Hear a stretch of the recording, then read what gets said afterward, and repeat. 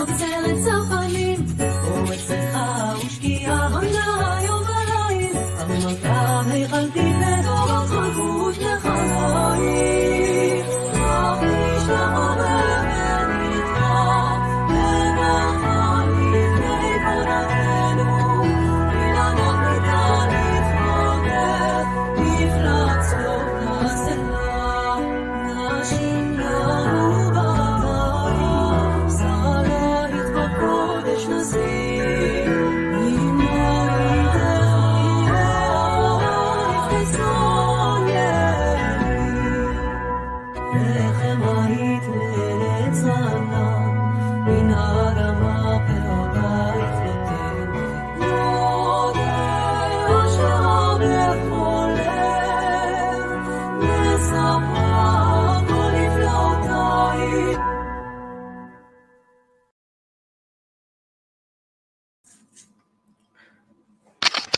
So welcome everyone. I was planning on doing this a lot earlier, but unforeseen circumstances. It's been a bit of a rough week for me, but no need to dwell on that.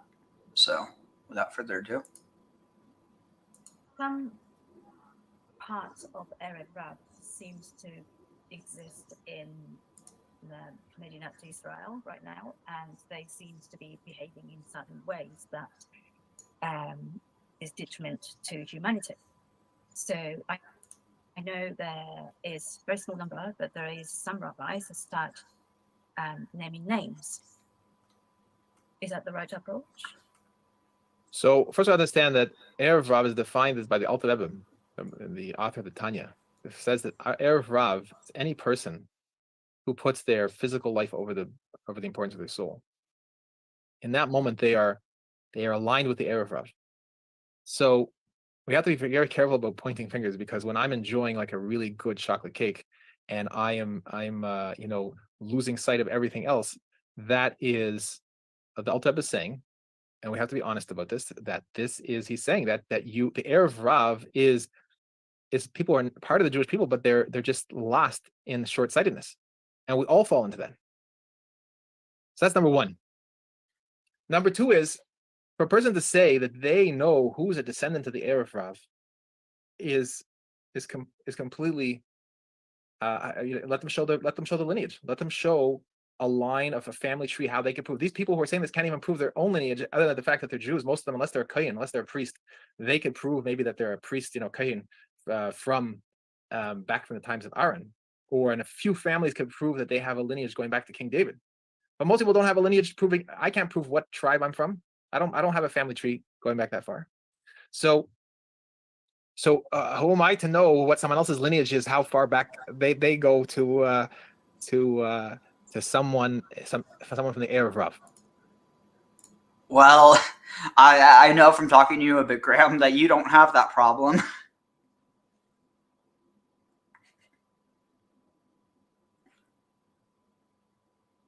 Graham, you're muted if you're saying anything. Never mind. I'll just continue. Sorry about that. No, I was going to say, no, I can't date back to 1,000, it's zero, year zero, but I can go back to about 300 AD. That's pretty good. Much better than a lot of the rest of us. It's kind of freaky though. Imagine, theoretically, genetics could get so advanced that people can reconstruct family trees that are basically non-existent. But then again, it's kind of like, how do you know what's real and what isn't? You can only have your best guess. True. Number three is, or four, I don't know what number I'm up to, but the next thing is that people are confused. I think the Erev Rav discussion is a big distraction from the real issue. And that is, the real issue is Amalek. The Torah speaks about Amalek as something that's rising up against the Jewish people in every single generation. It's going to be warring against God Almighty in every single generation. And that Amalek uses out people to be influencers in every single society. And that Amalek was identified by the Lubavitcher Rebbe, the Rebbe Rashab, as being communists. Marxism is clearly has the methodologies and the ideologies of Amalek to fight against God, deny the existence of God, to sow hatred and strife in the world. to fight against the knowledge of God in the world, and this is with a militant hostility towards those that believe in God. Marxism, the Enlightenment is the thinking process that leads to Marxism and all the isms, Nazism, and all so forth. All this Enlightenment is they develop the stormtroopers in their little petri dishes of fomented development of the Enlightenment ideology into. But I mean, again, I think like you kind of have to look at the whole idea of you really don't have a lot. Like basically, the Enlightenment creates this development in new ideas, both ones that would be considered right and left wing. It's almost like the whole idea of like it's what is it I don't even know what I'm trying to say, but basically, I think like I don't know. There's a lot of people who they'll just be like, "Oh, all these things go back to Marxism," but it's like, well, but what was Marxism coming out of? I think it's kind of like the thing where the reason why it seems like there's so much of a connection is because they're both coming out of the same type of it. I mean, there's also around the time that you have the. I mean, I'm probably a bit off, but roughly around the time that you have like Hobbesian theory develop as well, I think, right? Yeah, Hobbes was was English. Marx is from the Hegelian tradition. He was basically a material Hegelian. Me and Ark would have a friend that would enjoy this conversation. Yes. Oh, by the way, welcome, Ark. I think this is the first time you've ever been on my channel, right? Of course, yeah. Well, welcome. Thanks for having me. Of course. Pleasure to meet you, Art. You too, Graham. Violence, and that's what Marxism is. Marxism is basically a front line of the Enlightenment, but this is all part of Amalek. And you have different, you have the Illuminati and different infiltrations of the Illuminati into other societies, and they created the Bundesgrenzen. The Bundesgrenzen hired Karl Marx to write the Communist Manifesto, and so there's a whole lineage of infiltrations of the Illuminati into other societies, and they created the Bundesgrenzen. The Bundesgrenzen hired Karl Marx to write the Communist Manifesto, and so there's a whole lineage of Amalek working in ways to fight against God Almighty's revelation in the world and the knowledge of God in the world with great alacrity and without any let up. And we see the manifestation in our generation by removing God from the schools and promoting promiscuity and immorality and drug use, and all these things are the ways of Amalek to intentionally take humanity off track, and that's happening in every single country. So the people that are Marxists, I think he's missing in the Holy Land personally, and are either elected or have some power or positions in the government, are the same as the people in every other country that are doing the exact same thing. And the people in power in the governments are not the real people making the decisions. Was he saying Amalek is? You have to understand, behind every one of these government leaders is think tanks and councils and No, organizations. it's the general they set the concept policy. about politicians are actors, and there's just they're puppets, and it's the puppeteers who are pulling the strings. Tag. Yeah, but the thing is, there is no real human puppeteers. Like at the end of the day, it all goes back to this idea of like what causes people to act the way they do. Well, in America, you can sit there and say there are puppeteers. Well, if you want to say the corporations are the puppeteers, and then chalk them off as not being human, but it's the campaign contributors. He who pays the pipe recalls the tunes, and the politicians are only going to do what their the people who have bought them want them to do. Tag. Wait, you're telling me that they don't represent the interests of the people? Well, those people who give them money, yeah. Yeah, it's like the people asterisk. Look for reference. The people that give them money. Exactly. So you're being represented based off of how much money you've given that politician. Thanks. Well, that sounds fair, right? I mean, like, no, the funny thing is, it would be fair if everybody had a limit. It's kind of like with going back to what we were reading the other day with how it's a half a shekel. It doesn't matter if you're rich or poor. You don't get to give 2 shekels just because you can. The whole point is it's a census. But imagine if like the weight of vote. Well, but see, that's the thing. All votes do have the same weight. but not all not all money. Well, I guess all money has the same weight, but the thing is, if you have a lot more money, you have a lot more weight than someone else. So it's not necessarily like, I think that's the thing. People think that what makes elections rigged is that the vote is rigged, when in reality, it's actually how they get people to vote in the first place. Oh, elections can be rigged too. Yeah, but it's much easier to just to convince people to vote or not. I mean, like, you know, all these gaffes where someone like does something like really minuscule, but then the other campaign uses it to completely demolish their political career. There's a different way of looking at it too. It's the way my father explained it to me. What's the best way to make sure your horse wins the horse race? Own every horse running. And it's a matter of, basically, if you look at the campaign contributors, it's the same people who are contributing to both parties. So, you know, who, regardless of who wins, it's the same people who own them. Tag. Yep. Was it no one to hold him, no one to fold him? What was the last part? Know when to run the hell away. Oh. Nah, I must have confused my references there. All right. But yeah, I'm sad that he's not actually going into the spiritual meaning of this. He's just using it as an attempt on, as an attack on modern society, which there's valid things that he's bringing up, but I feel like he's turning this way too political when it should be a spiritual thing. There's not a single president that's come up with an original idea. Has there been a single person that came up with the original idea? For over 100 years. There's not a single, you know, the same thing in England. You have the Fabian Socialists, the Labour Party is the Fabian Socialists. These are, you know, secret societies, ideological, religious, Enlightenment type societies with whole ideologies for the reshaping of humanity into the destruction of the Enlightenment, the destruction of Amalek. So when a guy gets up there and he's the president, he's the prime minister of England on behalf of the Labour Party, he doesn't have an original thought in his head, except whatever, you know, maybe what he gets caught on the side that he wasn't supposed to be doing until he gets thrown out of office or whatever. But that's not really an original thought either. And the same thing as the other parties. They're all advancing that the situation never gets any better. There's a lot of pronouncements and statements that they're going to, you know, this one's going to do this and he's going to restore the liberty to the people. And then he goes ahead and does the same thing the other party did. So in all these countries.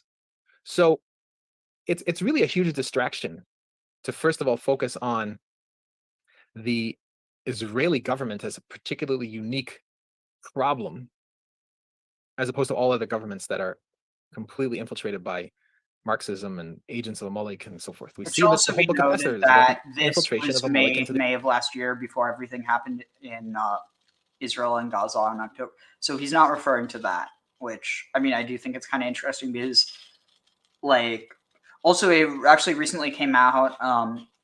So here, for those who don't know, have you ever heard of Meron, Mount Meron? I'm not sure who you're talking about. In Israel. Okay, so let's see. The name's familiar, but I don't know for certain. So Mount Meron, here, perfect, 2 years ago. In Israel, at least 44 people have been killed and around 150 others injured in a stampede at a religious gathering attended by tens of thousands. It happened at Mount Meron in the northern part of the country, where Orthodox Jews were holding an all-night prayer and dance celebration. Wrapped in ecstatic song and dance. Footage from social media shows the crowd at the annual Lag BaOmer celebration, shortly before disaster struck. At around 1 in the morning, eyewitnesses said they could feel a crush beginning at the annual Lag BaOmer celebration, shortly before disaster struck. At around 1 in the morning, eyewitnesses said they could feel a crush beginning to build. There was a terrible load, and what happened then was like a carousel. One person pushed another person, so everyone was pushed right and left. And after 20 minutes, people started suffocating, so they wanted to get out, but no one was able to get out. There were people under me who weren't breathing anymore. There were horrible screams of, "I can't breathe." And slowly there were also places where the screams had stopped. My legs were trapped. I couldn't move them. Face down, I could lift my head a little. I tried not to strain too much and keep calm. Strengthen my faith. God will save us. Mayhem unfolded. Rescue teams rushed to the scene, ferrying the injured to ambulances. Children separated from their parents were hoisted into the arms of emergency workers, desperately trying to reunite them with their families. Police closed off road access, and the military was called in to assist efforts to clear the area. We just finished treating one of Israel's worst disasters, a terrible disaster of people who came to celebrate Lag BaOmer and Rabbi Shimon Bar Yochai, and unfortunately were literally crushed to death.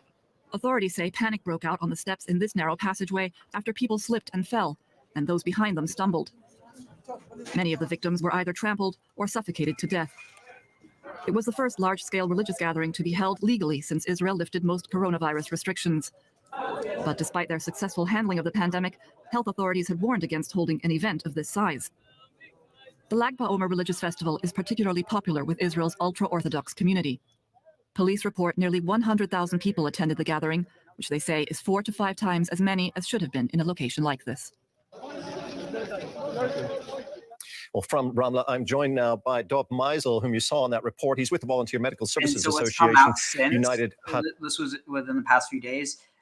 It came out that the Netanyahu government actually knew about the fact that, and again, whether he actually knew or whether it was just his government, but they knew that that something like this was bound to happen because of how many people were showing up and the fact that they hadn't serviced I forget exactly what it was, but basically it's just like another example of the Israeli government kind of caring more about its own political expediency than doing what's right for its own people. And so it's like one of those things where I think people could be like, oh well, that was a deliberate. No, it's like at the end of the day, it's one of those things that's hindsight's 50-50 or 20-20, and at the end of the day, a lot of people would rather ask for forgiveness than ask for permission. So like whether that's permission to take money out to upgrade stuff so that stuff like that doesn't happen.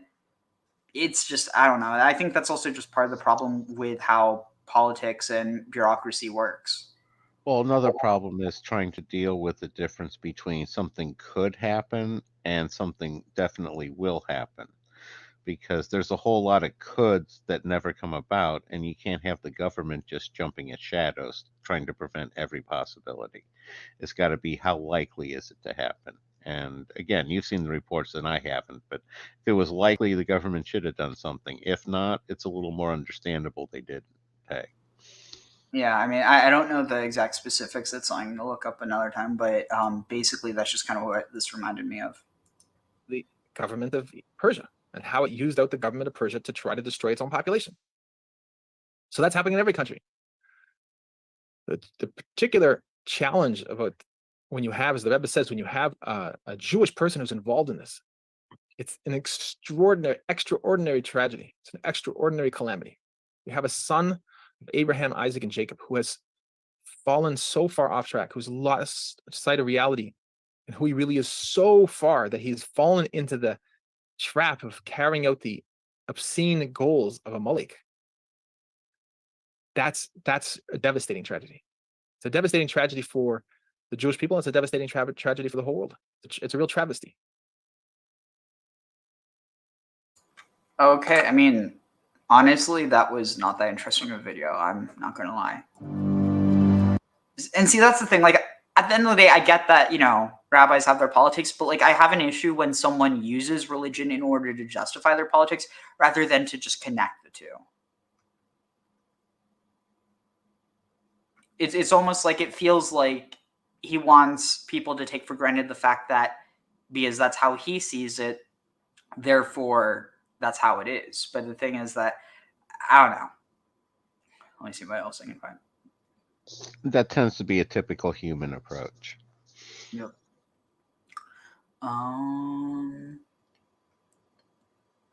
It's kind of interesting. It tends to be the people who talk them. Okay. See, that's all right. We can speed that up. Please tell me it's in English. Shalom. Let us share with you a few words about Parashat Tisa, which we will be reading in Yirtzeh Hashem this coming Shabbat. Well, Parashat Tisa requires that we should talk about the most important subject that we find in it, and that is, of course, the story of the golden calf. How is it possible to talk about Parashat Tisa without mentioning the story of the sin of the golden calf. When the Jewish people sinned at the mountain of Sinai, something that we cannot really explain in total relevancy. It's impossible. I mean, here we are talking about millions of Jews who were enslaved in Egypt for many, many years, and finally, God sent Moses, and under his leadership, he brought the redemption to the Jewish people. According to the Zohar HaKadosh, the Holy Zohar, it says that, of course, it says first in the Torah, in the Torah we find Vegam Erev Rav ala itam. There was an extraordinary number of people who were also enslaved, because Egypt was an empire, the most important empire in the world. And slavery was there very common. But there is one thing that is sure. Anyone who was enslaved there would never see the outside of Egypt. Such a thing never happened until the great miracle of the redemption of the Jewish people happened. That's for the first time slaves are able to go out. So now, among the Jews who were enslaved, there were also many of other idol worshippers who were also enslaved. And now they took advantage of the great redemption that came upon the Jewish people, and after all the miracles that came upon Egypt, to go and join the Jewish people. The problem is, do we want them? I mean, they are idol worshippers. First, let's see how many they are. According to the calculation of Yonatan ben Uzziel, the great sage who lived more than 2,200 years ago, he writes in his commentary, which is known as the calculation of Yonatan ben Uzziel, the great sage who lived more than 2,200 years ago. Oh, he must He be the writes in his Targum commentary, Yonatan. which is known as Targum Yonatan. Yep, I was right. Sweet. On Parashat Tisa. And he says that apparently they were the Jewish people, I mean the true Jewish people, children of Abraham, Yitzchak, and Yaakov. They counted into a number that is quite great, 3,600,000. How many were those people who joined from the other nations? 2,400,000. Together we have a nation that counted 6 million. 6 million people. Now the question is, do we accept foreign people, people who have nothing, who have no notion as to what is the meaning of being Jewish? That was up to Moses. God did not want that, according to the Midrash. And according to the Zohar HaKadosh, the Holy Zohar says that those who joined, and by the way, those numbers that I have mentioned before, there are other opinions which do not accept these numbers, and they said that altogether they were a nation of 3 million people, maybe 2 million people. But nevertheless, the opinion of Yonatan ben Uzziel is supreme, no question about it. So now we have 6 million. Why? Because Moses accepted those people who came from the other nations with their idols and their beliefs and terrible behavior, and he accepted them. Why? He Maybe that's our explanation for why there was still idol let us worship. convert them to Judaism. What I'm wondering is who was left in Egypt if 6 million people left. Try not to pay too much attention to the literal numbers, but yeah, I see what you mean. I'm an autistic person who's good at math. I can't help it, Dario. It's like, the largest city in the world was less than 1 million people, and it's like 6 million people. It's like, was there anyone left? Sorry, that was my first reaction. No worries. God did not like that, but the way of God is not to stop Moses from doing anything that he wanted to do, exactly as we found in Parashat Shelach Lecha, in the story of the Meraglim, I mean the spies who wanted to spy out the land of Israel. And when Moses was about to send them, God says, go ahead, send them. I don't want that, but you send them if you want. Shelach Lecha Anashim. And then, of course, we know also about the tragedy of the spies and what they caused to the Jewish people in tragedies. So coming back again to the story of the golden calf, the Egel Hazav. So now we have together with us those people whom we call the Erev Rav, in accordance with the teachings of the Zohar. It is good to study the Zohar on Parashat Tisa. It's worth it to try to do that. But we cannot do that now because we are limited by time.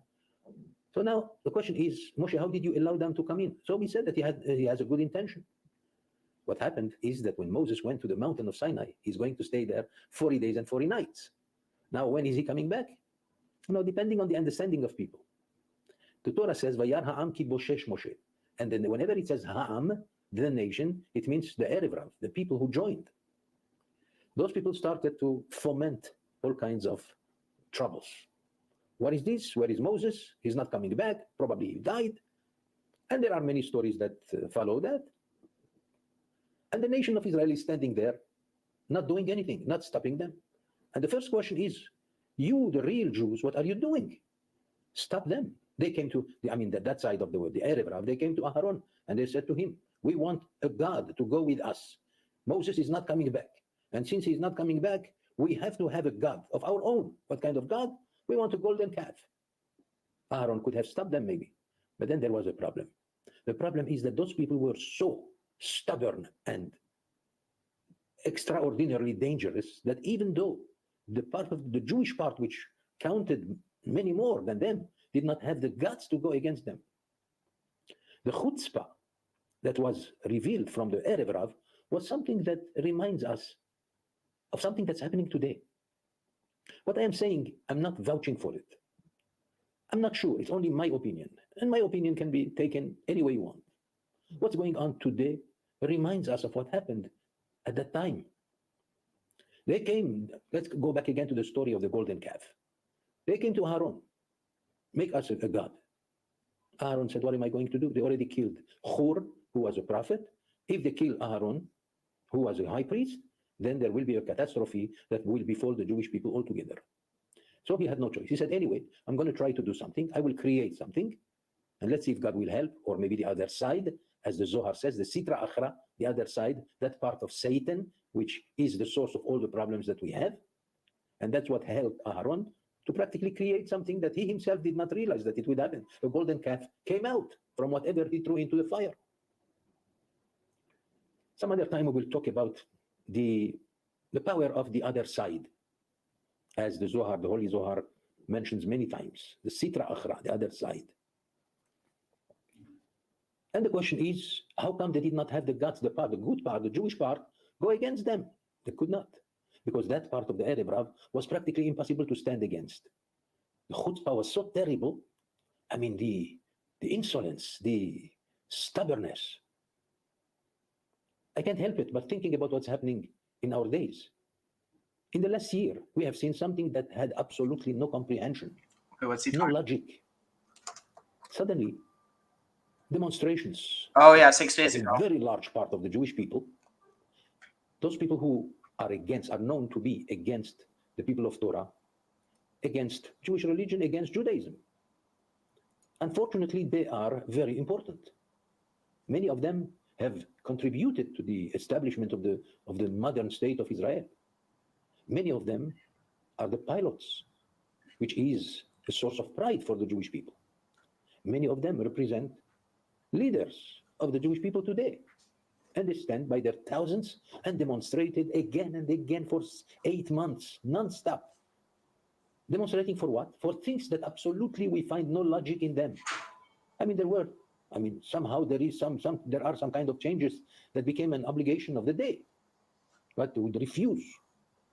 And going and demonstrating again and again. And we stand, the part of that we call the rightist versus the leftist, they stand and they don't know what to do. What is it that they want?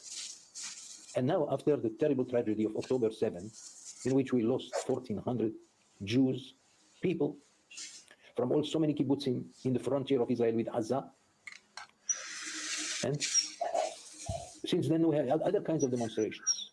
Bring back the hostages. Of course, this is what we want. The state of Israel is willing to give anything for that, to bring back the hostages. But they demand that the hostages should come back now.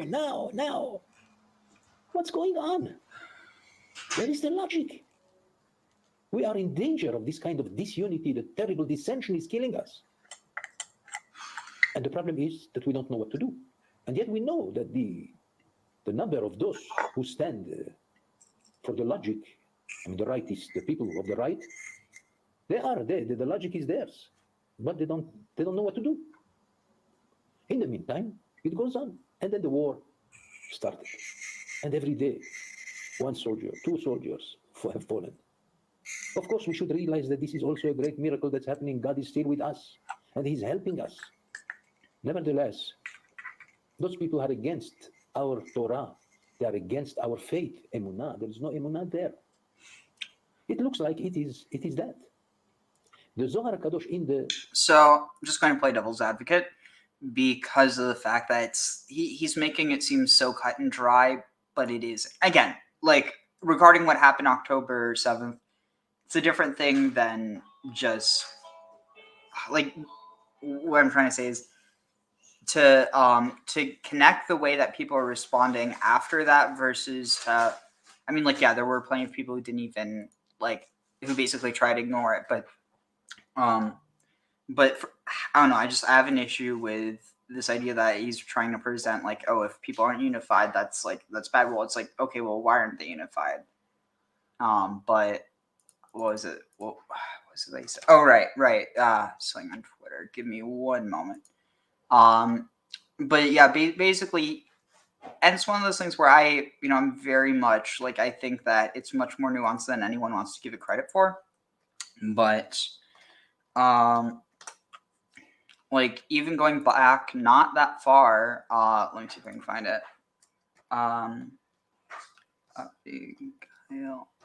Let's see. One moment. Abigail. Stein. Let's see if I can find.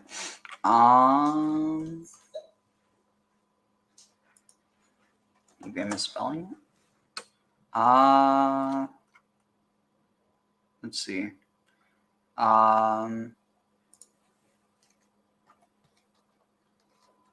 Sorry, I'm trying to make sure I'm spelling this right. Maybe I'll just spell Stein. See what shows up. Okay. Oh, that's why. Okay. So, alright, so this is from Abby Stein. This was March 5th. So, too long didn't read. The shofar used by my great-grandfather in Auschwitz on Rosh Hashanah, the Jewish New Year, 1944, with the help of my great-uncle, reposting from 2020 in memory of my great-uncle who passed away yesterday. Let's see, where is it? What I originally wrote in 2020, I'm speechless, what an understatement. This likely is the shofar my great-grandfather smuggled into and blew in Auschwitz. I grew up with a story my grandfather writes about it in the 50s, but we thought the shofar is lost. Let's see. Here. Two more photos left. A newspaper clipping from my maternal grandparents' marriage just 3 years later with a photo of my great-grandfather. Right, my great-uncle passed away yesterday. One more photo. That same great-grandfather speaking at an anti-Zionist protest in the late 1950s. Given, this is, I'm pretty sure, is it in? I'm not sure where this was, but the point is that it's not so cut and dry. Given what happened on March 7th is like that's separate from the discussion that people were having regarding, regarding Israel and Palestine. Like the two things are separate. And again, like, not to say they aren't connected, but still, like, that, it's one of those things where it doesn't matter who's doing against who. Like, massacring innocents is never justified. And, like, literally, regardless of who's doing it. But, so just that the idea that, that like, oh, all the Jewish people, or all the religious Torah, given, that's not to give credence to the Neturei Karta people or to because there are these ultra like very, very fringe religious sects that they like to pass themselves off as, oh, we're the good anti-Zionist Jews, but like there's plenty, like, the thing is, their issue isn't with Zionism. Their issue is with the idea that Israel is not like a religious state. And so it's one of those things where at the end of the day, nobody's unified just because they come from this ideological background or another.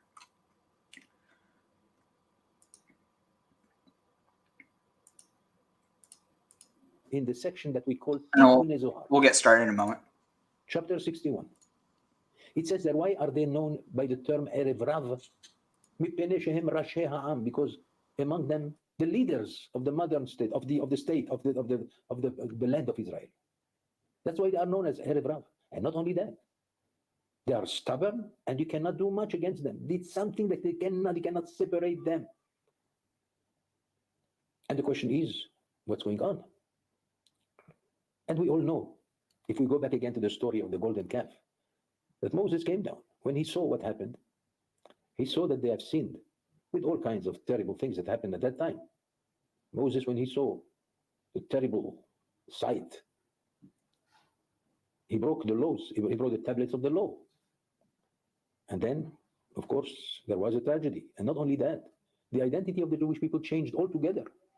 According to the Midrash, if there was no son of the golden calf, if the Jewish people, after they heard the voice of God and all the miracles, if nothing of the kind would have happened, the Jewish people would have been a different kind of human beings who cannot die.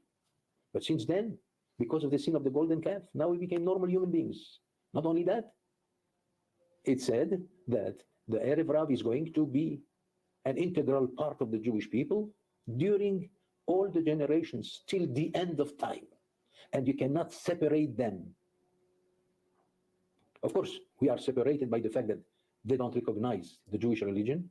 They don't care about Torah. They hate the people of Torah. Versus the other side of the people who, I mean, all we have to do is to remember how they demonstrated with a large number of people coming against Bnei Brak, a city of Torah. What do you want from them? And now there is another danger that we are facing.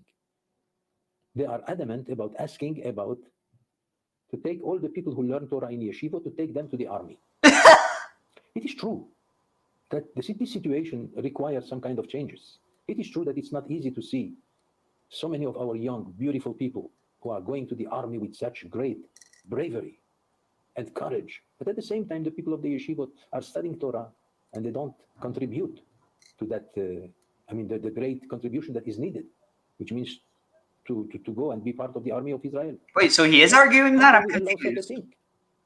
The Talmud says, Torah magna umatzla. The Torah protects and saves you.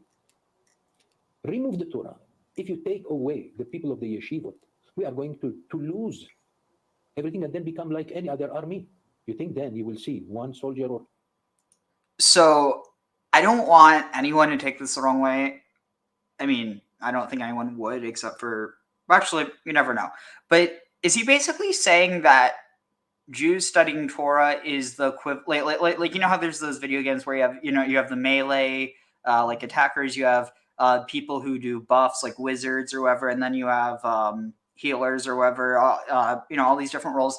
It almost feels like he's saying that that Bachrim, or like basically bachelors studying in yeshiva, is like the Jewish equivalent in a video game of the wizards buffing the army. Yeah, I think that is his point.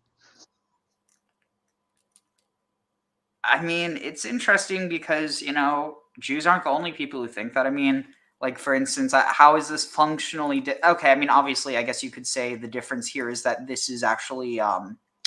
this is being done by the warriors. But even that... let's see.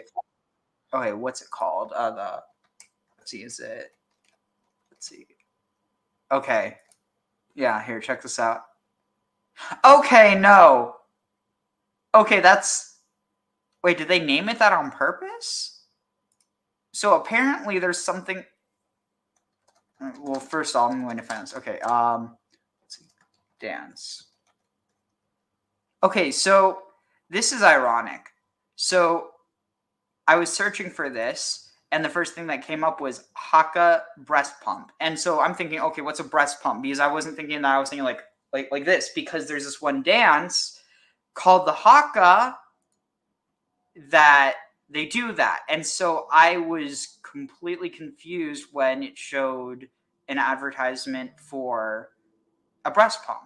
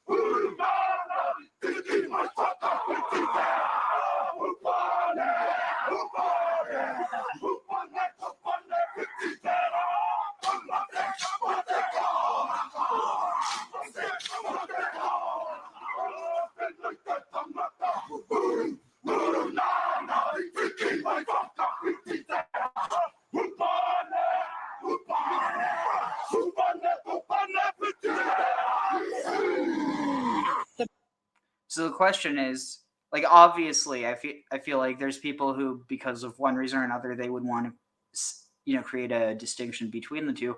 But functionally, what's different? These are both religious rituals that are supposed to aid in battle. No, I agree. I don't see a whole lot of difference. I was kind of trying to figure out where the breast pump fit in there, but I kind of threw that out the window halfway through the video. Oh no, just because they're like making this like pumping motion like with their arms. I don't know, like Gotcha. yeah. 2 soldiers every day who fall in this war. Who knows if the thousands will be falling? Without the Torah, we have no protection. What can we do? The whole world hates us. We need something. The Iron Dome doesn't hurt though. That which we call logic. Logic says you have to have a strong army. But is it enough to stand against the whole world and against the terrible enemies that we face? I remember the words of Moshe Dayan, which I will never forget, when he was asked, why is it that the yeshiva people don't go to the army? He said, an answer that came from the mouth of someone who is not religious at all. And he said, what do you want? They say, the people of the yeshivot and the religious people say, that because of them we win. Okay, we are the other side says that we don't believe in that. So 50% believes in that, 50% does not believe in that. Tell me, my friends, he said this to an assembly of about 3,000 students from the University of Jerusalem. I was part of that extraordinary night in the Binyani Ha'umah of Yerushalayim. He said, would you like me to endanger the safety of the Jewish people in Eretz Israel just because we don't believe in that? But there are people who believe in that. The same thing today. Maybe the majority of the people of Israel believe that we need the Torah, the protection of the Torah. Remove the Torah, we have no more protection. And then what? Can we face the world, their hatred, anti-Semitism? We see what's happening in the world. As long as we have the Torah, we have nothing to fear. But you don't believe in that, what can we do? But think about the word of Moshe Dayan. But this comes from the side that we can call that the Erev Rav is dealing with that. There's no other explanation. A real Jew will not go against his traditions, even if he does not fulfill it, but he will respect it. Jews usually do respect people who are religious, but here they hate them. That means that's the sign that this is the Erev Rav. The situation is alarming. And I pray to the Almighty God that God should help us. Enough is enough. The Jewish people has suffered for 2,000 years, persecuted by the nations, no end. And now that we have a strong army, we are very proud of the army of Israel. God bless them. Every soldier is a diamond for us, no question about it. But leave the people of the yeshiva, let them. It kind of reminds me of that one skit from The Jews Are Coming. It's like, yeah, we'll have our own nation. Yes, and you'll have your own wars as well. It's kind of like, oh, well, now that we have an army also comes all the problems of an army, which is all the criticism that people throw at it, which, obviously I think that criticism is needed in order to keep it in check. But like a big thing that, at least with Israel, that a lot of people misunderstand is that actually very similar to the US, the link between politicians and the army, like politicians don't get to choose what the army does. The army is independent of the government. Again, like it's like different branches of the government. So not independent of the government, but it's independent of the legislators that are elected. So it means that the government maintains stability throughout government to government because it's not dependent on who wins elections. Yeah, no, the army's not dependent on politics. You had me worried there for a second. The idea of an army not being, being entirely independent from the government is a scary thought. No, it can't be independent from it because it is part of it. Oh, sure it can. Can you say Arab Spring? Yeah, Arab Spring. I just said it. Yeah, no, that was an example of the military being independent of the government and deciding to get rid of the government. Don't forget about Myanmar. Oh, I was just using a strong recent example. No, that there are plenty of examples of that tag. Yeah. All right. So once this video is over, we'll start. Us, the burden of what's happening, them by learning Torah, and the other side by fighting, and then we can win. There is no power in the world that can go against us. But as long as there is Torah, remove the Torah, we have no protection. You don't believe in that. Okay, I understand you. But there are those who believe. So now, because of what you want, couldn't hoit. you want to bring a catastrophe upon this state of Israel? Think about it. Yes, it is true. They all know the verse, "Achechem yavou lamilchama ve'atem teshvu po." Your brothers are going to fight, and you sit tranquilly in the yeshiva. Interesting. It's almost like Jacob and It Esau. is possible that those who do not learn Torah and yet they are religious, maybe there should be some kind of arrangement for them, that they would go to the army and stay safely into the religion of Israel. But those who learn the whole day, from the morning till the night in yeshiva, don't touch them. I pray to the Almighty God that He should help us and that He should bring the redemption of Israel upon us as He has brought the redemption to the Jewish people. Then we need again our redemption. Please, Hashem, bring that redemption. Bring us the Mashiach as soon as possible, because we feel that the situation requires that. Shabbat Shalom. Interesting. All right. So let's see. Right here it is. All right, just one second.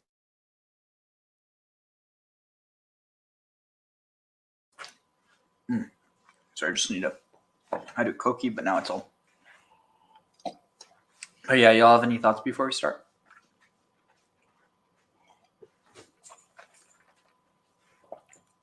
No, not. I was going to say not a whole lot. The one tragedy, it just it's kind of sad. The only thing I could think of was sort of like a Pamplona in Spain with the running of the bulls and people getting trampled there. Wait, regarding what? Oh, the tragedy with the at the festival with the Jewish people where they got trampled to death. Oh, I see what you mean. Yeah. So here, one moment. The difference is, at least if you're running with the bulls, you know there's a threat of death. In that case, you didn't know. Yeah. All right. You rarely expect to get trampled by the running of the Jews. Sorry, I couldn't resist. I was going to say, isn't that in Borat? Oh, I totally forgot about Borat. Yeah, that's good. All right, so let's see. Okay.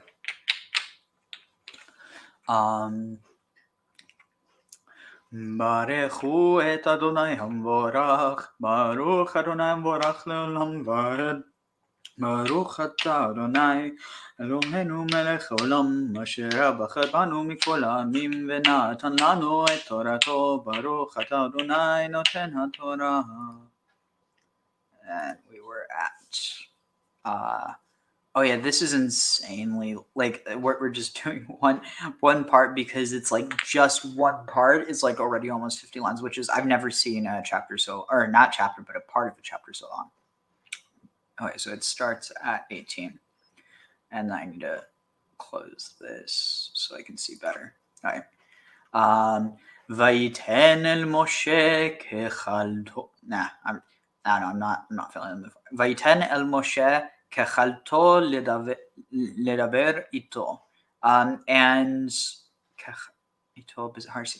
It's saying, and he. I guess it's referring to God, and he gave to Moses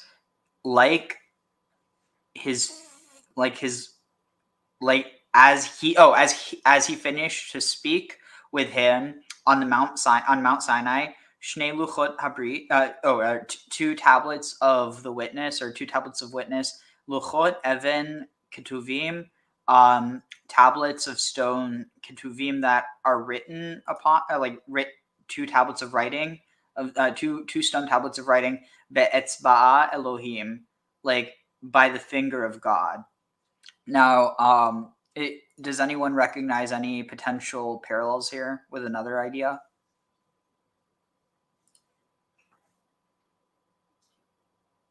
The finger of God. I swear it's not as dirty as it sounds.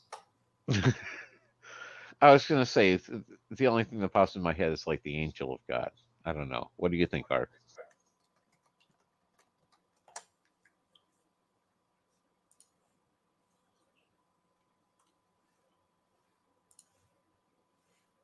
You might be muted if you're talking. Oh, yeah, you're muted.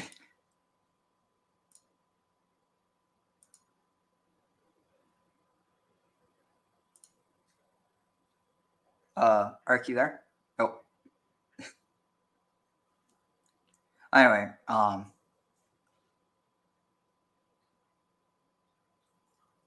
Ark, you turned off your camera. You didn't unmute if that's what you were trying to do. Anyway, so this is one of the things I've seen that was kind of interesting. That this idea of the finger, like this connection with the tablets and the finger. Because notice this. Oh, wow. I actually never realized it this way. So going back here, look at this says. Look what this says. Tablet. So two tablets of witness, tablets of written tablets of stone, be'etzba'ah, in the finger of God. It could also be by the finger, but Ark had an issue. They will need to connect their mic or cam before you can add them back to the stream. You might have to refresh the page, Ark. Here, let me see. I'll just text that in case. Oh, let's see. 1 second. 1 second. Okay, there he is.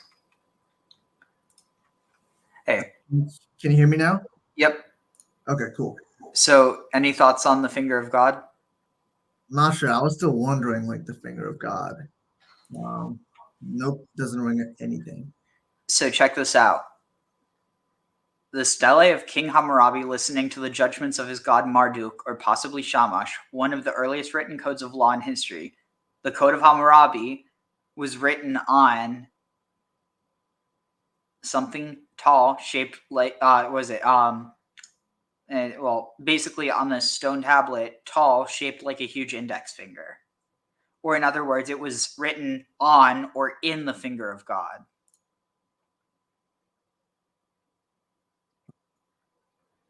So a stele is the finger of God.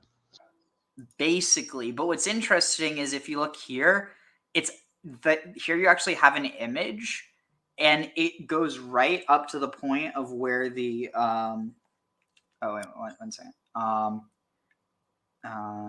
second. Let me just respond to this.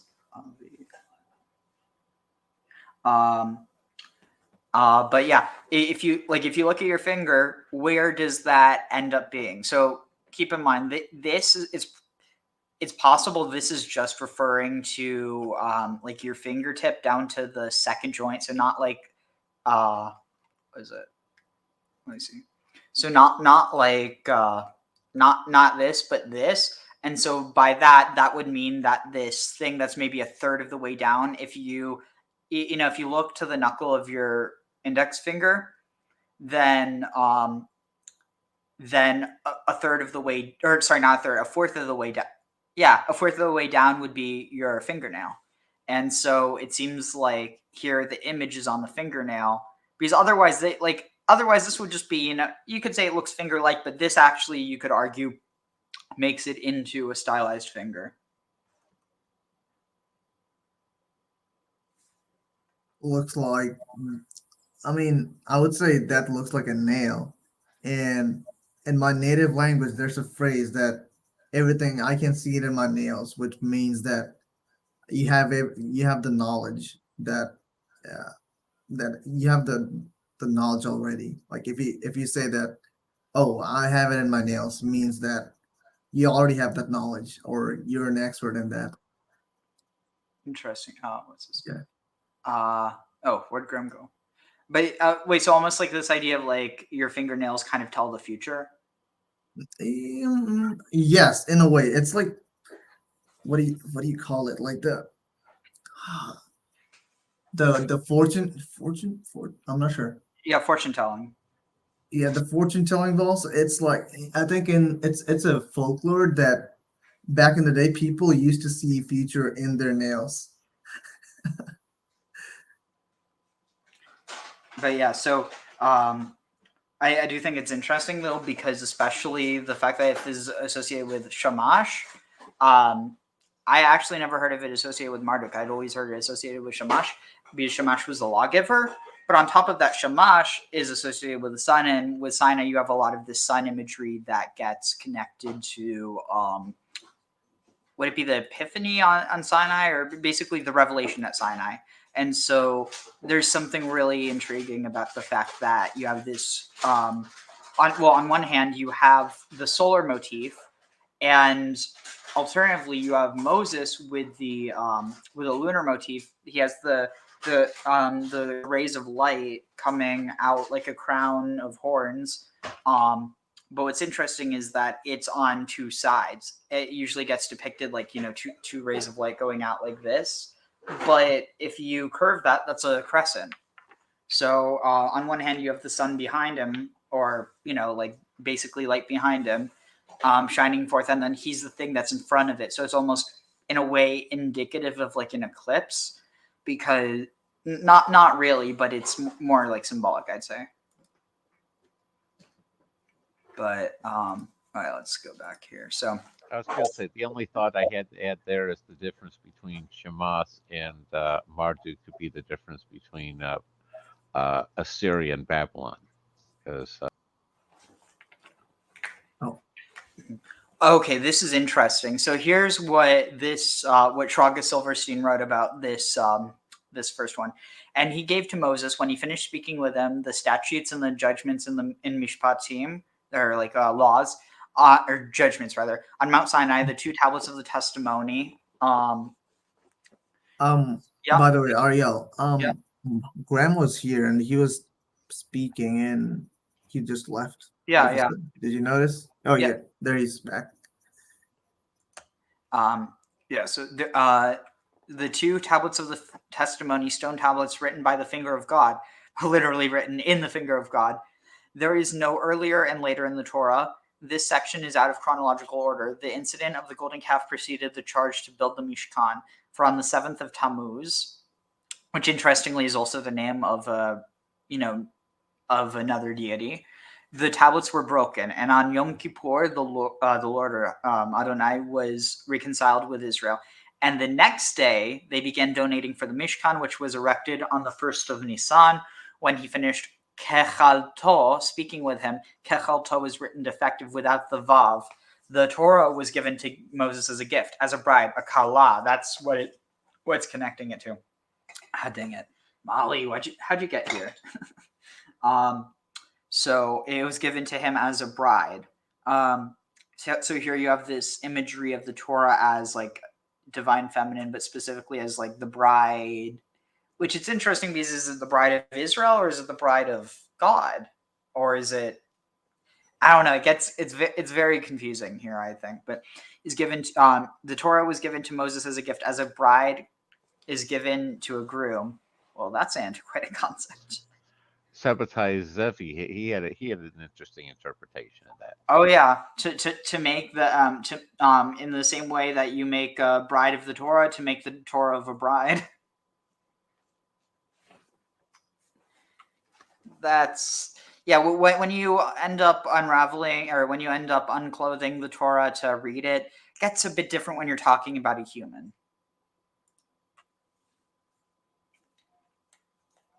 Some people can get things wrong.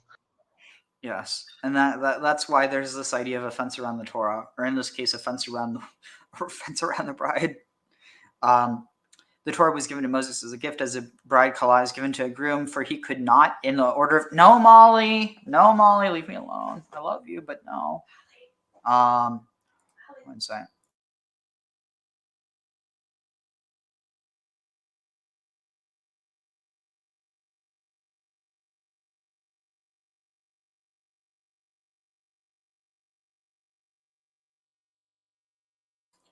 Okay.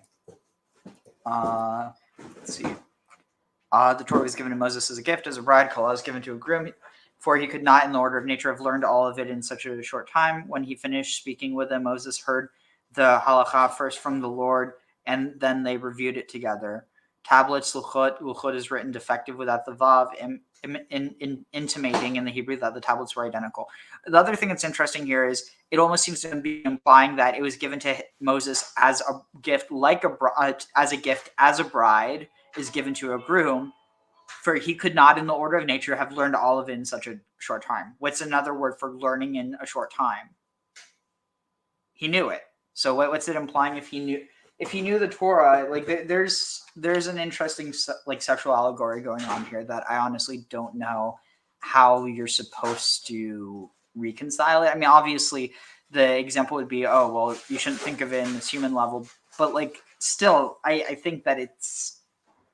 I mean, this is probably going back to an older time when it was referring to this much more anthropomorphic idea of it.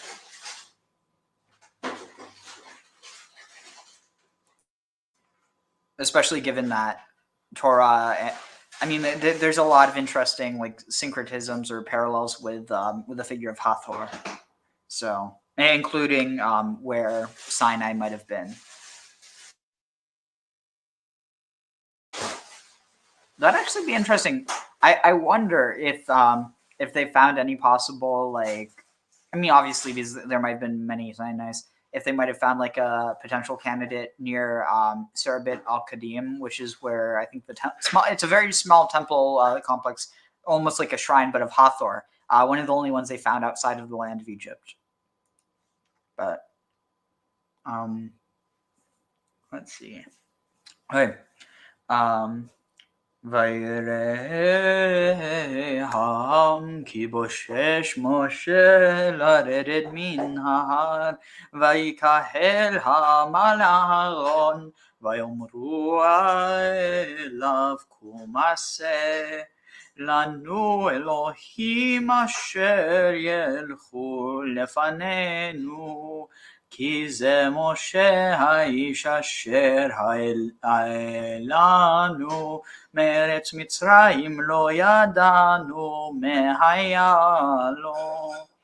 ויאמר עליהם אהרון פרקו נשני הזהב אשר באוזני נשיכם בניכם ובנותיכם והביאו אלי ויתפרקו כל המעט נזמי הזהב אשר באוזניהם ויבואו אל אהרון ויקח מידם ויצר אותו בחרת ויעשהו עגל מסכה ויאמרו אל אלוהיך ישראל אשר העלוך מארץ מצרים וירא אהרון ויבן מזבח לפניו ויקרא אהרון ויאמר חג לאדוני מחר וישכימו ממחרת ויעלו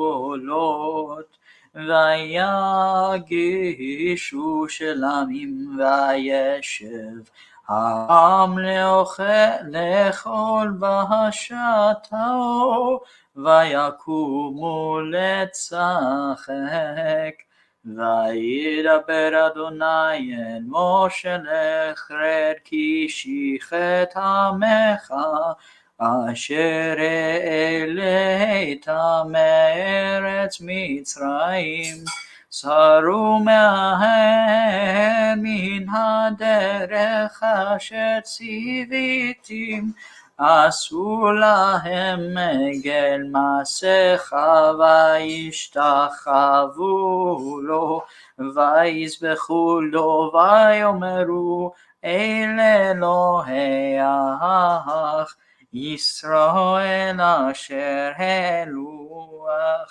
העלוך מארץ מצרים. ויאמר אדוני אל משה ראיתי את העם הזה והנה העם כשעורף הוא ואתה הניחה לי ויחרפי בהם ואכלם ואעשה אותך לגוי גדול. All right. So here. And he saw the people, and the people saw that Boshesh, that shame, disappointed, or that saw that according to their reckoning, which was erroneous. What? Like, because Boshesh, am I missing something? Put to shame, ashamed. Boshesh, something must be missing here. Bashash. Let's see. Going to have to search specifically for that. Bashash, not Bush. Search. Oh, I guess. Oh, it's derived from that. Let's see. To be ashamed before one another. There must to delay in shame. All right. And the people saw. I guess it's implying that they were injured. They saw that Moses was late, Laredet, to go down from the mountain. Vayikahel and the kahal, the community. Yeah, the community. Ha'am, the community of the people. So here it says, where is that? I just saw it. It's implying it's the Erev Rav. The mixed multitude, which is Erev Rav. And the people, the not congregation, the community of the people went to Aaron, and they said to him, rise up, or like come up and make for us Elohim, that Asher, that Yelchu, that will go lefanenu, go before us. He said, because this Moshe, because this is what Moses, the man that brought us up from out of Egypt, from the land of Egypt, did that we will not know, because we do not know where he went. So I'm just going to read this note because I don't completely understand. And the people saw that according to their reckoning, which was erroneous, because Moses can't be late. Moses delayed in descending the mount. You know, here's the thing. He wasn't late. He was just on Jewish Standard Time, which apparently hadn't been invented yet. So they didn't know that he wasn't late. He was right on time. And anyway, so let's see, where is this? Which was erroneous. Moses delayed in descending the mountain, and the people, the mixed multitude, rose up in a body upon Aaron and said to him, arise, make for us gods. So here it's saying Elohim is gods. Make for us gods who will go before us. They desired many gods. For this Moses, Satan showed them an image of Moses being carried as one dead in the firmament of heaven, the man who brought us up from the land of Egypt and guided us on the way. We do not know what has become of him, and we need gods to guide us in his stead. Interesting. I almost wonder, was there a time where that was written not as a not as a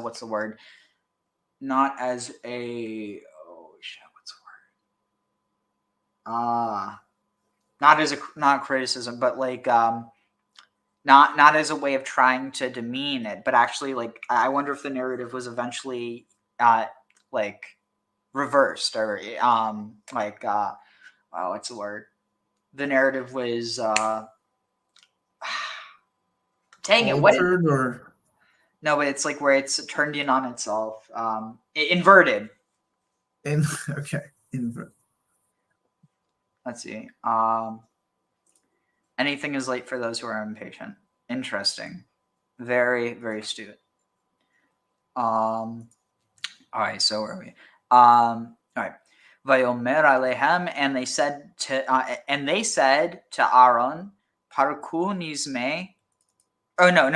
Vayomer alehem, and Aaron, Yomer alehem, said unto them, parakul, terof, nizme hazahav, nezem, your rings of gold, asher beozne nashechem, that are in the noses. The rings are in the ozne, the ears. They're in the ears of your women, and your benechem, and your sons, ubenuchtechem, and your daughters, and bring them to me. Let's see. Aaron reasoned that the women and children would be reluctant to part with their jewelry, and that in the meantime Moses would descend, but the men did not wait, and they removed their own jewelry. Interesting. Vayit parakul kol ha'am et nizmei hazahav, and all the nation ripped away their gold rings that were in their earring, that were in their ears, and they brought them to Aaron.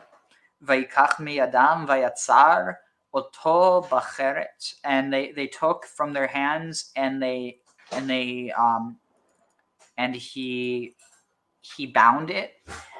He bound it bacheret this says in a scarf, but this is an engraving tool, stylus, chisel, and okay, so this isn't what it says. Interesting. So he didn't bind them yetzer to form. He fashioned them. That's what I thought originally. So he took them from his hand and he fashioned them with a cheret. But this is also the root of khartum. Khartum, it can be like that's a word that's used for the Egyptian magicians. So it's this idea of this carving magic, or potentially even maybe just like forging. I'm not sure. So it's like decorated in a cloth or something. Is that the? What do you mean? Like when it said like he took it from their hands and bound it in a scarf. That's why I'm saying that's a faulty translation, because this word yatzar, this is deriving it to be yatzar as bind, be distressed, be in distress, be cramped, be narrow, be scant, be in straits, be narrow, cause distress, besiege. But what I'm arguing is, in the context of you're taking a bunch of gold rings and you're turning it into something else, it makes much more sense to say that's to form, fashion, or frame. It can also be to be formed. Let's see, to frame, preordain, of divine activity. Basically, like this is like that. Basically, it's the idea of taking pre-existing material and turning it into something else. It's not creation; it's reformation. Okay, got it. So, so with this, and then they want this translation or this commentary says that cheret is a scarf or something, but that's not what it says here. Nowhere does it say here. It says engraving tool, stylus, chisel, graving tool, with which Aaron fashioned vayatzar, the golden calf. It can be a stylus for writing on a tablet. It's only used in Isaiah and in Exodus, apparently. In Isaiah, it's right on it with a man's stylus. Excuse me? What does that even mean? We would need to look at the context of this, and so we shall. Isaiah 8. Like a pencil, or let's see. 8. I think it was. Wait, it was 8. I don't remember. Shoot, I have to go back to that. Okay, so it was 8:1. 8:1. Okay, so Vayomer Adonai Eli, and God said to me, or Adonai said to me, Kach lecha, take for yourself a gilayon, a table, a tablet, or a mirror, a large table or mirror, v'ketov, and write upon it, becheret enosh, write upon it with the stylus of a man, lamaher shalal, for maher shalal chashbaz. So let's see what the commentary on this is. This is so bizarre. Commentary. Okay. Where are we going to find? So Gilayon, according to, wait, is there anything for, okay, Migla. So it's that which is revealed. that must be where the idea of it being a mirror comes from. Gilayon, according to some, related to Migala scroll. The Yud of Galion compensates for the mission of the Dagesh and Lamed. They are poor. Becheret, in the form of a man. That is, in a form cast in the same way as the figure of a man is cast. Interesting. I'm not going to pretend I understand that. What was this? In common script. Wait, is that? Oh, I think I understand now. They're saying that Enosh might be. Let's see. Is Cheret maybe graving tool stylus? It might be that which you do with it. So script and then Enosh, I think, might be common as well.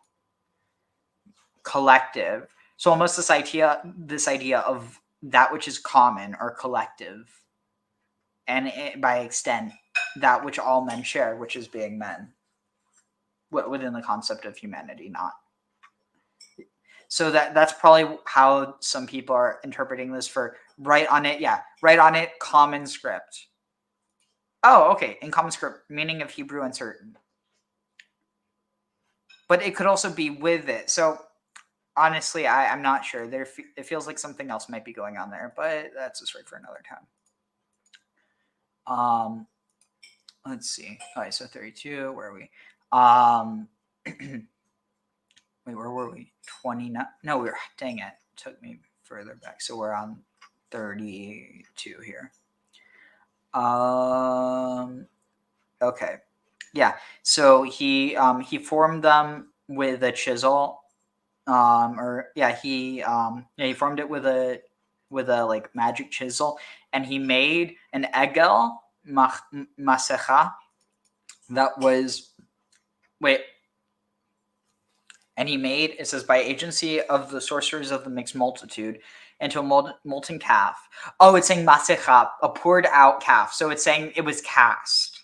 So they didn't chisel it. So it's interesting. So it's cast into a crucible.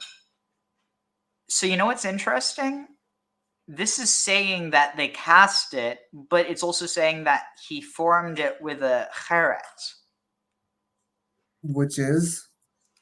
Which is a stylus or a graving tool.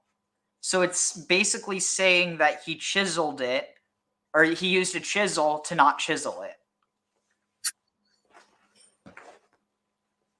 Like, imagine saying you formed imagine you formed a bronze statue with a chisel by pouring it out. Like, that doesn't make sense.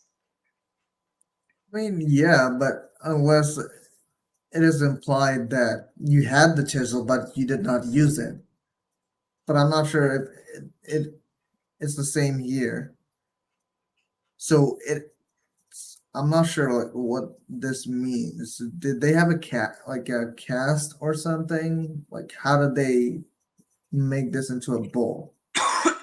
Oh, so you're saying maybe it's like they used it to shape the cast itself? Maybe, yeah. Interesting. Yeah, that definitely could be the case. So it says, by agency of the sorcerers of the mixed multitude. Right. So cast bowl by Omru, and they said, and he said to them, and they said, Ela Elohecha, these are your God. Wait, and they. Oh, this is interesting. So, and they said, so this is implying the Erev Rav, Ela Elohecha, these are your gods. No, so it's not Ela Eloheinu. These are not saying these are our gods. Says, these are your gods, Yisrael, O Israel. Asher he elu lucha, that brought you out from or up from the Eretz Mitzrayim, from the land of Egypt. So it's interesting. Here it almost seems like, you know what, I'll bet you? I bet you this is being used as a, what's the word? It's not a parable. Not a parable. It's a, what is the word when you're trying to like diminish someone's point? It's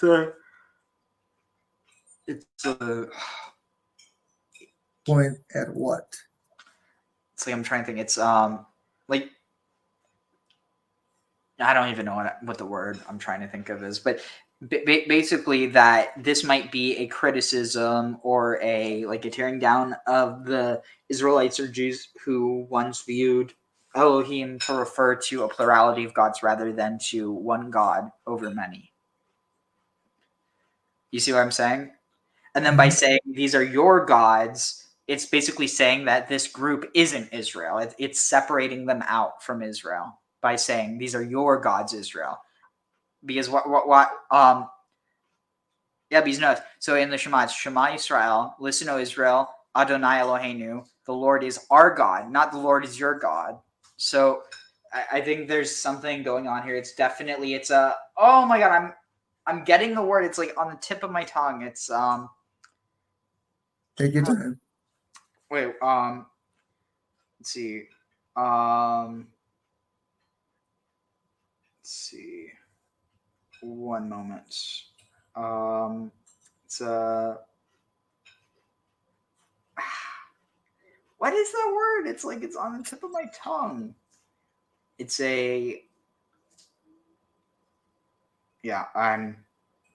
it's totally escaping me. Whatever. Wait. One second. Okay.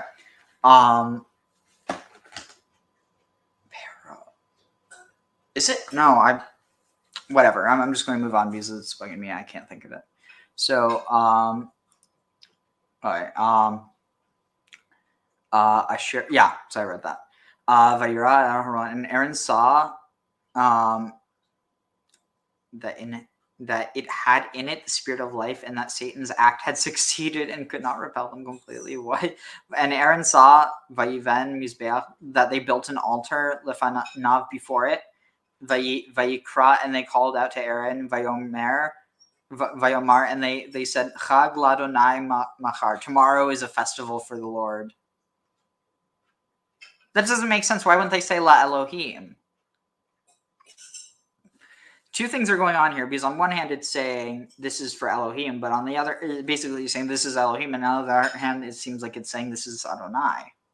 It's not really clear, I'm not going to lie. So it says, so he built an altar before it as a doing Shakik, and Aaron called out and he said there will be, he said that and said there will be a festival for the Lord tomorrow. Aaron, expecting that Moses would appear before they could worship the golden calf and that they would indeed serve the Lord.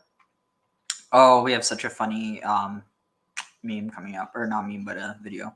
And they rose. Oh wait. Oh yeah. Sorry. I'm like. All right. Vayashkimu, and they rose. Mimacharat, from the next morning, or the next day. Vaya'alu, and they Vaya'alu olot, and they certainly woke up. Vayagishu. And they, and they approached, presented, I guess it says, they brought near, Yagi,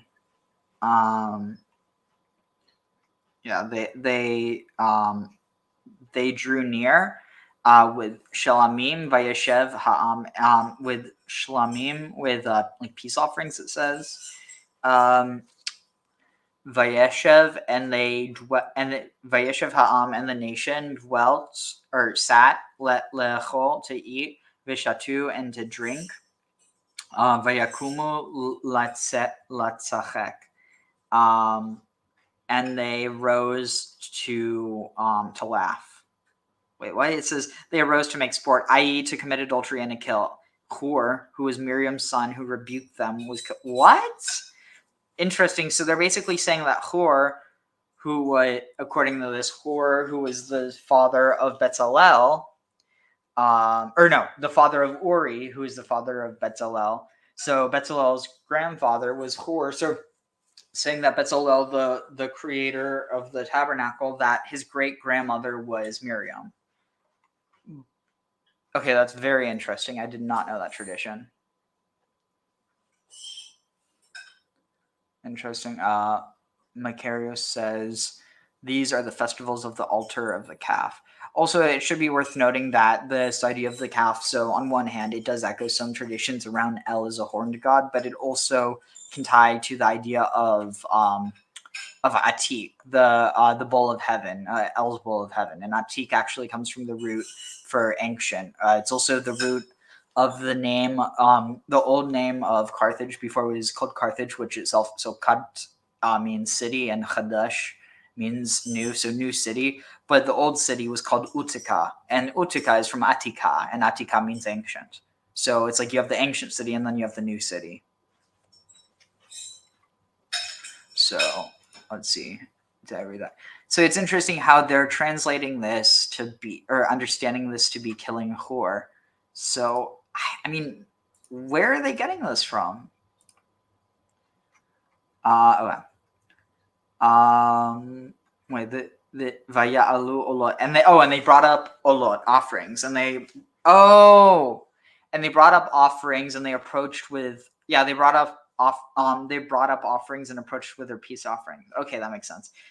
We find something similar in Samuel 1:11-15 on the 1 Samuel 11:15 on the occasion of the first Jewish king, King Saul, being crowned at Gilgal. Though at the time the offerings were meat offerings, most of which could be eaten by the people present at the celebration. And so apparently one of this understandings is that Satan rose. They arose up early on the morrow. It is difficult to understand why God did not tell Moses to descend from the mountain as soon as the golden calf emerged from the crucible instead of waiting. Well, it's clear he knew what was going on. Why didn't he stop them? Why didn't he tell him to go down? The golden calf emerged from the crucible instead of waiting until the following morning after the people began to worship it by offering sacrifices in its honor. If God had told Moses to descend as soon as the calf emerged, the people would not have a chance to commit the sin of offering sacrifices to a man-made idol. We cannot assume that the Torah did not report this in chronological order and that God did indeed tell Moses to descend at once, but that Moses delayed his descent in order to try and diminish God's anger at his people. The report of the Torah spoke first about the people sacrificing to the calf before it mentions God as having become angry and telling Moses to descend. Verse 7 only supplies the reason for what is written in verses 8 and 9. It does not represent the order in which things happened. While we are aware of the statement by Rabbi Joshua ben Levi in Avodah Zarah 4 that the children of Israel were not on a low enough spiritual level at the time to make the golden calf, and that the only reason this was allowed to occur was to teach further generations of Jews the power of repentance, this statement would not have lost any validity if God had. This statement would not have lost any of its validity if God had interfered before it came to the point when the people actually offered sacrifices to that calf. God could have told Moses to descend as soon as some of the people had said, "These are your gods, O Israel, who have brought you up from Egypt." All this occurred on the day before they offered the sacrifices. The people's passive attitude to the idolatrous provocation by the mixed multitude had already made them sufficiently culpable. In fact, we can be certain that there were only a few dissidents amongst the natural-born Israelites, for if they had indeed been the majority, their passive acceptance of such a provocation to sin is totally beyond imagination. If a majority who were physically able to prevent this sin had stood by idly, they would have become guilty as accessories. Why did God have to wait until after offerings had been made to the golden calf? Oh my God, that's long. Let's see. What's the saying? Okay, wait, what? Okay, you may well ask that seeing God is omniscient, why did he not consider future events at that time? He invited Moses for 40 days. I've already referred to this problem in my commentary on Genesis 6:5. As far as the situation facing us here is concerned, we do not even need to trouble ourselves to find an answer, as the Torah has already provided it. There are some reasons which only God knows about, but he has revealed to us the significance of the number 40 regarding the days it takes for the development of a human embryo. Whereas the entire universe was created in 6 days, it has required 40 days to create the tablets. We may be better able to understand this by recalling a lesson taught by Rabbi Yochanan to Rabbi Chia bar Abba, quoted in Shemot Rabbah 47:5. Rabbi Yochanan and Rabbi Chia walked from Tiberias to Tzipori or Sepphoris. Rabbi Yochanan saw a certain vineyard and told Rabbi Chia that the vineyard used to be his, but that he had sold it for a certain sum of money. Upon hearing this, Rabbi Chia started to cry and said to Rabbi Yochanan, Have you not left yourself anything to provide for your old age? Rabbi Yochanan replied, do you consider the fact that I sold something which it took 6 days to create and traded it for something that took God 40 days to create as nothing? God created the entire universe in 6 days, and yet it took him 40 days before he could give the Torah to Moses. Moses ate neither bread nor drank water, but he was able to subsist on the waters of the Torah. Honestly, I was going to ask this. I was wondering the same question. If it took him 40 days, I mean, if it took him 6 days to create the universe, then 40 days. I mean, if you think about it, I don't know. Could there be more efforts and more, I don't know, more care went through the process if God was doing so? I don't know. Like writing the Torah was more harder or time consuming than creating the universe. I mean, on one hand, it could be that this idea of 7 days is because Yom.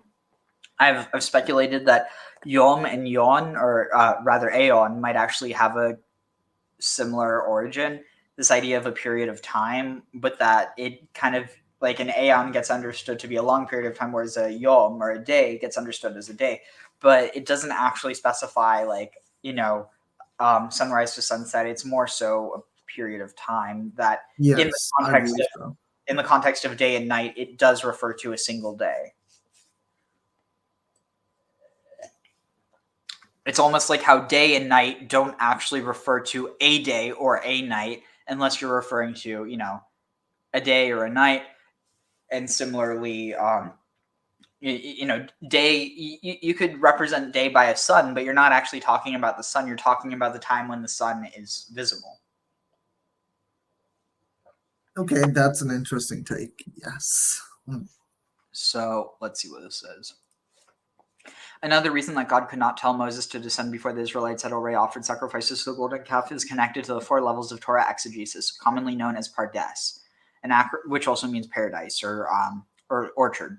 An acronym for Peshat, Remez, Drush, and Sod. So Peshat is like Peshet, like common. So it's like the common, most surface level understanding. Remez is like where you see there's a hint of something else, but you're kind of it's like a thread that's yet to be pulled. Then the drush is when you're actually pulling the thread and seeing where it leads, and then sod is where it leads. So drush is like deresh, to derive or to seek out, and then sod is secret. These 4 methods of exegesis actually reflect 4 different functions of light in the universe. It is the function of the peshat to illuminate the olam ha'asiyah. Interesting. So it goes from the down. So it is like connected to the world of action, or the world of making, which is like associated with Earth, the lowest world, the physical universe as we know it. The function of the remez is to provide insights into the world known in Kabbalah as the olam ha-yetzirah, the world of formation. So this is connected to like wind or to air. Let's see, where's this? Is right in wait, yeah. Insights into the world known in Kabbalah as the Olam HaYetzirah. The function of the drush is to provide illumination of the world known as Olam HaBriyah, the world of creation. Finally, it is the function of the exegesis known as Sod to help us gain some enlightenment about the world known as Olam HaAtzilut, or the world of like archetypes. Atzil, the world, maybe the world of actualization. I don't know how you would atzilut, emanation. That's what it is. A world in which tangible phenomena are totally non-existent. We have explained on several occasions that every one of these worlds contains 10 levels known as sphirot, or emanations. God is perceived as having created one such level of Torah per day and to have taught it to Moses. Thus, you have the number 40 in the number of days which were required in order for Moses to gain a full understanding of the Torah. Oh, so it's saying 40 is 4 times 10. Interesting. Had Moses descended from the mountain even a single day earlier, he and we would have been deprived of some of the insights the Torah provides. Expressed differently, the Torah would have then remained defective. At any rate, the ways of God are sometimes inscrutable, but always fair and just. When you will read what we have written on the following verse, you will see what we have pursued a different approach here. So it's almost like, it's like 99%, but it's like, oh, hold on. People are, imagine it's 99% and all of a sudden your computer catches fire. Do you turn it off? Do you unplug it? Or do you let it finish? No, it's more like you're downloading a file and like high download speed, and then you get down to like really slow connection, and it says, "Oh well, now it's gonna take like 7 hours." Yeah. Oh yeah. I see what you're getting at. It's because you have to get back to that point. Let's see. And they rose up early in the morning. Satan made them zealous in order that they might sin for later on in the forenoon. Moses actually came. So it's because they woke up too early that they thought he was late. Litzachek, to play. There is implied in this term, besides idolatry, also sexual immorality, as we find the words used in Genesis 39:17, to mock me, where unchastity is meant, as is evident from the context, in bloodshed. As it is said, let the young men arise and play before me. And they caught everyone his fellow by that head and thrust his sword in his fellow's side. Here too, Hur was assassinated. Interesting. Please tell me it's not. I swear, I really like the comment. Okay, thank God there's no. I'm going to add this to my. Let's see. It was here. Add to sheet. Fascinating finds in Torah. And I want to make sure there was nothing else. But yeah, see, it's like there's some really interesting commentary. And like, while I don't agree with it all, I do think that it's really interesting that, there's a lot of people who just never hear about this because, oh, wait, what's this? His heart was like, it's not too interesting. All right. Yeah, all right, so let's move on. Vayidaber Adonai, and Adonai said to Moshe, Lech red, go and descend, because shochet,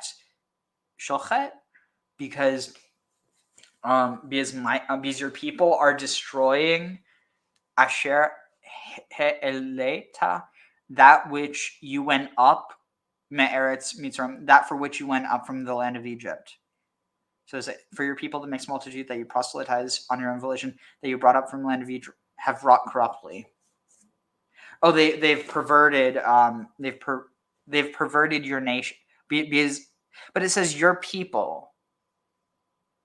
See, it's interesting. They're wanting to create this distinction, but they're also saying that the Erev Rav are your people. Either that, or it's talking about all the people. It's like, it's fascinating because even just the idea of the Erev Rav might not refer to separate people at all. It's just Erev Rav means mixed multitude. And if you go with the theory that the Israelites were actually a conglomeration of other peoples, then they could have been the mixed multitude. What do you mean when you say mixed multitude? Like, what are those multitudes? Like, in terms of like qualities or characteristics or what? It's kind of interesting. I never thought of it that way, but you might be onto something, because there is this idea that like now it refers to not people but to attributes. I think that's where it was heading to, like different. I'm not sure, like. Oh wow! Have you noticed? She said exactly what I was saying. Wow. Oh wow! And this is a month ago, so this is also going to be prescient with everything going on. Times of fear and anxiety, human beings get a lot more tribal. Oh wow! The more threatened we feel, the more we want to remain in the safety of our own camp. The more we categorize people as us or them. And while the word race only came into its modern usage in the 19th century, viewing the other in racialized terms is a practice as old as the Bible. In fact, this is exactly what the Pharaoh does in the beginning of Exodus with the Israelites. He was threatened by how numerous we'd become, so he stoked racialized fears. Those people will outnumber Egyptians and rise against us. It is actually this Pharaoh who is the first in the Bible to call us Am B'nai Yisrael, the nation of the children of Israel, as he casts the Israelites as a racial bloodline. Pharaoh's subjugation of the Hebrews affirms how the social construct of race has operated throughout its history, categorizing people by immutable characteristics, segregating, subordinating, in order to create hierarchies of human value. Race is not real. It's pseudoscience. But unfortunately, racism, the way race is weaponized, is real. And the Jewish experience of racism bears that out. From the ancient Pharaoh, who used it to justify enslavement, to the Spanish and Portuguese, who used Jewish bloodlines to execute the Inquisition, to the Nazis, who dehumanized us to enable mass genocide.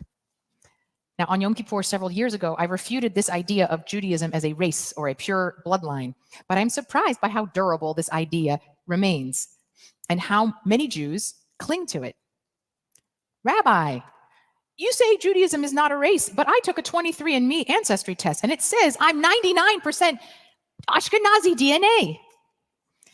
But Ashkenazi only represents one strand of the Jewish people. It would not match the genetics of Jews who came from 1,000-year-old Jewish communities from Iraq or Ethiopia or Yemen. We Jews are a mixed multitude, and we come in all colors, and we always have since our birth as a nation. In this week's Torah portion, after God inflicts the worst of the plagues on Egypt, Pharaoh finally relents and lets the Israelites go. The text says 600,000 of them left. But then the next verse says something surprising and amazing. Vigam Erev Rav Allah. Moreover, a mixed multitude went up with them. Who is this Erev Rav, this mixed multitude that joined them? Rashi, the medieval commentator par excellence, says that the Erev Rav was a mingling of converts from many different nations who joined us. Ibn Ezra, a prominent Spanish commentator of the Middle Ages, says something more radical. The mixed multitude were Egyptians who fled with the Hebrew slaves. Here in this seminal story of the birth of Israel as a nation, the Torah makes clear we were not a purebred tribe of Israelites. We were a mixed multitude. And anyone, even Egyptians, who wanted to flee oppression and seek out their liberation were welcome to come with us. Could that be a vision for Am Yisrael today? Could Israel be a nation that truly includes people we have seen as the other? As you may know, 20% of the Israeli population are Arab Israeli citizens. They have undoubtedly experienced prejudice and systemic discrimination, but they do have the right to vote, to municipal services, education, healthcare, clergy salaries. Some Arab citizens from the Druze and Bedouin communities serve in the Israeli army. Arab citizens of Israel can be found serving as MKs in the Knesset, surgeons in hospitals, and judges on the Supreme Court. But the vast majority of Israeli Jews and Israeli Palestinian Arab citizens live in MK's member, I think it's minister, I forget, minister or member of Knesset, but basically parliament member. Which is like basically, I mean, for context, even the prime minister of Israel is a parliament member. Like potentially an Arab could be a prime minister of Israel. Like a Muslim Arab could be a prime minister of Israel. There's nothing stopping someone who was born there. And actually, see, but that is the tricky thing, because there were like it kind of, well, at a certain point, you know, what's it mean to be born in Israel? Because it's, you know, after 48. So you had a lot of people on both sides who they immigrated from different parts of the region, different parts of the Ottoman Empire. And so with that, you know, by now it's kind of gets tricky, because I don't think there's anything that would stop someone who like migrated to Israel from a different country from becoming prime minister. But at the same time, you don't like, you know, if you're like, unless you're basically, unless you're born in Israel and you are Arab, you're not going to find like an Arab prime minister, just because, you know, there is the different ability to migrate. So, you know, given there's, you know, migration policy is a whole nother thing, but just in terms of, you know, Israelis, all Israelis have the same rights, given it's an issue because you do have parts where are being like more and more incorporated in Israel but are like not legally considered that. And so you do have issues there. I'm not trying to discount that, but it is different than the ability to be in government in Israel itself. Segregated. Go to separate. I was going to sit there and say, and to the best of my knowledge, MK has nothing to do with MK Ultra. Yeah, funny. It has two completely different things, but of course, there's people who would want to connect it because, they just can't pass up the opportunity. When you can hate, this seems to be their motto tag. Yeah. Separate schools and literally speak different languages. Being the mixed multitude has been quite challenging for the state of Israel. Israeli Jews haven't shown a lot of acceptance for Israeli Arabs, nor have Israeli Arabs felt a strong sense of belonging to the state. But on October 7th, when Israel was brutally attacked by Hamas, all Israel was attacked, the entire mixed multitude. Jews were primary targets, but Arab Israelis, Thai workers, tourists were all among those kidnapped or murdered. And the mixed multitude were among the brave heroes of that day as well, like Awad Darwashi, 23, an Arab Israeli EMT working the Nova Music Festival, who refused to leave because he felt he could save lives. He was shot and killed while bandaging one of the injured.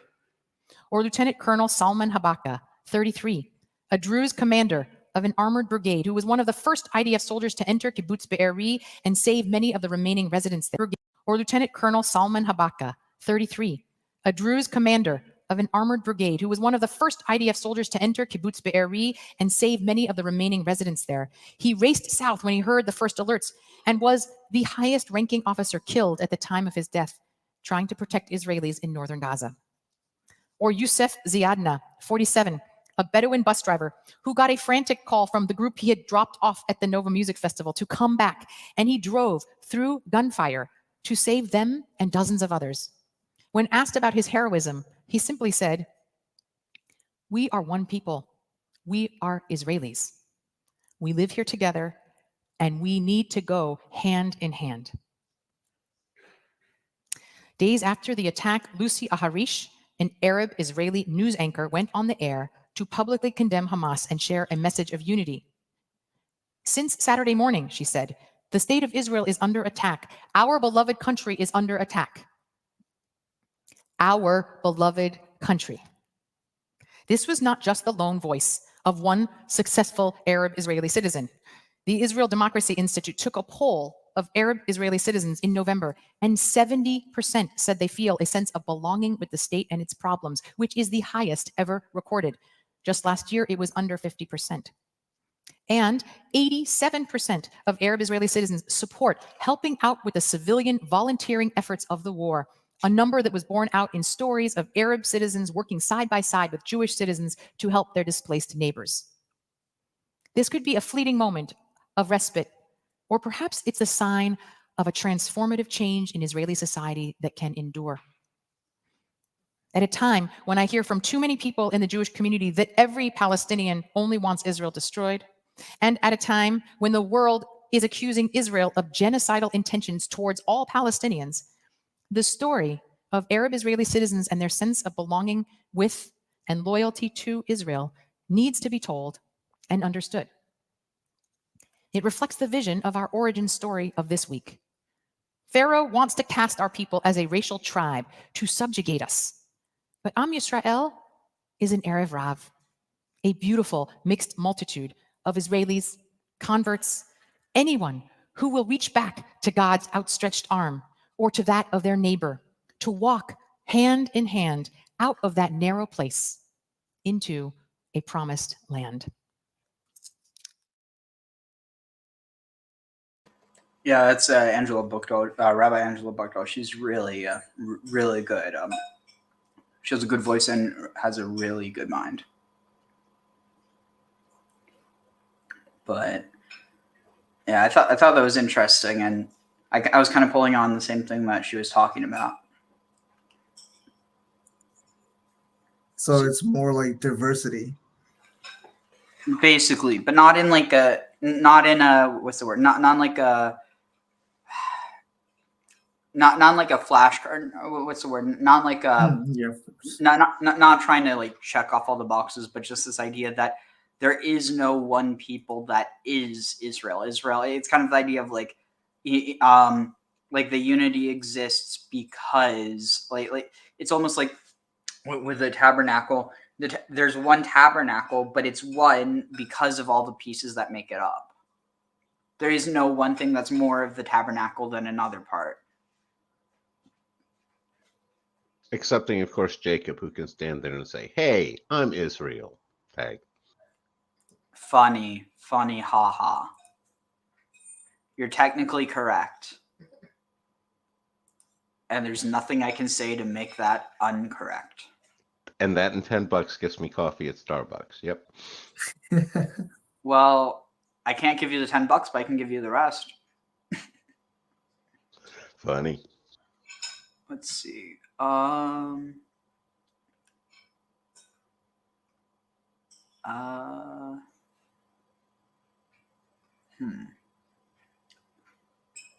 Wait, what is... wait, is this... Yeah, there's a lot of stuff. The fact that I typed in mixed multitude rather than Erev Rav is going to give me a lot of Christian interpretations of this. Let's see.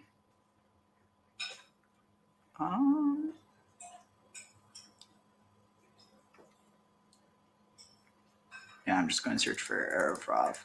And I'll show you the direction that some people will go with this, because this is like really taking it to cuckoo level. Oh, actually, this might be good.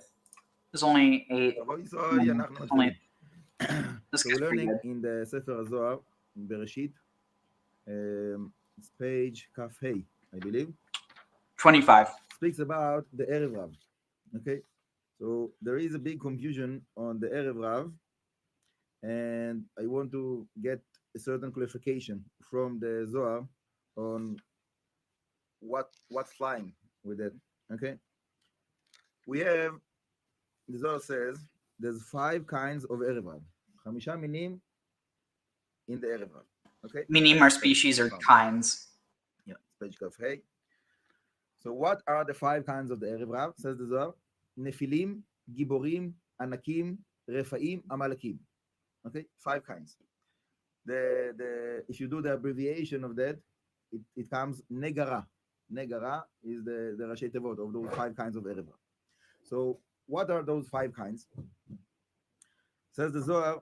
Okay, there's a certain part that I'm skipping, the connection of Bilam and Bilak to the Erev Rav. 5 kinds of Erev Rav. It comes Negara.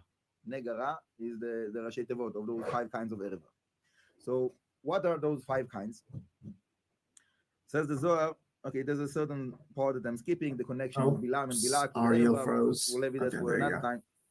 But what is I froze? the qualities Mhm. that we can You say I froze? understand what those names represent? You froze for like 5 seconds or so. Well, you're still frozen. So let's start with the first one. What is Nephilim? Okay, the first one of those 5 is the Nephilim. So the Zohar speaks about the fallen angels, the concept of the fallen angels. Right? So those fallen angels, they saw the daughters of men, that they are good, and they wanted to marry them, and so on and so. Okay, so this is the first quality of Nephilim. It almost We seems can like this is put it in a implying box, and it's that called they're lust, Erev Rav sexual because desire. you have these Bnei Elohim with them. Simple. Make it simple. Obviously, each one of them you can like research and get to like much deeper understanding, but I want to make it simple. So the Zohar goes on, okay, and it takes about what is Giborim. So the Zohar says that the Torah says, Hema Giborim, Hashem Olam Anshei Shem. What does it mean, Giborim that are Anshei Shem? Literally, it means people of the name. So it sounds good, right? The name. No, it's not the name of Hashem. It's their name. I want to have my name. I want to see my name in big letters all over the world. Yeah. So the Zohar speaks about even people that are donating money for Bet Knesset, for Bet Midrash, and they want to have their name all over the place. This is a negative quality. Yeah, Ark, you're okay. There, it's working now. The reality is that many people have that, so you can't tell someone, no, you can't put your name on the wall because then you belong to this group of Erev Rav. No, if that's where the person is holding, So okay, so we'll put your name on and we'll pray for you that Hashem will have mercy on you, that elevate you, the spiritual elevation. But that last of having the person's name all over the world, it's something that is you see that many people in all kinds of different things, right? There's you can say that most of the people in the world today, they have this idea: I want to be a superstar, I want to be a rock star, I want to be that star, I want to all kinds of different things. It's all in the same thing. It's a certain quality that it belongs to the Erev Rav, to have the name. Even in the Gemara have a concept. It's called Pakia Shmeh. His name became to be famous. It can be positive. It doesn't have to be that the person. Okay, you're right. You're right. They have in different variation, different different amount, different amount. But everybody have those kind of qualities in different amounts. So that's exactly my point.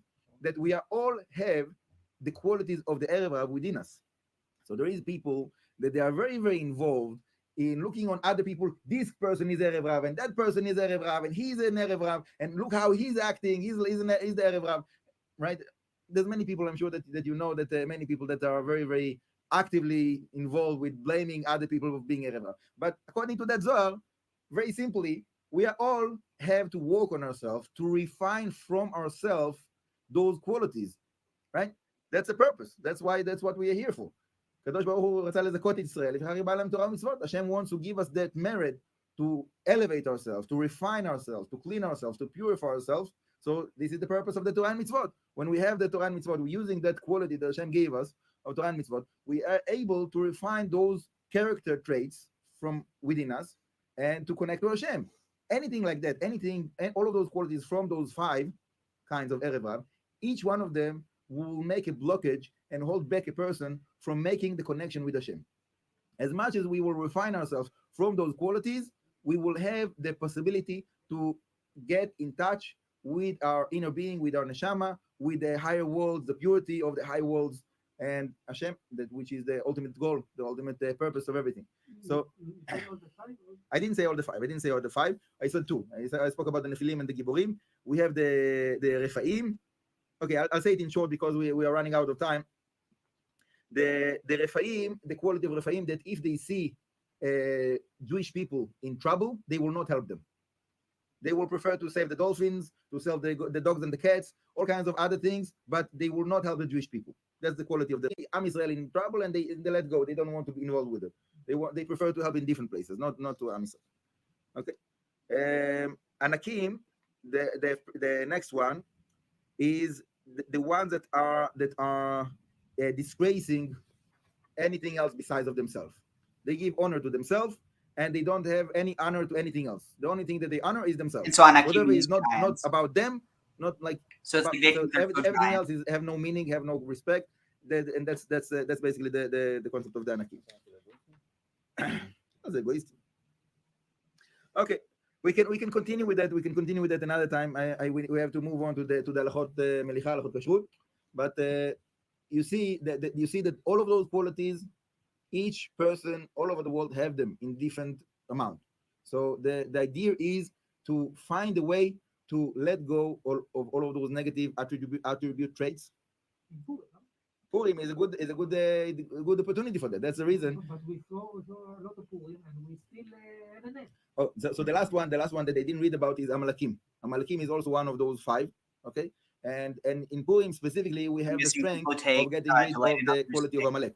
So Bli Neder, tomorrow we will focus on Amalek, which is the last one that I didn't read about today from those 5. And Bezrat Hashem, hopefully when you know your enemy, you have better chance to get rid of him and to win him with the help of Hashem. So Bezrat Hashem, we will learn about Amalek a little bit before Purim, that we will know what we have to get rid of, Bezrat Hashem. Baruch Adonai Le'olam, Amen v'Amen. So that's interesting. Here, let's go back to this. So, oh dang it, I thought we went further. Okay. Do we read that? Yeah. Okay. סרו מהר מן הדרך אשר ציוויתי עשו להם גט. Wait, did I write? Wait, no, I think I already read. Did I? Oh, no. He's just repeating.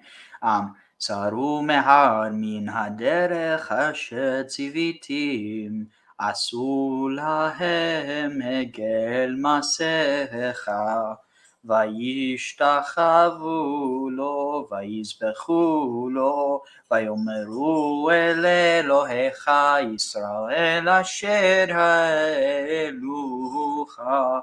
מארץ מצרים, ויאמר אדוני אל משה ראיתי.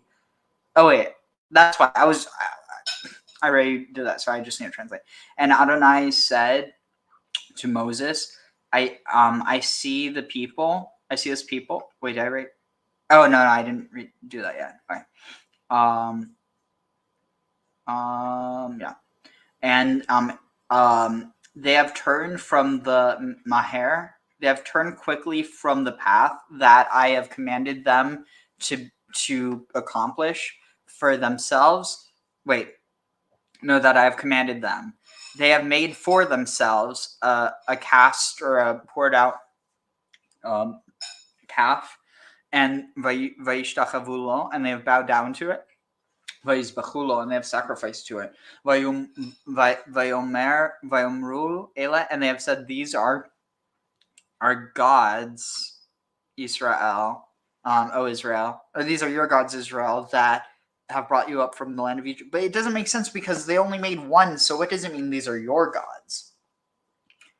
Especially because there's others who translate it. It seems very clear that because they only made one of them, that it's probably implying that they're identifying this with God rather than saying this is another God. It doesn't say they're making, it doesn't say make for us Elohim Acharim. It says make for us Elohim. It's basically, they don't know that idolatry is bad yet.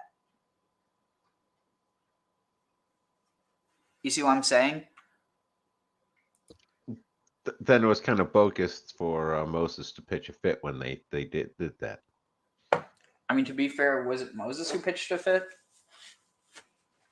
I thought Moses did. I mean, I thought he broke the tablets and stuff because of it. All right, fair enough. All right. Let's see. And then so these are your gods. Okay, I read that. Interesting. It says they have bound down to it and they have slaughtered to it. They have sacrificed to it. I mean, it means to slaughter, but still. Vayomer Adonai el Moshe, and Adonai said to Moses, I have seen the nation. I've seen this nation, and behold, im kashe oref. They are a nation of hard. Wait, im kashe oref. Like a hardened necked people, a nation with a hardened neck, or like a stiff neck. They're a nation of stiff necked people. Wow. Holy crap, you realize what this is saying? God was the world's first anti-Semite.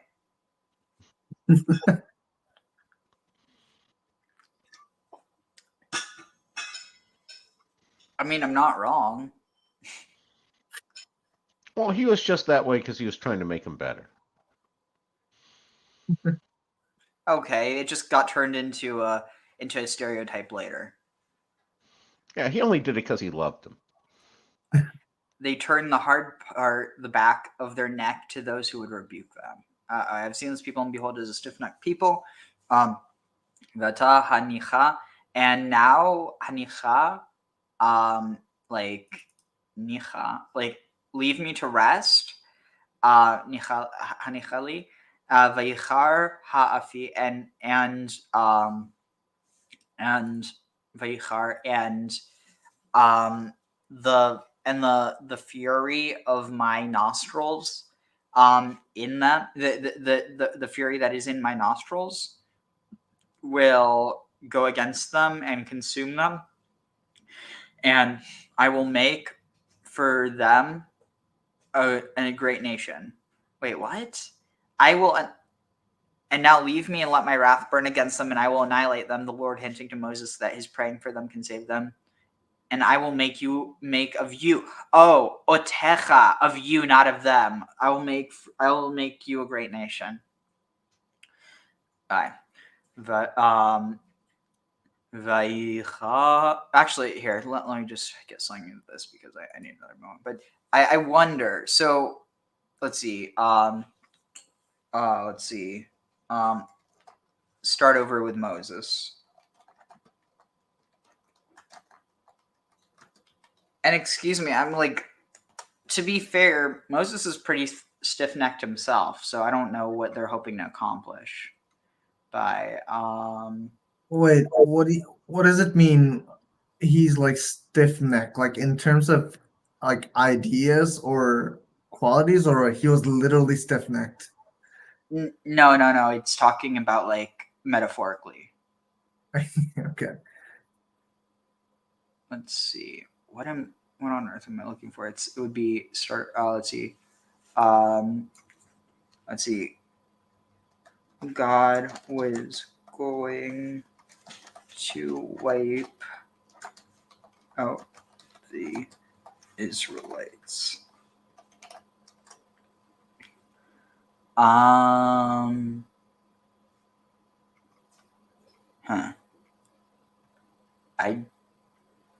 don't think I'm finding a lot of what was God? No, not God. Kill Moses. Oh, wait, what was this? Oh no, that's from a church.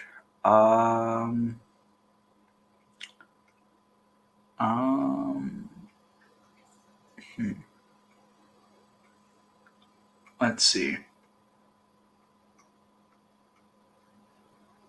Yeah, it doesn't seem like a lot of people were going to talk about this. And let's see.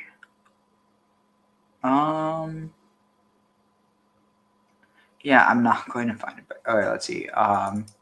Moses changing God's mind.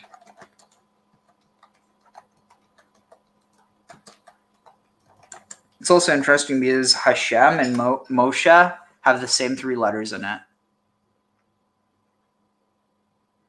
Something tells me these 2 videos are made by the same person. Let's see. Wait, what's this?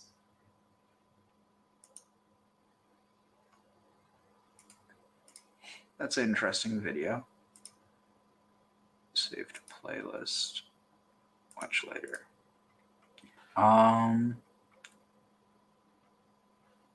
Okay. Moses. Why is it?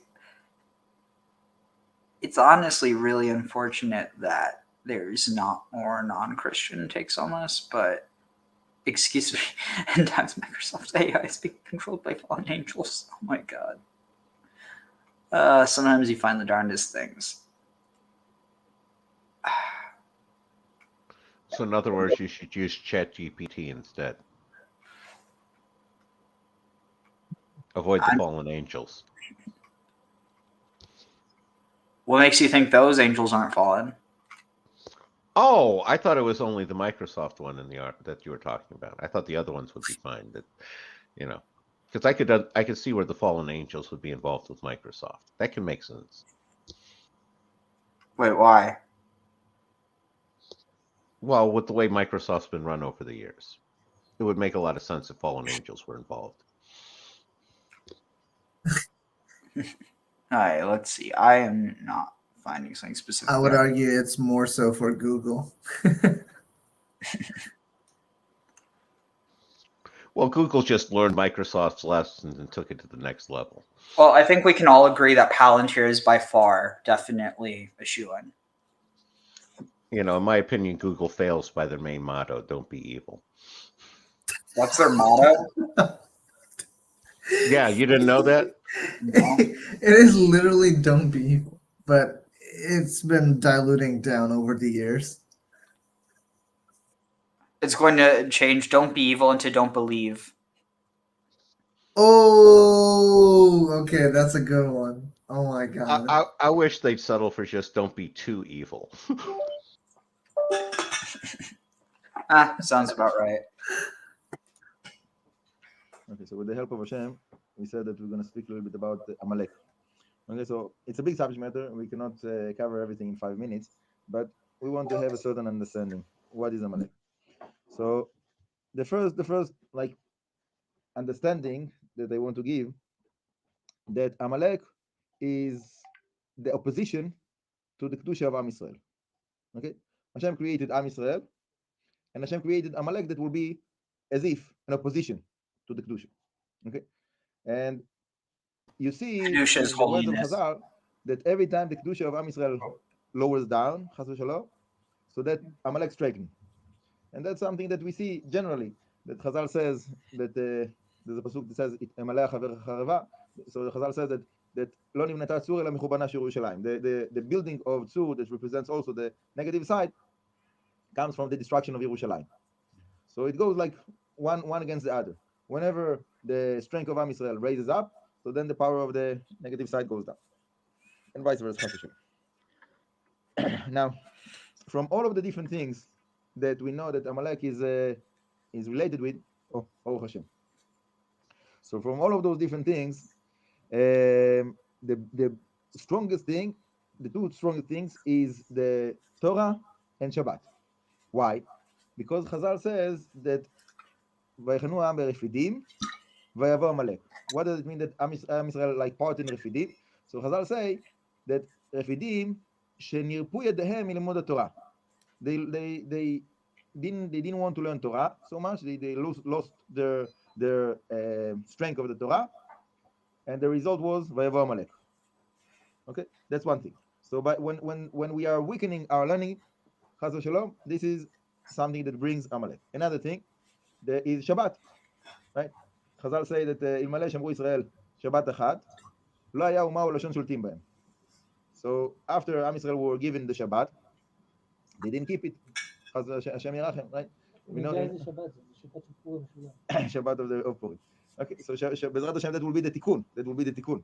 But in the Shabbat that Am Yisrael received, and there was the Mekoshesh that went and the Am Yisrael went to collect man, right? So they broke Shabbat, and then Vayavo Amalek, right?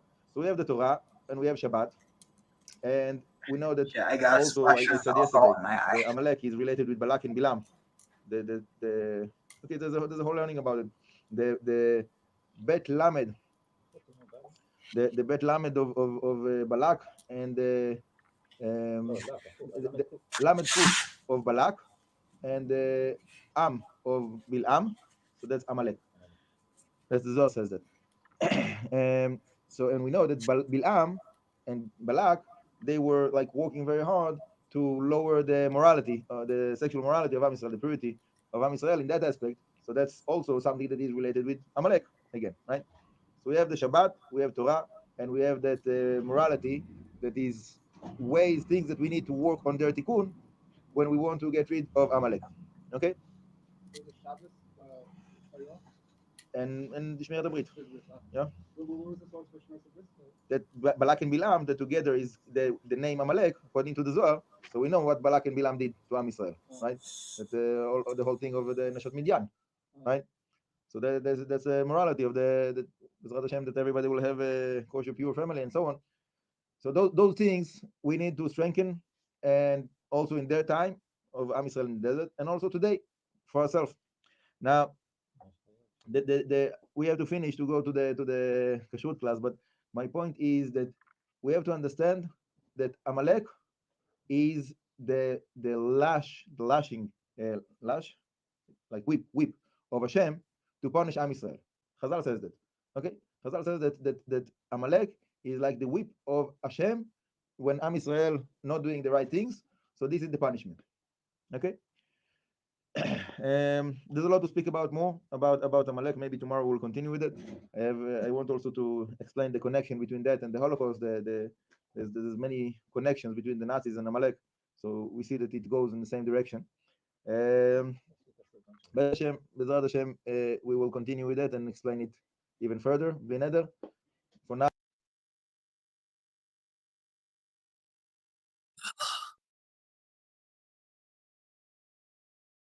So spirituality, what does it elicit? What's the knee-jerk reaction? Free-spiritedness, elevation, joy, transcendence, opening us up to broader horizons, to higher states of consciousness and awareness. The exact opposite of what materialism or other ways of defining so-called our physical existence, which is about survival, the pressures, the challenges. Spirit, by definition, we say the word soul, whether it's soul music or soul in general. We're talking about something that is beyond the senses, the supersensory. So it seems only beautiful, more than beautiful. It is what makes us uniquely human, actually what allows the human to touch the divine, where heaven meets earth. And yet we find that there's another side to things. Is there a dark side to the mystical experience, to the spiritual experience? The dark side of Kabbalah, black magic. We hear about sorcery, the occult.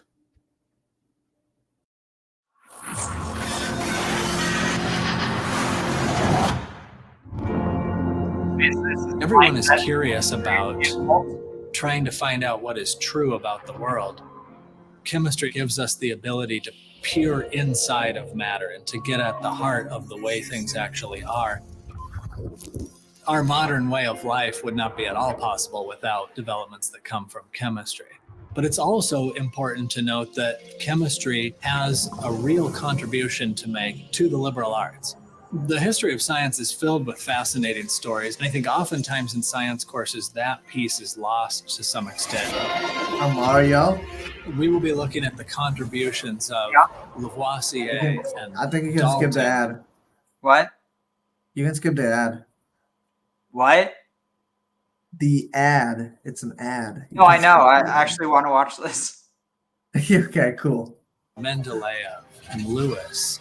We'll be learning about the development of the periodic table, the structure of the atom, the story of the development of models for atomic structure, and also explain the way in which a huge variety of compounds can be made to create the vast diversity in materials that we see in the world.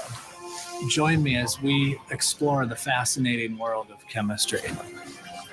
I'm Matt Young, professor of chemistry at Hillsdale College. This is our course on chemistry. Let's begin.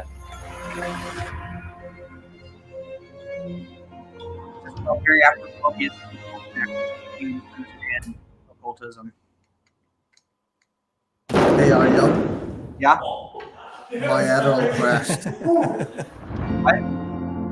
My Adderall crashed. Oh, dang. Yeah, You- so you I may think I'm gonna have to head to the bed. All right. Yeah. Take care. Cool. Yeah, Good you to meet too. you, Ark. Have fun. Yeah. Good night, everybody, and yeah, nice meeting you, Graham. We'll meet soon. Take care. Dang, it's like I got the. Oh, and it, not only that, it was Everclear. I got Everclear in my eye. I was going to say, I like the group. Oh, yeah. At first, I thought you were going to say you like Everclear in your eye. I'm like, why would you like that? No, I like Art. He's very raw and real in his songs. Yeah, I thought you guys would get along. Oh, dang it. I've never actually met him. I sat in the row with his daughter once, but never met him. I don't get it. Daughter of the Ark? What? Daughter of Art, the lead singer for Everclear. Oh, Everclear. Sorry, I'm like getting. Wait, Everclear is a band? Yeah. Did not know that. They had a bunch of hits around 2000. Again, right. You don't remember that from when you were young, Ariel? No, I don't. I will say I would much prefer music in my eye right now than. I really like. I usually have eye drops around for stuff like for those situations. Has that ever happened to you before? Not Everclear, but I've gotten other stuff in my eyes. Worse than Everclear? When I was young, I accidentally got burning cigarette ash in my eye. Oof! How? Well, I was short. My father and I were visiting this guy's garage, and he had a cigarette perched at the edge of the counter. I didn't realize it, and the burning ash dropped into my eye. Okay, that's worse than Everclear. Oof. Ouch. Throughout history, this has been discussed: shamanism, witchery, and other forms. And I'm not just talking about sleight of hand and magic, but actually forms of experiences that people associate that lead them to another place. Is there a dark side to that? And today as well, I just remember, as it comes to mind, a few years ago, invited to someone's home, and there was a guru there. People that I saw when I drove up, a driveway filled with Rolls Royces, the most expensive cars. I walk in, yes, there's this man sitting on the floor, and he has his beloved followers and disciples literally worshiping him. And I felt a vibe that was not, I would call it a healthy vibe. We started a conversation. I was invited. I wasn't even sure what the agenda was, but I was invited just to speak. Then I realized that the people who invited me wanted me to help get some people out of this cult. And it was definitely something was wrong. Now, this man was brilliant and sensitive, but I felt it was his ego. Did it get to him? Did he justify behavior in the name of some higher spiritual state? Oh, and it was then what I came to discover. Not familiar at all. I'm not going to go through the graphic details, but it was quite sordid. Let's put it this way. I realized firsthand that there's a very thin line between spirituality, sensuality, and sexuality.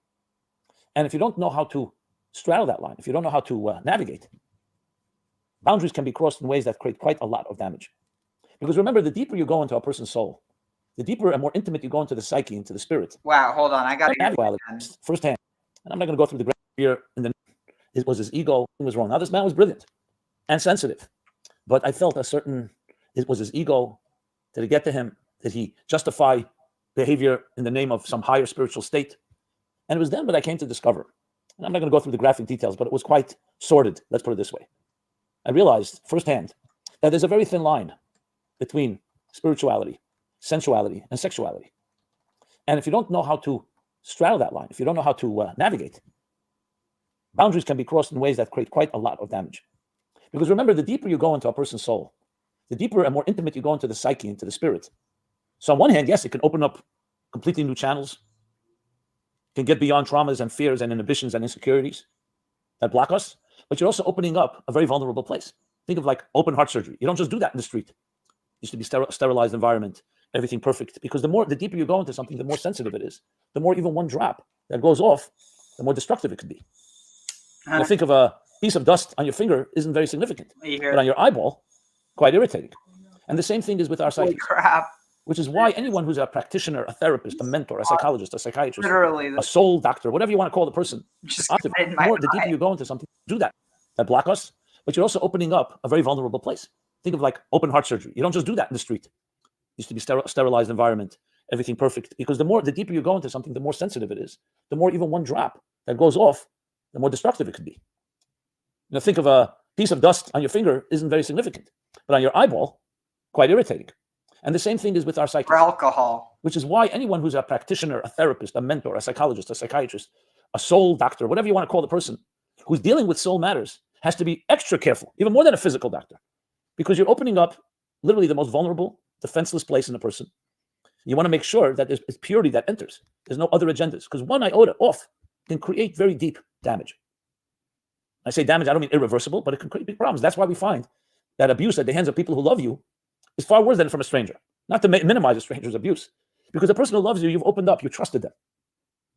A parent, an educator, a mentor, a teacher. You trusted them, and they've gone into the place where you were vulnerable, especially as a child that has no defenses. And when you enter there, every little thing, every delicate thing, it's an interesting concept. The Holy of Holies in the Holy Temple was a place no one ever entered. Only the high priest once a year. And for a short while. Why not? The Holy of Holies, the ultimate place. Because when you enter in a place where there are no filters and no layers and no coverings, complete naked vulnerability, you have to be really, really careful. And if anyone entered the Holy of Holies with one blemish, they wouldn't survive. Did you know that the high priest was bound by ropes in case that would happen, and no one could enter, so they would pull him out? Not as punishment, the exact opposite. You're blinded by the light if you don't have the right filters. But if you're pure and your intentions are pure and humble, that allows you to experience the greatest experiences. So let's talk about the both sides. And it's interesting, in the Kabbalah, in mysticism, the expression used for the dark side is actually the other side, referring to an important verse that I want to quote from Ecclesiastes, where it says that existence was created in a way of zeh l'uma zeh. Basically, alter egos, a mirror image. Everything that exists in light exists in darkness. So they're like polar opposites, Wait, is that beeping from the video? But they're equals. Well, what does this mean? And what's the significance of that? And let's look at life. Let's just start with basically choosing. And you have to choose.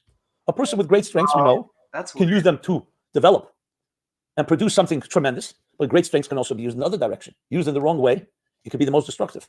So power can be directed in both directions. And we see this, people with charisma, leadership qualities, people who can motivate others.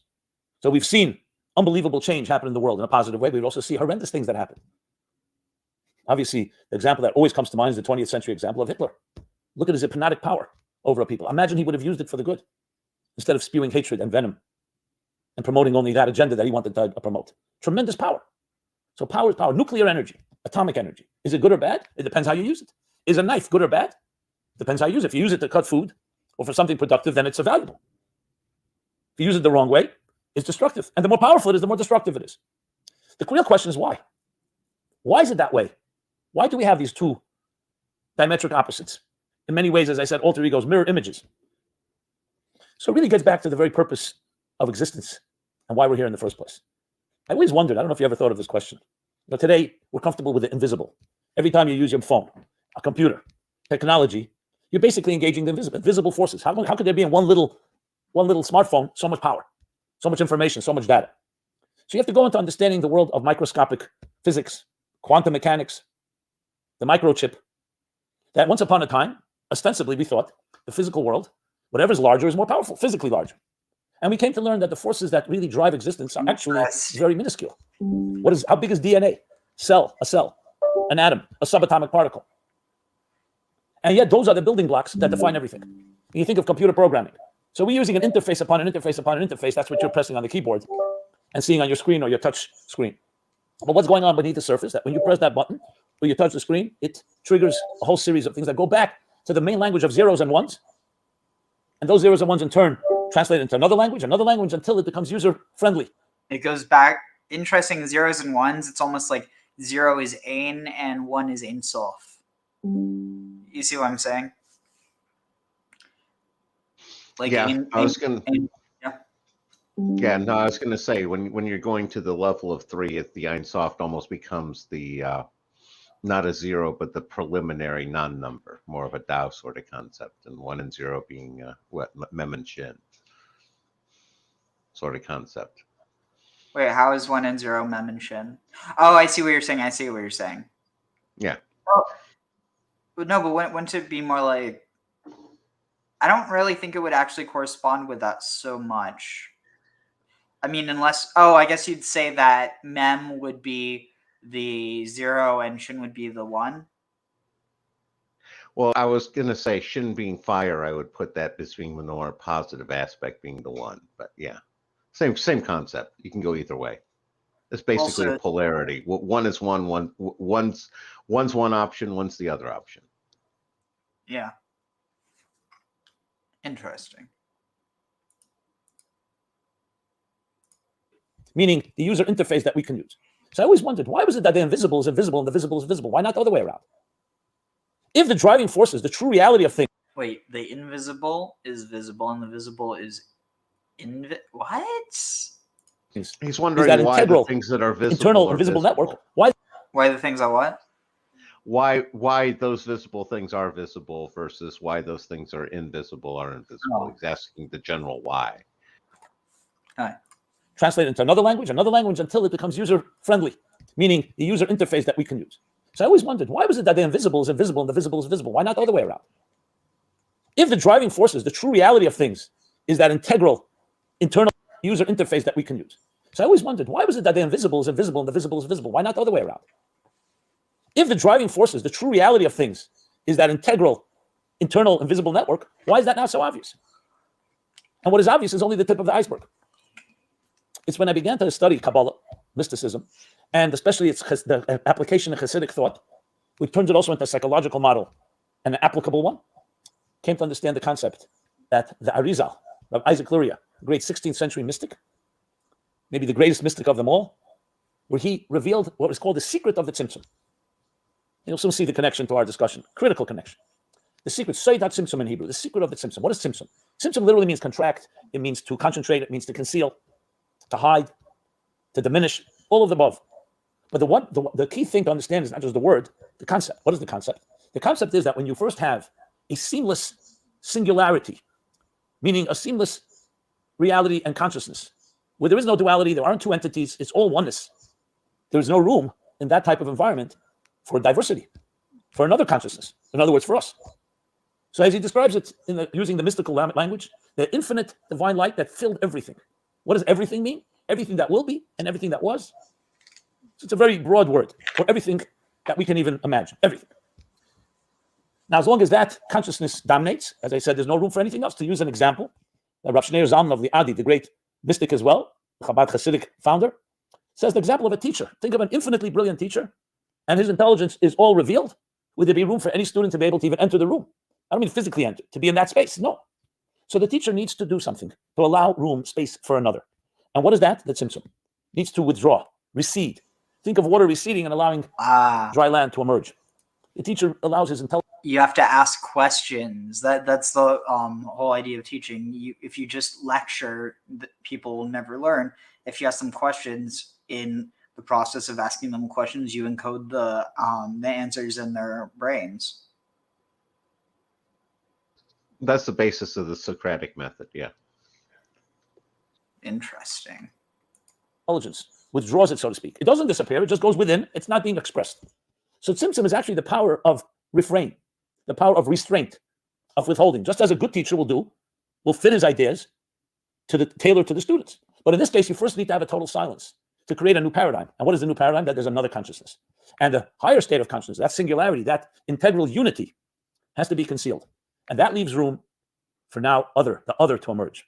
And other is not a bad thing. On the contrary, there's a reason for that. We need individual separateness with the goal and intention that these two reunite. Essentially, it's a story of love and romance, really. All over the earth, God is raising up a new breed of wealth builders who will use their money to shape the course of world history without building a golden calf. You see, true prosperity is not about toys and trinkets. It's about influence and impact. Building wealth is not just for you. It's to affect entire families, cities, nations, and atmospheres. It's not about naming it and claiming it. It's not about selfishness and greed. That from an integral, seamless unity, much better, we turn into a fragmented multitude that in its mind and its own consciousness can see itself as separate. But in truth, it's also part of that reality, and it's up to us through our work, through our effort. Let's go back to the example. So now that this teacher has receded, his ideas or his brilliance has receded, he's left room for a space for the student. Now begins, after that concealment and silence, begins a slow flow of consciousness, a slow stream, what he calls the kav. Kav means a line and a thread. Think of it like a laser beam that now flows, but in a way that will be commensurate to what the Kabbalists call the containers of the budding and developing other consciousness. And if you want to look at it how a child is conceived. So when an egg is fertilized by a seed and there's a conception, it doesn't begin that suddenly you have a child. You have one cell, one fertilized, one cell. That cell will split and then split again and split again. First trimester, second trimester, third trimester, until you have, after 9 months, a healthy, viable child. You think about it, all in that one seed. You look at that one cell, you never would imagine. And the same thing as everything in existence is that, where you plant an apple seed in the ground, the same thing, and then it blossoms into a tree. So there's a process, and that's the process that is called by the Kabbalists the Seder Shtalshelus, the cosmic order, the evolution of how energy evolves into matter, how singularity evolves into diversity.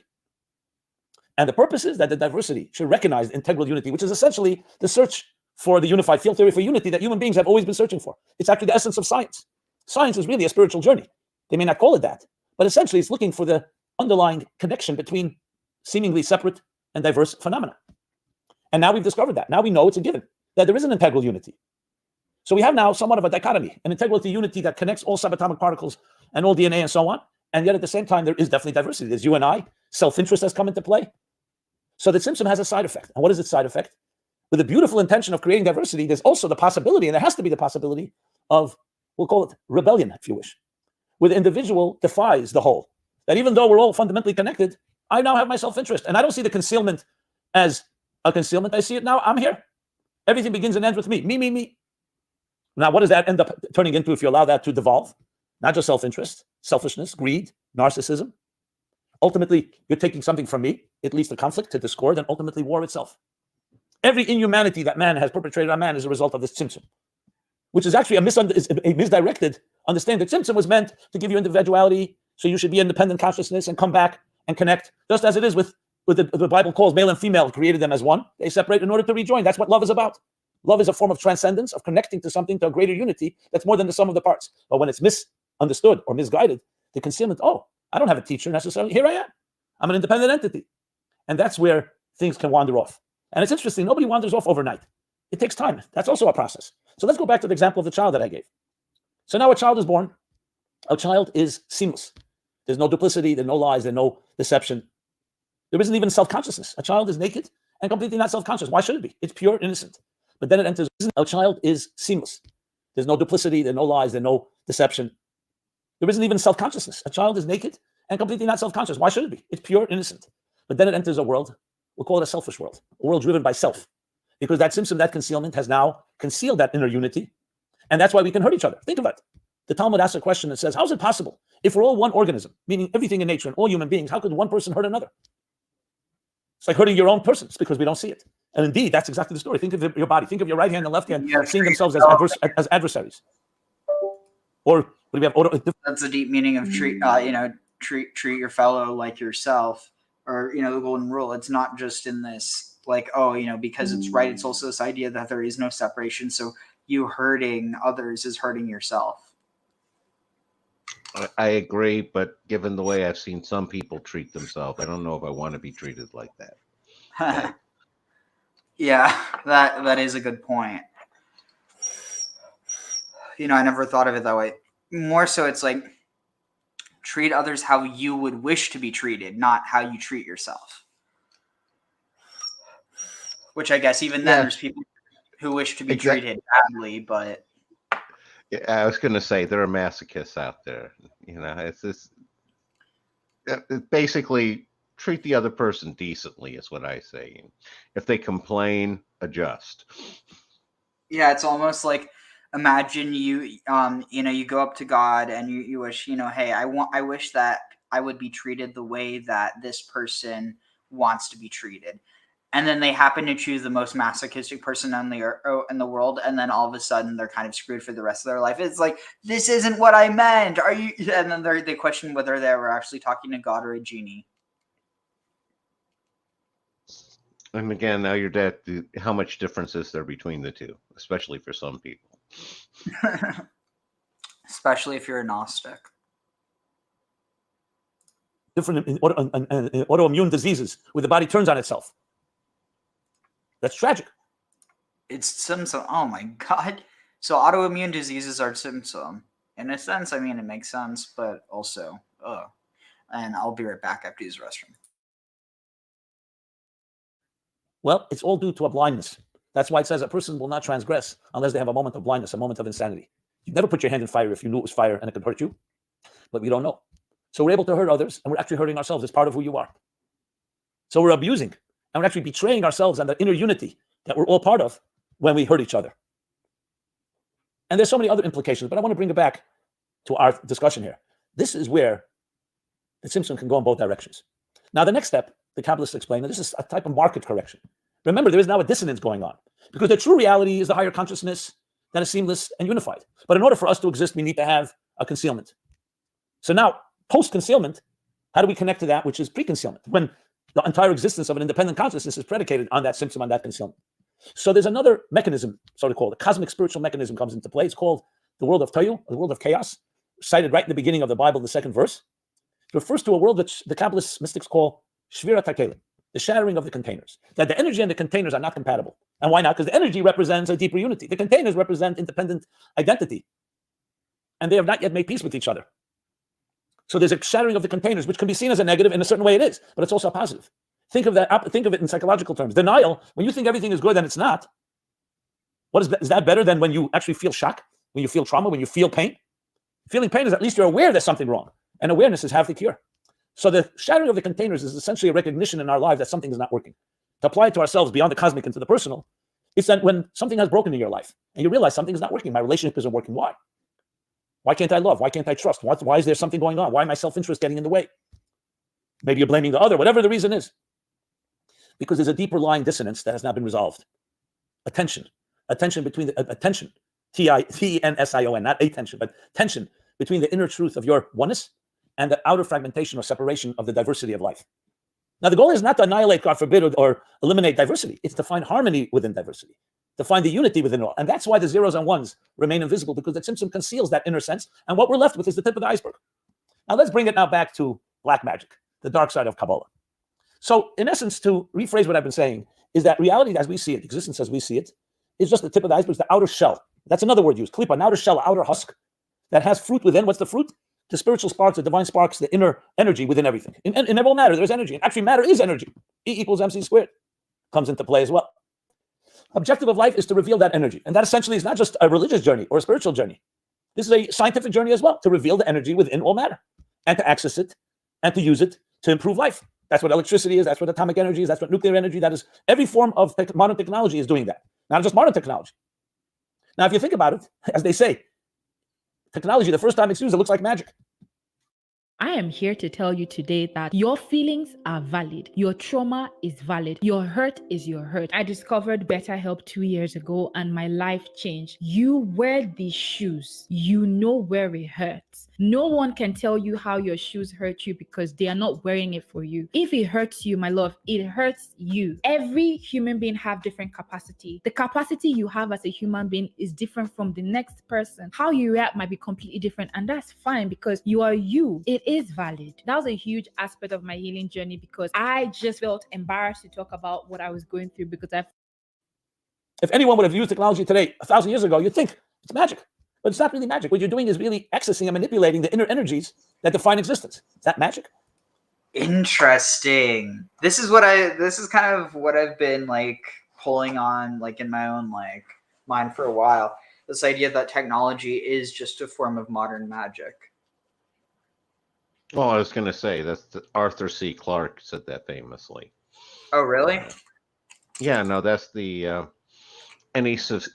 any significantly advanced technology is indistinguishable from magic. Yeah. Yep. I was going to say the other place where he's going is that I explore is one of my various pluriform levels is almost like a physics level, where you have the Timson is basically the collapse of the primordial wave function, where you have an unbalanced singularity to start, and that's the collapse. It's a strong parallel, and it holds. Yeah, I definitely see it. I think I've heard that argument before, but never like connected to other stuff like you have. I was going to say, you may have heard me say it before because it's not a new one. I've thought that for a long time. Also, like something else that's just kind of wild is the way that light works, which I also think that's a big reason why. Well, also, I mean, it's kind of interesting because all light starts off as like pure white light and then it gets differentiated into different wavelengths, right? No, pure white light is basically a combination of all the different wavelengths. Each light has an inherent each photon has an inherent wavelength associated with it. Interesting. So, but no, it's just really interesting how, you can get silica, basically how you get glass, but formed in such a way that it, reflects light or refracts light rather. Like, well, I was going to say that's one of the whole relationship between light and mysticism is one of the oldest ones. It's, a lot of mystics say all the secrets of the universe are contained in light. Well, I thought, isn't there also this idea that everything is light? Yeah, no, that's where a lot of them does. Basically condensed light and stuff. Yeah. Interesting. If that's the case, how come so much of the world is so heavy? Like, for instance, do you know how much like just a whale weighs? Like a literal whale? Not off the top of my head, but it's clearly, my guess would be, a few hundred tons. Something like that. I forget, but it was an insane amount. Well, matter itself is condensed light. True. Now you could imagine a spiritual person could do that in different methods as well. Scientists do it in the laboratory through nuclear fission or nuclear fusion or extreme heat or extreme speeds, whatever it may be. The universe is naturally doing it, whether it's the process of photosynthesis or other processes that shape something from one to another, the explosion of stars, Big Bang, however you want to apply it. So it's not complicated to understand that there may be a person who has that spiritual power. Like we see, you meet somebody that just has a certain sense. It's not magic. It's accessing the deeper forces that can be done in a way that helps you grow, or it can be done in a way that's manipulative. How many people have manipulated others? Because the deeper you go, as I explained earlier, has that power. So at the end of the day, Kabbalah or mysticism or spiritual energy can also go in both directions. And that was the intention, that it should have the possibility to go in both directions, but we should choose wisely. To use a verse from the Bible, it says, I have given you two paths, the path of life and the path of death, the path of light, the path of darkness. And choose life, choose light. But I have to give you the two paths because there's the only way that you can be independent and your life can be meaningful. So there is a dark side. The dark side is meant to be avoided, but it is a byproduct of the tzimtzum, the concealment that is necessary for us to exist and be independent realities and makes our life valuable. We're not robots. We're not clones. We're not puppets.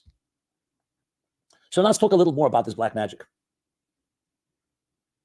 So on one hand, it's there. On the other hand, it can be quite dangerous, which is why the Bible and many sources dictate that this is prohibited. It's prohibited to go there. There's a disagreement whether it actually has power or it's something that's in our minds. But either way, and we are definitely talking about, especially from the mystical point of view, it does have power, and that power is fed by us. So we're told to avoid. What are we told to avoid? Not the energy. We're told to use to avoid using the energy the wrong way. We'll talk about that wrong way shortly, what that means exactly and how it applies to us. So there's a whole body of literature on what we call black magic, the occult, witchcraft. And I'm not talking again delusions, things that actually, so people have the power to enter into spiritual spaces, but it's used for the wrong reasons, either selfish reasons, destructive reasons, but ultimately not for the purpose for which it was created. To quote the words of the Tanya, he says, anything that's holy and pure is selfless. The selflessness allows that powerful energy to enter. As soon as something doesn't have that utter and absolute selflessness, he calls that the other side. That's why it's not called evil. That's why it's not called bad. It's called the other side. The other side means it's not the side that's dedicated to the purpose of existence. Because that's how we begin to wander. We don't always wander because we have malicious or nefarious intentions. It begins sometimes, I'm doing it my way. So one day you've moved a little off the reservation. That's how all transgressions begin. Nobody gets lost in the woods overnight. But slowly, what happens is you become more important in your own eyes, and to the point that you can begin using it completely for your own intentions. And we see this all the time. People of great talents and geniuses let the ego or arrogance or some other thing get in the way. It could be a woman, it could be a man, it could be sexuality, it could be anything. And suddenly that energy, not suddenly, over time, that energy suddenly being subverted, hijacked in the wrong direction, and leading others down that path as well. So if it was a superficial thing, a superficial wound, okay, deal with it in a short-term way. But when you're dealing with inner spiritual energies, that's when it takes on a whole different dimension. And that's why you'll find in the Bible, you'll find in the Talmud, you'll find in historical, different books, literature, that talk about sorcerers, witchcraft, and so on. Actually, it's acknowledging that there's real power there. As I said, there's a disagreement of how much power there is. Something the actual power. Nachmanides writes, yes, there's power that God invested in existence, forces that when you manipulate them can change even natural things. And that's why we're not supposed to go there. It's not an area to go. When we hear about the Maral who built the golem, which is a whole discussion of its own, even if you accept, and many do, authorities say that it actually happened, but it's not something common, and it's not something that anyone should be doing. It's actually frowned upon to use Kabbalah and mysticism in ways to create something. I mean, some compare the golem now to ChatGPT.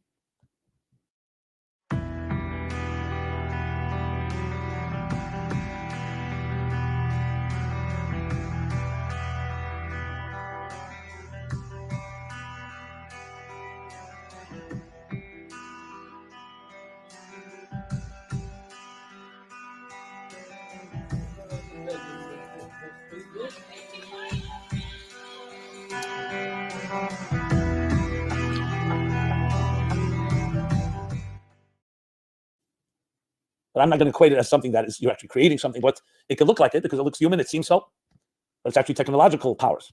But point being is it's not something that we do. ChatGPT is not an issue, technology is not an issue, unless again it's used for the wrong purposes.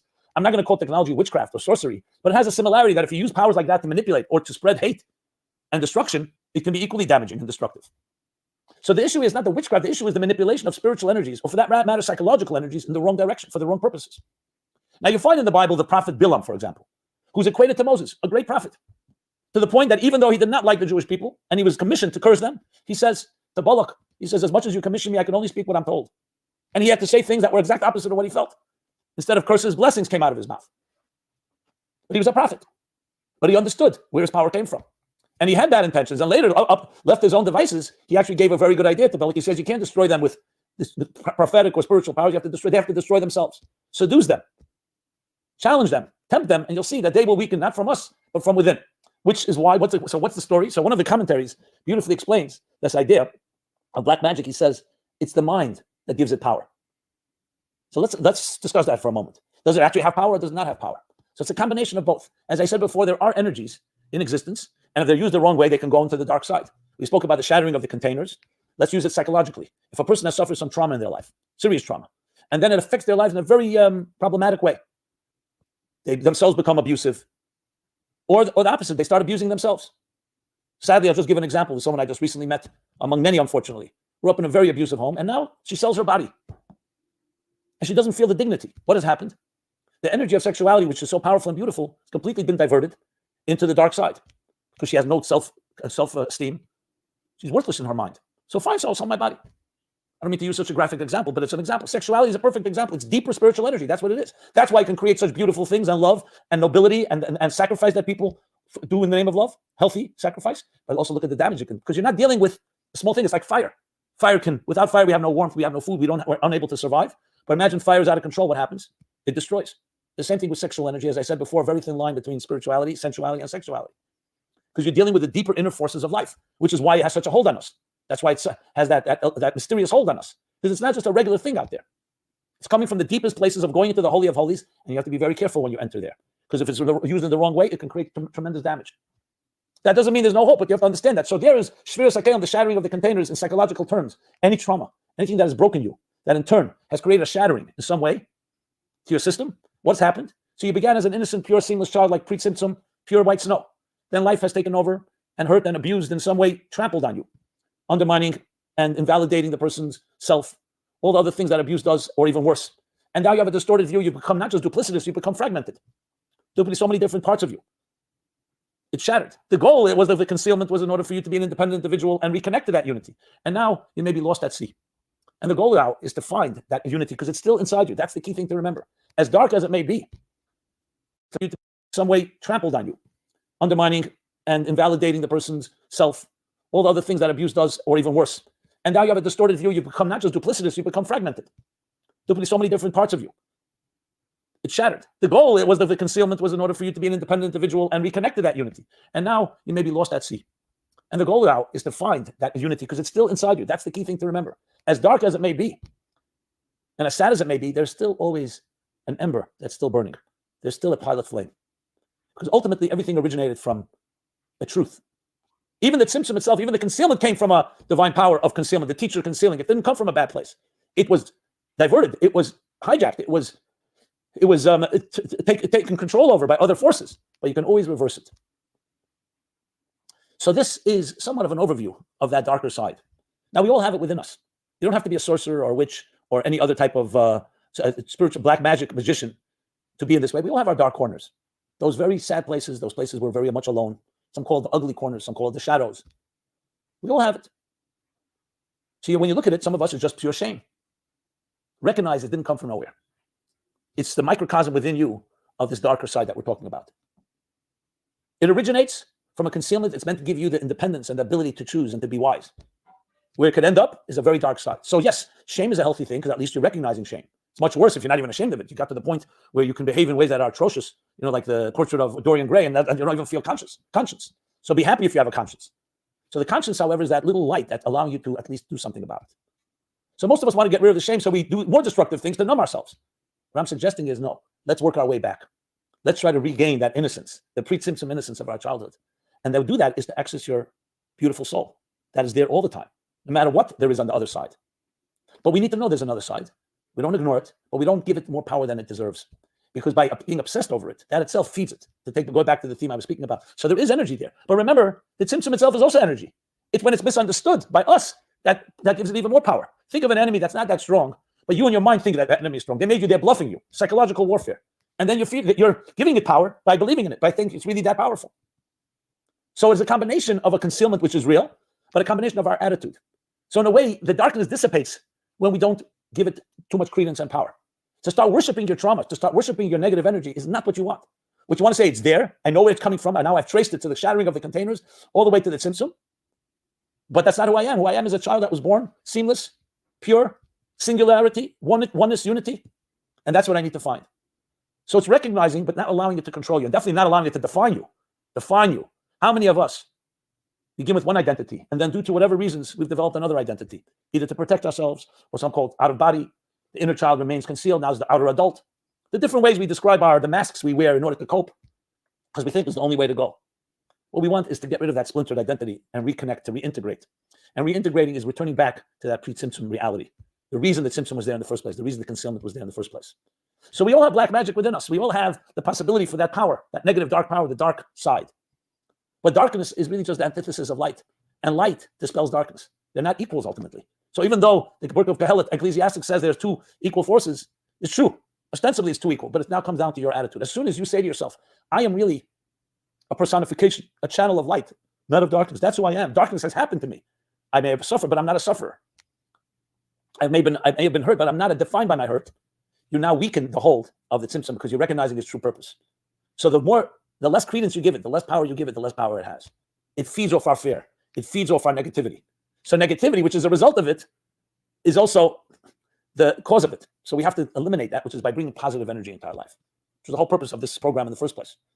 As intriguing as it is to talk about that dark side, black magic, the dark side of Kabbalah, we have to remember it's there to remind us of what can happen when things go awry, goes off the reservation, off the healthy path, but with the goal of actually discovering deeper light and deeper truth. And that's where darkness actually can catapult us and propel us into far deeper levels, to the point where we reach a place that's beyond Tzimtzum and beyond Tzimtzum, meaning higher than light and higher than darkness, a place that transcends both. And that's why it has the power to create both. So, but we have to contend first with those tracks, the track of light, the track of darkness. And indeed, when you think of it, and you think of all the different viewpoints about how we're forbidden to go into that world, well, we're telling us don't engage yourself with that negative energy. If it's there, bring light into the path. Bring light into your life. That's the key thing to always remember. Probably the most common question that I'm asked as a professor at Hillsdale is, what happened to my country? You know, when they poll Americans, they find that a vast majority don't think the world is going to be a better. Interesting. That was a really interesting video. I'm glad I watched that. But yeah, you got anything specifically for that? Just for me, it all kind of blends together. No, not a whole lot extra to add to that. No, I agree. It was a good video. All right, give me one moment and we'll start back.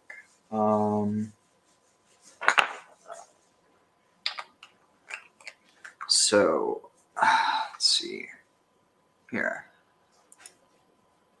Oof, haven't started that part yet. All right. Let's see. All right.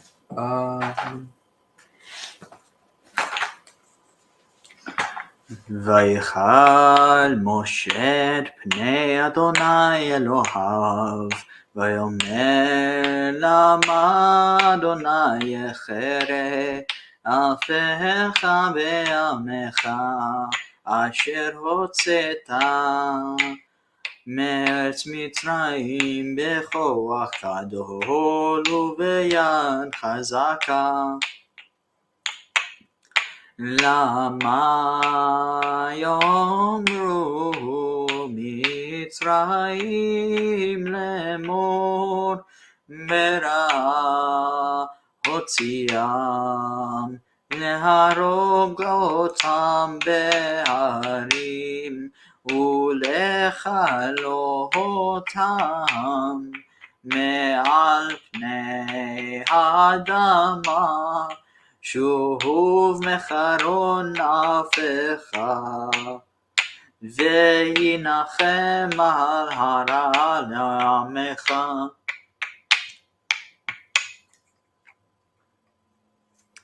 Interesting. This could also potentially be even rendered as choron.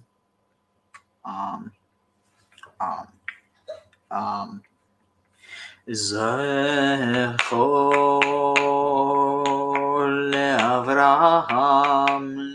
ליצחק ולישראל לעבדיך אשר נשבעת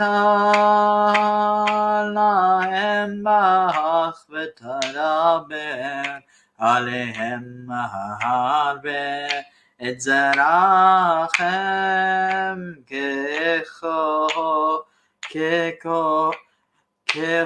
ככוכבי השמיים ובכל הארץ הזאת אשר אמרתי אתן לזרעכם ונחלו לעולם וינחם אדוני על הרע אשר דיבר לעשות לעמו ויפן וירד משה מן ההר ושני לוחות העדות בידו לוחות כתובים משני עבריהם מזה ומזה הם כתובים והלוחות מעשה אלוהים המה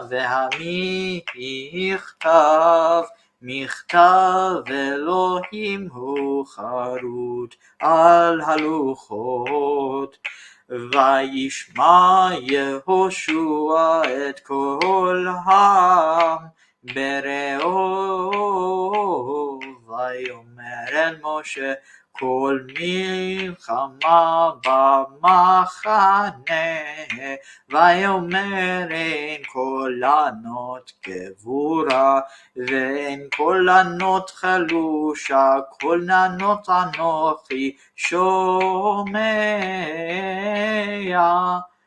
ויהי כאשר קרב אל המחנה ויראה את העגל ההוא מחולות ויחרף משה וישלח מידו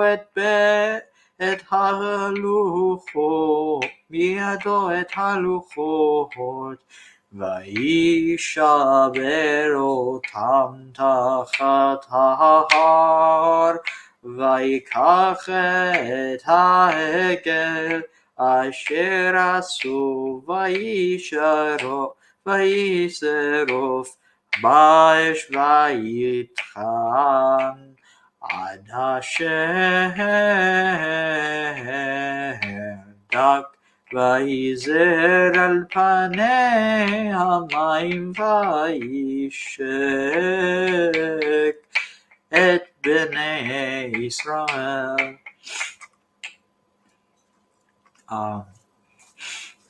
And Yichal Moshe, Vayichal Moshe, Yachal.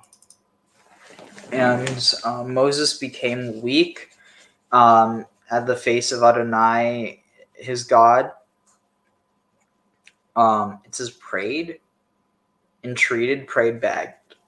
Kiel, Biel, I don't know what that means. But Yichal, yeah, so, and Moses prayed to the face of Adonai, his God, and he said, why, Adonai, Yechere Afecha, have you been wrathful? Why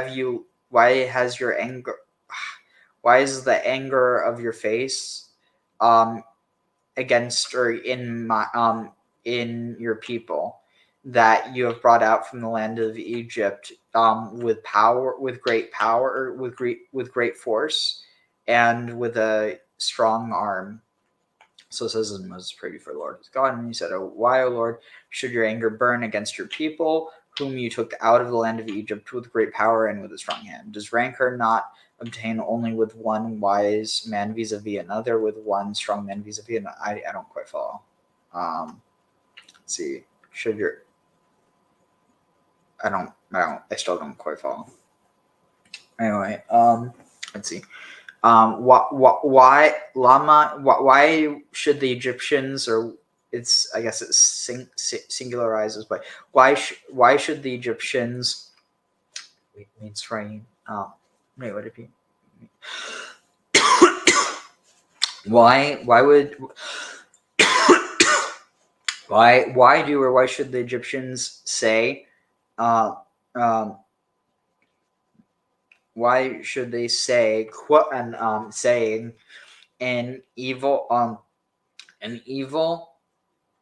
Hotziatam, an evil he brought them out, laharog, to kill you, for evil he did to kill. Interesting. Why does Egypt say, why do the Egyptians say, saying, in evil he brought them out, or in evil, for evil, he brought them out to kill them in the mountains, and lechalatam, and to finish them off, me'al, from upon the face of the earth, shuv mecharon, turn away, turn from your anger, turn from the anger, burning anger of your face, vehinachem, and what would the PL form? It would be to be sorry, PL, to be comforted, to console. This is the hinachem. Hinachem. That wouldn't be PL, that'd be hipel. Be sorry, have compassion. And have compassion upon the evil, on the evil for your people. I guess it's saying intended, or the evil you had for your people. The evil which was for your people. Zechor la'Avraham, remember for Abraham, for Isaac, and for Israel, aka Jacob, your servants, that nishbata, that you that swore to you, or no, that you swore to them, in them, and said to them, our bet that I will increase your seed. I will increase your seed like the like the stars of like the stars of the sky, or stars of the heavens, and upon the earth, and upon the kol. Sorry, what's it? The kol haaretz, and all the world, all the earth.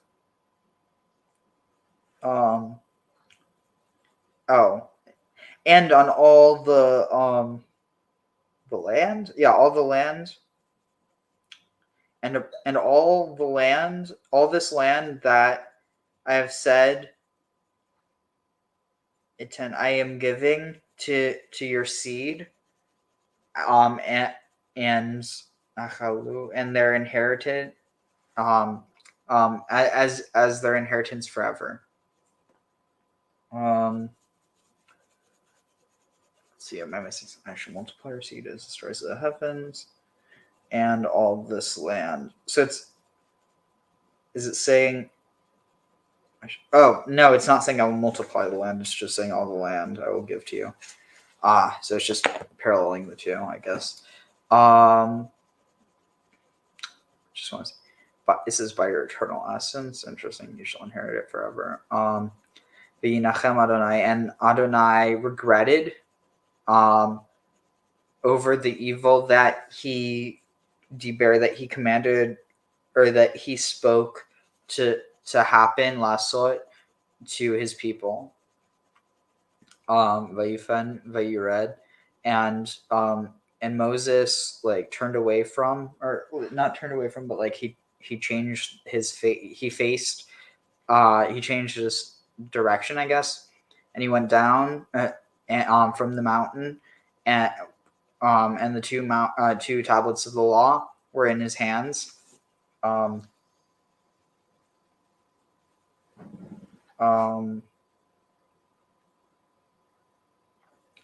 two written tablets were in his hands. From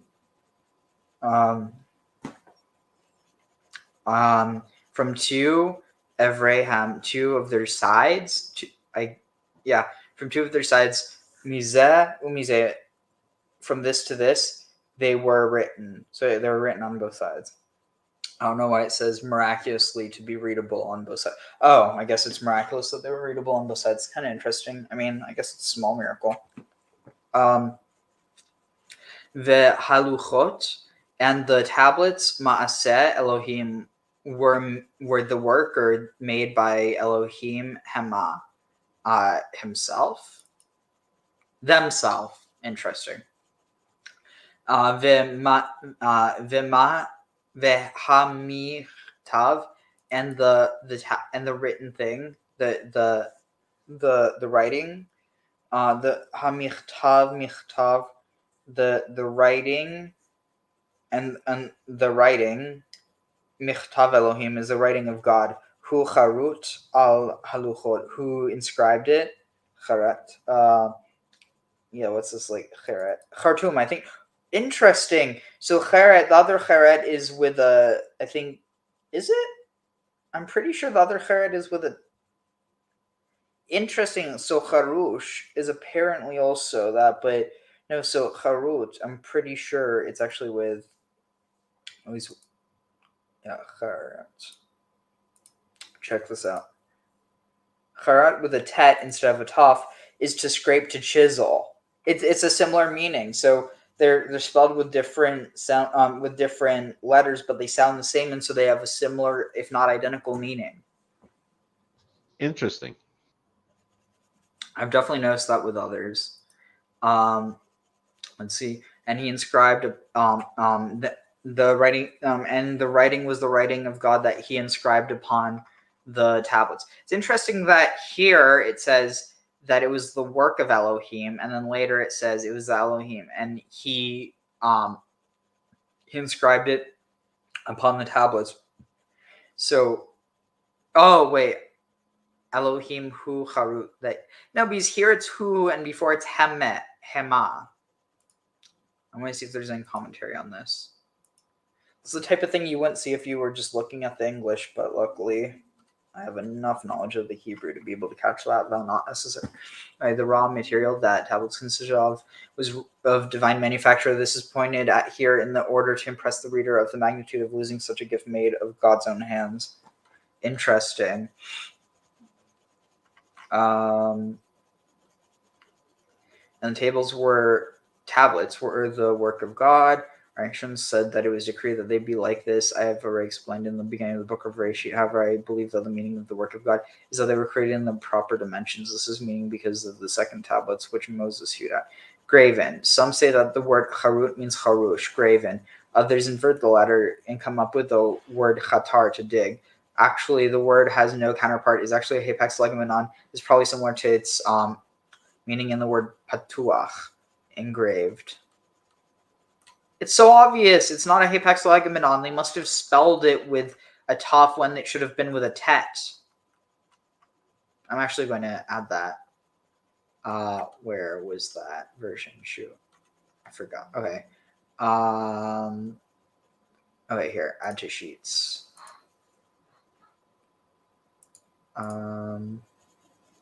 Commentary.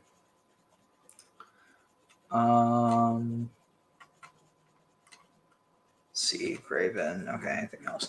And this is Baya. The tablets were God's handiwork. The reference is not to God manually having made the tablets, but that they came into existence at a verbal directive of God, just as the word came into existence by verbal directives of God. By the word of the Lord, the heavens were made. A similar expression is used in Genesis 2:4. On the day the Lord heaven made earth and heaven. And the script was the script of God. Hamichtav, the writing was the writing of God. The script was the script of God. Nachmanides writes that the verse praising the distinctive features of the tablets should by rights have written earlier, right next to 31:18, where the Torah reports God giving the tablets to Moses, that they were made of stone and written with the finger of God, or in the finger of God.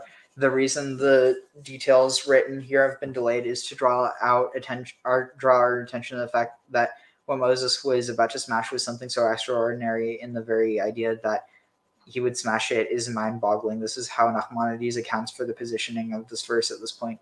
Well, this makes sense. The bigger problem is how Moses, the trusted servant of the Lord, could initiate such an act of deliberately destroying God's handiwork without having obtained God's permission to do so. If due to Israel's sin they had forfeited the right to receive the tablets, Moses should have returned them to God. Alternatively, he should have asked God what to do with them. When a mortal king dispatches a sealed document to someone by means of a messenger, and the messenger is unable to make a delivery because the recipients do not want to accept said document, a loyal servant brings the document back to his king, explaining that he was unable to deliver it.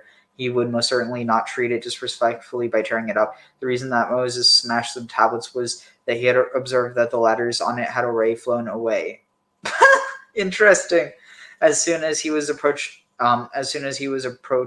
the area where the calf was positioned, an area which had become defiled by the calf's very presence. In other words, continuing with our parable, the king's seal had already disappeared, so that the rest of the document was no longer of any value. We may compare the tablets themselves and the writing on them to the relationship between body and soul. The tablets were the body, and the writing was the soul.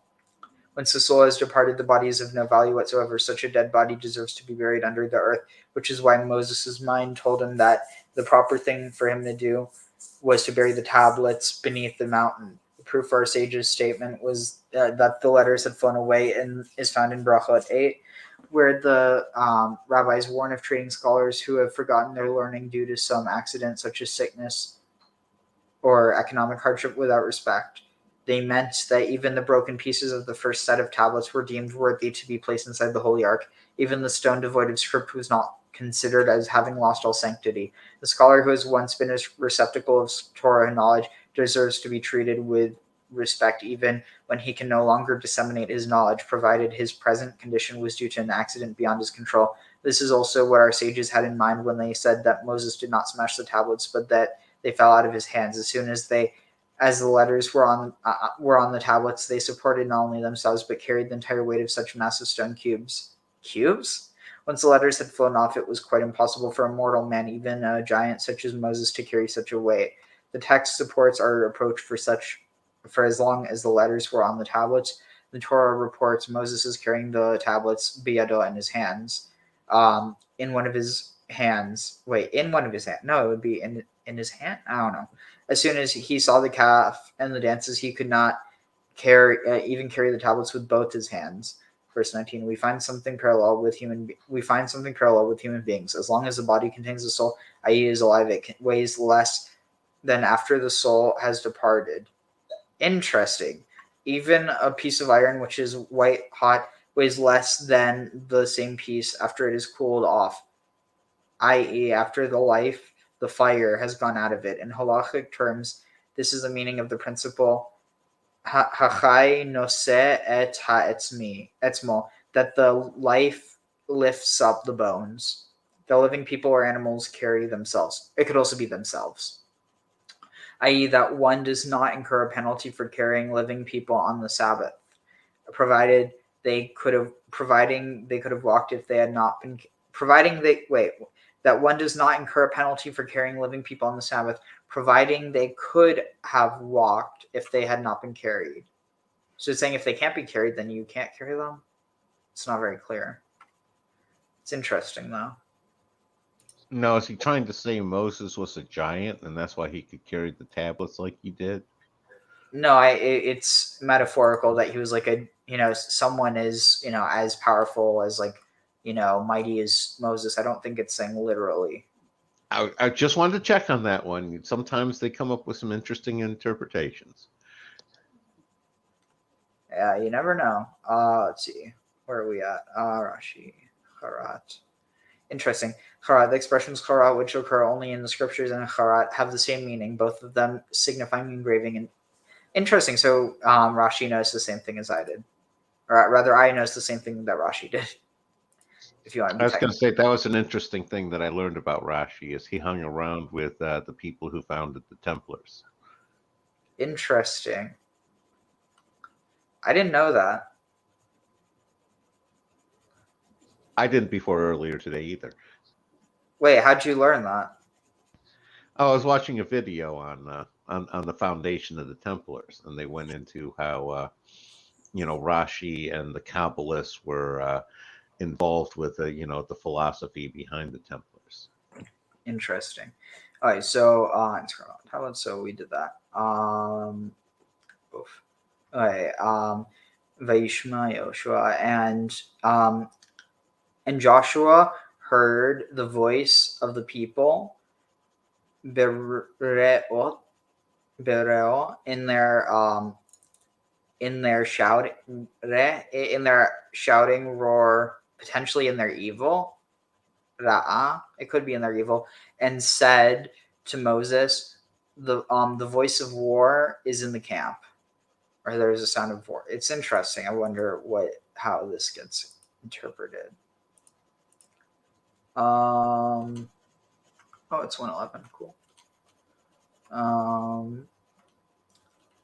Let's see. And when Joshua heard, and when Joshua, who remained at the foot of the mountain, heard, as they shouted, the word bereo, as they shouted, is related to the word teruah, shouting, as the word de'i, my knowledge, I will fetch my knowledge from afar. Job is derived from yada. Okay, so de'i, so then re'o, de'i from da'at, de'i re'o, so they're saying ra'ah is re'uah. But what's the root of teruah? I'm not sure. It's derived from yada. So the word yara derived from reo. The same applies to lama tri. Lama tri rea. Why dost thou cry out loud? Micah 4:9. Oh, please no. Bachya. Joshua heard. Sound that Joshua heard. When you interpret it as a sound of word, in order to understand Moses' response to Joshua, one has to have prophetic insight. 1 moment. Distinguish certain sounds as implying either something positive or negative. The power of oral perception is something God has granted to outstanding individuals.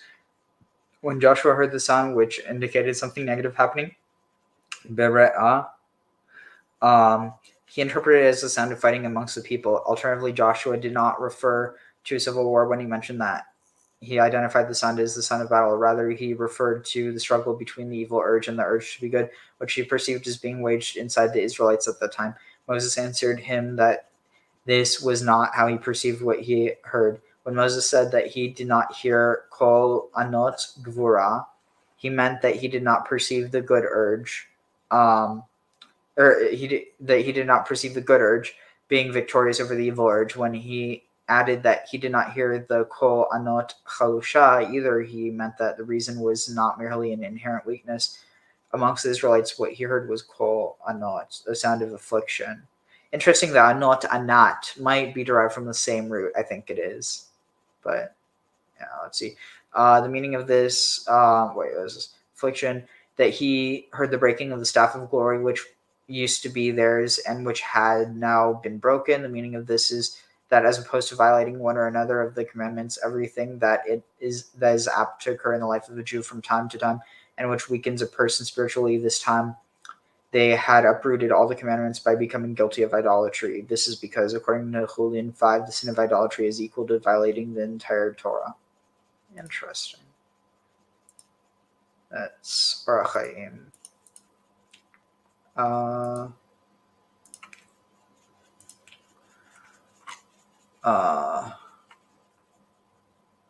Bach, yeah, dang it, this is going to be too interesting to pass up.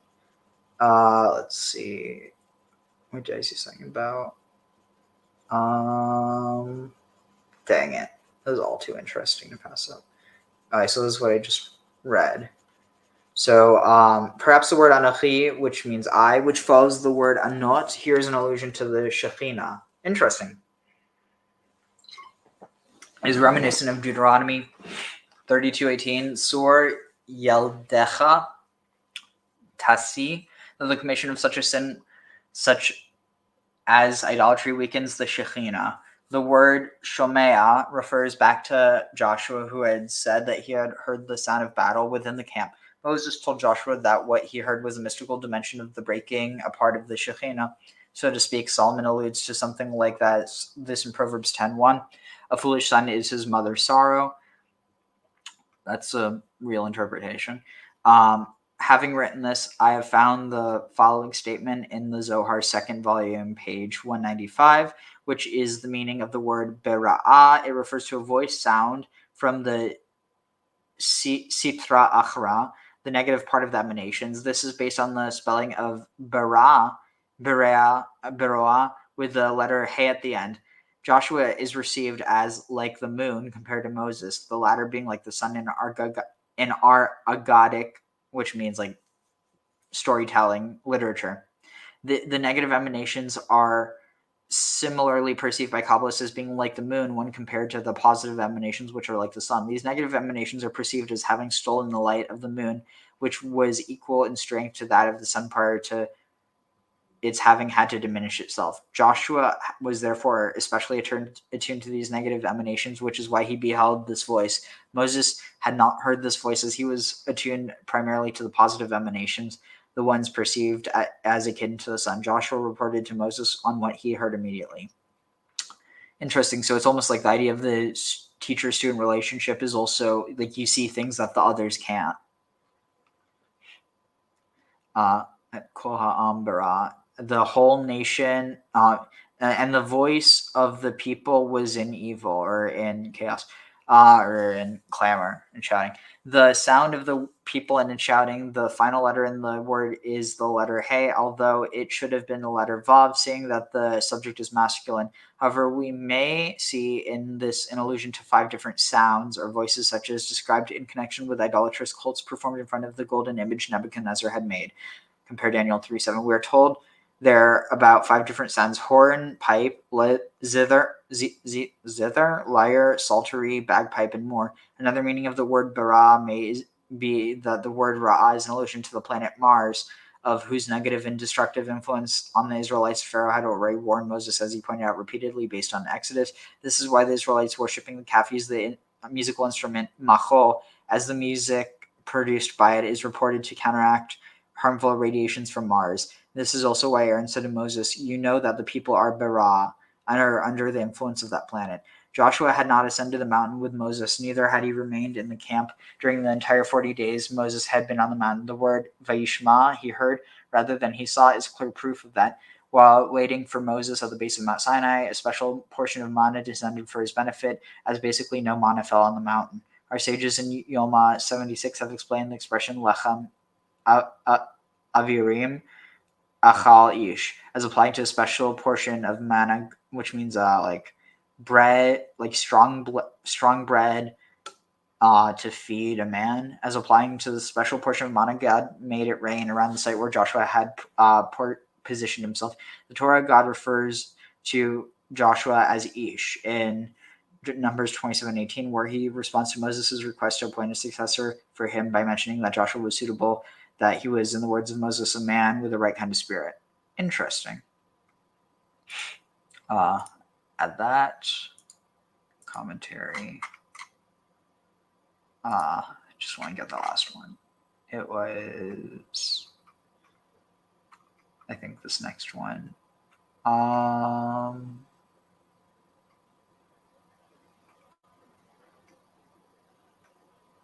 Let's see, I think it was, yeah, this one.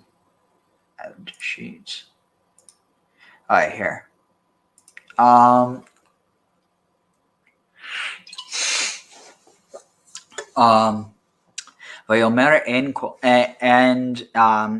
he, I guess it says Moses here, that's what it says. And he said, there is no sound, anot gvura, there is no sound of the affliction. There is no sound of, or response of testimony of strength. It says there is no sound of weakness. I don't know how they're getting that. An agonizing sound. I hear a sound of blaspheming and vilifying that agonizes. What? Okay, so Vayomer, and he said there is no voice of Anot. What? If it's not from Anah, what else can it be from? Does it give alternatives? be affliction. Okay, so if there is not affliction of strength, which is weakness, okay, that makes sense. And there is not a voice of an affliction of chalusha. There's not. Wait, what? There's no sound of strength. Kol anot, the sound, a sound of answer, the sound of the shouting of strength, and there's no sound of the shouting of weakness. The sound of the shouting, the sound of shouting I do hear. Okay. And so it was as and so it was as he approached Moses, as he approached the encampment, he saw the egel, the bull, or the calf, umecholot, and the timbrels, like the and yichar off, and he grew angry, and his face grew angry, fiery with angry. Moses' face grew angry, fiery with anger. And he cast down miyado, from his hand, the luchot. Interesting. So to cast, throw, hurl, or fling, can it be to drop? Doesn't say that. And he dropped from his hand, and he threw down from his hands the luchot, the tablets, vayishver, and they broke. Vayishver otam, and they broke. Tachat hahar, beneath the mountain. Vayikach et ha'egel asher, and he took the egel that was, he took the calf that was made, and he burnt it in fire, and vayitchan tachan, and he crushed it, or he ground it up, ad asher dak, until it was like finally pulverized, or thin, until it was pulverized. Yeah, dakak. Vayizer, and he scattered it upon the face of the water, vayishak, and he vayishak. It would be hifil. Shaka, gave to drink. He gave to drink to the children of Israel. So this is, and he took the calf that he had made, and he burned it with fire, and he ground it until it was fine dust, and he scattered it over the water, and he gave the children of Israel to drink, with the intent of testing them, like the sota, women suspected of adultery. 3 death penalties were adjudicated where there were witnesses in mourning. Death by the sword, vis-a-vis, 27 below, as in the instance of Ir Hanidachat, a city the majority of whose inhabitants had gone astray after idolatry. See Deuteronomy 13:13-19, where they were witnesses but not warning. Death by plague, where there were neither witnesses nor warning. Death by hydrocon, the waters inspecting them, as in the instance of hydrocon. What is that? What on earth? Hydro would be water. Beyond that, I don't know. Yeah. Let's see. Hydrocon.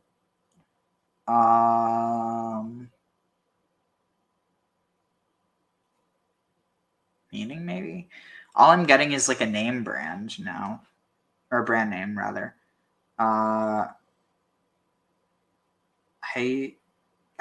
Hydrocodone is also showing up, but that's not what I'm trying to find out about. And I'm pretty sure they don't mean a pirate, and a water convict. Yeah. Let's see. Death by hydrocon. The waters. Oh, I think it explains it. The waters inspecting them, as in the instance of the sota's draught and their stomachs bursting. Hydrocon. Let's see. Hydrocon Greek. They're basically saying they keep, forcing water into them until they burst. It sounds like.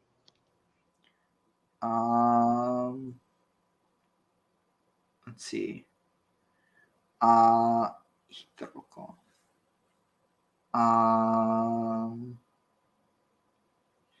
Fokiko. Wait, what is this?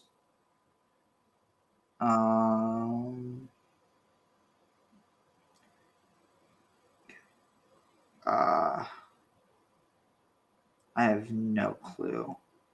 I've never had a harder time. Hydrocon,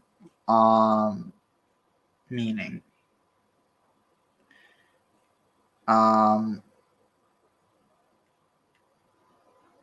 Meaning Greek.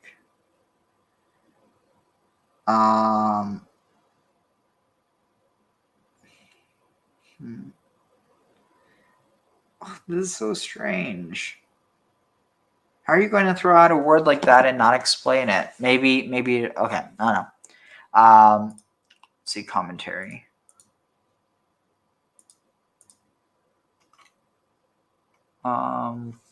Okay. He burnt it in fire. There are materials which, when added to gold, immediately also burn the gold, i.e. blacken it. Such gold never regains its original color. There are materials which, when added to gold, immediately also burn.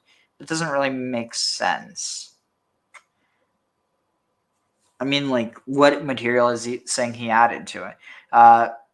He made the children of Israel drink from this mixture according to the plain meaning of the text. Moses did not intend to make the people drink, but to scatter the gold so that it would cease to exist. When the people drank from the water that the gold had scattered into, an onlooker would gain the impression that he had seen someone drinking gold. Proof that this is the correct interpretation is found in Deuteronomy 9:21. Ve'achot oto tachon. I broke it to bits and ground it until it was fine as dust. At that point, Moses does not mention a word about making the Israelites drink it. He made the children of Israel drink it. The Israelites of Israel drink. On this verse, Rashi observes that basically we're subject to death for certain sins by one of three types of death, as in, okay, just explain different cases. That's very legalistic and not really as pertinent. And he took the calf. Some say the meaning of and burnt it with fire is that he melted it in fire. However, there is no need for this, for there is a substance which, when put into the fire along with the gold, causes the gold to immediately catch fire, turn black, and never again turn back into gold. This has been tested and found to be. It sounds like it's just talking about carbon. I have no idea what they're talking about, other than it sort of sounds like they're talking about Moses fed them monoatomic gold tag. Let's see, add to sheets.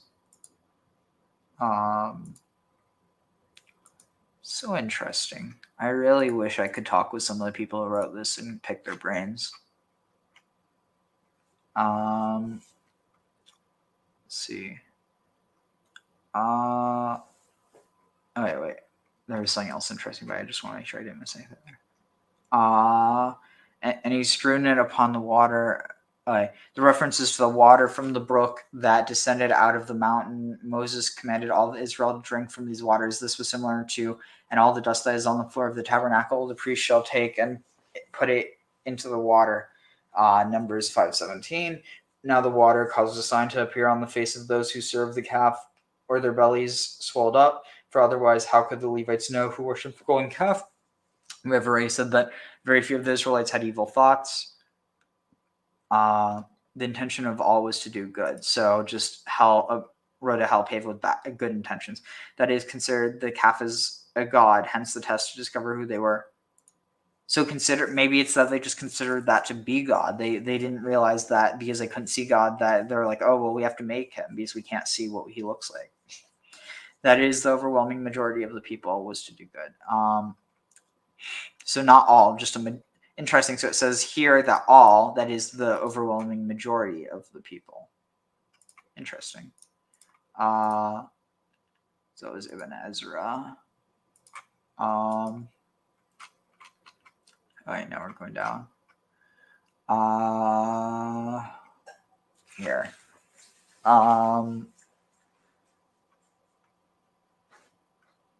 Let's see. All right. I think this was. Just want to be sure. Yeah. All right.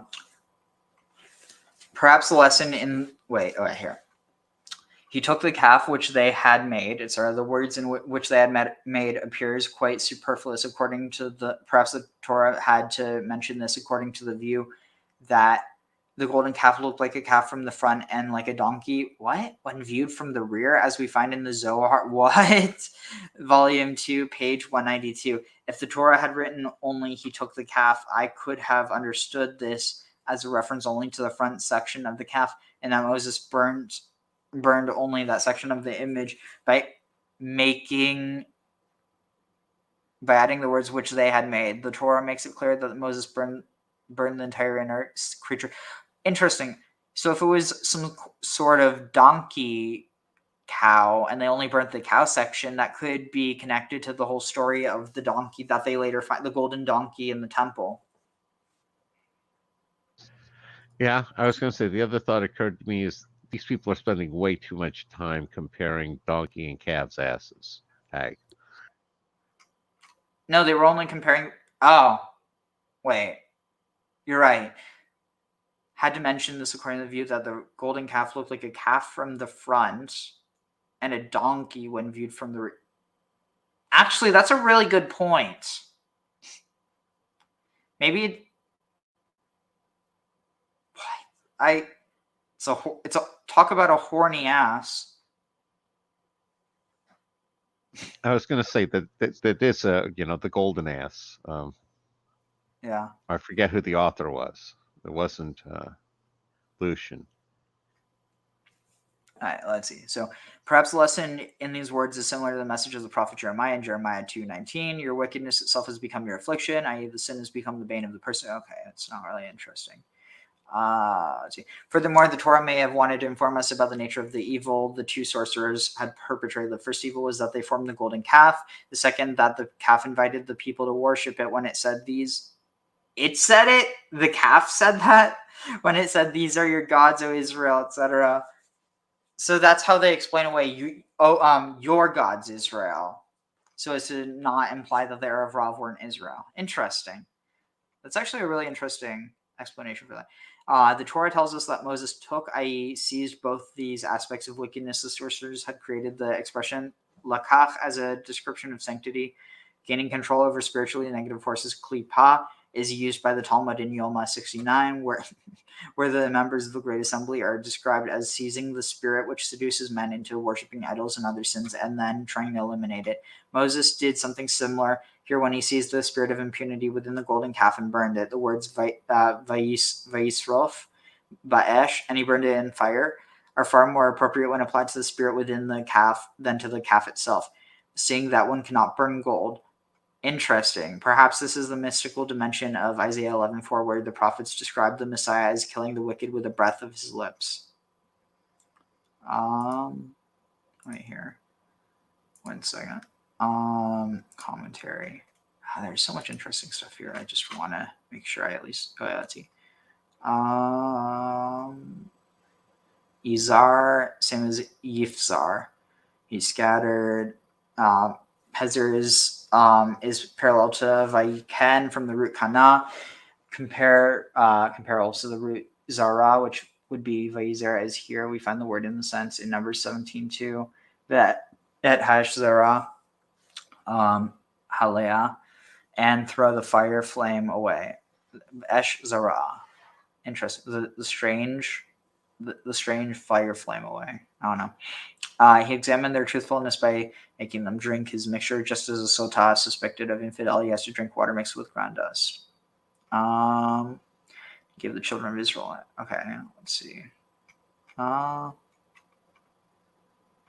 He burned it with fire. Gold is normally worked only when it has been made red hot, when it is cast in a mold. Therefore, just as the calf came into existence by means of fire, it had to be destroyed by means of fire. Ibn Ezra writes that, and it's like Mordor writes that there are elements or additives which, when mixed with gold, not only have the same effect as melting it, but would make it incapable of being reconstituted. Moses used such a interesting.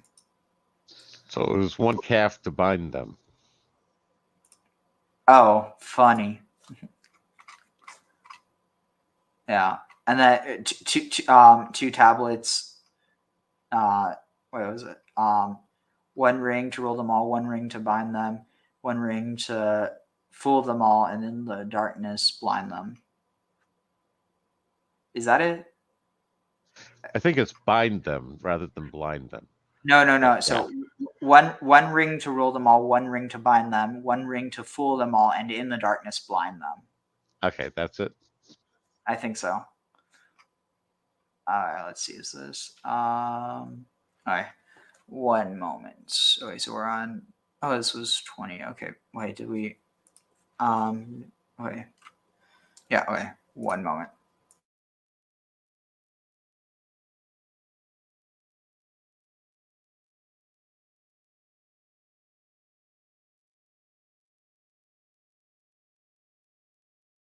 All right, let me find.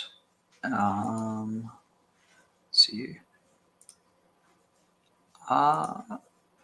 Where is it here? Just skip. So with that, my friends, I want to say this. We all have these two voices within us. It behooves us to choose the path of life, the path of light, and we have the ability to do so. I hope this sheds some light, no pun intended, on that dark side. And with that itself, allowing to expose it, because remember, darkness does not like light. All the maggots, all the parasites, where do they gather? When there's no bright light. They like moisture, but they want it to be the light. As soon as you shine the light, the burglars and the criminal elements and the dark elements run away. The vampires disappear in the light. They thrive in darkness. Darkness is also in ignorance and things that we don't see clearly. So it's critical to shed light on these dark matters, and that allows us to understand existence in a completely different way. Now, there's so much more that can be said on this topic. I hope this illuminated some part of it, but I'm sure we'll talk about it some more. This has been Simon Jacobson. Meaningfullife.com is our website where you can find a wide array of materials, relevant materials, psychological, spiritual, life skills to help us deal with every challenge in life. Please, love to hear your feedback, your comments, and please share. Subscribe to our YouTube channel, which has been growing and skyrocketing, actually. And share with others, share with your friends, and hopefully let's get this message out and let's turn this world, which has so much darkness. Scientists recently discovered how much dark matter, dark energy there's out there. But ultimately, that darkness is all part of a bigger plan that allows us to discover the purpose of the darkness itself is deeper light. Thank you so much, and be well and be blessed. So he walks out to the stage, stands in front of the stage, and looks at all of up on the balcony down. The term Kabbalah has a lot of appeal in the general market. I'm not sure if the general market really knows its true meaning, and you are a fan of definitions and terms. Would you? Sure. Let's just start with what is Kabbalah? Can we define it?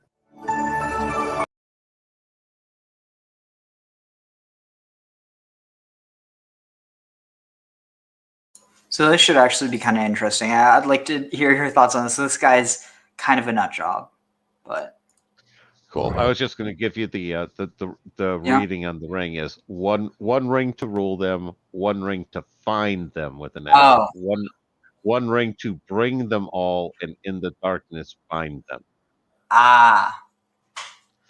And the golden ass was Apuleius. I'd forgotten. Tag. Oh yeah. Interesting. Let's see. Actually, wait, this one's shorter, so let's just see this one. This guy's also a little bit.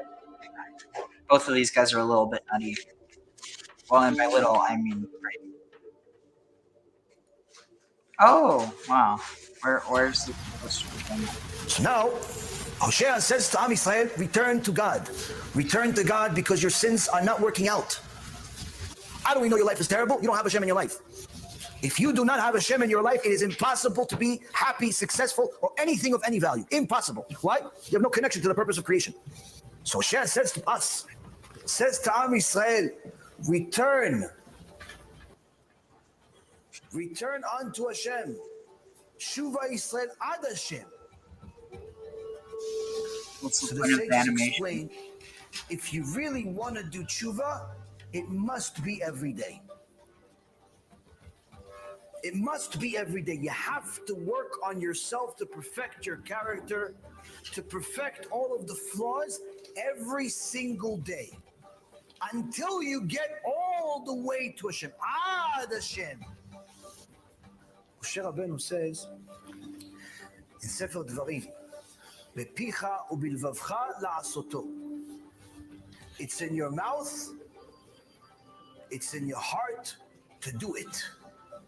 Meaning, you were created to learn and fulfill the Torah. That's it. That's what you were created for.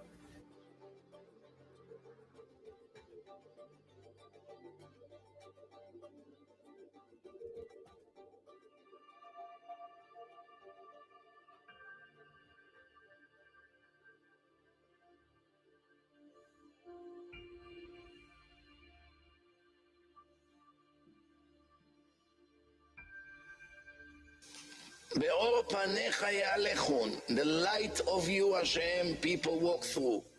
That your light guide them.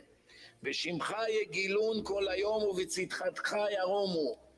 Everyone is rejoicing in your name, and with your righteousness they are lifting themselves spiritually. כי תפארת עוזמו אתה, you are the glory of their strength, וברצונך תרום קרננו. And when you want, our level rise sharply, just when you want. All we have to do is to get you to want. Once you want, nobody can stand next to us. כי להשם מגיננו ולקדוש ישראל מלכנו. Hashem is our savior, and the holy of the nation of Israel is our king. אז דיברת בחסון לחסידיך ותאמר, you spoke in a prophecy by Shmuel, prophet Samuel. You told him, שיוויתי עזר על גיבור, I gave strength to the hero. הרימותי בחור מעם, I lifted the chosen one from the nation. Who is he talking about? King David. Samuel was the prophet in the time of David HaMelech. Shmuel הנביא. עליון למלכי הארץ. The one on top of all the kings of the world. מצאתי דוד עבדי בשמן קודשי משכתיו. I picked David for millions, and I put my holy oil, שמן המשחה, from the horn that Shmuel the prophet put on his head, eventually become the king, but not just the king in this world, the king of Mashiach. The kingdom, the final kingdom will come also from him. בשמן קודשי משכתיו, with my holy oil, I poured on his head. אשר ידי תיכון עמו אף זרועי תאמצנו. My hand is supporting him.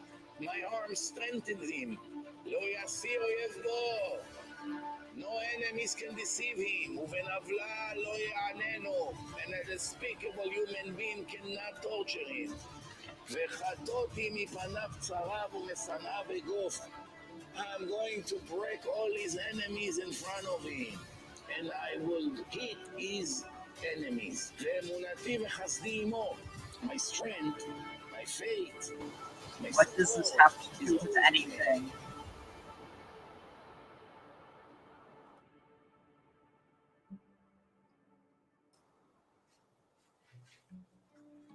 This has like no actual substance. Maybe we'll get into it. The Zohar in Parashat Shmot 7. This is what the Zohar say. ויהי חושך אפלה בכל ארץ מצרים. There will be darkness in all the land of Egypt. לעתיד לבוא, to the future to come. This was written 2,000 years ago. יהיו כמה מפריצי עמנו. There will be the wicked Jews שילחמו עם האומות נגד מלך המשיח. When Mashiach would come, the Messiah will arrive. There will be Jews, the liberals, the anti-religion, that will Jews שילחמו עם האומות נגד מלך המשיח. When Mashiach would come, the Messiah will arrive. There will be Jews, the liberals, the anti-religion. See what I mean? This guy's a little bit will nutty. join the goyim, the nations, to help them to Yeah, I fight can see what against you mean. Mashiach. In a final Yeah, revenge this against is all what we the call a Shanda anti-Semites. for the Goyim. Don't be so surprised. And the Zohar in Parashat Pinchas, Resh Mem Tet, this is what it says. In those 15 days of darkness, there will be a disaster for all the leaders of the Erev Rav. Now you understand why you have in Israel half of the government who constantly make fun at the Torah and at the rabbis and at Hashem. If you worship Hashem and also worship society, you would left with nothing. You have to make a decision. You are with me or you are against me. Many Jews lost their עולם הבא. It's called מחטיא רבים. אין מספיקים בידו לעשות תשובה. From our nation. Why are they going to keep mitzvot? I don't know. What is the word for them? They don't have a share to the world to come already, because the damage that they made irreversible. There's no way to fix it.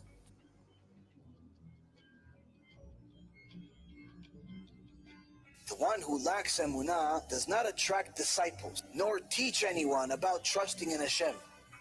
But the one that has fake emunah, he teaches others to be false just like him. When that's revealed, his despicable action against his fellow man will become known, and then people will say of him, look at that man who studied Musar, but look how shameful his actions are. He says the person that's a faker, all of these fake speakers, whatever they are, these self-help people, some Jewish, some not, he says those people are much worse than anybody else. Why? Because they have disciples. They teach people they're fake. They teach people they're false. How are you gonna fix it? Now you put tefillin, and in the minute you put tefillin, someone is being murdered because of you. And tomorrow another one, and another one tomorrow. And every new person who see it, it's affecting him. He believes the lies over there, and he reacts based on that. You cannot do tshuva for that. You have to pay for the damage you caused the religion. You have to pay for the anger you What about caused. you? You have to pay for all the children and people that are dying in our nation because of this horrible crime. Zohar Parashat Pinchas, page Resh Mem Tet. And in those 15 days, באותם ט"ו ימים של חושך, ימותו כל מנהיגי הערב רב ששלטו בישראל. All the Erev Rav leaders that control Israel, they will all be clean from the face of the earth.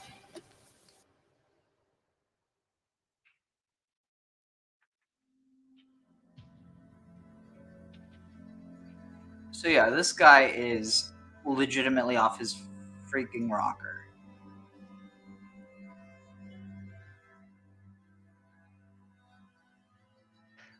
That doesn't necessarily prevent him from being interesting, though. When did I say that? Idol after idol. But the moment he heard the truth and he realized this is it, Vaishmaitro. He heard it, he fulfilled it. That's what tshuva is. You heard it, do it. Do it right away. Do it as soon as possible. Don't let anybody else tell you, no, you're being fanatic, you're being nothing. You know it's right, you do it. Forget about your upbringing, your downbringing, your isbringing. All that stuff is excuses, not going to work. No one is going to fight for you in the Bedin of Shamayim. No one. Only your own actions are going to fight for you. A person realizes that, he starts fixing his actions. She starts fixing her actions. Bezat Hashem, we all start fixing our actions. But the reality is, Rabotai, I think it's more than enough for each one of us to take something out of what we've learned today, and Bezat Hashem, at least begin our tshuva.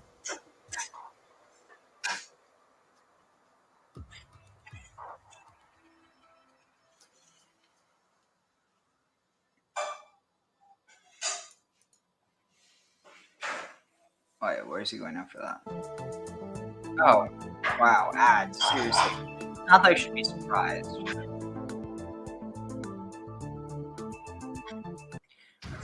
This guy might actually go into a bit more depth. He's also nutty, but just to give you a bit of context as to what other people believe about the Erev Rav.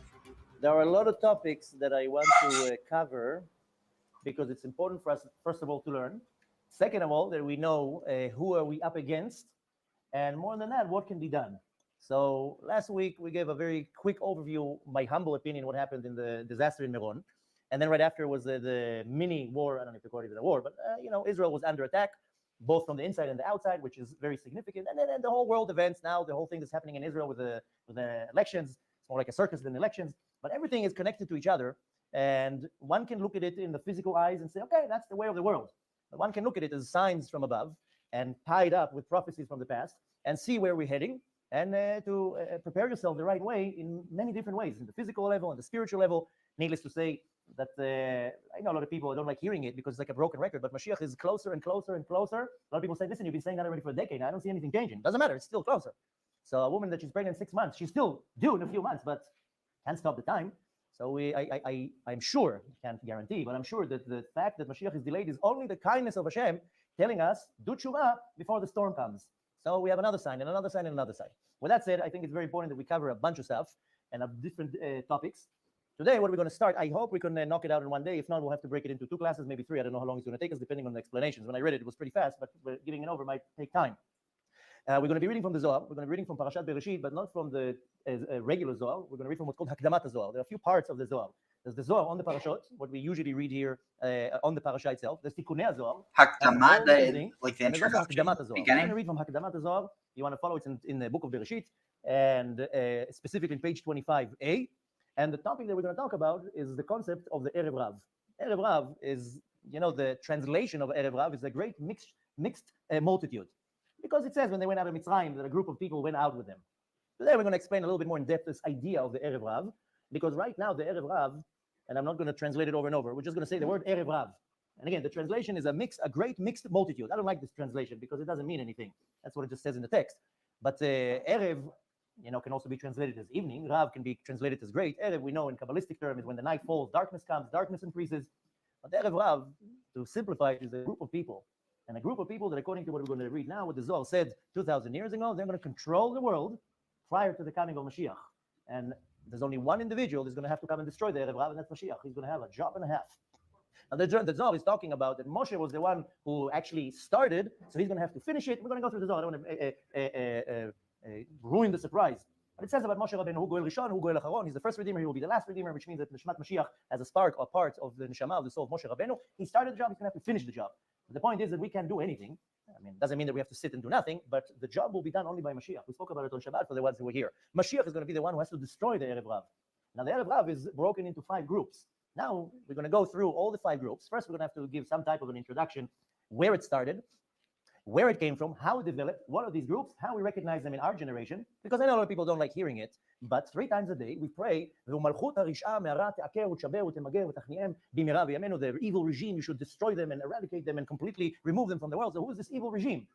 So we explained that in length in previous videos, but there's an evil regime that is controlling the world, whether it seems clear or not. I mean, there's the front line that looks like governments and also to humanitarian organizations and non-for-profits. But the point is that on the top of the pyramid are sitting a group of people and they're running the world. And everything is one big show to manipulate, to trick, to lie, all for the sake of controlling the world. Now, I know to many it sounds like, okay, you're talking like a fairy tale. But I'm not talking about, first of all, what I'm saying. I'm not saying I'm reading from the text. You have complaints, go to Rabbi Shimon Bar Yochai and complain for him.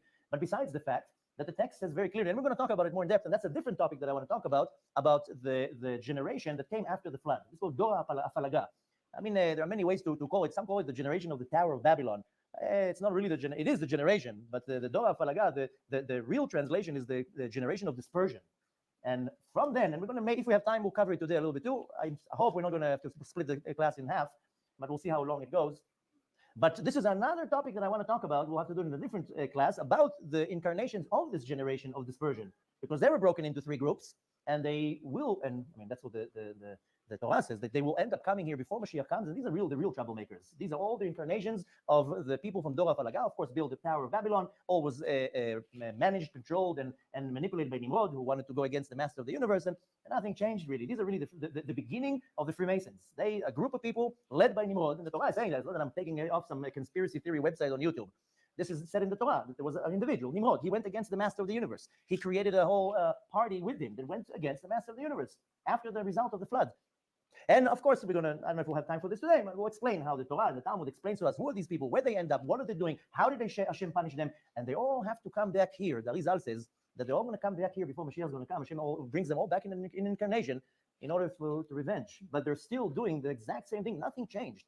Imagine now like a Hollywood movie that you see, like a production 4,000 years ago, and people with the dresses, or however you call them, like, just imagine in your mind, use your imagination a little bit, and you see that it looks like a fairy tale, and then it says on the bottom 4,000 years later, and you see New York, Los Angeles, jets flying, armies, computers, smartphones, and we're into the future. Nothing really changed. There's still a group of people behind the scenes that want to go against Hashem, that they mock the Torah, and their main target are the ones who believe in Hashem, and they drive the entire world, and most people are manipulated, lied to, and they convinced everything else but that this is the truth. So when Mashiach is going to come, there's going to be a lot of surprises. So better to know what's going on right now, even if you sit and do nothing. At least we learn the Torah. This is all coming from the Torah. It's all coming from text. And more than that, the bottom line is, how do I relate with this? How do I prepare for that? What do I need to do? Can I do something about it? Do I have any power against this whole thing? I'm not Mashiach. Can I do something? Why do I need to know about it? Some people say, I don't want to know about it. I'd rather stick my head in the ground, ignore the situation, live my life, and whatever happens, happens. So A, it's important to know. B, we can do a lot about it. and see, even if I don't have a direct contact, but in an indirect, I can do a lot with my good deeds, with my Torah, with my tshuva, with the awareness. So, in 1933 and 1934 and 1935, etc., when there were certain rabbis who came to Jewish communities and were talking the same type of conversation, they were mocked, they were ridiculed, they were kicked out of the shuls. Get out of here. Why are you coming in and scaring us? Why are you spreading fear amongst the communities? Rabbi Rav Ashlag, Yehuda Ashlag, who is known as the Baal HaSulam, used to go to Germany, to Poland in the 30s. He came from Eretz Israel. He lived in Eretz Israel. And he was mamash, he had Ruach HaKodesh. He wrote the whole Pirush on the Zohar. It's called Pirush HaSulam, the interpretation that is called Sulam, a ladder. But nevertheless, he went in the 30s to Europe, warning, they're going to the rabbis, as a rabbi, warning them, I see a black cloud over Europe, warn your people, tell people to leave. And nobody believed, of course, because it sounded like mumbo jumbo. What are you talking about? An evil regime? Are they going to come and control the world and destroy us? And they're going to do human experiment? How do you say it? Experimentation? Experiments? Ah, come on, nonsense. Human experiments? Who would do such a thing? Why would the government want to do such a thing? So, and it's just like a rerun. It's a broken record. And what do you think, that then people didn't think it's mumbo jumbo? And the result is pretty obvious. Death camps, Holocaust, human experiments, etc., etc. So nothing's new under the sun. It's just a rerun. Every few generations, it's a rerun. So I feel it's very important to know, to learn, to be educated, to know how to prepare. And first of all, I find it fascinating. I think we can do here a better production than Hollywood with all the text that we have. Hollywood is a pocket change compared to what we can have here and do a whole Netflix series about it. So speaking of the devil, so a lot of people are like, well, Netflix is such a great cinema organization. No, Netflix is part of the Erev Rav. How do you think they became so big and so powerful within 3 years? How can it be? Only the Erev Rav has the power to take something so evil, and if you're looking at really what Netflix is serving to you, is exactly the plan. Every little series and movie that they come out with is telling us that they put the writing on the wall. So the Erev Rav is not some hoodlums. Erev Rav is we'll call it the real mafia, a real organized mafia of governments and kingdoms and armies and wealthy individuals that are, they think they're running the world, but in physical they are running kind of the show, because Hashem is allowing them. Till Hashem is going to say enough is enough, and then the whole story is going to be over, which is all great news because it all has to do with Mashiach. This is the sweet revenge of Hashem with how to eradicate this group that are existing for 4,000 years, and I can go on and on and on. I'd rather go straight to the text, but it's important to know at the end we can make some conclusion. How is it going to do with me? What do I have to do and how I come into the picture? Why do I need to bother with They're it? not some evil group, though. That's the thing that this guy's totally misunderstanding. Smart people listen to the end, and then they can draw conclusions. But I know that people are going to stop the video in the first 2 minutes. Misunderstand willfully. I don't want to hear about a group of people 4,000 years ago that decided to go against the master of the universe, and now their incarnations are running the world. Sounds like a sci-fi or some weird production. But the fact is, you can't ignore the facts, and smart people, they want to see what's in front of them. Now, a smart enemy doesn't show you his tactics. People think that our enemy is like the Hamas, sending missiles to us. That's not our enemy. That's that's a bunch of hoodlums, by the way. The real enemy is the ones who are pretending to like us, pretending that they work for us. Nice suits, educated people. All, of course, are aristocrats and educated individuals because they invented the whole thing. But nevertheless, the bottom line is that there's a lot more other topics today. We're going to focus on the Erev Rav. With God's help, we're going to be able to cover the whole thing today. If not, we'll have to break it into 2 classes and hopefully not 3 classes. But it's important to know, besides being fascinated, and then at the end, of course, we can draw the conclusion. What do I need to do? With that said, we're going to go into the Zohar. And again, this is Tikkunei Zohar, Akdamat Zohar in the book of Bereshit, page 25a. And first, we're going to read a very quick introduction because he says as follows: in order for us to understand the next discourse, Nakdim, first we have to understand Sod B'inyan HaGerim, the secret behind the converts. Converts are very powerful concepts in Judaism. I said that many, many times. The more the Torah repeats something, the more important it is. So if the Torah says to us not to eat meat and dairy, if it would say it once, it's important. But the Torah repeats 3 times that we can't mix meat and dairy. So it has a certain level of importance. About observing the Shabbat, 12 times the Torah repeats observing the Shabbat. About treating converts nice and in a respectful way, 36 times the Torah repeats the importance of how to treat converts, which means the Torah gives it a very important, a very significant importance. So here we're talking, there's a big secret behind the converts. Why? Because not all the souls of the converts are equal. Some of the converts are called Gerei Tzedek. These are true converts. As we pray 3 times a day, we also insert that in our prayer. We say Allah Tzadikim, Allah Chasidim, right? And we have Gerei Tzedek, and these converts that are righteous converts, Ve'aleinu, and us, which means they come before us. Shehem Hayu Nishmot Israel, that these converts are original souls of Israel. And I'm not going to use the word Jews, I'm going to use the word Israel. Okay? I don't want to say something extreme and say I don't like the word Jew, but we're not called Jews in the Torah. Right? We're called Bnei Israel. We're called the sons of Israel, sons of Jacob. I'm not saying we're not Jewish. I'm just saying the Torah refers to us as Bnei Israel. Let's stick with this for now. So it says these Gerei Tzedek, and the translation of a Ger Tzedek, Ger is a convert. Tzedek is righteous, or the real deal, as they say. These are original souls of the nation of Israel. ועל ידי שחטאו בחטאים גדולים, because they did severe sins, נתגלגלה נשמתם בגוי. Then their soul got incarnated in the body of a non-Jew. ויש גרים, and there are some converts, שאינם נקראים גרי צדק, and they're not called גרי צדק, כמו גרי העריות. They're called גרי עריות, the converts of lions. Why lions? He doesn't say here. But they're also called Erev Rav. So we have ger tzedek, these are the real converts, the real deal. And then there's gerim שאינם נקראים גרי צדק, כמו גרי העריות, a group that is called converts of lions. And again, forget about the word lions. And we're not going to interpret this right now because he's not talking about it. זה הערב רב. And these ערב רב. שנשמתם היא מן הקליפה ממש, that their soul is a manifestation from the klipa, from the sitra, from the other side of holiness. ואין להם חלק בקדושה, they have nothing to do with holiness. They're not connected to קדושה in any type of a way. והחילוק ביניהם, and what's the difference between these converts? כי אם הם מתגיירים לא משום פחד ולא משום תאווה גופנית, כי אם לאהבת ויראת השם הקדוש ברוך הוא. The real converts, you know why they convert? Because they love Hashem. They want to be part of the nation. They're not being converted from fear. What is he saying? משום פחד, from fear. Some people convert from fear. Some people convert משום תאווה גופנית, from a physical desire. How many people, they want to marry a nice Jewish girl? A lot of this just sounds like Calvinism. And vice versa. Sometimes it's about money. This is also physical desires. So the ones who are the real deal, כי אם לאהבה וליראת הקדוש ברוך הוא, because they love and they fear Hashem. End of story. This is the real deal. וזה יורה כי נשמתם נאצלה משורש נשמות ישראל. The ones who get converted because of the love to Hashem, that's the proof that their soul came down from a very holy place, which is the source of the souls of Israel. לכן הם משתוקקים לטוב. לכן הם משתוקקים לשוב לעמם. They have a thirst to come back to the Like, nation. isn't this bizarre? He's basically saying that people who are good because of what their souls are, and like basically taking any agency out of it. I agree. Like, isn't this basically just predestination, but in Judaism? Sure looks like it, although Calvin isn't particularly a Jewish name.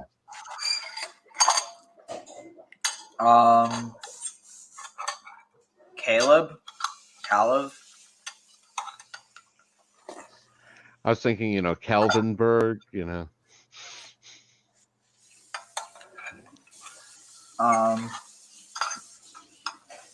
Calvin.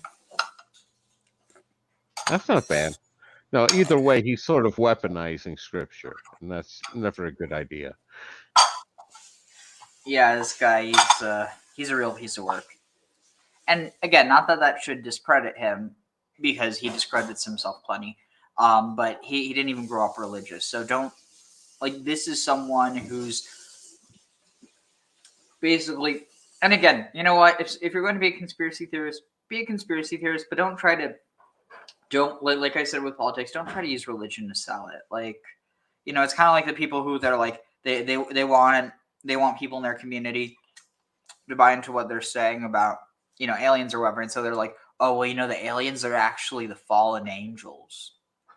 And so then you basically have an inroad to get people in your own community interested. So that's what he's doing with conspiracy theories. It's like, separate that from the religion. Like, I have a real issue when people don't distinguish. Well, I'm not entirely against the theory of religion being a conspiracy theory. Okay. Yeah, but he's not saying religion is a conspiracy theory. He's basically... Wait, what do you mean by that? Well, again, you got the whole murder of Jesus. So much of the religions. You have one, so many of the actual events seem to involve conspiracies, and two, you have the people who have theories about so many of the sort of the idea of the priests hijacking the religion and it becoming a conspiracy that way. Okay. So are you basically arguing that who crucified Christ is basically just the ancient version of who shot JFK? Yeah, or I was thinking JR if you want to go with the 80s Dallas. Yeah, Dallas.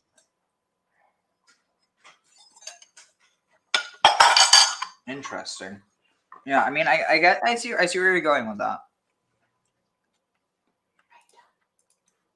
A week, a month of people from the middle of places that I haven't even heard of.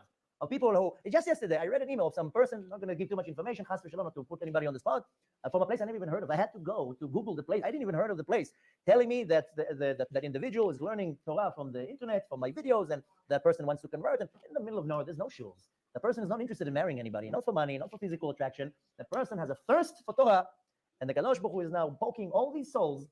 I don't want to say something that doesn't sound so nice, but it's like popping like mushrooms after the rain. Converts all over the world, thousands and thousands. But the real ones, they have a strong thirst and a pull to the master of the universe, to the Torah, to the truth. Half of them come from idolatry, from many different religions. These are the real people. These are the real converts. And they have a thirst to go back to their nation, back to their land. And they don't care that the nation of Israel is degraded, is attacked, is mocked, anti-Semitism, and they're thrown in exile. These are the real deal. They're called Gerei Tzedek. But the ones who convert because of a physical desire. No. Okay, he's lying. He's lying. Gerei Tzedek, that's something else. Gerei Tzedek are what's the word? Like righteous inhabitants, or like basically it's the idea of like a foreigner in the land, but like someone who abides by the laws of the land. He's lying. I mean, he might be deriving something deeper, but he's saying this is what it is, not this is one of the interpretation. Like that, I'm going to show you that he's lying. Check this out. Gerei Tzedek.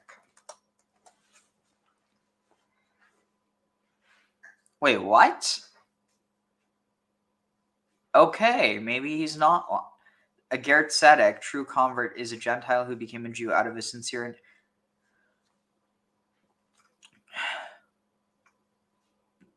Interesting. What?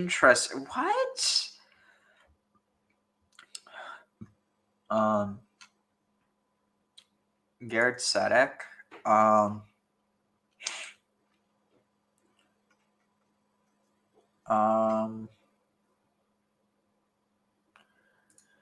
Gerei Tzedek, righteous inhabitant.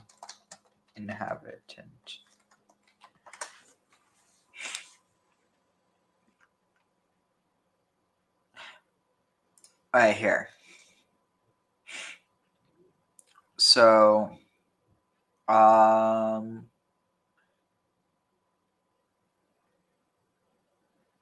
let's see.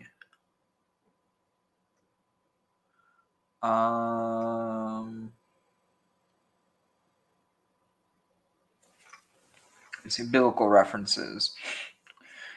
Whatever may have been the original implications of the Hebrew word, it is certain that biblical authors refer to proselytes, though regarding them in paraphrase. What? Exodus 22:48 provides for the proselytes partaking of the Paschal lamb, referring to him as a ger, that is circumcised. Isaiah mentions converts as strangers who shall cleave to the house of Jacob. Oh! I was getting confused. He wasn't lying. I was totally mistaken. I'll admit I may be a bit quick to jump on him because okay, that sounds right. To jump on his mistakes. But okay, so no, what I'm thinking of is a ger toshav. One who decides to fall. What? That's not what ger toshav means. Ger toshav is a resident stranger, was a non-Jew who dwelt among the Jewish people and followed Jewish practice without. Okay, I didn't know the second part, but what? This is wild. Okay, that's interesting. So no, I was mistaken. I'll admit when I'm wrong.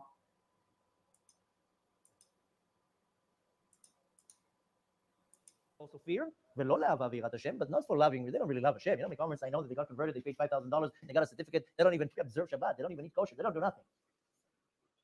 They don't care about Hashem, they don't love or fear Hashem.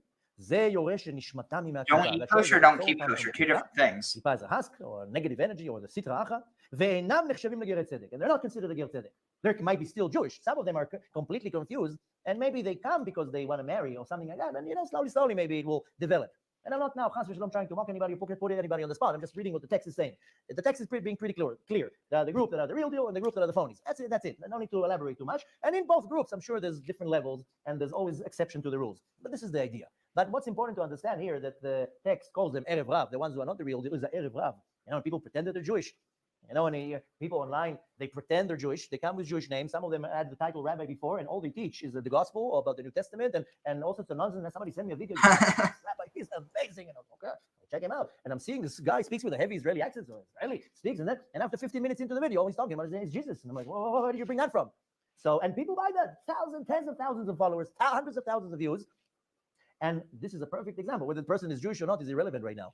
But as I said that many times, that a lot of people who think they're Jewish are not really Jewish. And a lot of people, they don't know they're Jewish and they're really Jewish. And there's a big balagan, a big salad here. Mashiach is going to come and start fixing all the mess. Now, with that said, let's go straight into the text. And I see already with the time. That's another thing I have an issue with. He's basically arguing that people who think they're Jewish that aren't Jewish. He's saying people that their moms aren't Jewish, which is such bull.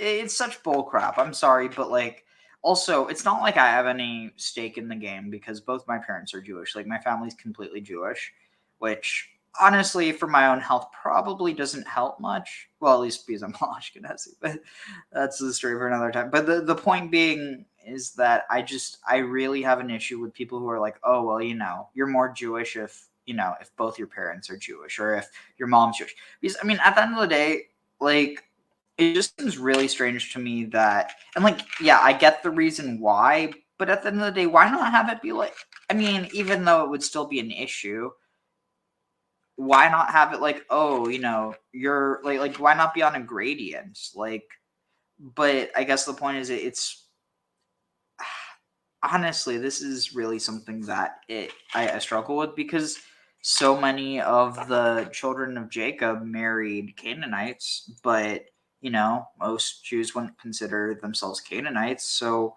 I mean, what's up with that? Is it the mom that determines the nation of the child or not? Because, like, I don't know. It's always struck me as odd since I've known this history of it. You know what I mean? Yeah, no, I was always taught, you know, the whole idea of it was inherited through the mother. You know, that's the standard one. And the idea occurs to me is the idea you'd have that would a convert be basically, you know, trans-religionist? You know, what do you switching mean? From like transgender, switching from one gender to the other to be trans-religionist, or switching from one religion to another? Not really switching religion, because it's more so the moment that they I mean, I forget exactly what it is, but basically it's almost in a sense, it's kind of like a rebirth, for lack of a better term. Like a baptism, gotcha. Kind of, yeah. I mean, and a part of it does include the mikvah, so it's not a bad comparison. But the other thing that's worth noting is the fact that what was it? That with conversion, you become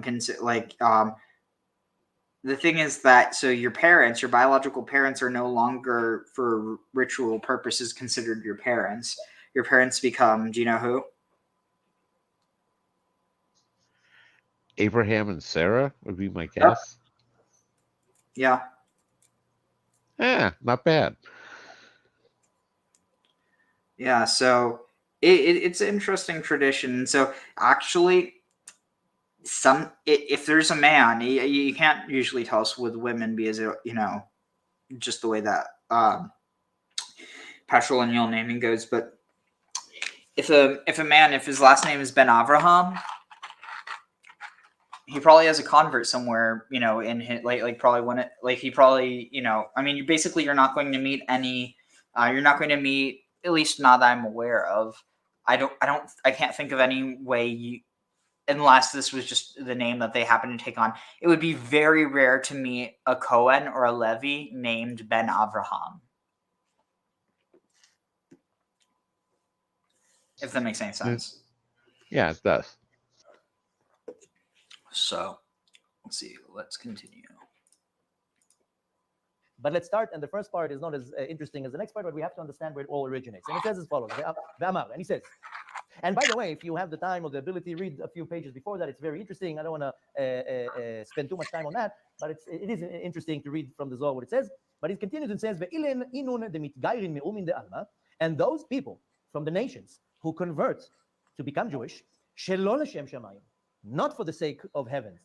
בגיניהו, because of them, נפלת ה' זעירא דאברהם. They cause that the Shekhinah is the feminine aspect of the divine, which is represented by the letter Hey. The name of Hashem is Yud-Kei Vav-Kei, and there are two Heys in that name. The small Hey is called the Shekhinah. This is also will correspond to the Sphira of Malchut. It will correspond to many things, but it's called Hey Zira, the small Hey, the last Hey. It's also called the Asherah. Oh shoot, what did I just do? Dang it, I don't know where we were. Right now. But as I said that many times, that a lot of people who think they're Jewish are not really Jewish. And a lot of people, they don't know. Beginayu, because of that. But it is interesting to read from the Zohar what it says. But he continues and says, part is not as interesting as the next part, but we have to understand salad here. An old guy who goes against him. So when the Torah says, Avraham Ivri, Shaya, and they go once a month to a meeting. That's where they got their name, of the text is other side of the river, which is represented by the letter Hey, who says, and those people from the nations who convert to become Jewish, not for the sake of heavens. Because of them, naflat Hey ze'ira de Avraham. They cause that the Shekhinah is the feminine aspect of the divine, which is represented by the letter Hey. The name of Hashem is Yud-Kei Vav-Kei, and there are two Heys in that name. The small Hey is called the Shekhinah. This is also will correspond to the Sphira of Malchut. It will correspond to many things, but it's called Hey Zira, the small Hey, the last Hey. Shehi Hey Zira, the small Hey, nitvasfa b'shmo shel Avraham Avinu. Who's really the first convert, or the first one who's like leading the converts, is Avraham Avinu, of course. Avraham was called Avraham Ivri. He was on the other side of the, the text is other side of the river. That's why it's called Ivri. But really, it was the other side. It was against the entire world. You remember the video that we published a year ago? I explained that the original, the first Freemason, the first Boneh Chofshi is Nimrod. He's the first one who went against the Kadosh Baruch Hu, Beresh Galeh, openly. I'm going against the master of the universe. We're going to build a city. We're going to build a tower. That's where they got their name, Bonim Chofshiyim. This guy really has an issue with the Freemasons are a group of good people. Freemasons. The point is, what people don't know is that the ones that are in the front line are good people. And usually they take good artists and musicians and philanthropists and they add them to their organization and put them in the front line. That it looks like they're coming from a good place. I'm talking about the real evil ones, not the ones who volunteer and they go once a month to a meeting. But nevertheless, Avraham Avinu went against Nimrod. Nimrod was the one who started the movement. He was the one who going against the master of the universe, saying that he is a god. There is no, they said that there's the god of the heavens, but he's a much stronger god. He made everybody worship him, and there was one guy, an old guy, who goes against him. So when the Torah says Avraham Ivri, Shaya me'ever lanahar, it doesn't, me'ever lanahar means on the other side of the river. But that doesn't mean literally that he was standing on the other side of the river. It means he was the only one opposing this movement. Everybody bowed down to Nimrod. Everybody was into idolatry, having all these idols. And Avraham Avinu was the first one who says, what are you talking about? This is nonsense. This is what you believed in. And Avraham Avinu was the first one who went and fought it. Needless to say that when he proved his case, thousands and thousands of people came to his camp and he was converting them. So this little Hey, his name was Avram. And later on, he got the letter Hey, Avraham. If you remember, this is off the subject, but I explained that Avraham and Sarai were married. They didn't have kids. And later on, how did they able to have kids? That Avraham, Hashem added him a letter Hey instead of Avraham. And Sarai, he took the Yud and added the Hey to Sarah. So now they became Sarah and Avraham, and each one got a female letter, which is a Hey. So they were able to have kids, because in order to have kids, then has to be a female force in there. And both Sarai and Avraham didn't have a Hey in their letter, in their name, so they couldn't have babies. You know, I just realized something. It's interesting because last week we just read about the spies. And it says that after Moshe Rabbeinu selected, you know, you could also correspond with Yud and the Hey too. Moshe called Hoshea Binun Yehoshua. So if the Yud is masculine and the Hey is feminine, what could you say? If he got a feminine letter that he was missing, that made it where he wasn't able to procreate, what's that sound like? Because they were also called Tumtumim. Oh shit! One second. Oh. Do you get what I'm getting at? Sort of I don't know, you're going with androgyne sort of concept? Yeah, or intersex, because the word tumtum means like sexually undeveloped or like unable to have kids, but not necessarily that they're not necessarily a man that appears feminine or a woman that appears masculine, but actually just someone who like they're sexually undeveloped, but so it could be someone like who has a beard, but they don't have developed. I forget exactly what it would be, but basically, imagine this. What if Sarah was something like, I don't know, XXY, and Abraham was, well, I don't know all the different, varieties, but basically was like mix, that he was like Y, but he was missing an X or something. And so Sarah, like, so God took away the Y from Sarah, which would correspond to the Yod, which is actually really interesting because both are the masculine. And then so he takes that away from Sarah and then splits that into two Hays or two X's, and then gives one to Sarah and gives one to Abraham. So he then becomes XY and she becomes XX. Interesting theory. I haven't, I have to think about it. Because think about it. So X is the one that, if you only have X, feminine or woman, or, female, and if you have Y, male. But also you can have those, but if you don't have like the right amount, it's not going to be what people typically think of as male or female. Or, I mean, it might not even be considered either, just like from a biological standpoint. And so the idea is that they couldn't have kids until this change. And what's interesting is that because a Yod is 2 times the value of Hey, it doesn't mean that's better than, it's just, literally what it is. So because of that, you can get 2 Hays for the price of Yod. And then that's what they were both missing. Plus, according to Sarah, had a Y that was making her unable to. Because I'm pretty sure there's people who are born with wombs, but they have like a Y chromosome, and I'm pretty sure they're not able to conceive a child. But like it's kind of interesting how it kind of, I don't know. I feel like there might be something there. Once it's been long enough, and because it's like I want to ask my like someone in my community who he's a doctor and he's also like a religious Jew, but he's also the one whose father died recently, and I don't want to ask him that, but I feel like he would be the perfect person to ask because he might have some interesting takes on that. Might not be the right time now, but you'll get a chance. No, that's what I was saying. So he took the Yud of Sarai and he gave it to Yoshua. Huh? Nevertheless, so the hay that was attached to Abraham, nafla v'yarda bagalut. This hay, which Abraham Avinu had possession and I wouldn't say control, but he had what's called hashra'at Shechina. I don't know really how to translate it. I never found the right way to translate it because there is the Shechina. The Shechina is the feminine aspect of the divine, and certain individuals Wait, do you just can have what he said? Prophecy. That's a prophet. Oh, what did I do? Shit, not again. Comparing to the 7 Sfirot, right? So the first millennium explained that Abraham and Sarai were married. They didn't have kids.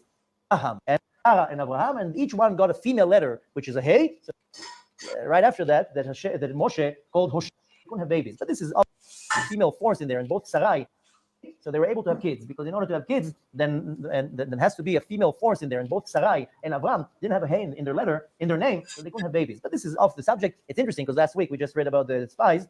And it says that after Moshe Rabbeinu selected the spies, it says right after that Moshe called Hoshea bin Nun Yehoshua. So he took the Yud of Sarai and he gave it to Yoshua. But nevertheless, so the hay that was attached to Abraham, nafla v'yarda bagalut. This hay, which Abraham Avinu had possession and I wouldn't say control, but he had what's called hashra'at Shechina. I don't know really how to translate it. I never found Hashra'at Hashchina. Or let's see, Hashra'at. Let's see, I have to look this up. That would be Hashra'at.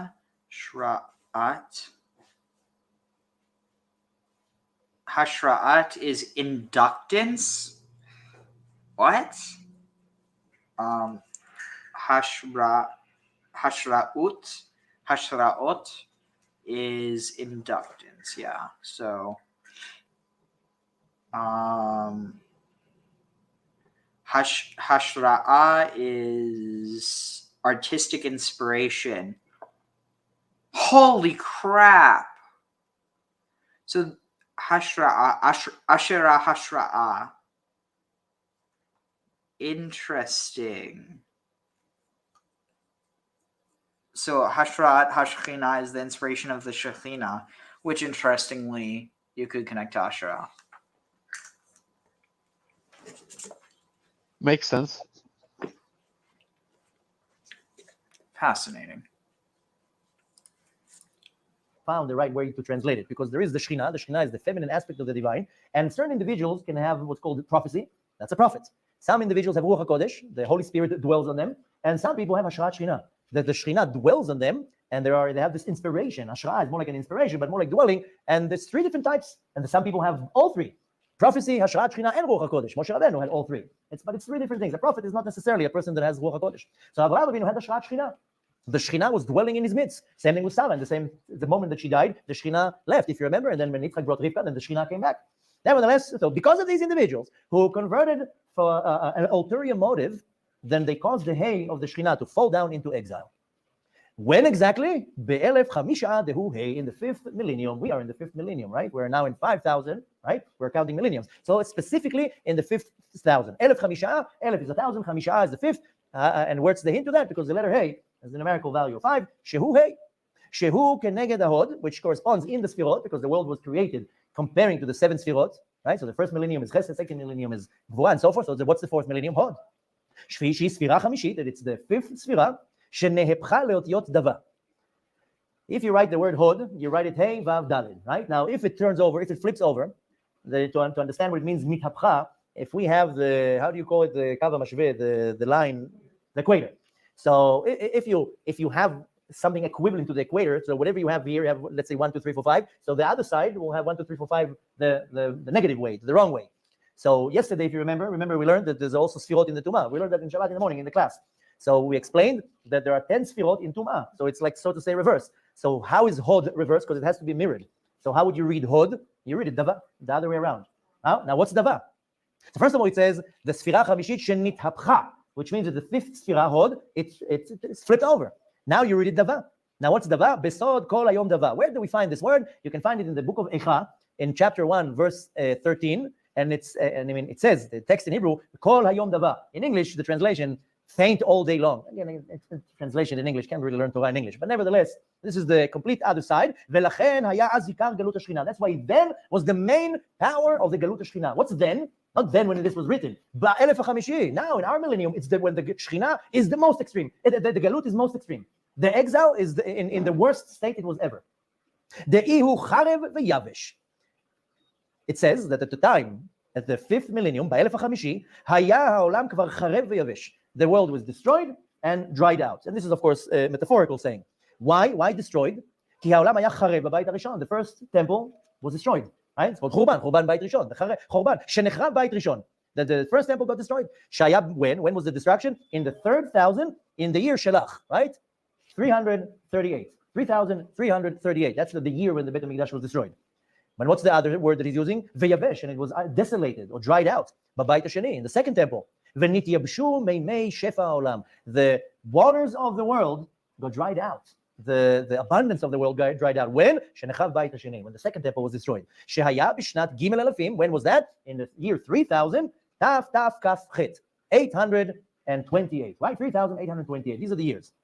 ונמצא, so what do we learn from that? שבתחילת אלף החמישי, that in the beginning of the 5th millennium, כבר היה עולם חרב ויבש. The world was already desolated, destroyed, and completely dried out. Why? Because we don't have a בית המקדש.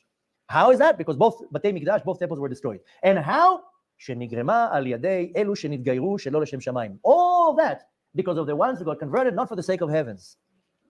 ועל ידי זה ירדה השכינה בגלות. And because of that, the Shekhinah went down to exile. Now I know a lot of people, you can't take it from the truth, then the Babylonians were the ones who destroyed the first temple, and the Romans destroyed the second temple. But I gave you a whole lecture about who the Romans are. These are not the ones who are serving pizza in Napoli. The Romans are the Vatican. The Vatican is from Edom, all tied up to the Freemasons and so forth. But what is he saying here?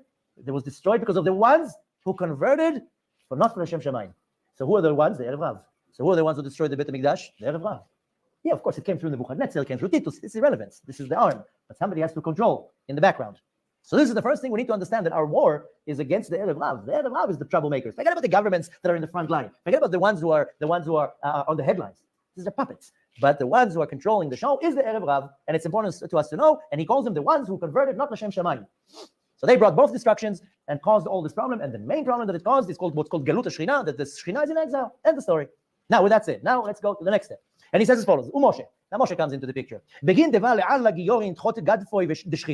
Rabbeinu had a bold idea. He wanted to take this Erev Rav and to put him under the wings of the Shechina. Because at the end of the day, what do you think Mashiach wants to destroy the world? Mashiach wants everybody to do tshuva. Mashiach wants the wicked ones to do tshuva. Can you imagine what an achievement is that the wicked one does tshuva? Can you imagine Bibi Netanyahu doing tshuva? I mean, that's what we want. We don't want people to be destroyed. We're not begging or praying or wanting Hashem to destroy. We want him to destroy the evil, the root of the evil. But the people itself, why shouldn't they do tshuva? You know, Yair Lapid should also do tshuva. That's what we need to pray for. We don't need to pray for Hashem to strike them from above. Moshe Rabbeinu also says, why destroy them? You know, you know what an advantage of light that comes out of darkness? You know what it is to convert or to make an evil person do tshuva? It's much greater than just killing them.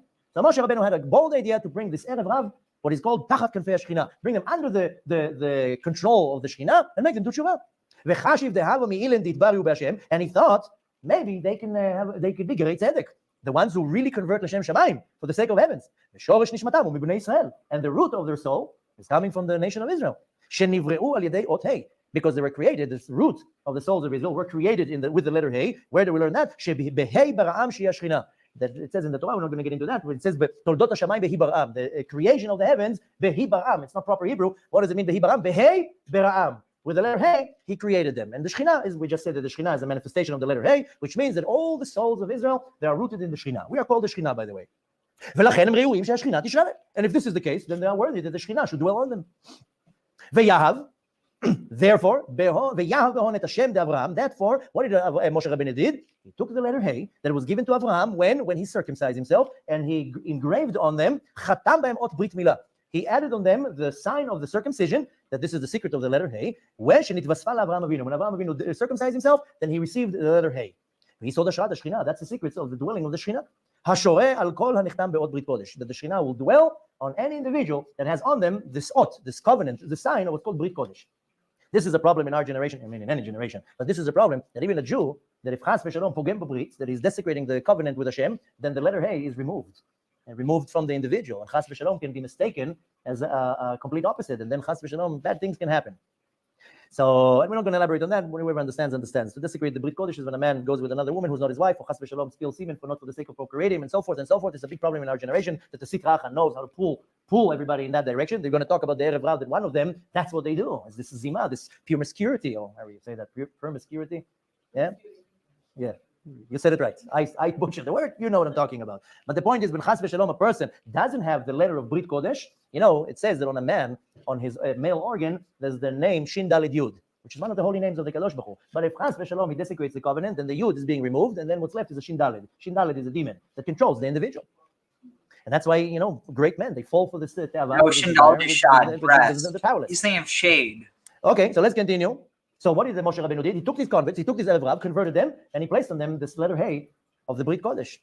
Now what happened is, when they were found out to be Erev Rav, Garmule Yerida. How did they found out? That right after they got the Torah, what did they do? The second Moshe ran out, you know, there's a rule. The second the teacher goes out of the classroom, what happens? Everybody starts making a mess, right? You were once in fifth grade. When the teacher is there, everybody's sitting like this. The second the teacher goes out, suddenly the whole classroom goes upside down. The second that Moshe Rabbeinu left, he went up to the mountains, one Erev Rav right away came out and did a golden calf. And the second that they did that, they exposed their true face, and right away there was what's called the Yeridat Shechina. The Shechina fell down because of the golden calf. And that's why Rashi says, after the golden calf, what did Hashem tell Moshe? Red, go down, go down from your spiritual level, because your nation, they desecrated the name. They sinned.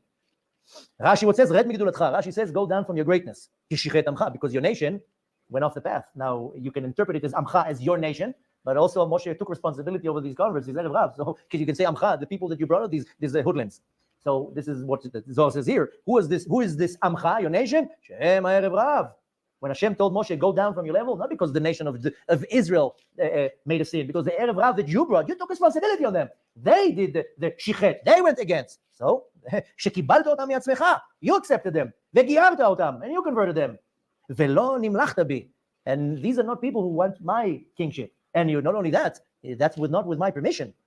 Ve'amarta, and you said, this is Hashem telling Moshe, Tov she'yidabku gerim b'shchina. It's better that these converts, even though they're not 100%, that they should attach to the Shechina. Why? Because it's better than being on the right side. It's almost like taking a group of evil people and saying that let's put them in a good place. You know, maybe the goodness and the kindness of the people will make them be good too. Shem shichtu v'ishchitu. Not only that they destroyed, also they went against Hashem and גרמו לך ירידה, and they caused you, Moshe Rabbeinu, to lose your status. והיינו, meaning, ובגין דלה קבילו לאט ה' בדחילו דיוד ובדחילו דה'.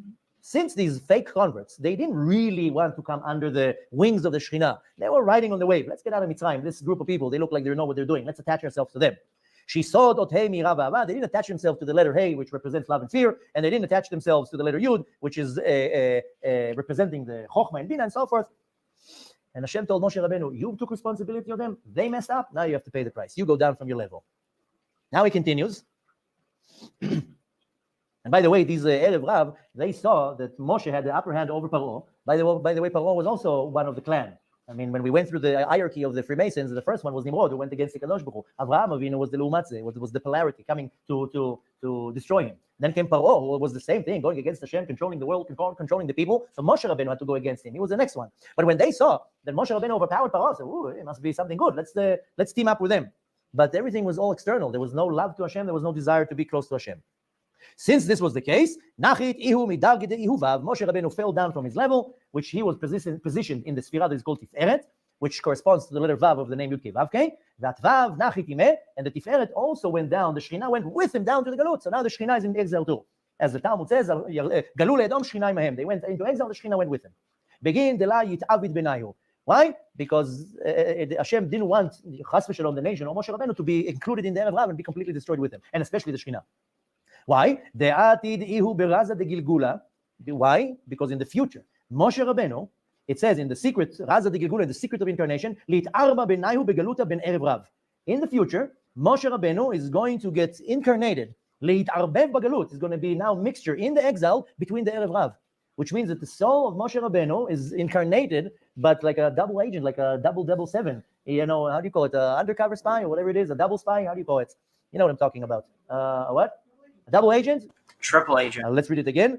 Atid Moshe badorot habayim, in the future, Moshe, in the coming generations, al yedei sod hagilgul, by the secret of incarnations, lehitarev begalut, to be mixed in the exile, ben ha'erev rav, between the erev rav. Why? Kedei letaken et hanitzotzim shebayim, in order to take the sparks out of them. Ve'hatam, what's the reason? De'ino nishmatayhu misitra de'ilen, because their soul of the erev rav are rooted in the sitra acha. But you know how much sparks of kedusha is within them? So Moshe Rabbeinu has to take the sparks out, and that has nothing to do with us. It's nothing that we can handle.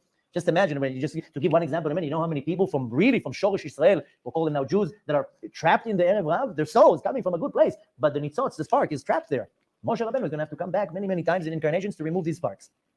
Since the soul of the Erev Rav is from the Sitra Acha, that it says on them in the verse, This is a verse from the book of Yeshayahu, chapter 51, Vav 6, and the verse in here in English says, for the heavens shall vanish like smoke. And on this Erev Rav, that's what it says on them. This Erev Rav is going to be chopped off in the future. Moshe Rabbeinu has to come and extract the sparks out of them, because they're soon to be completely chopped off. When Moshe Rabbeinu takes the sparks out, then they lose their life force, their livelihood, and they cease to exist. And we see from that, we learn from that, we find from that not only the evil of the nations will be destroyed in the future. When it says latid lavo, in the future, it's talking about the time of the coming of Mashiach. Not what's his name, Michael J. Fox, that in the future, that's not the future he's talking about. Latid lavo, when the text says latid lavo, it means when the coming of Mashiach.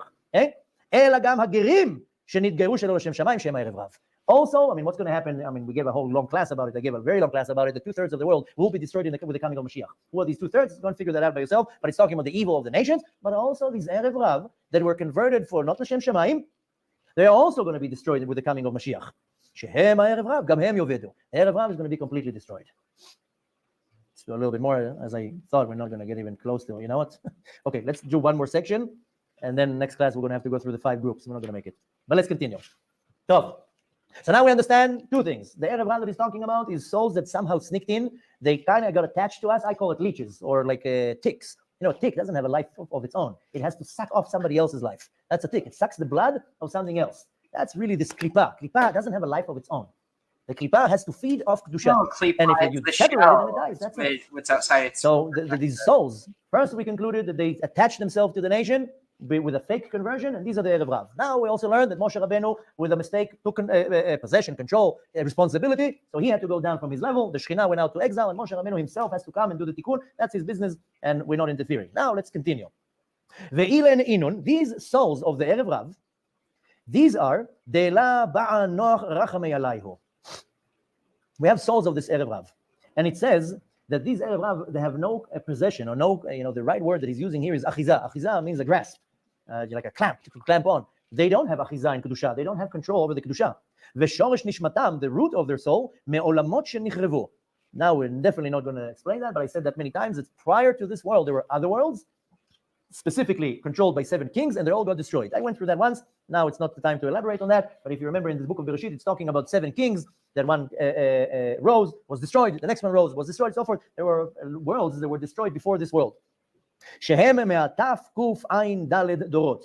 There were 974 generations that were destroying these worlds. So the root of the Erev Rav, the root of the souls, are coming from these worlds. Ve'itmar bahon, and it says on them, vayimachu min haaretz. And where do we learn that from the actual text? It says it's in the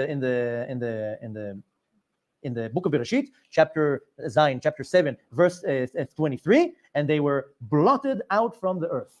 Right? This is referring to the Erev Rav. And it's talking about after the time of Noach, but it's referring to the Erev Rav. And it says, the Zohar says, that these souls of the Erev Rav are the souls that Noach tried to have rachamim on them. He tried to awaken them. After all, Noach tried to make everybody do tshuva. He wasn't successful, and nobody did tshuva. But nevertheless, these are the souls. So when it says in the text in Bereshit that these souls were destroyed from the land, it's referring to the Erev Rav. Ve'atam, what's the reason? Begin dehavo mi'ilen, because the root of the souls of the Erev Rav came from Shoresh Amalek, from the root of the nation that is called Amalek. De'itmar bahon, as it says on them, timche et zecher Amalek. This can be found in the book of Dvarim, chapter 25:19, when the verse says, timche et zecher Amalek. You should obliterate the remembrance of Amalek. Right? This is a positive mitzvah from the Torah that we have to destroy the remembrance of Amalek. So it says about this Erev Rav that we have to completely destroy Amalek. Vehainu, saying in other words, since the souls of the Erev Rav are coming from the worlds that were destroyed, then their tikkun is only to be destroyed. Can't do tshuva for them. Some people, some souls, they can do tshuva and Hashem will forgive them. Some cannot do tshuva, and Amalek cannot do tshuva. That was the problem with Shaul. I'm sure you remember the story with Shaul, that he was going with a war with Amalek. He came back. Shmuel Navi told him, "What are these? What's the man that I'm hearing?" So he told him, "This is just a few shepselach. I thought we can have a little barbecue and do some korbanot, some sacrifices to Hashem." And Shmuel told him, "I told you to destroy everybody, the men, the women, the children, the animals." And that's how Shaul lost his kingship, because he thought maybe let's take the animals. We'll do a sacrifice. Amalek cannot do tshuva. Later on, I told you about it. This Machmosh and a few other sources are saying that the sheep that Shaul brought were the warriors of Amalek, and they had the ability to shape-shift. That's how you say shape-shift. They weren't really sheep. They came looking as sheep, but the warriors, the fighters of the army of Amalek, and up until today, by the way, they have the ability to shape-shift, and they can look like you know what it probably I just thought of something. Their look, and they can look however they want. So when they came and Shaul brought them as sheep, they weren't really sheep. All it needs is to give an order, and they all, like the Transformers, they flip. Maybe they didn't transform. Maybe they were hanging on to the underside of the sheep, just like in the Greek myth. See what I mean? I know what you mean. Makes sense. Yeah, almost like kind of one of those mimesis. Their look, and the warriors in Chas v'Shalom can attack from within. That's why Shmuel said, "You destroy them all. Don't be fooled by their look like a sheep." This is a perfect example of a wolf in the sheep's clothing. So, since the Zohar concludes by saying, since the root of Amalek is coming from the souls of these worlds that were destroyed, they can only be destroyed. They cannot do tshuva. And now going back to Moshe, Moshe lo itmasar minayu, and Moshe wasn't careful or cautious from this Erev Rav. And Moshe Rabbeinu says, no, I can probably make them do tshuva. I can probably transform them. I can probably make them, get rid of the bad and make them good. So he took the letter Hey of the Brit Milah, of the circumcision, and he signed on them with the letter Hey. She gave them the secret of the covenant. And Moshe, obviously, for whatever reason, we don't know why, but he thought he can do it. And then Hashem took the Shekhinah. I mean, as a result, the Shekhinah fell down to exile. Since this Zera Amalek and the Erev Rav weren't worthy that the Shekhinah should be amongst them, so the Shekhinah also fell down into exile. And that was only to protect the Shekhinah, not because there's something wrong with the Shekhinah. It's only to protect the Shekhinah. That's why also the Kadosh Baruch Hu created a klipa, is to protect the Kedusha. But of course, it became worse and worse and worse. But in this case, the Shekhinah fell down into exile only to be protected. Because of that, and therefore Moshe Rabbeinu was not able to come into Eretz Israel. I know. All right. Here, let's continue. I'll just speed through this.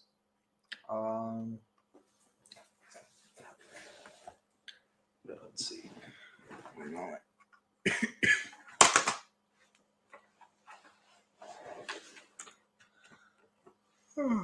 One moment.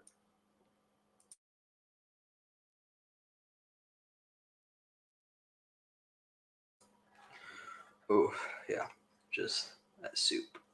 It was good, but not really agreeing with me.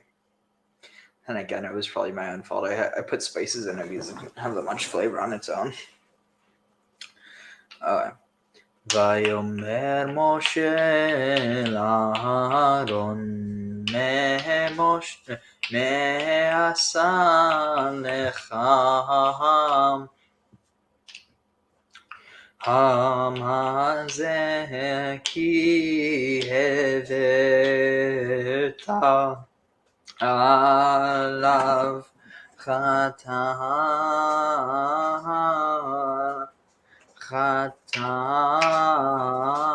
גדולה ויאמר אהרון אל יחרף אדוני אתה ידעת את העם כי ברואו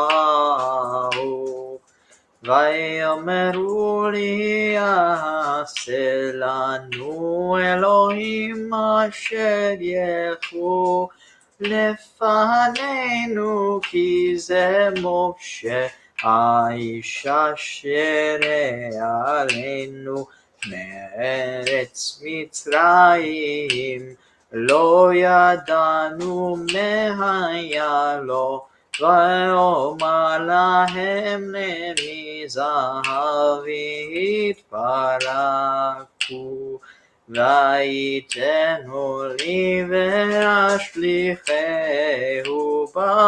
באש ויצא העגל הזה וירא משה את העם כפרו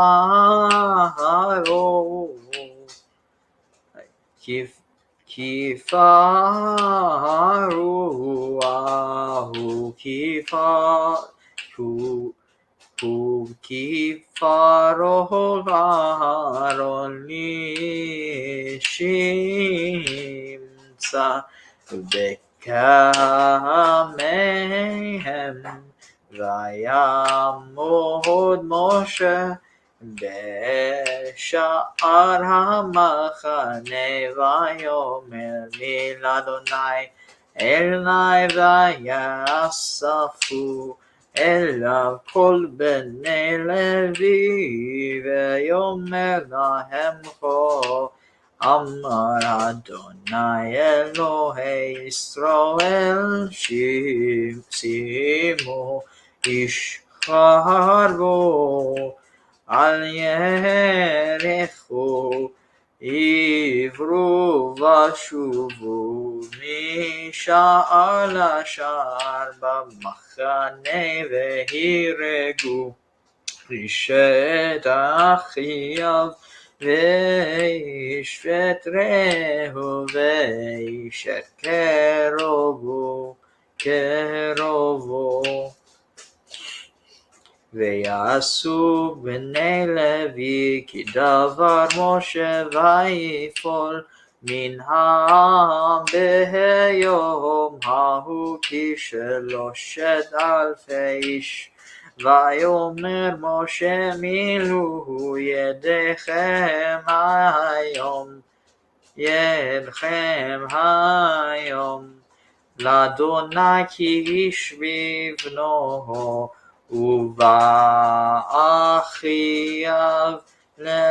ולתת עליכם היום ברכה ויהי ממחרת ויאמר משה אל העם אתם חטאתם חטאה גדולה ועתה אל אדוני אולי החפרה באר חטאתכם.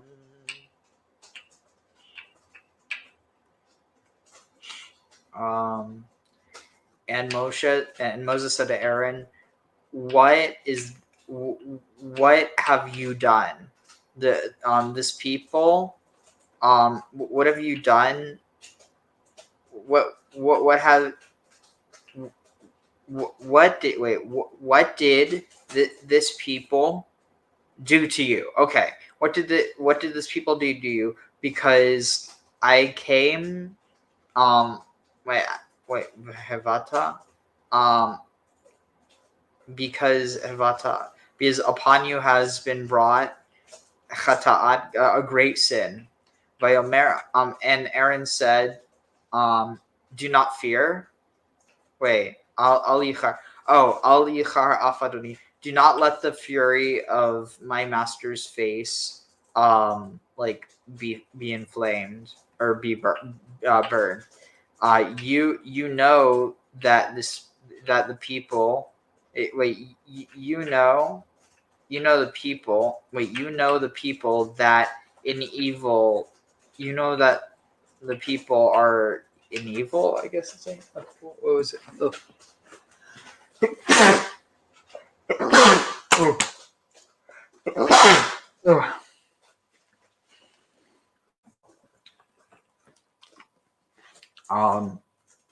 You know that the people, you know the people that in evil they are, or that it is in evil. It says, Aaron said, "Let my master's wrath and offering." You know the people that it is in a bad way, always proving that what? I don't follow. And they said to me, give me 1 second. Let me read myself.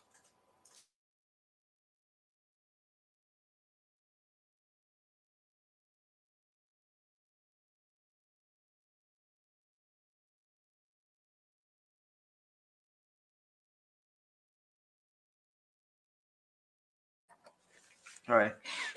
Ugh. All right. And they said to me, make for us Elohim, make for us gods that may go before us, or go for us, because this, as Moshe, this man that went up, that brought us up from the land of Egypt, we do not know what has happened to him, or what is of him. V'omar lahem, and ve'omar lahem, and I said to them, Lemi zahav, for who is for who is gold? Lemi, said to who gold heat parku, said to who or for who can tear away gold, their gold, and give it to me, and I will and I will cast it in fire, literally to cast. This is Ashley. Let's see, would it be shalach to cast? I do not know what form it would be in. Cast down, to be cast.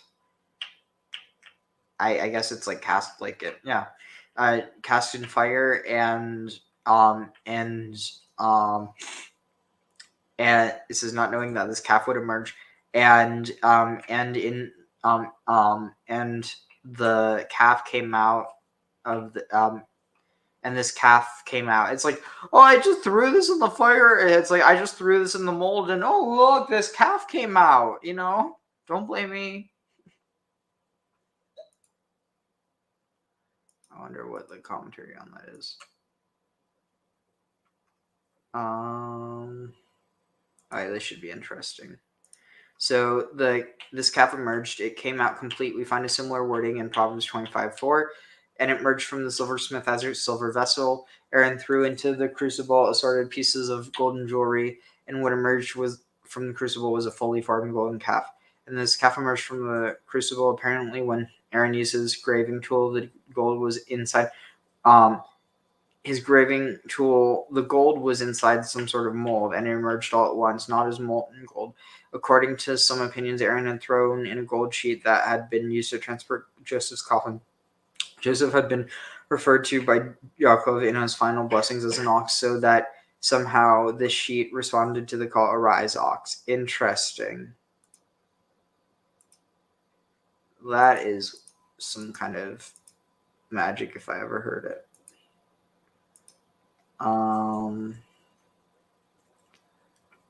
Let's see. Anything else?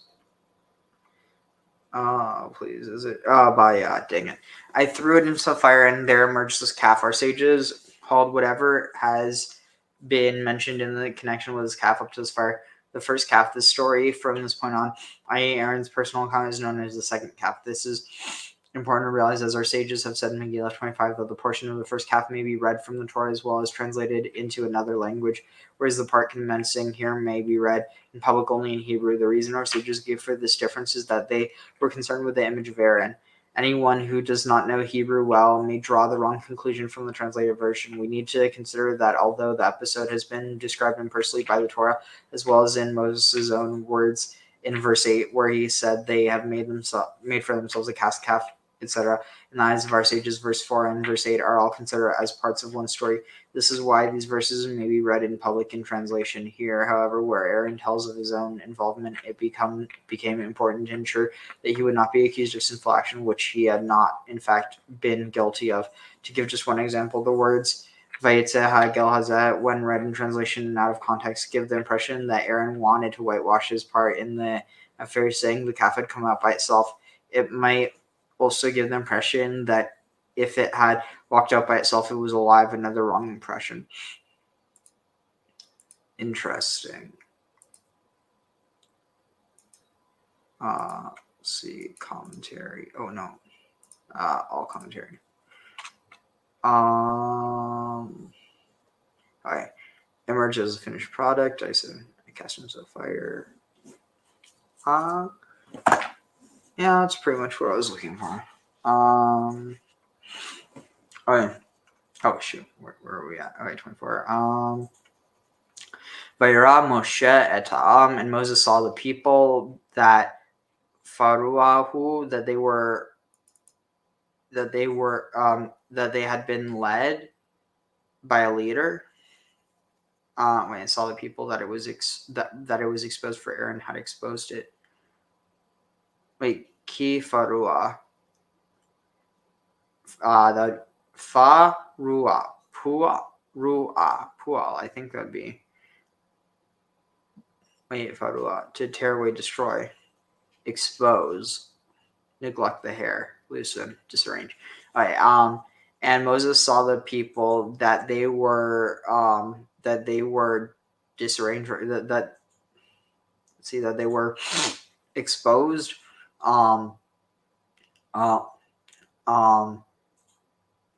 For he had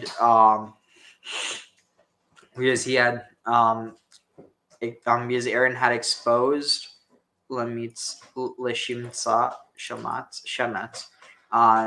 had exposed the derision or the whispering bekamehem of those who rose, of the risers, of the risers, of those who rose up against.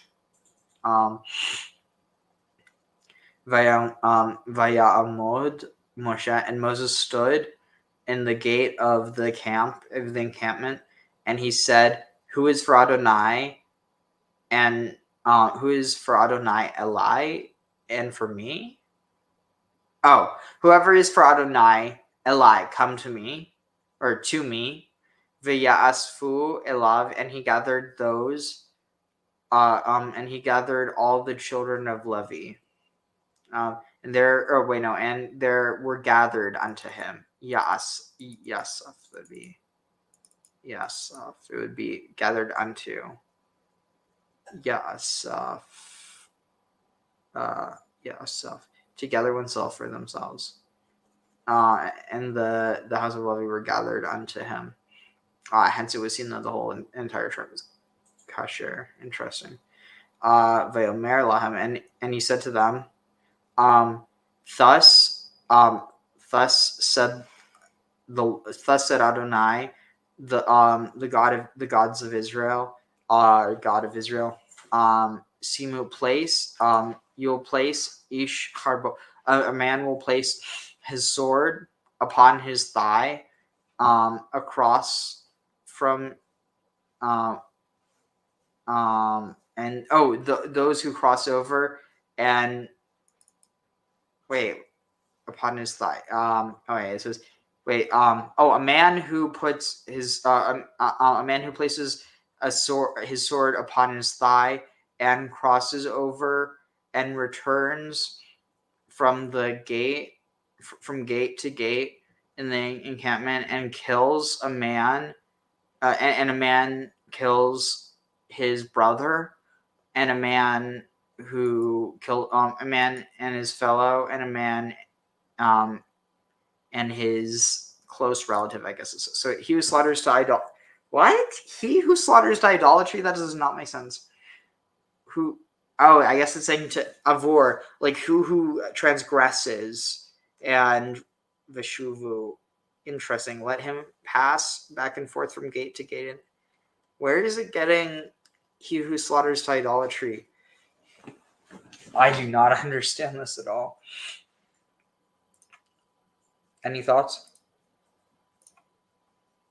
Nope, just sort of going along. Oh, whoever sacrifices to a god shall be says. Wait, where is this? I might have missed that. Zovech? Koamar. Oh, in Exodus, there's something else. So it's saying, Koamar, thus said. Wherever is God requires having said this. Oh, it's connecting into another verse. So they're just saying because it's the same formula, therefore you can infer the rest. It's kind of strange. And he said unto them, Moses referred to the Lord as the God of Israel because those who worship the calf thought the Lord was to be identified with the calf. It's like every man is. Oh! Even if it be his brother, many. Wait, so it's saying. So it's saying. Oh, wait. So, thus said the God of Israel, a man, each man shall take his his sword upon his thigh, and shall cross over and return from gate to gate in the encampment, and slay and a man will slay his brother, and a man will slay. It says, let him pass by, and kill a man his brother by his mother, but not by his father. A non-Levite, a man his neighbor, and a man his relative. This is dark. Really dark. All right, and slay every man his brother, even if it be his brother. Many interpret who said of his father and of his mother, I have not seen him, as is referring to this incident. They had to explain his father and his mother as referring to the father of the mother. However, as I will explain, there is no need for this interpretation. From gate to gate, each tribe had its own court at the entrance to its encampment to judge its own members. Moshe dispatched Levites to see the sentences of these courts were carried out. Even his brother, the members of each family, were responsible for carrying out the sentences against their brethren, because they would be the first to suffer if they were not punished. In keeping with the verse, I shall set my wrath against that man and his family. This is dark stuff.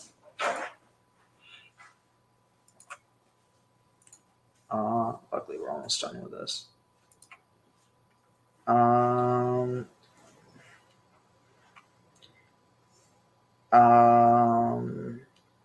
yeah.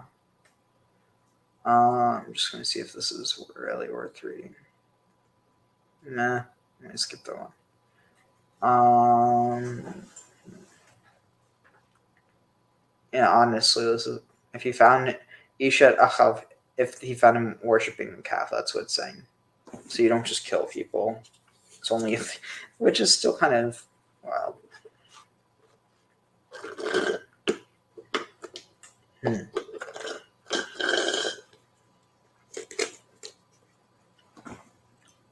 What's a she team? see. When the people at Shittim, it's a location. Never mind. All right, we're just going to keep going. But yeah, Subane Levi, and thus, and the children of Levi, the sons of Levi, did as the word of Moshe, or as Moses commanded, and Vayifol min ha'am, and from the people fell, and from the people fell on that day, like Shaloshet Alfe, like 3,000. Yeah, 3,000 men. Vayomer Moshe mil'u yedechem, and Moses said, "Fill your hands today for Adonai." It says, "You kill them, fill your hands this day." For Adonai, because a man in his son and in his brother will give upon them today a blessing. What? By this you will be invested to be according to the Lord. For each man will be so invested by having killed his son, i.e., his daughter's son, by a non-Levite, and his brother, to bestow upon you. This is weird. This is really weird. I've never read this before. This is almost like saying that they sacrificed their families to.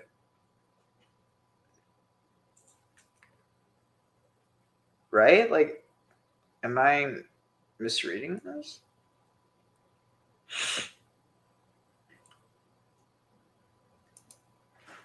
Are you there, dude?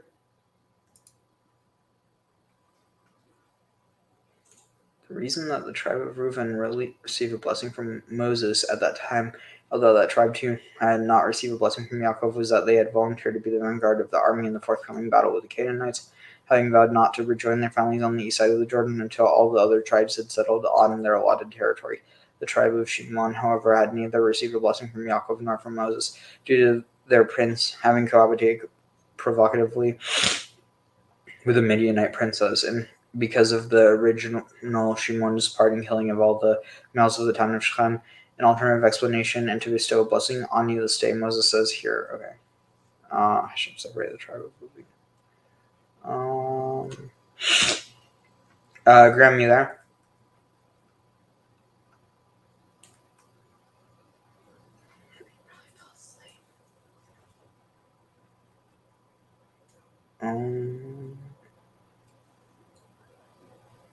If the worshiper be his son and brother, he must kill him. They'll be rewarded with a blessing for doing so. Doing this. This is what at that time the Lord separated the tribe of Levi refers to. It means that its meaning is that God told Moses at Mount Sinai the reason the tribe of Levi was set aside. Scripture therefore reads, "Now these are the generations of Aaron and Moses in the day that the Lord spoke with Moses in Mount Sinai." Oh God, please tell me it's not by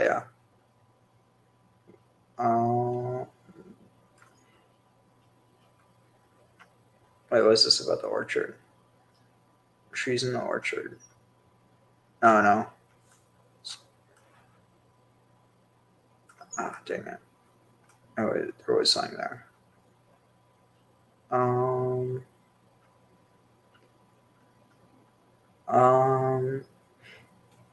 Blessing is Aleichem. It's a blessing.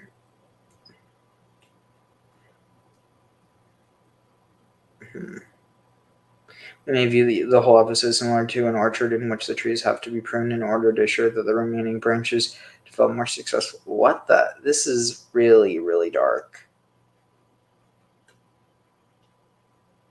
The executioners, therefore, were the lifesavers of the people, not murder. What on earth? How can this person write this?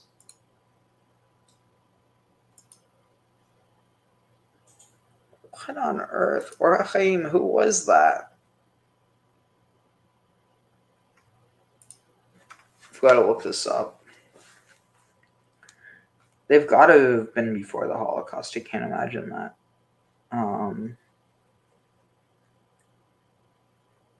or Chaim. Yep.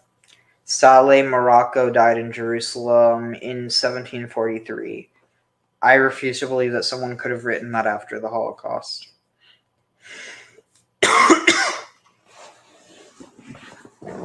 But, I mean, that would make sense because they didn't. But someone probably has written something similar since.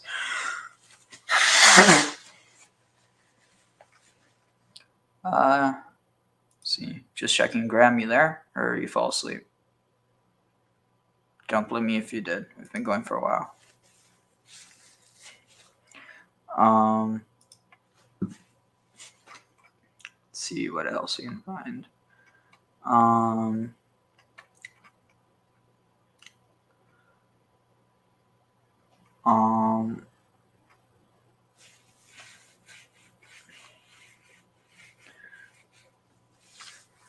Such a strange, yeah, okay. And then Vaihi, where did we read that? Yeah, Vaihi mimacharat, and so it was from that next day on, I'm guessing, and so it was from that next day that Moses said to the people, you have sinned, you have certainly sinned greatly, or you have sinned a great sin, and now I will go up to Adonai. Perhaps I can I didn't even say, I thought it was going to be like maybe, but yeah, no, it says perchance, I say perhaps I can atone in testimony or in witness for your sins. So go ahead and take another quick break. I'm going to find actually a good one.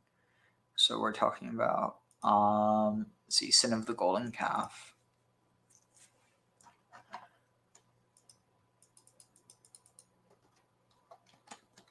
Sin of the golden calf.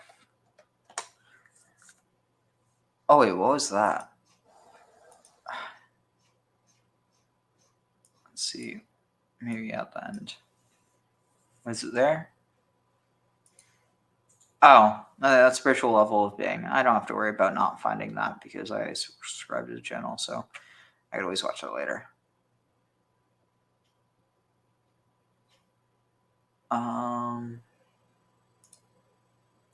Let's see, what's this real quick. Wait, is this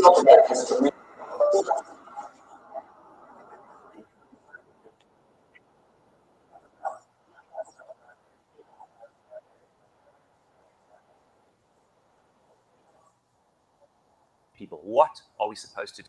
Oh, here, I found it. Oh, this isn't it, but it was interesting.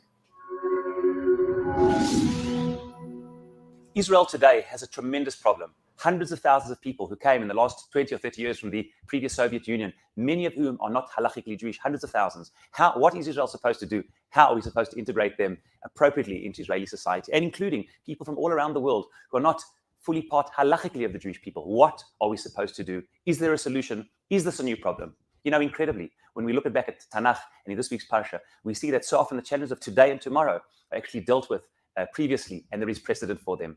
None more so than an incredible pasuk, cryptic, in this week's Parsha, about who exactly came out of Egypt. In this week's Parsha, Parshat Bo, after a 10th terrible plague, Pharaoh gives the go-ahead, and indeed the Jewish people leave Mitzrayim, Ramses, Sukkot, and out we go. But incredibly, there is a pasuk which says, V'gam Erev Ram alaytam, and there was this mixed multitude which came with them. Incredibly, this is the only time in the entire Torah that this word is used in the entire Pshat in the verses. Erev Rav, mixed multitude. These people, according to Chazal, whoever they were, caused ongoing challenges for the Jewish people. It was them who instigated, according to Chazal, our sages, Rashi mentions, the sin of the golden calf. It was them in the book of Bamidbar with the problems of desiring meat in the desert and all the problems that ensued, that they were part of that Yasaf Suf. But yet only once it appears, who are these people?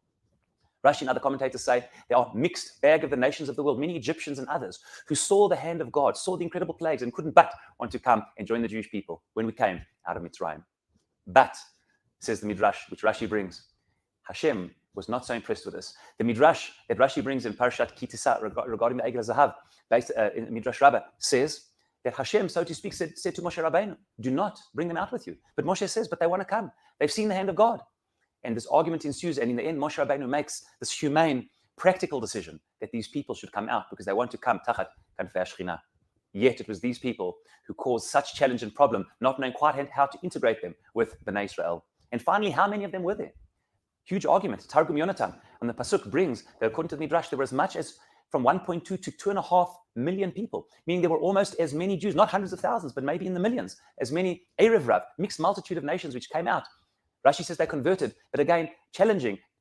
Hashem was not so happy with this. And yet, this formed the challenge of Bnei Israel and Erev Rav, which had to forge their way in the desert on the way to the land of Israel. So too today. Oh yes, there are challenges. Things are not so simple. Thank God, because of the miracles and the hand of Hashem that we see, so many, not only Jews, but others who want to be part of the Jewish people, may have once been part of the Jewish people, or those who wish to be part of the Jewish people are not yet halachically Jewish. Many of those have joined, and please God, many more will. How do we deal with them? We need to forge a way to bring Bnei Israel, so to speak, and Erev Rav together, that these two can come together as one, facing the challenges that lie ahead, the challenges of today, but the challenges of yesterday. And let us have the siyata d'shmaya and insight to deal with them in a way to strengthen the Jewish people as we face the challenges ahead. Shabbat Shalom.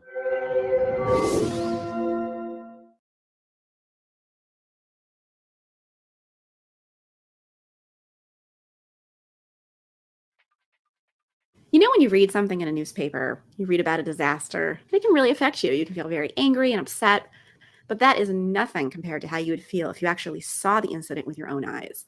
Parsha Tisa is about the power of seeing things with your own eyes. When the people saw that Moses had delayed in coming down from the mountain, they realized that they didn't have him anymore in front of their eyes. They missed him. They could not see him, and thus, like a baby, did not trust that he would come back. Like a baby, the people needed a transitional object. They needed something to represent Moses so that they would believe that he was still there. So they asked Moses' brother Aaron to make them a god, a golden calf, that would not replace God, but would replace their leader Moses. Aaron, of course, does not think this is a good idea. He thinks it's a terrible idea. But he doesn't say so. Instead, asks them to participate in such a way that he hopes will dissuade them from the plan. He asks their wives, their sons, and their daughters to give up their earrings and to use the earrings to make the calf. He's probably thinking, why would they want to give up their precious belongings? They'll think it's not worth it. Well, the opposite happens. Not only do the wives, sons, and daughters give up their earrings, but the Torah says that the entire people donated their earrings to the cause. So Aaron takes these earrings and melts them and makes the golden calf. The next day, the people have a big celebration. They make sacrifices and offerings, and they dance and revel in front of the golden calf. And for once, they feel safe, they feel secure. Their representation of Moses is in front of them, and they no longer have to miss him. Meanwhile, God looks down and sees what's happening, and God is absolutely furious. God tells Moses that God's going to basically start all over and destroy these people. Moses, who has not seen the action with his own eyes, has a little bit more perspective on it. He realizes it's terrible, but he doesn't feel the full tragedy of what's happened. He's able to think more rationally and ask God to try to have a little perspective about it. This is an incident. It's a single incident. He asks God to remember God's promise to Abraham, to Isaac, and to Jacob, and to take a much more long-range perspective on history. God listens to Moses and agrees not to destroy the people. So now it's Moses' turn to go down. This time, Moses sees with his own eyes the people dancing around this golden calf, and Moses is absolutely furious. He is so angry at the sight of the revelry and the people dancing with the calf that he takes the tablets, the covenant between God and the people, and he smashes them to pieces, annihilating the relationship between God and the people. Moses finally calms down, his anger subsides, and he's able to pray to God on the people's behalf. But it doesn't take away from his initial reaction of pure anger when he sees what's happening.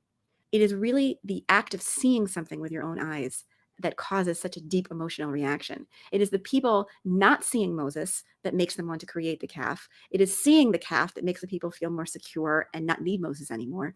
It is God seeing the people dancing around the calf that makes God so angry. And of course, it is Moses seeing the people that makes him smash the tablets.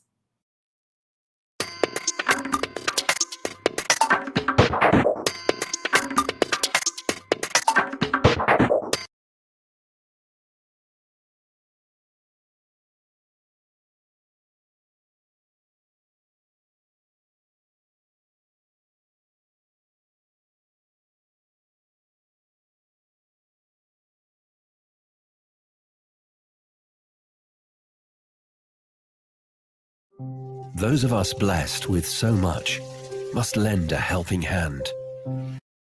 Why did the Israelites during Exodus in Egypt choose a calf as their image of God? In this video, we will discuss the probable reasons behind the choice of a calf.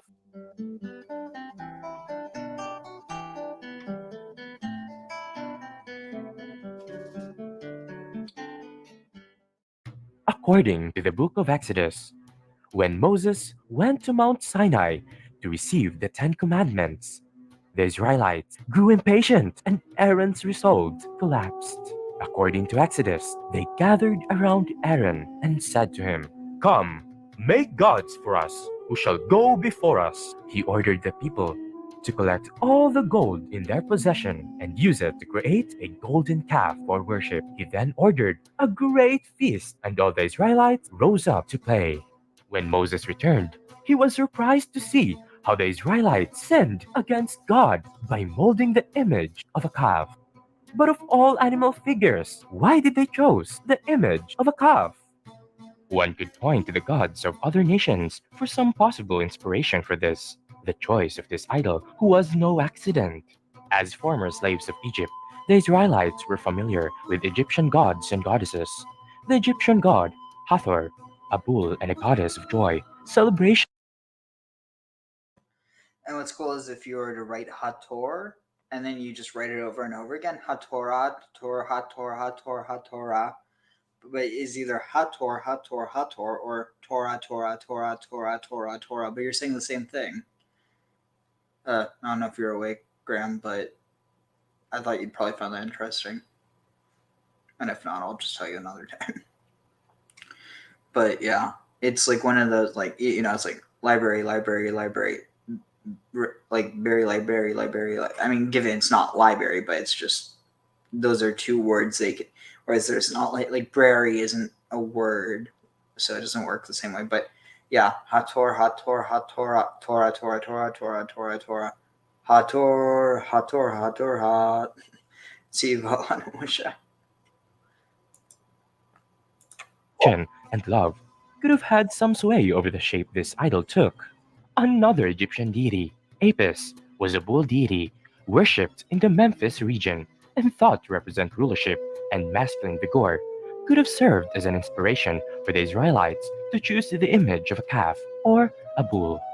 The second choice is an adaptation from the Canaanite god El, represented by the image of an ox. It was a symbol of virility and strength. Some scholars believe that Aaron's golden calf was not meant to displace God, but to make him more tangible to the Israelites using Canaanite iconography that would become known throughout Israel.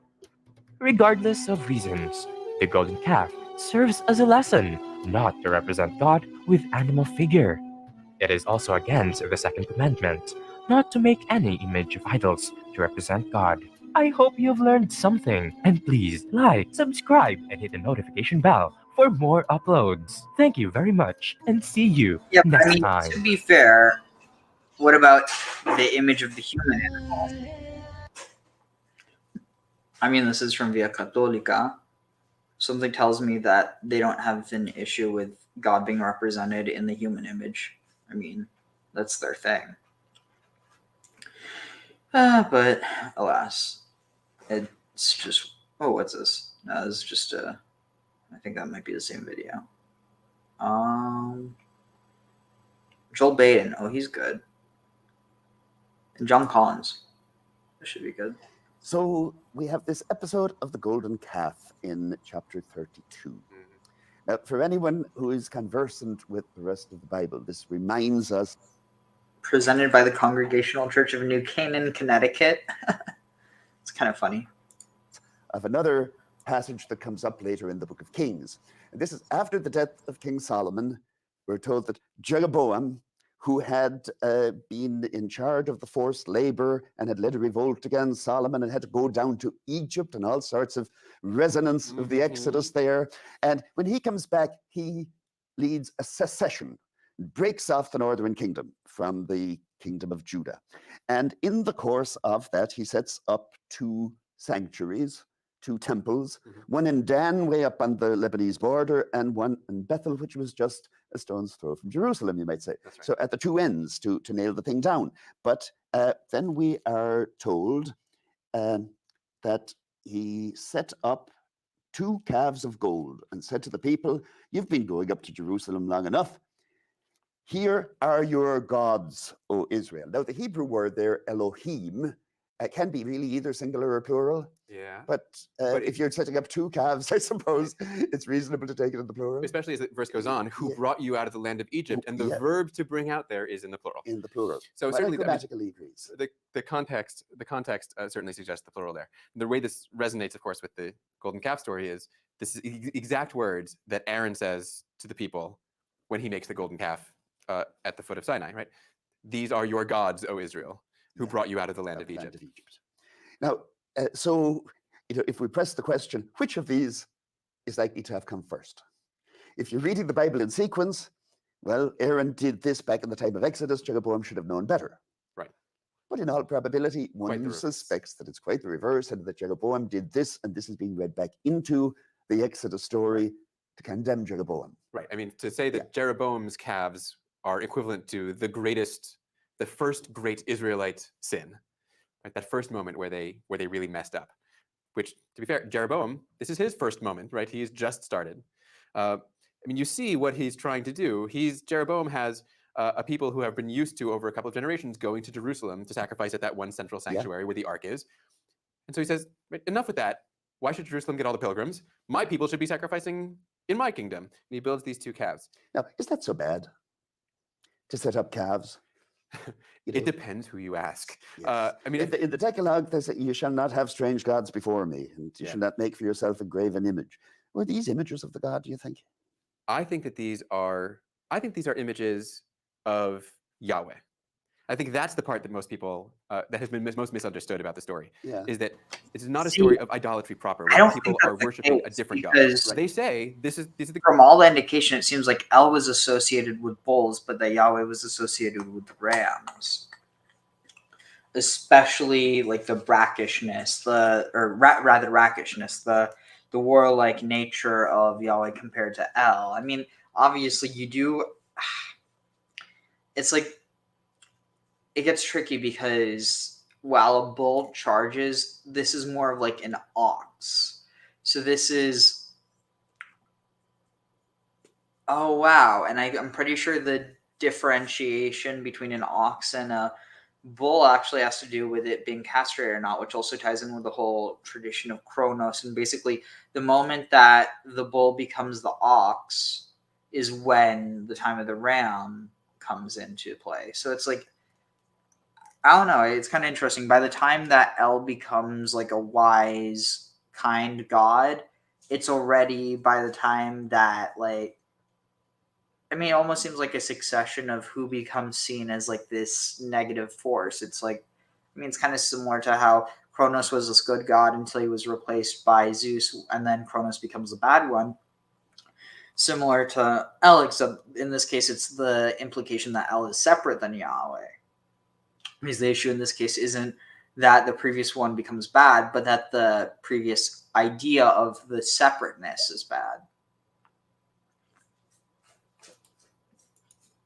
Gods who brought you out of Egypt. They're not confused about who that was. So how do you take the plural? Is it Yahweh and somebody else, or are they both Yahweh? They're both Yahweh, and we know actually that in ancient Israel and elsewhere in the Near East, the idea of local manifestations of a deity is a regular thing. We have inscriptions that talk about the Yahweh of Samaria, the Yahweh of Teman. And I think it's perfectly reasonable for Jeroboam to at least have said, these are your gods, right? Now, this is your God, and this is your God, and they're both Yahweh. But how would it have been shocking to people to have an image? And is the image supposed to be the god? Now, in Mesopotamia, you have the care and feeding of the images as if the image were the god. Even there, though, surely they didn't think the image actually was the god. I'm not going to speak to what Mesopotamians thought. I do think, no, I don't think they thought it was the god. I think God, what God says is don't make any images of me. Right? That's not the same thing as don't make any me. Right? It's fair to say this is representative, but that is the law. And actually, what's I think crucial to recognize is if we recognize that the calves are images of Yahweh, then the people's sin is not their violation of the first of the 10 commandments. The first of the 10 commandments says, "You will have no other gods beside me." Well, this isn't that. This is the same Right, God. yeah, What they're yeah. violating is not the first of the 10 commandments. It's the first law of the covenant code. The very first words of the laws at the end of Exodus 20, which say, right, you saw that when I spoke to you, you didn't see anything. Therefore, make no image of me. Right, so that's the law that they're violating here. Now, in the temple in Jerusalem, without getting into speculating as to whether there was a cult image there, it's quite openly admitted that you had the cherubim. Yeah. Now, these were some kind of images, and then they refer to Yahweh as the one who is enthroned above the cherubim. That's right. Now, one of my teachers in graduate school used to maintain that perhaps Yahweh was standing on the bull or enthroned above the bull. It's possible. It's certainly possible that it was something like a throne or a base for an imagined but invisible deity. Certainly, that's the case of what's going on in the temple, right? Where it says explicitly, as you say, right, the cherubs, right, which are lions with wings, not babies with wings. The cherubs are God sits on them. So it's certainly possible that the calf is sort of a base. At the same time, in Canaanite religion, the calf was the paradigmatic image of the god Baal. It's the bull Ale. The bull is Ale, and the calf is Baal. And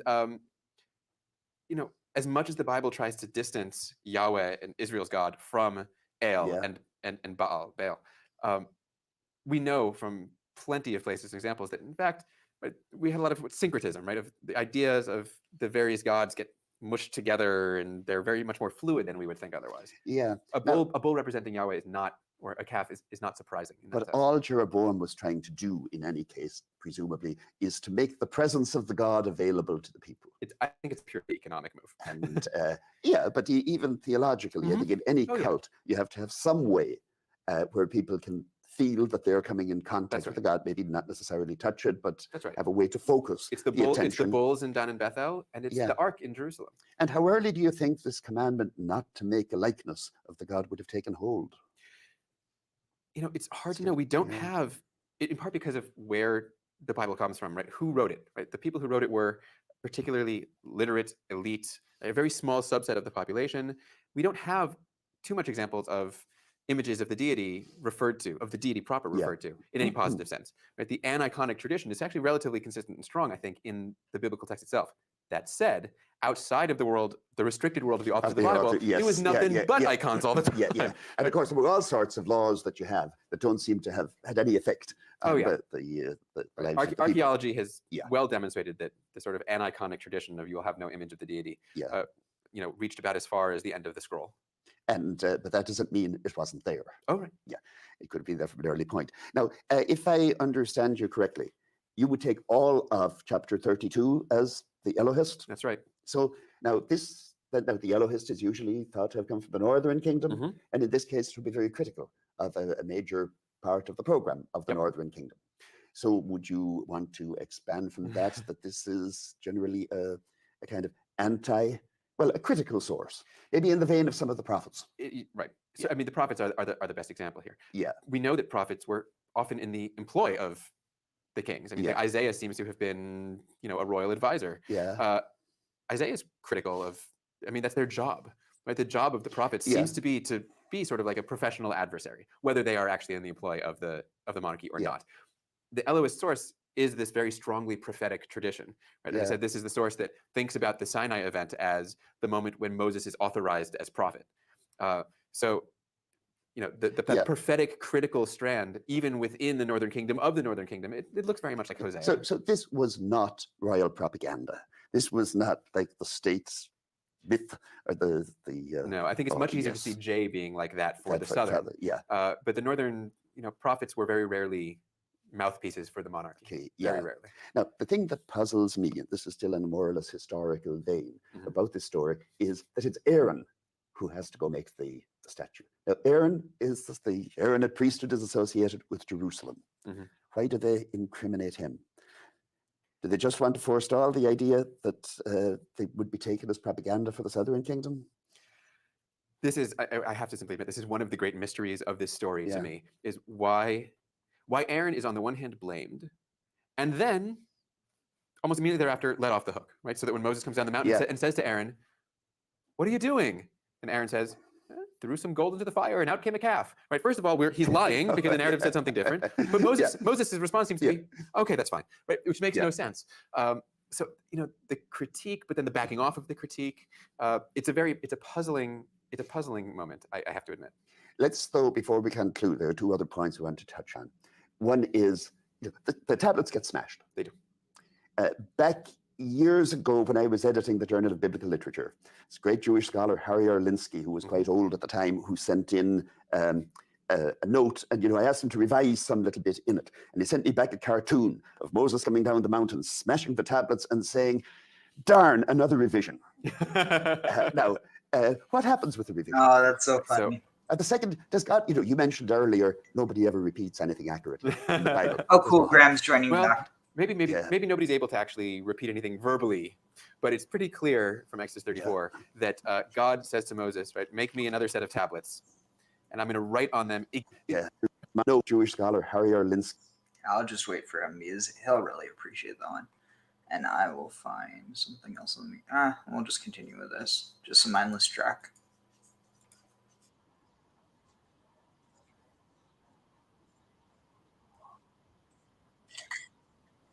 Also, figure.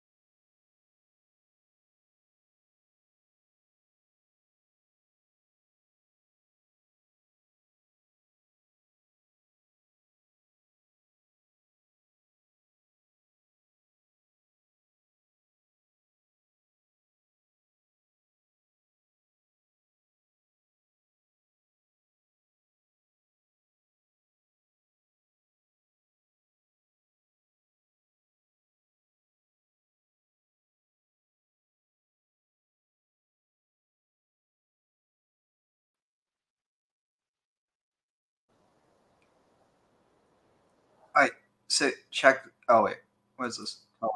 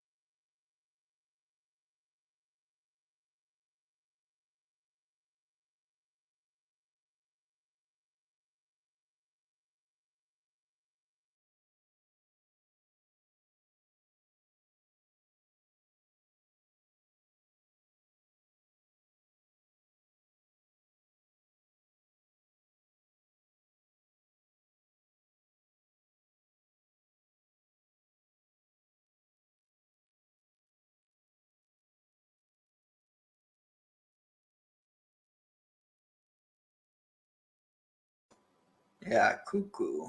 Anyway, welcome back. And where was that video? Okay, yeah, because I found something really interesting. Of course, no, I don't know where it was. Oh, here. Yeah, you'll like this. It's a puzzling. They threw some gold into the fire and out came a calf. Right. First of all, he's lying because the narrative said something different. But Moses is on the one hand blamed, and then almost immediately thereafter let off the hook. Right. So that when Moses comes down the mountain and says to Aaron, "What are you doing?" and Aaron says, "Threw some gold into the fire and out came a calf." Right. First of all, he's lying because the narrative said something different. But Moses' response seems to be, "Okay, that's fine," right? Which makes no sense. So the critique, but then the backing off of the critique. It's a puzzling moment. I have to admit. Let's, though, before we conclude, there are two other points we want to touch on. One is the tablets get smashed. They do. Back years ago, when I was editing the Journal of Biblical Literature, this great Jewish scholar Harry Orlinsky, who was quite old at the time, who sent in a note, and I asked him to revise some little bit in it, and he sent me back a cartoon of Moses coming down the mountain, smashing the tablets, and saying, "Darn, another revision." Now, what happens with the revision? Right, so at the second, does God? You mentioned earlier nobody ever repeats anything accurately in the Bible. Does God? Well, maybe nobody's able to actually repeat anything verbally, but it's pretty clear from Exodus 34 that God says to Moses, right, "Make me another set of tablets, and I'm going to write on them exactly what was on the first set," which is to say, the Ten Commandments, the Decalogue. What's interesting is what's happened in chapter 34 is that story of the simple replacement of tablets has been conjoined with this actually very famous, wonderful moment where God reveals his sort of personality to Moses. Right, he passes before him as Moses stands there in the mountain, and he proclaims, right, Adonai, Adonai, El Rachum V'Chanun, right, this God gracious and merciful, extending kindness to the thousandth generation.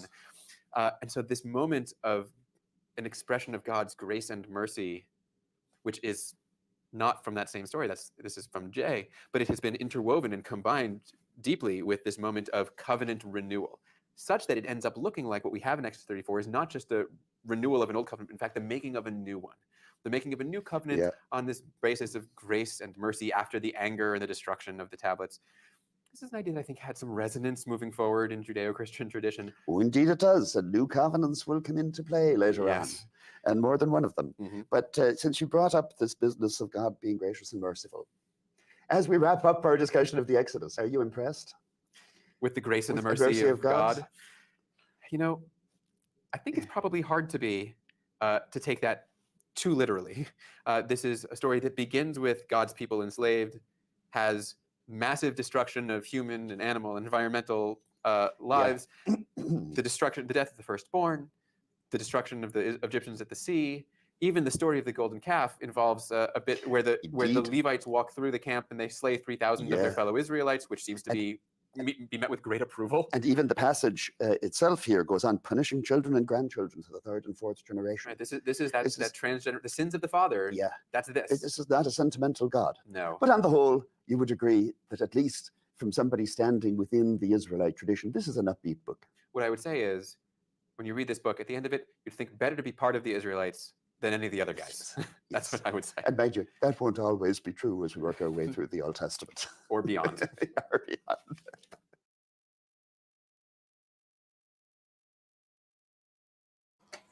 But yeah, it was darn another revision. Yeah, well, I always think of, what is it, the history of the world with the 10 commandments. Yeah, that's too good. Dang it. I mistimed my dab and then now it's taking a while to clean. But, yeah, oh, what's this? The golden calf from Orthodox to heresy. That sounds fascinating. I had non-alcoholic fatty liver disease. Welcome to Beneath the Bible, where we're helping you dig deeper and uncover the world beneath the sacred book. The cultural impact of the Bible is hard to overstate. Even if you wouldn't call yourself Christian or Jewish, you probably use phrases and idioms that are biblical in origin. Any underdog story or sports matchup is a battle of David versus Goliath. A shibboleth, a word that comes from Judges 12, is still used today to refer to a kind of in-group password. Another biblical reference turned commonplace phrase is the subject of our video today. We're talking about a golden calf, some kind of idol or object of worship, especially something monetary, that is held in perversely high regard. This is another one of those idioms that people use and are familiar with, but might not necessarily know its ins and outs from the biblical story. Today we're going to dive into the context and background of the golden calf, and we'll explore how these images were understood. Were they heresy, orthodoxy, or a mix of both?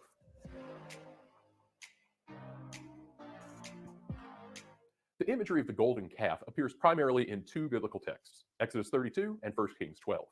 The Exodus 32 story is the one more people are probably familiar with. In this story, Moses is up on Mount Sinai getting the law from God written on 2 tablets. Meanwhile, the people of Israel see that Moses is not coming down, and they ask his brother Aaron, their head priest, to come make us gods who will go before us. Since they don't know what's happened to Moses, the man who brought them out of Egypt, they aren't sure how to proceed on their journey. So Aaron collects all of their gold jewelry, he melts it down, and he makes it into a statue of a calf, saying, "These are your gods, Israel, who brought you out of Egypt." Now, 2 things are noteworthy in this episode. This phrase about being brought out of Egypt is important, and we'll get into that in a moment. What's also interesting here is that it seems as though there is more than one statue, but later it's treated as just one object. Now, anyway, this episode is followed by a festival at the foot of Mount Sinai where the Israelites sacrifice to the golden calf and they feast and dance. In the middle of all that, God speaks to Moses, who's still up on the mountain, and tells him what's going on. God says that the people you brought out of Egypt have made an idol in the shape of a calf and are saying, "These are your gods, Israel, who brought you out of Egypt." So Moses goes down the mountain and makes his entrance by throwing down the tablets of the law. Then he takes the calf, burns it in the fire, grinds it up into a powder, puts it in water, and makes the people drink it. And then Moses confronts Aaron, who deflects blame onto the people. He basically says he just collected the gold and tossed it into the fire, and lo and behold, this calf idol just jumped out. Now, this is obviously treated as a grave sin. It's either a violation of the first or second commandment, and the people certainly pay a heavy toll for it. If you're familiar with the golden calf from the Bible, that's probably the story you've heard before. Now, what you might not realize is that this golden calf appears in another place in the Bible, and there are lots of parallels between this second appearance and the one in Exodus 32. To get to that second appearance, we'll fast forward to 1 Kings chapter 12. Now, the Israelites aren't being led by a great prophet at this point, but by a king. So welcome. Avi's not talking right now, but he'll type out anything he has to say. King, and not by one king, but by 2 kings. The united kingdom of David and Solomon has split in 2, with Rehoboam ruling the southern kingdom and an interesting character named Jeroboam ruling the 10 northern tribes. After the 2 kingdoms avoid a civil war, Jeroboam is cited as building up Shechem, an early Israelite political center, as his capital. He then goes and builds up Peniel, or Penuel, as his capital. This is the location where Jacob wrestled the angel and was given the name Israel. I actually found According to something Genesis, really Jacob interesting, and I'm going to see. I just want to make sure that this is not copyright real first. Let's see. Let's see.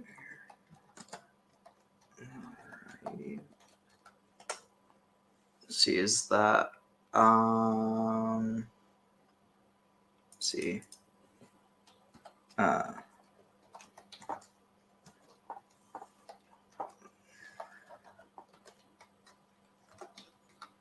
trying to see if I can remember that.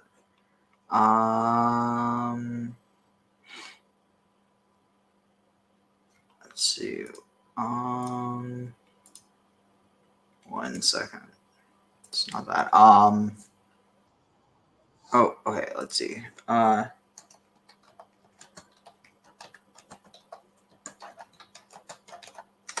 Want to make sure it was it. Alright. Alright, now I just need to see if there's a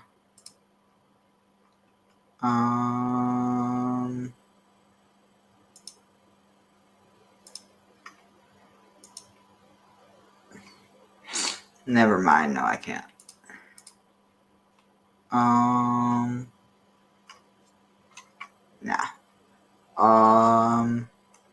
Anyway, what I was going to say is that Penibal was a name of Tanit, and so that almost implies that Peniel was a name of Asherah. Interesting. I was going to say, of course, the obvious jumping out to me is the pineal gland, but tag. What? Okay, but what's a penny ball then? What?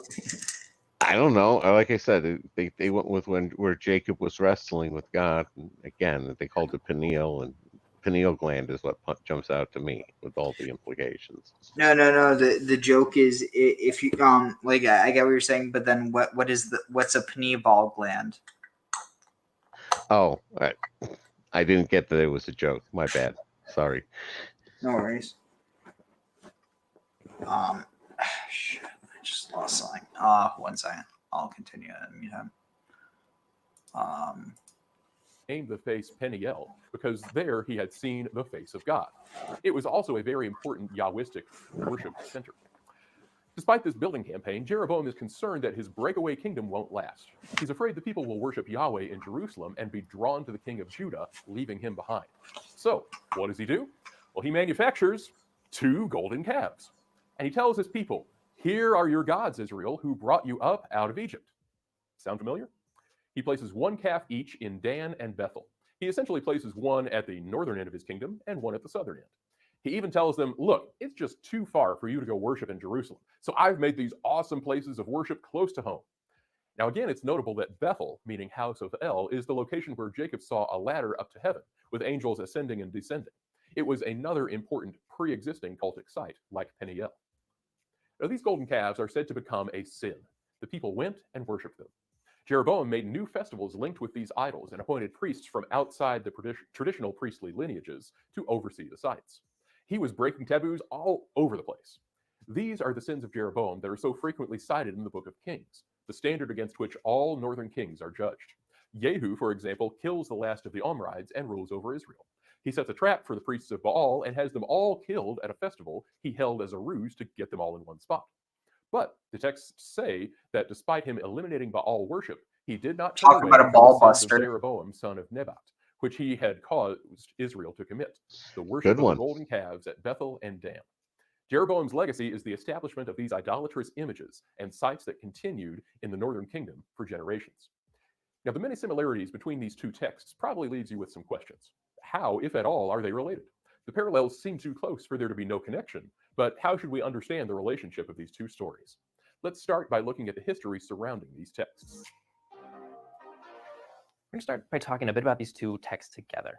There are questions about their historicity, or at least that of the Exodus account. The question is, to what extent do these texts describe actual events in a way that we today would understand as historical, versus to what extent are these more ancient Near Eastern texts where historicity is only one of many concerns, like making a very particular theological point? Many scholars cast some doubt on the Exodus account for a number of reasons that we can't really get into right now. The First Kings account is often taken to be much more historical in the modern sense of the word, with the Exodus account crafted to match its features and make a theological point about Jeroboam's actions. Though we should note some prominent scholars disagree with the priority of the First King text, we're going to take a different approach now. So we'll deal with the possible implications of this conclusion later, but for now we'll stick to the historicity question. So whatever the historicity of the text, it's clear that these 2 texts are meant to be linked as pieces of literature. We can see this with the repeated use of the phrase, "Here are your gods, Israel, who brought you up out of Egypt." This phrase is meant to link these 2 stories. As these stories took their final form, common words and phrases like this one were used to link the text together, so you, the reader, make connections in the themes and theology developed in both stories. Most scholars suggest that this phrase was first used by Jeroboam, then read back into the story of Moses and Aaron at Sinai, and its original use was as Jeroboam set up the cult sites in Dan and Bethel. Now, there's actually a fair amount of archaeological corroboration with the story in Kings. While Bethel, identified with the modern village of Beitin, was excavated in the early 20th century, it doesn't have much to contribute. Tel Dan, on the other hand, has an impressive sequence of bamot at the site which date to the Iron II. At this site, we see these multiple cult shrines built one on top of the other. In fact, in Stratum 4, Bama A is dated by the excavators to the 10th century, and this would be almost certainly be the high place built by Jeroboam. It has large cut blocks which were later incorporated into Bama B, but also an ashlar block or a cut stone altar platform, a libation installation, and several auxiliary rooms. If you visit the site today, you'll see this structure, which is Bama B, but also an ashlar block or a cut stone altar platform, cut blocks which were later incorporated into Bama B, but also an ashlar block or a cut stone altar platform. We see these multiple cult shrines built one on top of the other. In fact, in Stratum 4, Bama A is dated by the excavators to the 10th century, and this would be almost certainly be the high place built by Jeroboam. It has large cut blocks which were later incorporated into Bama B, but also an ashlar block or a cut stone altar platform, a libation installation, and several auxiliary rooms. If you visit the site today, you'll see this structure, which is Bama B, the 9th century Amrad rework of the structure. There was some 8th century rework to the structure as well, but what you see is a 9th century cult site, which is built on top of the 10th century one built by Jeroboam. This is certainly where his golden calves would have been installed and where the Israelites would have worshipped it. As for the golden calves, which we see in both accounts, we do have several examples of calf or bull statuary from cultic contexts. The most obvious is from the so-called bull site. The single period site in what is now the northern West Bank was an early Iron Age bama, or high place. There's a circular enclosure made by a wall consisting of large boulders brought from off-site. Inside there's a small paved area in front of an upright stone. This may be either an altar or a matzebah or a standing stone. At the site, this bronze bull was also found. It measures 17.5 centimeters long and 12.5 centimeters high, so it's really not big. It's the largest bull statue currently known from Iron Age Canaan. The site is a single-phase high place, and there are no other material culture signatures to indicate who may have worshipped there, nor is there any indication of what or who the bull is meant to represent specifically. Now, going further back in time, there's a small bronze bull found at Hatzor, dated to the late Bronze Age. Even further back in time, from the Middle Bronze Age, is a silver-plated bronze alloy calf, which was associated with this small shrine. It was found in a cultic context near the Middle Bronze Age gate at the site of Ashkelon and dates to the 16th century, so not close to either the Exodus or First Kings stories chronologically. This calf is small, only 10 centimeters long, and was made of a tin arsenic alloy, or bronze, and had a thin silver overlay, like 1.5 millimeters thin, very thin. This is clearly a calf and not a bull, like the other examples. It's generally thought to represent the storm god, as the storm god in Canaanite myth is typically youthful and energetic like a calf, whereas El, the old father of the gods, is associated with the bull. That brings us to the question of who or what were the golden calves in the Bible meant to represent. Scholars are divided on who or what the calves represent, but we'll share what we think is most likely. First off, there's the question of whether this is meant to be a depiction of a deity in animal form, or if this is meant to be a platform for an invisible deity. Attribute animals are common in ancient Near Eastern iconography, and we often see deities standing on top of them. Either possibility could be true, or both could be true. It could have been thought of one way originally and then another way over time. Whichever way it was understood, as a depiction or platform, there are a lot of suggestions for which deity these golden calves should be linked with. For Exodus 32, it's been suggested this was an Apis bull, but this is very unlikely because the Apis bull was a live bull in Egypt. It's been suggested it was Hathor, but for a number of reasons, this is also unlikely. Why would the Israelites worship an Egyptian god for delivering them from Egypt? Also, given the link between the Exodus account and the First Kings account, it's hard to imagine Jeroboam installing Egyptian gods at cult sites, particularly when he seems to be intentionally trying to link himself with Yahwistic centers. Other suggestions are that this is the Syro-Mesopotamian moon god Sin.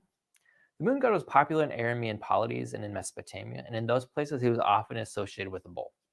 We don't see moon worship being particularly prevalent in the Old Testament. It shows up here and there, but doesn't seem to be a common feature of Israelite practice, even non-sanctioned practice.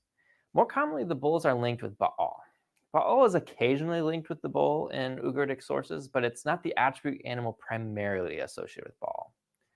The Old Testament often links Israelite idolatry, as with the calf, with Baal worship, but that's not a super strong link, and most scholars don't really see the calves as Baal.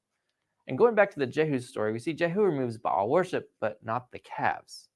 Jehu did not understand the calves to be associated with Baal worship at all. In fact, he seems to leave them as an acceptable part of Israelite religious practice. What a lot of scholars now are coming around to is to see the calves in Exodus and Kings as either linked with the Canaanite god El or with Yahweh. To muddy the waters a bit further, a lot of scholars think the Israelites conflated El and Yahweh, and that only over time was Yahweh differentiated from El. Exodus 6 seems to hint at this when it says, I appeared to Abraham, to Isaac, and to Jacob as El Shaddai, but by my name Yahweh I did not make myself fully known to them. This seems to be biblical evidence that the Israelites didn't always distinguish between Yahweh and the old Canaanite creator god El. In Ugaritic literature, El is clearly associated with the bull. He's even called Bull El. The patriarch Jacob, who, as we mentioned, is linked with the site of Bethel, worships the mighty one of Jacob, which is linguistically very similar to the phrase, the bull of Jacob. This may be a play on words linking the god of Jacob with the bull, and again, Bethel means house of God or house of El. I mean, I could keep going, but there are lots of reasons why some scholars link the golden calves with the deity El. These were straight-up depictions of El, the Canaanite god, but I tend to disagree. Well, I think the bull and calf imagery likely goes back to El. I think the golden calves were meant to be associated with Yahweh from the outset. These calves are always linked with the God of the Exodus, which everywhere in the Bible is linked with Yahweh. Jeroboam puts these calves up to keep his people from going to Jerusalem. He wants them to be the national God of Israel. He's clearly trying to establish his connection with Yahweh in his early days as king, not impose some foreign deity. We see in Exodus the Israelites celebrate a feast saying, "Tomorrow shall be a feast to Yahweh." And given the connection with the first king's story, it's not unreasonable to assume that the new festivals Jeroboam instituted were likewise Yahwistic. Jeroboam even gives his son Abijah a Yahwistic name. It seems most likely then that the calves were meant to be associated with Yahweh. The real questions, I think, are, were these meant to be pedestals on which an invisible Yahweh stood, the way that the Ark of the Covenant was the footstool of an invisible God enthroned above the cherubim? Or were they meant to be visual depictions, just plain idols of Yahweh? And to what extent were the calf images heretical? Or better, when did these become heretical? Now, thankfully, there are a lot of scholars who have looked into these questions, and these questions are interrelated. What were the calves understood to be, and how did that understanding change over time? And how did this fit with the larger evolution toward aniconism in Israelite religion?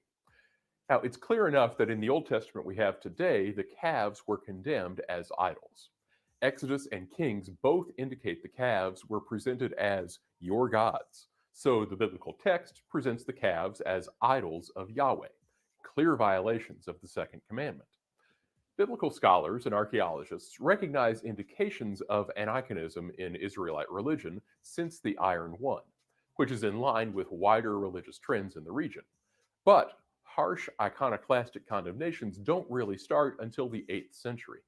It's then that the classical prophets condemn this kind of idolatry, starting chronologically with Hosea, but continuing with multiple others. And this really kicks off the iconoclastic reforms under Hezekiah and Josiah. There are clear enough indications that certain Israelite religious practices were accepted before the reforms, but condemned after them. Centralization of worship at Jerusalem is a very good example. The reformer kings centralized worship at the temple in Jerusalem. That is the only legitimate place to worship Yahweh. But we see, for example, the judge and prophet Samuel participating in a Yahwistic feast at a shrine or high place. Solomon seeks out God at a high place in Gibeon, and God responds to him. So there are clearly evolutions in what was accepted Yahwistic practice. One scholar, Yun Ho Chung, argues that these calves are best understood in that category as well. They were not meant to be idolatrous originally. Instead, he thinks of Jeroboam as a bit of a conservative, and that his calves were meant to be understood as platforms for Yahweh. The Ark of the Covenant, where the invisible Yahweh sat enthroned over the cherubs, was in Jerusalem. His calves have a similar function to the Ark, meant to be representations of sacred emptiness, the invisible Yahweh standing over this attribute animal. Over time, the pedestal came to be worshipped as an image of Yahweh Interesting. himself. And not only were they worshipped as idols of Yahweh, Similar. but they were put. It's very similar, actually, to the idea of the Kippur, the mercy seat, where you have the two cherubim on top, and then the wingspan. In between the wingspan is where God is, or where the Shephin is said to rest. So that's interesting. That there's that similar connection of the idea of the invisible God, or the God that is above the statue of the animal. Anyway, let's go back. Yeah, I was going to sit there and say I wouldn't be so fast to dismiss any connection with sin, the God sin. True. I mean, especially with the whole lunar motif of the Moses' horns. Like the horns of light. All right, let's see. So, where are we at? All right.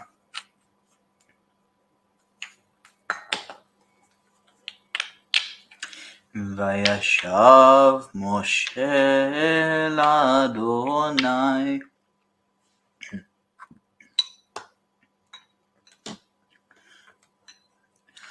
ויאמר הנחת העם הזה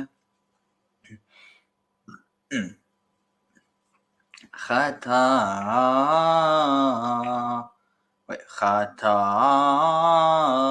גדולה ויעשו להם אלוהי זהב ועתה אם תישא חטאתם ואם אין מכנינה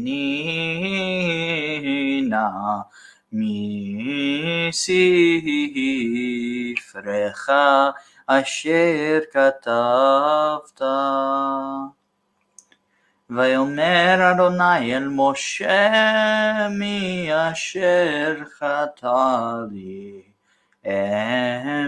אמחנו מספרי ואתה לך נחה את העם אל אשר דיברתי לך הנה מהלכי ילך לפניך וביום פקדתי ופקדתי עליהם חטאתם ויגוף אדוני את העם על אשר עשו את העגל אשר עשה אהרון. Let's see. Okay, so I'll translate that real quick. Hopefully, okay.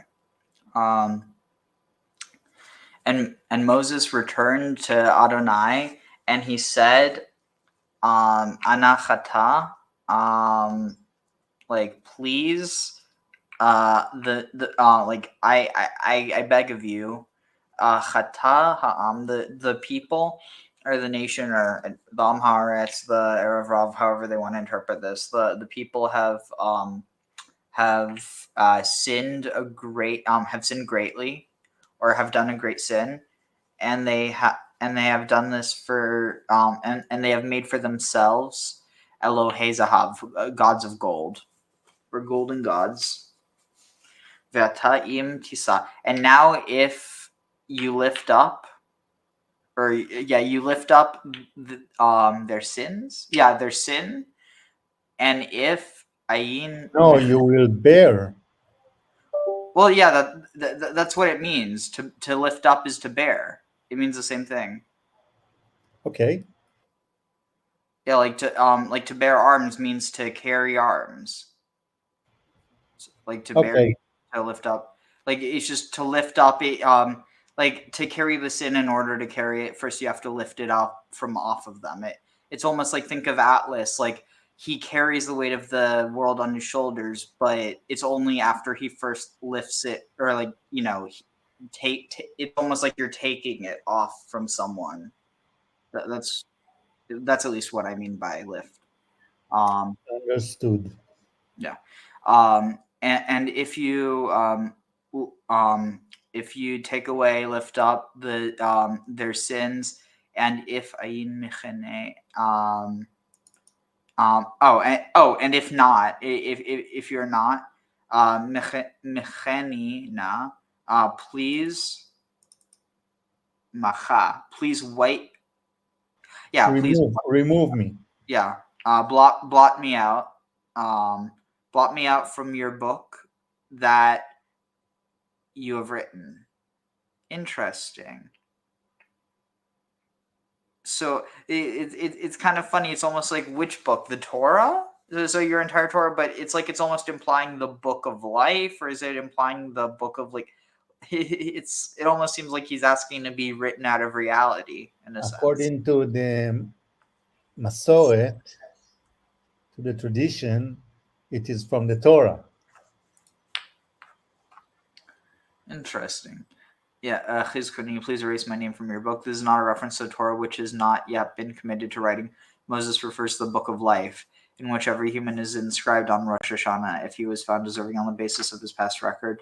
This is based on Talmud and Tractate Rosh Hashanah, folio 16, where the book is referred to as the book of life, in which the righteous are inscribed. I don't know if the righteous are all inscribed in the book of life so much as there's a lot of people inscribed in the book of life, and the righteous happen to be among them. Let's see. Let's see. Is there anything else? Orachaim. Zohar. Idolatry is a sin against him. Let's see. I mean, there's a lot of interest. Wait, what was that? Misefracha. Is there anything from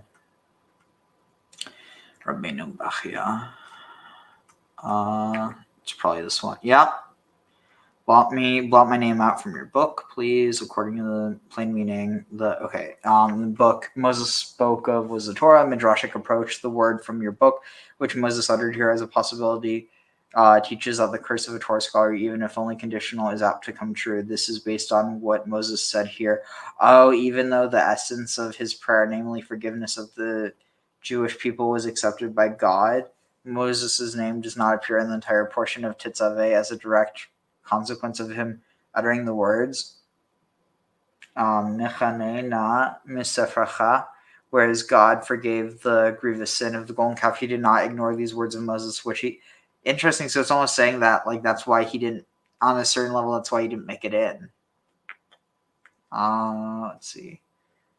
A more rational or investigative approach. The words Misafracha is a reference to horoscopes. Known as the book Handbook of the Lord, just as a book consists of impressions of letters and pictures, etc., and printed in order to be a permanent record. Oh shoot! One second. Let's just continue with. Where was it? Here it was. Yeah, there's more here. Put up with the intention of making sure people didn't go to worship in Jerusalem. Acceptable Israelite cultic practice shifted over time, and the orthodoxy of Jerusalem-only worship became dominant within Judahite elite and prophetic circles. With this shift, the calves at Bethel and Dan became increasingly heretical as violations of the Deuteronomistic law, both as symbols of idolatry and violations of the Deuteronomistic law of Jerusalem-only worship. Okay, so that's all great for the historicity of Jeroboam's golden calf and the interpretation of this symbol. But the more well-known appearance of the golden calf is in Exodus at Mount Sinai, and we already said that the historicity of this event is much more up in the air than the account in 1 Kings. What do we make of this famous episode if it may not be historically part of the Exodus story that millions of people know and love? Now, I'll start by saying that the whole historicity of the Exodus event has been inconclusive since scholars first started asking those questions. We have a whole series on some other questions around the Exodus event. And where we come down is that it's historically plausible or even probable, but on a smaller scale and at a later date than is given by traditional interpretation. The Sinai event is similarly inscrutable, historically speaking. We don't have a golden calf artifact or evidence of a mass assemblage of people around Mount Sinai in the right time frame. We don't have any written records from the event. So, what can we say about it? Well, it's noteworthy to us that when we look at traditions around the Exodus in later texts, we see several familiar elements, but they aren't connected in the way that we see them in the Sinai event. The Psalms and the prophets both repeatedly mention Israel coming out of Egypt. Now, this represents a very old tradition within Israel. Hosea and Micah speak about the golden calves in Samaria and at Bethel, but they never connect them with the Exodus event. Now, this doesn't mean that there was definitively no such event as part of the Exodus, only that it isn't mentioned in later texts where we might expect to see it. So, while the Sinai event itself isn't something we can evaluate historically, what we can say is that the way this account is crafted in the text that we have is clearly meant to connect it to Jeroboam's idolatry. It's the same type of event with the same language surrounding it, and in both cases, the idolatry is roundly condemned. Now, this is one of many ways we see that the Torah, the first books in the Hebrew Bible, were in fact shaped by later reformist and post-exilic concerns. The way the account of the idolatry at Sinai is told in the text represents Israel's later aniconic reforms being written back into its foundational narratives to bolster the theology of reformers like Hezekiah and Josiah. Now, that's not to say the reformers were wrong in their theology. In fact, we would agree with it today. But it is to say that the shape of Israel's foundational stories reflect theological concerns much later than the setting of events in these texts. Now, again, that's not to say these texts are wrong or that they lack authority if they can't be definitively tied to historical events. The historicity of these events may be an unsolvable question, but the way they communicate God's eternal truth is not called into question by issues of historicity. To me, this development of the text is an example of God progressively working to more fully reveal God's truth through the people of Israel over the course of their history. If you want to learn more about how the telling of Israel's early history was shaped by its later history, check out our video on the 6th century collapse, a series of events, including the Babylonian exile, that fundamentally shaped the Bible we have today. First of all, shout out to Zach Miller over at What Your Pastor Didn't Tell You here on YouTube for suggesting this topic. Zach is a friend of the channel and has been kind enough to have both of us on for interviews. So after this video, you should go check him out. He's been publishing a lot of great stuff. But for now, we'll say thanks for joining us for this Beneath the Bible video. Be sure to check out our references and resources in the description below if you're interested in this topic and you want to learn more. If you enjoyed this video and you want to see more content like it, be sure to take a minute to subscribe, and you can check out our series on the Exodus or our video on the 6th century collapse. You can also check out our website, beneaththebible.com, and follow us on social media at Beneath the Bible. Finally, we have opened up channel membership here on YouTube, so if you want to help support the work that we're doing, you can check out the join button down below. All right. If you learned something new today, take a minute to share this video with your friends. Until next time, keep... Still need a moment to catch my breath, so we'll start again in a second.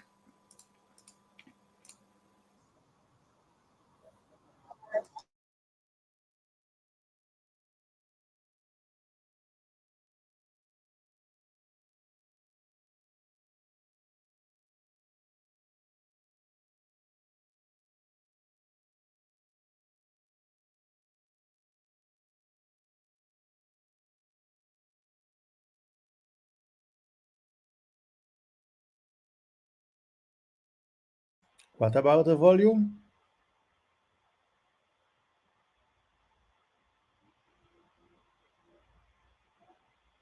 Sorry, what? It's muted. I don't hear, neither of us hear anything. No, Avi was talking. No, on the video. Are you sure? Yeah. Yes. Oh, sorry, I'm tired. Will dissolve and will cease to exist. Ve'amar, and it says, "My midor dor." Why does it keep saying generation? The fact that Amalek, the root is in Amalek, ve'lo yishaer lehem chayut ma'kedusha, and they're not going to have any life force from the kedusha, from the side of holiness. V'al yadei zeh hem yimchlu ve'yuchlu me'alehem. By the fact that Moshe Rabbeinu will take the kedusha, the spark, out of the Erev, by default they will dissolve and will cease to exist. Ve'amar, and it says, "My midor dor." Why does it keep saying generation after generation? Da Moshe. That's referring to Moshe, because Moshe is called the generation. De'it marbe dor holech v'dor ba. Where do we learn that from? We learn that from the book of Kohelet, from, don't ask me to say Ecclesiastes. Right? You know what I'm talking about. Kohelet. This is from the book of Kohelet, that it says a generation comes and a generation goes. Who is it referring to? It's referring to Moshe Rabbeinu. As Moshe Rabbeinu comes and goes and keeps coming back. All right. But yeah, I didn't hear it again, so it was kind of weird. Maybe I just heard something in the background of someone else, but maybe I just heard something in my own background. I don't know. All right. Let's see.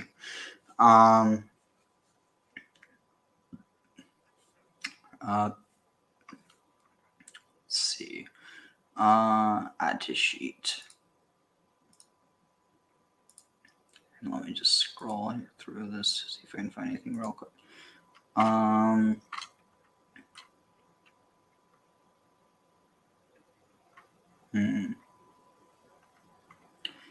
Let's see, was that?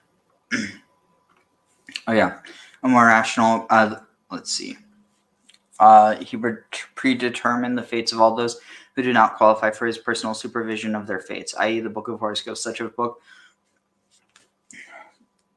contains a list of the lifespans of each individual before he was born, as well as other data relevant to his life on earth. King David already referred to this in Psalms 139:16. Here I saw my unformed limbs, they were recorded in your book. Man's potential in the celestial spheres, what is inscribed in that book, enables him to accomplish whatever it is that he will accomplish while alive on earth. When this potential is erased in God's book, this means that he will die here on earth forthwith. In other words, the essence of Moses' prayer was that unless God would forgive the people their sin, he, Moses, would not want to live. He simply could not bear to watch the misery that would befall his people if God were not to forgive them. On another occasion, Moses phrased the same sentiment more directly when he said, "Please kill me now if I have found favor in your found favor in your eyes."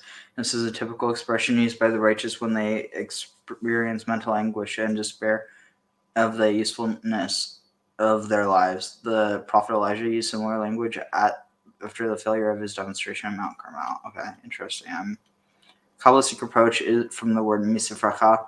Oh, sfirot is equivalent to min ha-sfirot from the list of emanations. It is as if Moses had said that he wished to be erased from the lower six of these emanations. They represent God's activity when beginning to create the universe.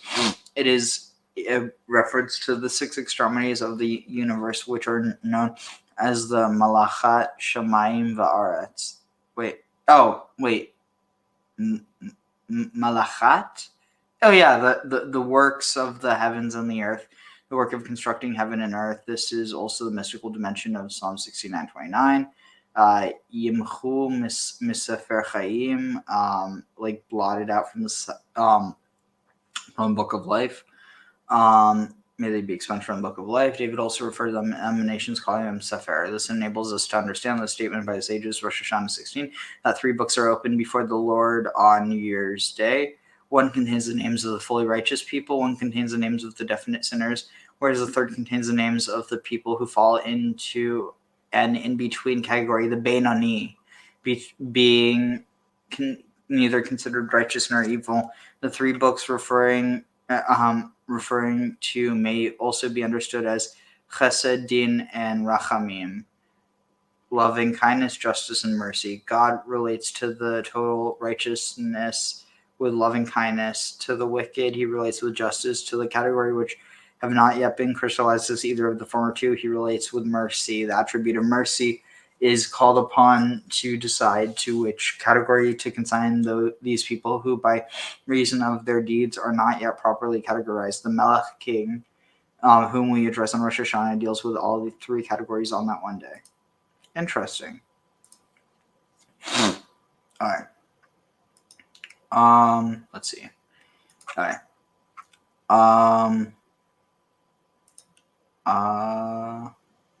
Let's see. Vayomer Adonai el Moshe, and Adonai said to Moses, Mi asher chatali, who has sinned before. Wait, what? Wait, no. Sorry, I was getting mixed up. The one who. Yeah. The one who sinned to me. Oh yeah.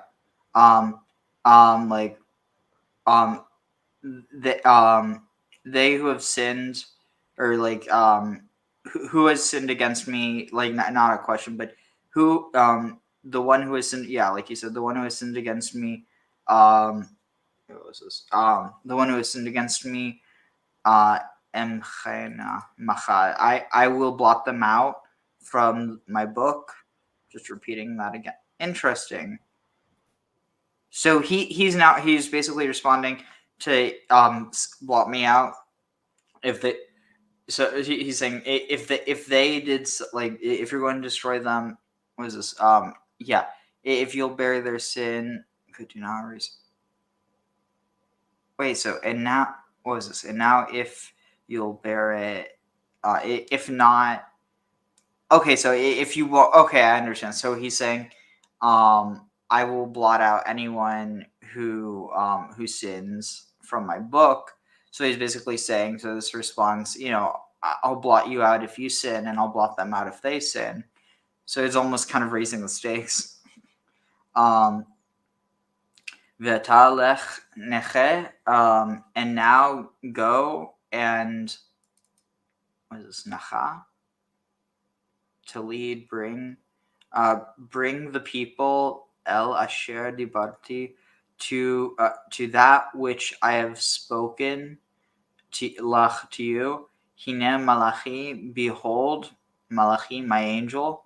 Yelech, they'll go lefanecha, before you. Uvayom pakdi, and by day will lead you. U pakaditi alehem chatatam. Wait. Ubayom pakaditi. No, pakaditi, on the day of my accounting. No, the day of my pakdi, the day of my accounting. Yeah, the day of my. It's not really a good translation. Like the day of my. This is like. What's it say? My accounting for other sins. Oh yeah, the day of my reckoning. Reckoning's better. On the day of my reckoning, I will reckon upon them or against them their sins. This says, I shall reckon their sin of the golden calf against them. No punishment comes upon Israel which does not contain some payment for the sin of the golden calf. Interesting. It's almost like brass knuckles, but it's golden calves. And you get beaten up with them every time you do something wrong. It's like, remember this sin. It's like, you messed up then and you messed up now. I don't know. I cannot get this image of a Levite mafia out of my head. You know what I mean, Graham? Yeah. It's like, pay up your tithe. Oh God, it's dark, but it definitely, it happened. Had to happen a few times. Yeah. Especially with the Levite massacre of all the golden calf worshippers. Imagine if it was just based on people having like swollen bellies. Imagine someone just ate some bad food the night before. He's like, no, I promise I'm not an idolater. I had some bad manna. Ate some spoiled manna. Let's see. By day, oh wait, I read that. Commentary. What's this about the Malachi? Commentary. Angel will walk ahead of you. God refers to what he had told Moses already. Here, I'm going to send an angel.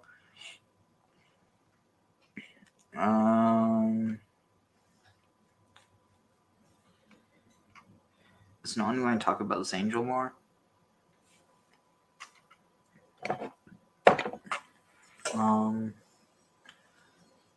Let's see, this is lead them to Israel. Pakadi, at intervals when I feel so disposed. Not all of them at once. Interesting. So it's almost saying that the New Year's, it's like a little in this like so that all your sins don't get accounted to you at your end of life, at least not like they're not all weighed against you all at once. That's why you account for them each year or something. Kind of interesting. Vayom Pakti, Hine Malachi, behold my angel, my messenger, not myself.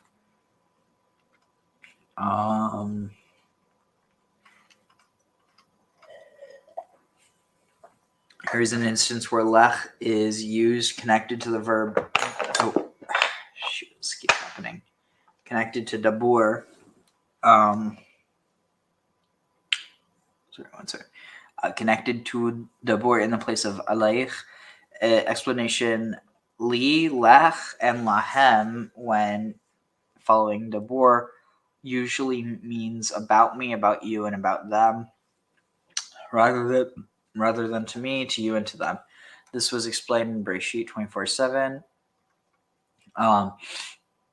Nevertheless, okay, no. What's this? Alasher Artilach. Yeah, no. Oh shoot. Okay, so it is alright.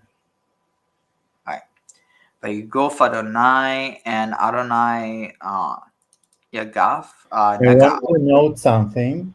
What? Yeah. The Yom Pokdi of the previous verse. Pokdi. Sorry, I didn't see that. Should be first of all, we have a portion that is called Pkudei. So Lifkod is to amount people, because the teruma, the donation for the temple or for the tabernacle was actually some ransom that the people of Israel should pay in order for the Lord to forgive them of something. So we see that lifkod is something about sin and forgiveness, and what this story is telling, and you see that the Targum of Onkelos and also of Jonathan is translating Uvayom Pokdi is in the day of my storm. So when I will revenge, at the day of my revenge, I will revenge them for their sin. So this verse is actually talking about the latter days, when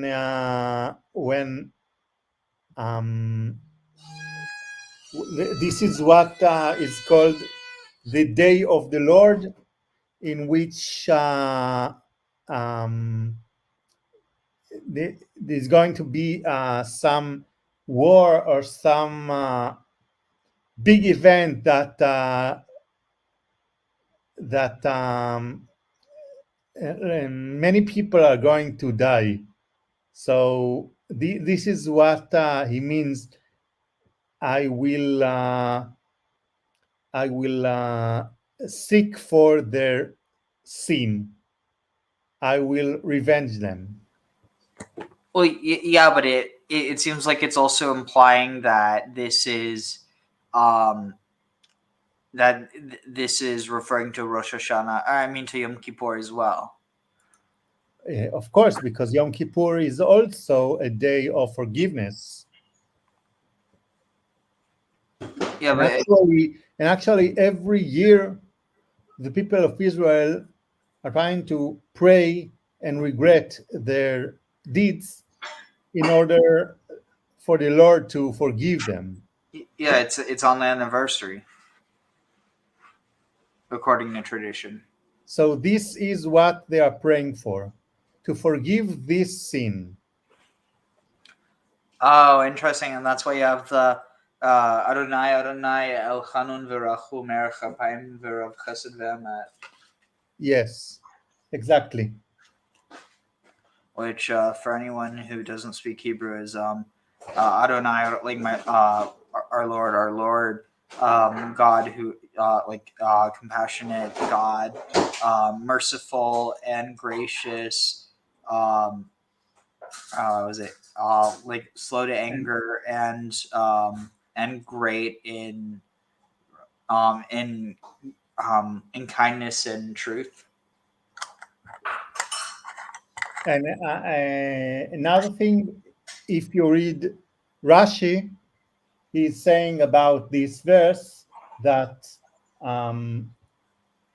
I will forgive them for a little of this sin with their other sins, and Pu'anut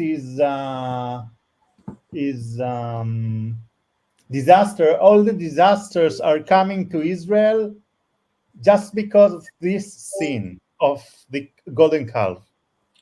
This is what Rashi said on this verse. Interesting. Let's see. You see, it is just written in the right of the page. Yeah, I pulled it up. No punishment ever comes upon Israel, which there is not payment for the sin of the golden calf. It's honestly really interesting. It's almost like implying that anything bad that happens is due to this Canaanite origin. What do you mean? Well, if there is this connection to the golden calf, or rather to the image of the calf, that it's potentially an image of the god, or an image of like that which the god rides upon, then that's a callback to the Canaanite traditions, especially with El.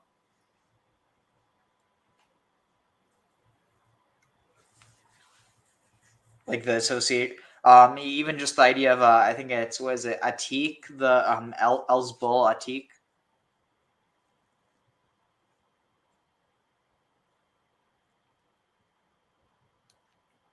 Do you know what I'm talking about? No, I think no. Let's see. I never knew the name of the bull, but yeah. Yeah, every tradition has its own bull of heaven, but let's see. Let's see. Is this okay? Perfect. El's bull.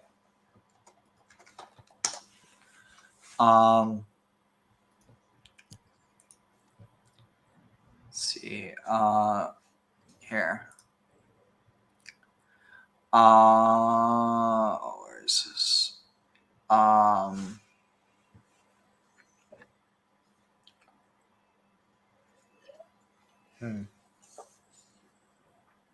see.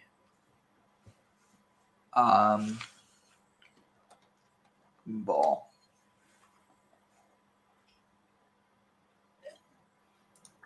Let's see. Let's see. El's bull of heaven.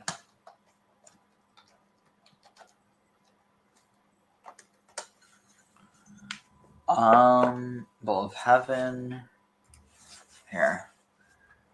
Influence on later stories. Okay. Okay. It's death of a cot. Let's see if I'm El's bull of heaven, Atik.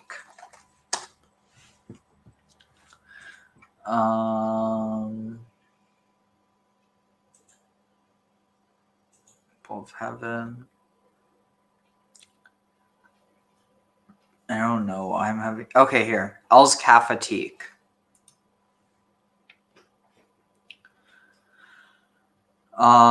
Especially, let's see. The Ugaritic ball myth to the obscure bovine creature called Egel El Atik.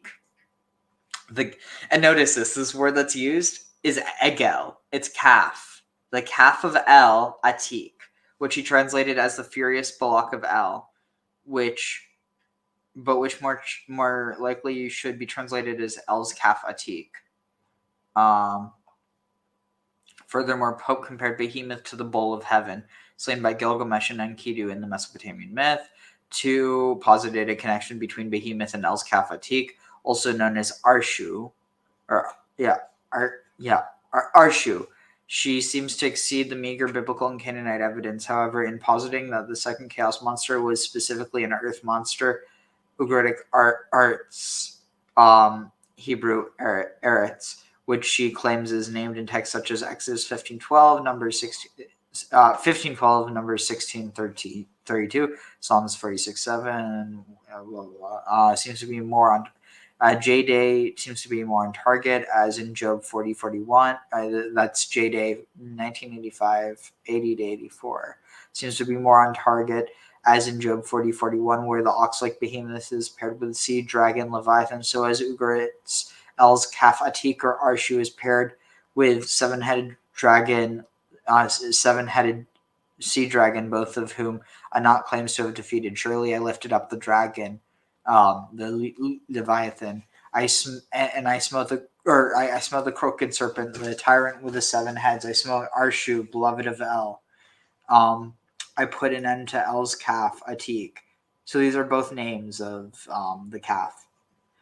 So I didn't know about that, but I wonder what is the connection between this God's bull Atik and Atik Yomin, which is one of the names of God. Oh, interesting. So what, like where it's not saying the ancient, but where Atik might actually be in reference to that, especially interesting. Yeah, it's I mean, the only thing is, I think that in both cases, Atik is being used to refer to its antiquity. So it could just be that it gets assimilated into it, where it's like at the like Atik Hayamin, and then like it's almost like where Ancient of Days could be. Like, no, but it's like the context just doesn't fit the idea of. But you probably know about the Shor Habar, the wild bull, which is the animal that God will slaughter in the latter days and will eat with the tzaddikim. This animal is something that created in the sixth day, just before the sunset. So maybe this is the reference for the Atik. Yeah, that sounds just like it. Do you know what I mean? Yeah, definitely. Let's see, where are we? So, or instead of Shor Habar, the wild bull, this is the buffalo, the Re'em. Wait, it was Shor Ha what? Bar. Better. Oh. Oh, like the fattened cow or the fattened bull. The wild bull or behemoth. Interesting. Let's see. So Anak claims El's Kafatik. Nevertheless, at Ugarit, both of these creatures seem to be more at home in the sea than on land. In the sea are Arshu and the dragon. May Kothar and Kothar Wachasis drive them away. May Kothar Wachasis cut them off. KTU 1.6.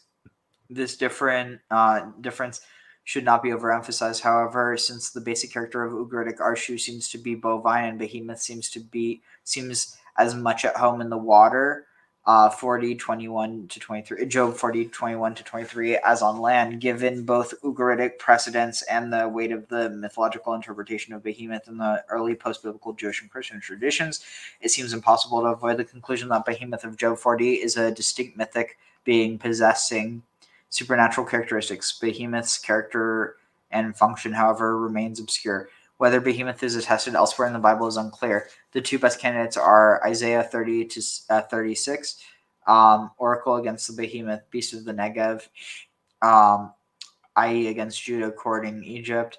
I have been a behemoth beast with you, i.e. deprecating self-characterization, see Wolfers 1990, 478. Others see convincing proposals. Other less convincing proposals include Deuteronomy 32:34, Argordis, the assertive calf in Ugaritic and Hebrew. Among the punishments threatened by God is the teeth of Behemoth as parallel with Resheph and Behemoth. Is the teeth of Behemoth as parallel with Resheph and other alleged demons, and Job 12. Wait, I think this might be moving on to this is moving on to next thing. Though this is you should look at the Gemara, Baba Batra, that they say there that Behemoth is the wild bull, the Re'em, the buffalo, which was created in the sixth day. And God created a male and a female. He just castrated the male and hid the female and saved her for the latter days meal of the tzaddikim. And the reason why he did that is because if he didn't do that, the both bulls would destroy the world. See, I don't know. Okay, here. No, not this. Look for Re'em instead of Shor.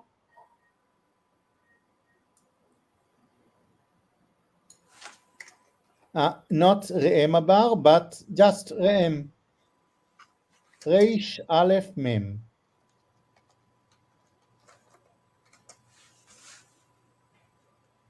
No, not Zachar or Nekeva, but Baba Batra. Okay, here it is.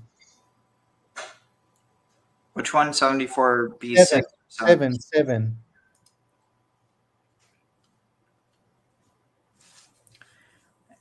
Let's see. Ve'af behemoth, and even the beasts. Behemoth is the beasts. Oh, yeah. Wait, where is it? So yeah, and even the behemoth. Oh, but no, but literally the beasts. Okay. I mean that's how it translates it. So if they are mating one and another, they will destroy all the world. What did the Lord do? He castrated the male and hid the female and saved her for the tzaddikim for the days to come. The righteous people. Interesting. So yes, absolutely, this is the beast of Atik that you said. I didn't know that. Chapeau. Sorry, what? Thanks for that. Oh. I didn't know that. Of course. The Gemara asks there too, with regards to the Leviathan, let him castrate the male and cool the female. Why was it necessary to kill the female? Interesting, that's a reference to Tiamat, or to the Gemara answers that fish are unrestrained, and therefore even if the female was cooled, the female would still procreate. The Gemara suggests let him do the opposite and kill and preserve the male Leviathan. The Gemara responds, if you wish, say that the salted female is better. If you wish, say instead that since it is written, there's Leviathan whom you have formed to sport with, the male must be left alive for sport because it is not proper to conduct sport with a female.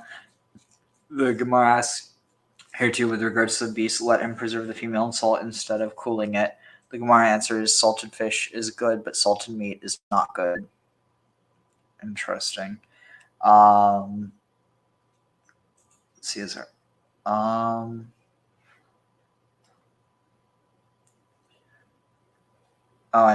Rabbi Yitzchak said, conclude from here that the name of the minister of the sea is Rachab. What's the word that's used for minister? Shema. Not Rachab, but Rahav. Rahav. Oh. Not Chet, but Hey. Interesting. And in Hebrew, Rahav is pride, or I think it is better to say that Rahav is arrogance. Arrogance. This says to act stormily. And then also it even has like like fearfully, maybe like to, I don't know. That's a weird form, but yeah, that word saru. It's like No, he's guardian angel or minister. yeah. Were it not for the waters of the sea that cover him, no creature would withstand his smell. As his corpse emits a terrible stench, as is stated, they shall not hurt nor destroy in all my holy mountain, for the earth shall be full of knowledge of the Lord, as the waters cover the sea. Do not read this phrase as cover the sea, rather read as cover the minister of the sea. It almost seems like it's the term sea is referring to the minister of the sea, not to the sea itself. That almost seems, what's this? Lesara shel yam machsim. Nechasim, covering. Yeah. So the minister that the sea covers. Is minister of the sea. Yeah, like the minister that covers this. Wait, is it the sea that covers the minister, or the minister that covers the sea? The Kemayim Mechasim is like the water is covering the sea. So like the waters are covering the minister of the sea. You know why they say that? Because he's very smelly. You know, I wonder. I'm gonna look at that one reference. Where was it? Of course, no, I can't find it. Was it this? No. But yeah, I wonder if there's a connection with between Rahab and let's see. No, I just need to find where I opened it. It was oh, right. I saved it in Zotero. Perfect. And what? Oh, it's a thing for saving references. Let's see. See file. It's weird. It's not loading. Let's see. What on earth? This is strange. Give me a moment. Zotero. And as administrator. Okay, there. Yes. Okay. It should be, let's see, probably didn't. Okay, where would it be? Dictionary of okay, found it. Here. Let's see. Okay, copy. Here, paste. And go. Okay, so let's see, can we find Rahab?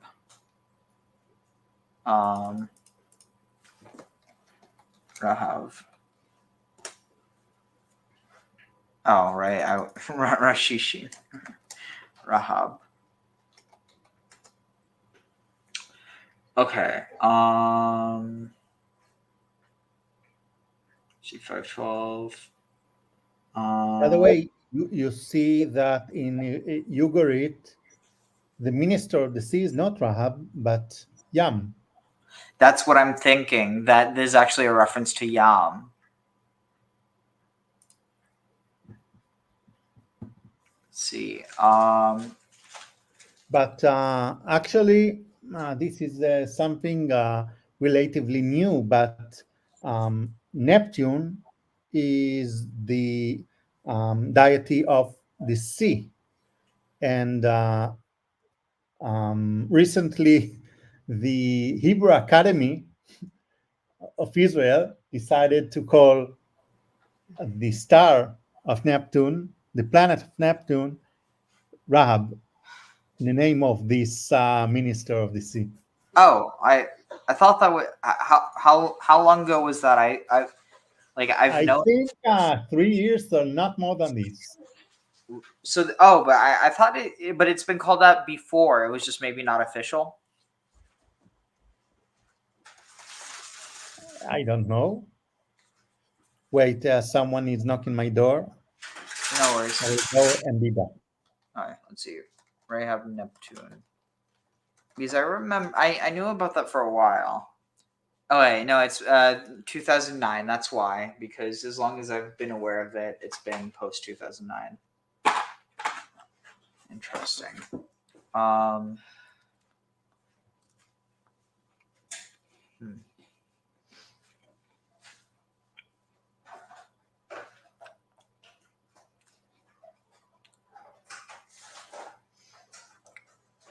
Let's see.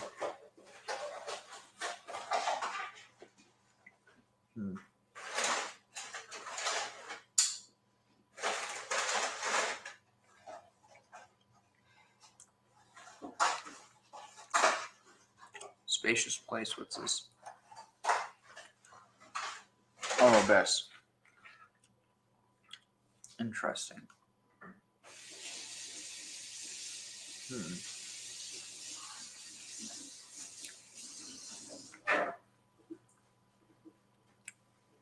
Interesting. So apparently another rendering of this is actually Rahab, which means a wide, spacious place. Almost like once you get to a certain level of the sea.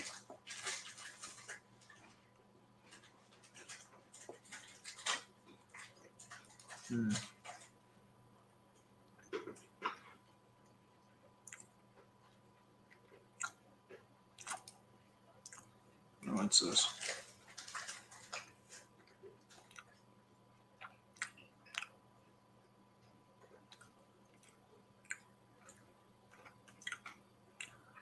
Yeah, what on earth is this about?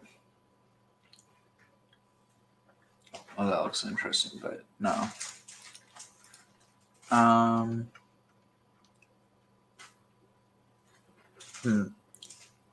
Uranus was given the name Oron, which means little light.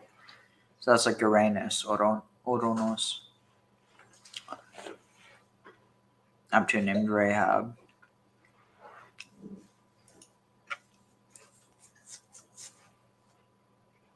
Oh, did I just see one for Horon? No, Oron. They should name Pluto Horon, or they should. Or Funny. Or Mort. But something tells me they're not going to name Pluto Death.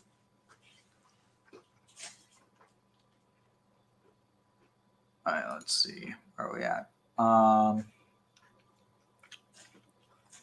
One more.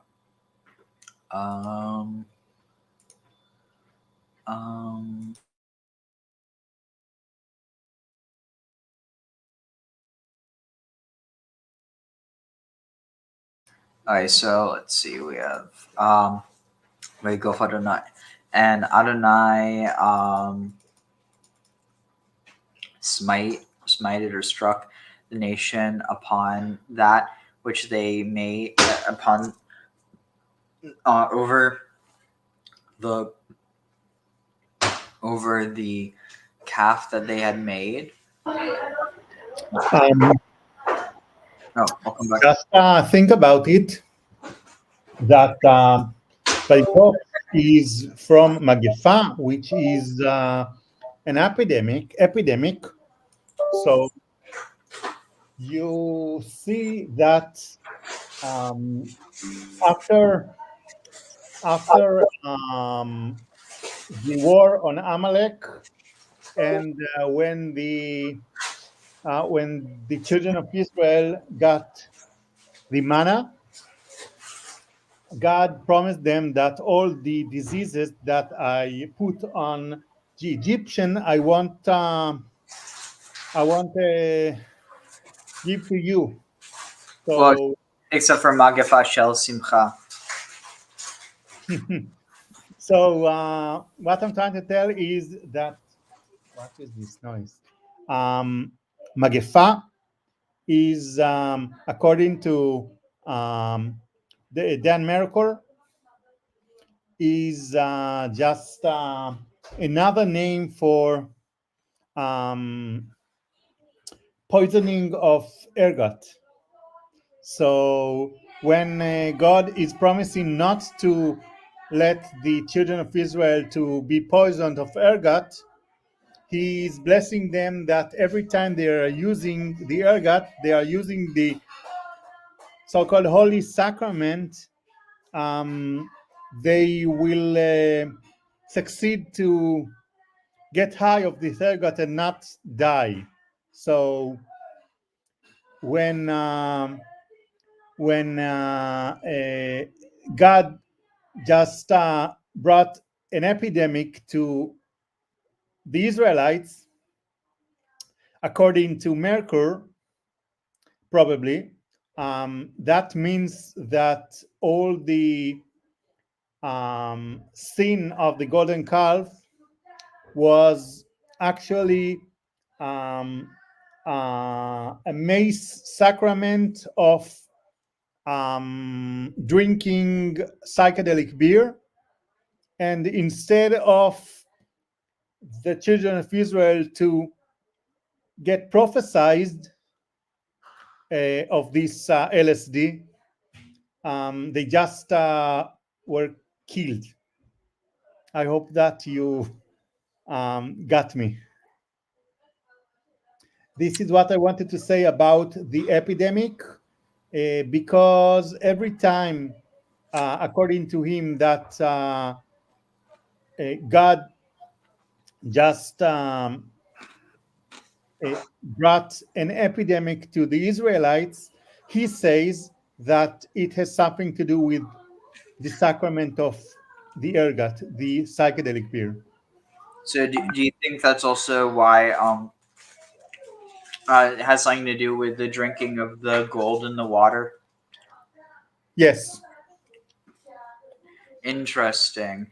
And that the idea of them becoming bloated, that it's almost like in a sense that they either die of it or they're disabled by the ergot, and so it makes them easier to kill.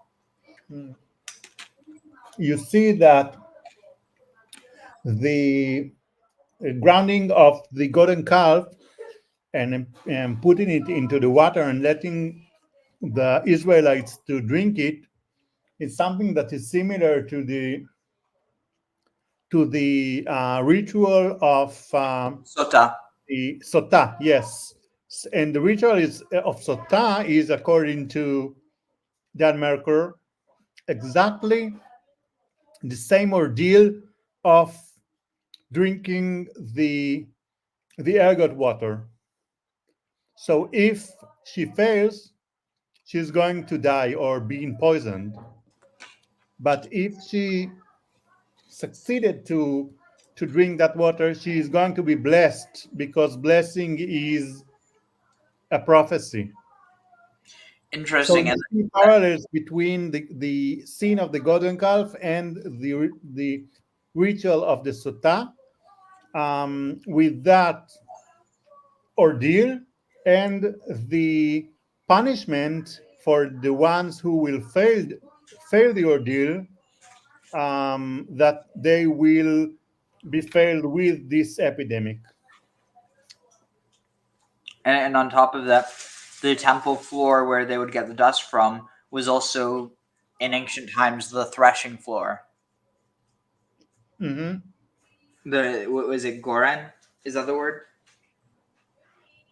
What do you mean? Goren. Goren? No, I think that Goren is some house that they are collecting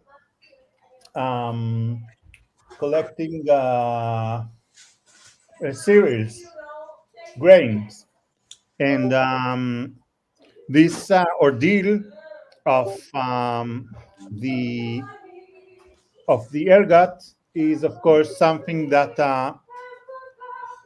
that is made of the grain. Interesting. And you even the name Goren and grain sound the two seem very I connected. don't know if grain is an Indo-European word, and Goren is a Semitic word. I don't know if there is a connection. Well, the other thing though is that garin means kernel, right? Yes. Well, think about it.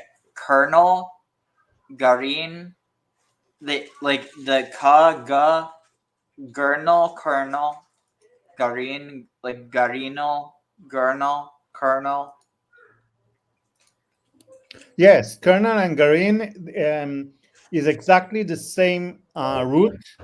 You see that garin or galin with lamed is derived from the Greek word, which Oh yeah, we talked about this. which is similar, some kind of similar to the Latin word of kernel. Interesting. So let's see. Why is nothing showing up? I will just look for the exact word.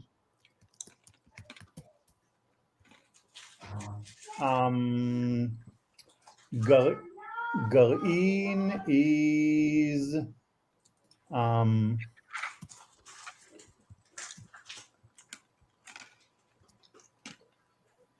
and I still don't find the word, but you see that the K of the kernel is being replaced with the G, because according to the pronunciation of the Greek people, they couldn't pronounce, or the Greek couldn't pronounce the G, or vice versa. The Hebrews couldn't pronounce the G in the word garin, in the word kernel, and this is why they used G. Interesting.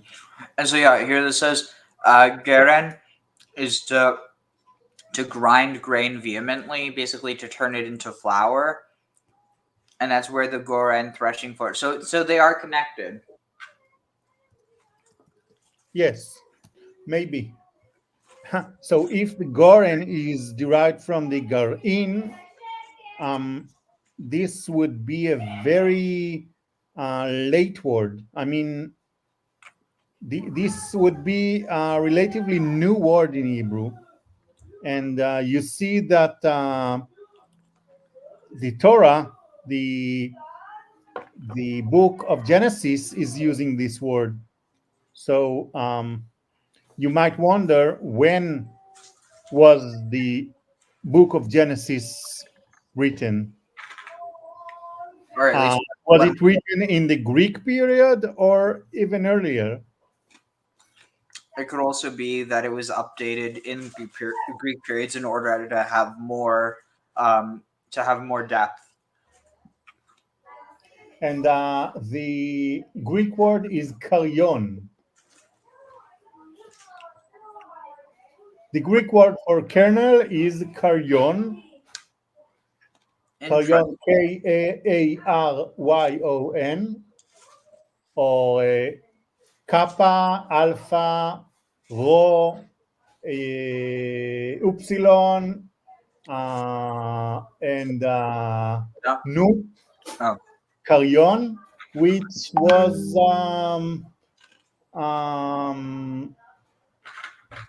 pronounced in between the Hebrew speakers, Gar Yon or Galeon, and this is why the word Galin is being used in the Mishnah. Well, yeah, I saw that the other day. Galion. What's that mean again? Karyon. No, galion. Galin.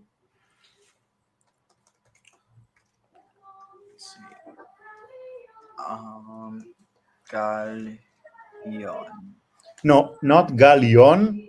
No, but I saw that Gilayon. That's what I was thinking of. Gilayon. No, I'm not. No, I know it's not connected. It's just because you have the ka and ga interchangeable, and the same with the la and the ra. So I was just wondering if there's no, there's no connection whatsoever. I was just thinking. Oh, but it may be related because like a flat surface. You are just scraping kernels because the kernel has a cover that you are removing. So you see that when you are creating a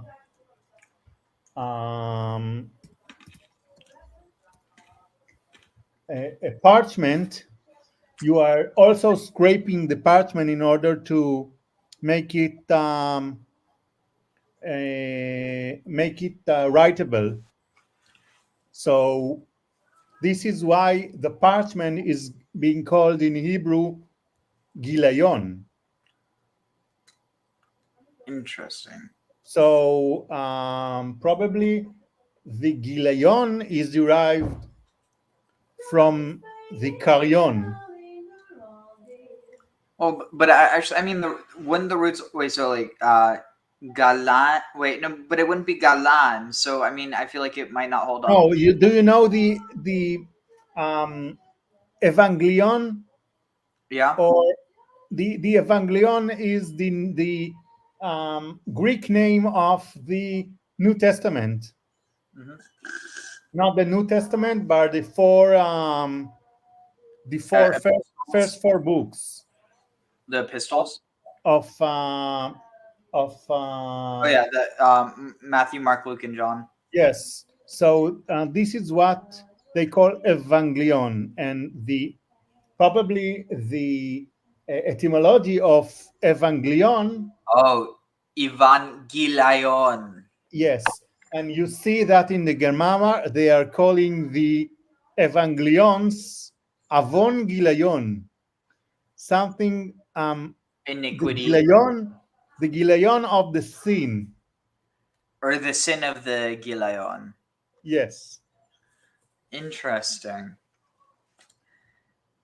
Anyway, so and so Adonai plagued the people upon that which they upon the calf which they made which they over the calf which they had made because they had made the calf that Aaron had made over the that which they made, the calf that Aaron made. It's very strange. Why does it have that repetition? Why does it say to be something that Aaron did? No, it says they made it and Aaron made it, like in a. They're crediting him because he was the one who threw the model of the calf into the fire. Oh, this is interesting. Well, yeah, but let's see. Alternatively, the Torah wanted to ward off any accusation anyone had leveled against Aaron, who was only technically the maker of the golden calf, and to place them in blame where it belonged. The fact that God smote the people for a calf which Aaron had made is evident for God concerning the people as having made the calf.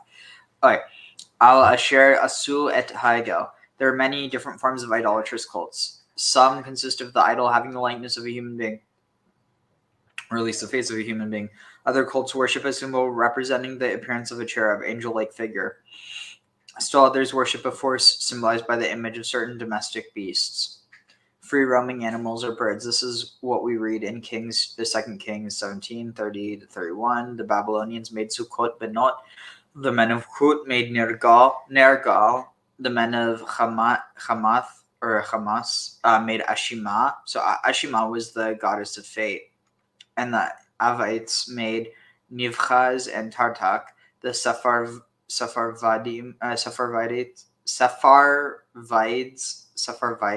I don't know, bring their children to Adramelech. So this is actually probably to was this like Adir Baal, and that the Melech is used to replace the name of Baal, and then Ana Melech would be like Anabal. I forget. I think it was like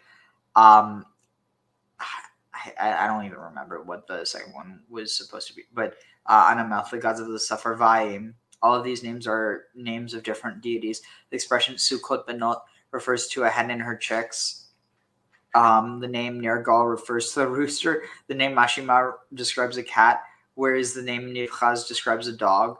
The name Tartak refers to a donkey, whereas Adramelech refers to an ape, and Adamelech refers to a peacock. I am pretty certain that the many cast idols represent stars or groups of stars in the celestial regions. This would correspond to Amos 5:26. Sikuth and Kiun are your astral deity, the images you have made for yourselves. The word Sikuth and Kiun are both names of stars and are what Jeremiah 44:19 refers to when he said, "And when we make offerings to the Queen of Heaven and pour libations for her," the people mentioned here refer to the stars as the Queen of Heaven. They didn't refer to the stars, they referred to one of them, most likely. The expression Kivyun Tzalmechem in Amos 5:26 refers to Zachal, otherwise known as Shabtai or Saturn. The word Kochav Elohechem, the stars of your gods, in the same verse refers to one of the seven fixed stars, planets, i.e. the sun. By the way, I don't know because I wasn't here, but did you mention the fact that the cherub, the crew, is apparently another word for a figure of a bull? Oh, the Karibu? I forgot to. Yes. So probably the scene of the golden calf was not because the children of Israel worshipped something that is not God himself, because the Torah is saying previously that God is living between the cherubim. So and of course the kaporet, the cover of the ark is made of gold. So it appears that the children of Israel wanted to build an ark by themselves and not wait to Moses to go down from the mountain. So you see that their sin was because they were hurry up to build the tabernacle instead of wait for Moses to build it. Interesting. So, what was it? Let's see. So again, because the kruv or cherub is a figure of a bull, and what they built is a figure of the bull that is golden, and you see that the cherubim in the tabernacle are just put over a golden cover. interesting. Shoot, 1 second. Let's see.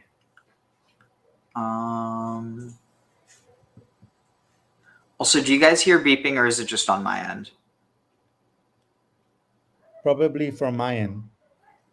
Oh. I mean, I'm not sure because I think it was even before you joined, but I mean, it would be cool if it was your end because then it would just. But let's see. What was it looking for? Wait, what? Let's see. Let's see if I can't find that. I'm just going to. Let's see. Oh, I know. What's that one channel?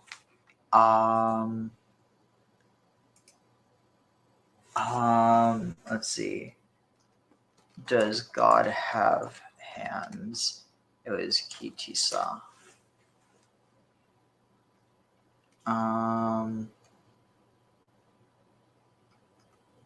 What channel was that? It was dang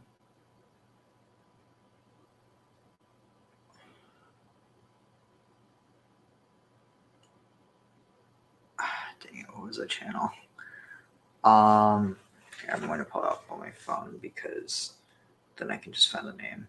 Okay, I recently subscribed to them, so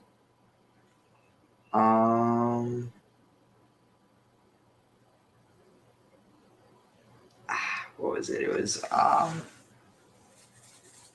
let's see. Heresy. Does God have hands?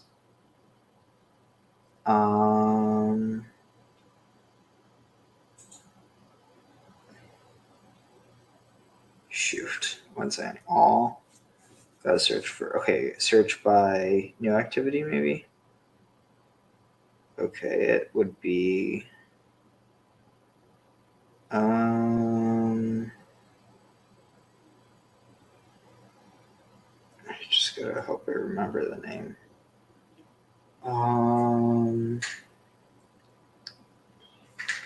Dang it! What is it?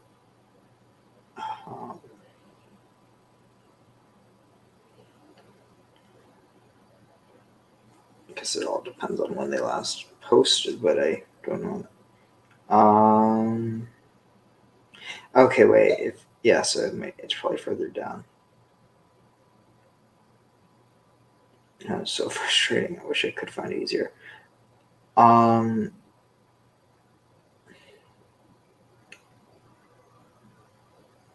see. It was something about. If I don't find it in the next 10 seconds, I'm just going to try to find it another way. Something, yeah. Let's see. Tisa, God hands. I do not know how it's this difficult to find. I literally had it on my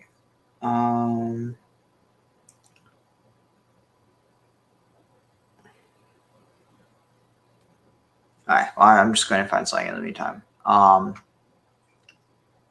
we're going to finish up really soon.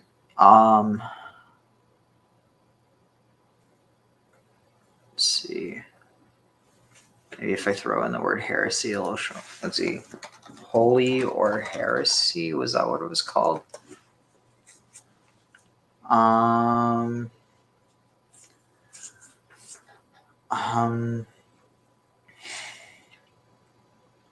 Oh wait, I'm not sure. Let's start.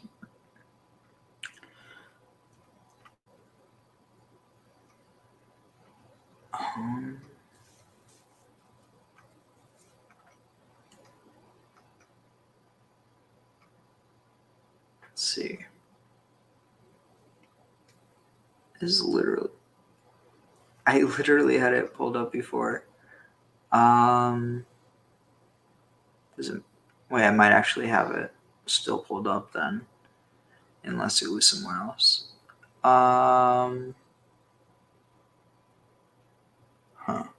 Oh, I found it. Wait, did I? I might not have. No, I didn't. I just saw this tab and what it was searching for. Let's see, golden calf, key Tisa.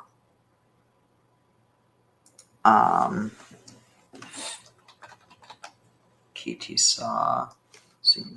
Jewish. Maybe that I just have to try different keywords.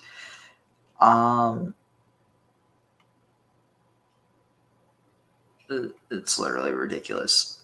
It's like you get advertised a video, and then the moment you actually go to watch it, you can't find it.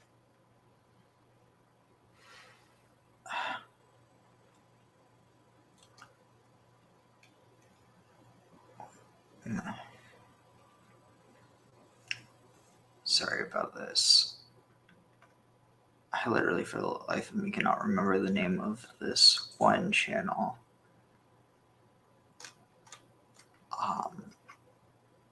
Alright. See, maybe Judaism, holy. No, I'm just gonna. Let's see, holy or heresy. I think that was the name of it. Not Aldi. Key Tisa. I'm just going to search for that and see what comes up.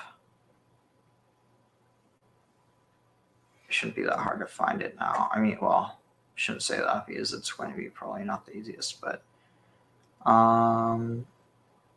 Key Tisa.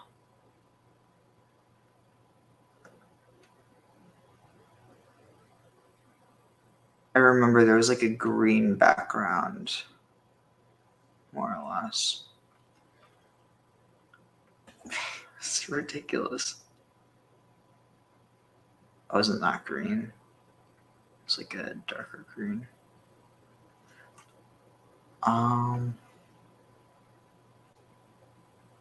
Let's see. Oh, I know what I can do. I can search. It was recent. Perfect. I don't know why I didn't think about that before. This week maybe. Was it that recent?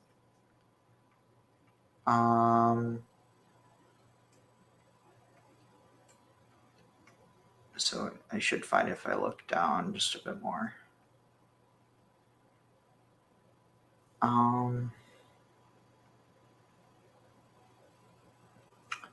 guess I didn't I guess I underestimated how many there would be. Let's see, 5 days. I mean, I guess I think it was 6 days ago. I hope it was. Otherwise, I'm not going to find it. I remember that it's like there's a guy and then it's green and then was that it? No. It has two things on the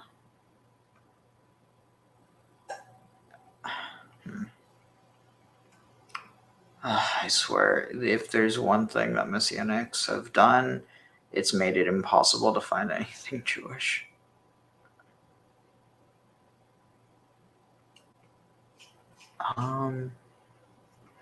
Here, I'm just going to continue with this. But his mind, like a lot. Actually, give death penalty just like they did to this guy. Sadiq, not just this guy, but there's different reasons of why he did it. Ma explains that since we don't have the Sanhedrin, the Bet Din, that can give the death penalty anymore in our age, in our life, a violator of Shabbat will have an animal run him over. What does it mean, an animal run him over? We don't live in a jungle. In our day, it means car accidents. And that's why you see a lot of car accidents statistically, drastically higher amount of car accidents during Shabbat. Second thing he says, okay, so we got death in this world, possibly physical, but definitely spiritual. Now we understand. What's the upon death? How could you die twice? He's already dead. I died already. I'm going to die twice. Can't die twice. Somebody's already buried. Well done. How could he die again? Hashem says, no, this life you have, this body you have, this is just a hallway of the real life. This is just a small portion of the real life. Real life is supposed to be eternal, supposed to be forever. Because the soul that I gave you is a part of me. It's a part of Hashem. He actually did not create that soul. It was always there. It's actually a physical part of him. So it's eternal. I gave it to you. Bring it back the same way I gave it to you. You make sins. It's not the same thing anymore. So Hashem says you're supposed to live forever. You're supposed to have Olam Haba, live forever. Not 70 years, 100 years, 120 years in this world. Forever. But someone is Mechalet Shabbat, has spiritual death, and has no Olam Haba. Meaning, this life, that's it. Whenever they finish this life, 7 years, 100 years, whenever it is, no, Hashem says, no, I don't want you forever. I don't want to look at you forever. You violate my Shabbat. Who needs you? Shabbat is my connection with you. That's my agreement with you. You keep Shabbat, you live forever. You don't keep Shabbat, nothing. Okay, live your 70 years. You think 70 years is enough? Okay, enjoy. Do what you want. No Shabbat, nothing. That's it. We're done. Somebody thinks about this logically. Just wait a minute. This is my agreement with Hashem. This is my contract. And not only is he going to tell me I could potentially suffer in this world, this 70, 80, 100, 200 years, whatever you live in this world, I could potentially suffer here and it's cut short. But on top of it, that's it. And everybody else is a Shomer Shabbat with the funny hats and maybe the dresses and it's noir and all these other things, all these strange things they do, but they're not so bad. They live forever. It's a good deal. So even if I don't like the modest dress, even if I don't like to keep Shabbat, even if I don't like kosher food, it's still a good deal. Live forever. So that's what Hashem tells us. But then it doesn't explain the last part. Last part he says, and the soul will be cut off from the nation. Now, think about it. I already died twice. I died in this world. I'm cut off from the next world. There's no Allah Abba. What else is there to give me? You already told me I died twice. This world, next world, so what's left? Tell me, my soul is cut off from the nation? What soul is cut off from the nation? What other way can you explain it than a physical disconnect by our own actions from the Jews? Meaning, Shulchan Aruch explains it 7 times. Chazal explains it countless times. Violator of Shabbat knowingly is not considered Jewish. Considered a goy in every way. As a matter of fact, a goy, someone that's a Gentile, is not Jewish, but that observes the 7 laws of Noah, because that's what the Gentiles need to observe, is much higher, drastically higher. He's considered a tzaddik. He's not even close to the person who's a Mechalel Shabbat. Mechalel Shabbat is not even close to him. Someone who's a violate Shabbat, not even at the feet of someone that's a righteous goy. So forget about a righteous Jew. So the key here is that when that person told me, listen, I'm Jewish, and I ask him, how do you know you're Jewish? He says, my passport. Hashem doesn't agree.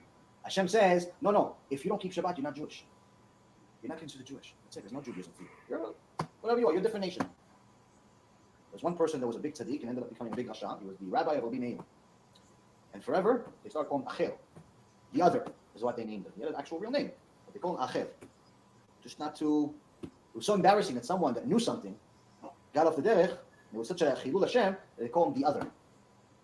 That's what Hashem thinks of all of these things. So this is important stuff. Always be reminded because again, it's something that we do and sometimes forget why. And if we don't do, Be'ezrat Hashem will start doing. What's the worst thing we can happen? We live forever? Not a bad idea. Not a bad deal. Then you do another part of the Kiddush. If you guys remember, every Friday you do Kiddush. Also, it's also found in this Parsha. ושמו בני ישראל את השבת, לעשות את השבת לדורותם, ברית עולם, וניהו בני ישראל, אותי לעולם, כי 6 ימים עשה אדוני את השמיים ואת הארץ, וביום השביעי שבת וינפש. So that we read it every Friday. Now you know where it comes from. It comes from Torah, not just something that somebody made up. So now, Am Yisrael says goodbye to Moshe Rabbeinu for 40 days. Moshe Rabbeinu was going up to Mount Sinai to get the Torah, to get the oral Torah, the written Torah, and the 10 Commandments. Unfortunately, they have a misunderstanding where they think that he's supposed to come at a certain time, and he doesn't come at that time. It's a matter of hours difference. I think it was 6-hour difference, if I remember correctly. So Moshe Rabbeinu goes up to Mount Sinai. His body stays here. His neshama goes up to heaven. He learns the entire Torah from Hashem.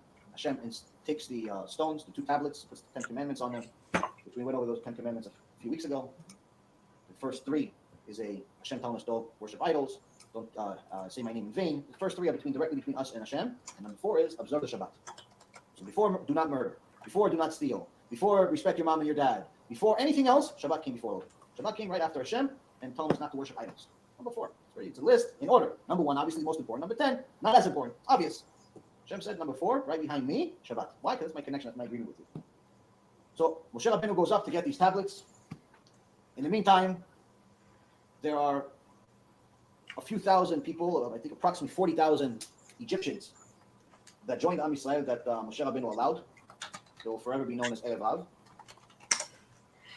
And they didn't really join Israel for the right reasons, but Moshe felt bad for them and thought that they were genuine, and he made a human error and allowed them to join the nation. Now, these Egyptians didn't just become observant Jews overnight. I mean, again, remember, even if they said, okay, we want to join Am Yisrael, they couldn't stop believing in idol worship and automatically believe in Hashem. It takes time. Even if they wanted to believe, even if some of them came out righteous, it can't just happen overnight. First, you have to eliminate the existing belief and prove that it's fake, and then add the new belief and show that it's real. You can't have both. So now some of them haven't gotten to that point yet. And they say, listen, this Moshe Rabbeinu of yours, he didn't come back. He said he's going to come back, and this time he didn't come back. We need a new leader. Satan, Yetzer Hara, takes advantage of this opportunity, and he shows them a movie of angels carrying Moshe Rabbeinu and carrying his body as if he died. So they see, he died. He didn't come back on time because he died. we need a new leader. So they go to her. Remember her was the grandfather of Bezalel. They go to her and they say, listen, build us a statue. Because we want a new connection between us and Hashem. We can't go to Hashem directly, which is a false belief. Judaism is, the foundation of Judaism is a connection between us and Hashem directly. We do not need a rabbi or a prophet or anything. Every Jew has a direct connection between us and Hashem. Every person in the world, connection between us and Hashem. You're not allowed to believe that you ever need anyone to connect to Hashem for you. So people that, other religions that say that there has to be a middleman, or even Jews that are making the mistake and believing that they have to connect to Hashem to a rabbi or some tzaddik or anything like that. I'm not discrediting the tzaddikim or the rabbis, but it's not allowed. It's a form of idol worship. Not allowed to think even that you need someone to connect to Hashem to. You have a direct connection between you and Hashem. You have Hashem, speed dial. You want to talk to Hashem? Stop praying. That's it. You want to talk to Hashem? You can talk in your own language. Go in your room, go to Beit Knesset, anywhere. You could accept the bathroom or a place that smells. You're always allowed to talk to Hashem at any time. And Hashem hears everything you say. You do not need anything. You don't need a grave. You don't need a Beit Knesset. You don't need a rabbi. You don't need anything. You can talk to Hashem at any time you want. Obviously, there's better places than others. Talking to him during the tefillah and times like that is better than talking to him when you're just sitting on your couch. But sometimes it's up to you. The point is, you do not need a middleman. You're not even allowed to believe that you need a middleman. It's a false belief that humans made, where they believe that they need to have a middleman, and that's what creates idol worship. And that's the mistake we made in Mount Sinai, where they said, listen, we need a middleman. So they asked her, build us a statue. Her was a tzaddik. And they said, no, not going to build you anything. What did they do? They killed him. Who is he? Her. Ben Hur. Ben Her is a who? Yeah. So he was right. He didn't agree with Right, he didn't agree. So then they asked Aaron. This is so strange. I cannot find it for the life of me. Well, anyway, I'm going to find something else about that. Let's see. Golden calf. Let's see. Behemoth. Anything show up?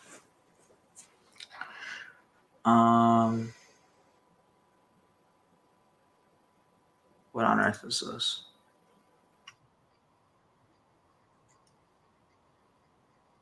Of Mount Sinai in Saudi Arabia.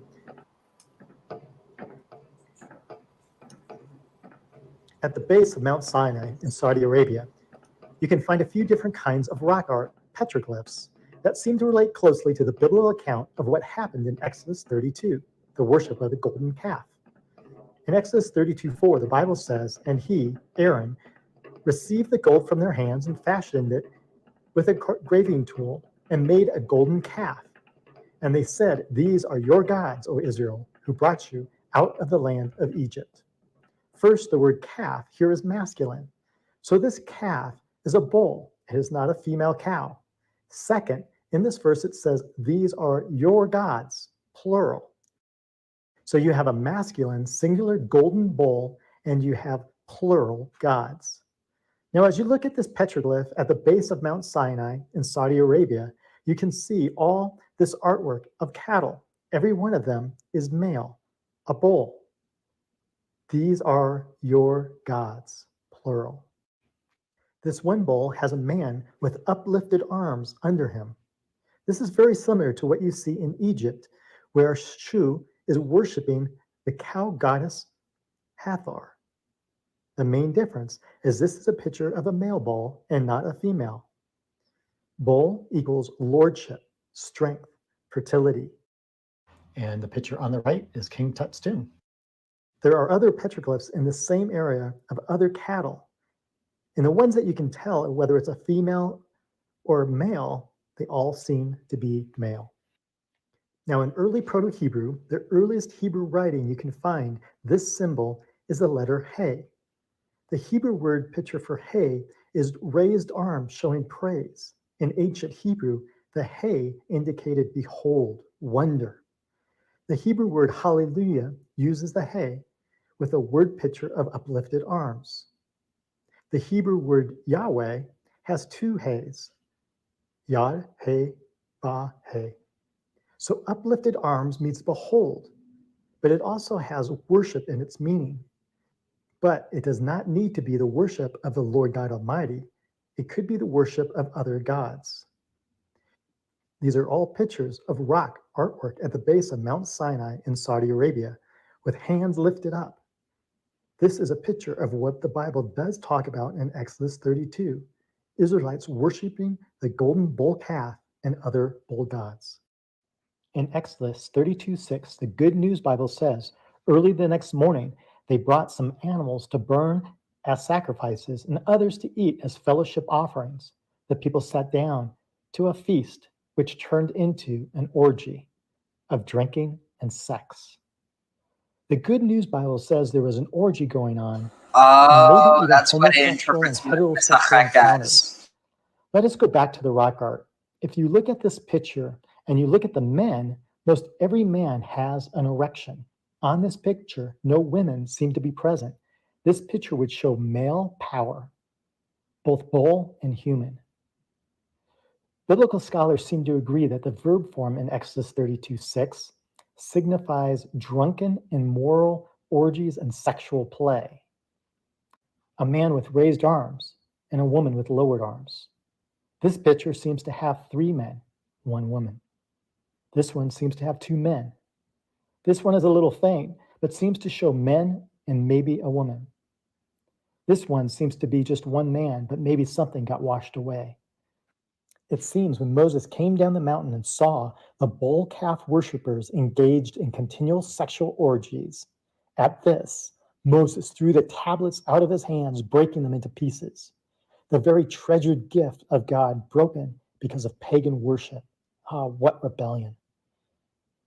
The Israelites became extremely close to being annihilated by God himself because of what they did.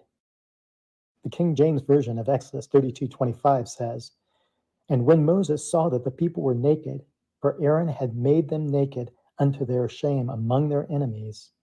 The use of the word naked here is used differently in different translations of different Bibles. The Hebrew word para very easily could mean naked, stripped, orgies, or uncovered. In Exodus 32:27, it says, "And he, Moses, said to them, Thus says the Lord, God of Israel, put your swords on your side, each of you, and go to and fro from gate to gate throughout the camp, and each of you kill his brother and his companion and his neighbor." In looking at this picture, it seems like through the man and through the woman is a sword, just like the Lord God of Israel commanded. Just what you would think you would see in Exodus 32:27. This picture also seems to have a sword going through the person or the people. Before we end this video about the artwork, we want to look at one more image down here. This looks like an ox head. I'm not 100% sure on this, but this could be the Proto-Hebrew letter Aleph. The Aleph is the first letter in the Hebrew alphabet. The pictograph of an Aleph is an ox head, and the meaning of the Aleph is power, authority, strength. As we have already talked about, this whole artwork describes male power, authority, and strength. If this is an Aleph, this might be one of the earliest Alephs ever recorded. So as we look at all this artwork at the base of Mount Sinai in Saudi Arabia, etched in stone, it depicts the story of the golden calf in Exodus 32. This is just one more witness that Mount Sinai could be in Saudi Arabia. This is just one of many videos talking about Mount Sinai in Saudi Arabia. If you go to YouTube and search for Mount Sinai encounters, you'll find a lot more, or just follow the link. And he also seems to have a bit of another bias, vested interest in it. So, other than that, interesting though.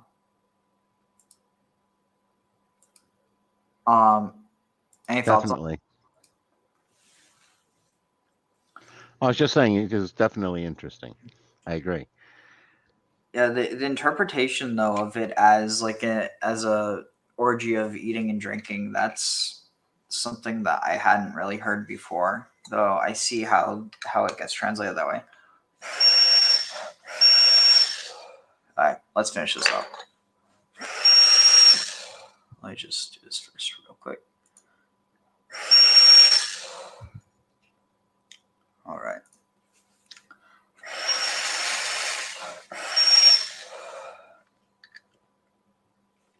All right. וידבר אדוני אל משה לך מזה אתה אשר העלית מארץ מצרים אל הארץ אשר נשבעתי לאברהם ליצחק וליעקב לאמור ולעזרך אתננה, ושלחתי לפניך מלאך, וגרשתי את הכנעני,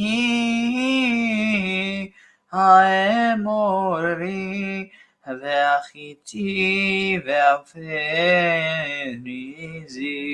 והחיבי, והיבוסי, אל ארץ זבת חלב ודבש, כי לא אלה בקרבך, כי עם קשה עורף, אתה פן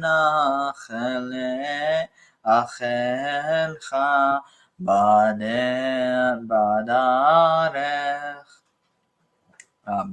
בדרך, וישמע העם את הדבר הרע הזה,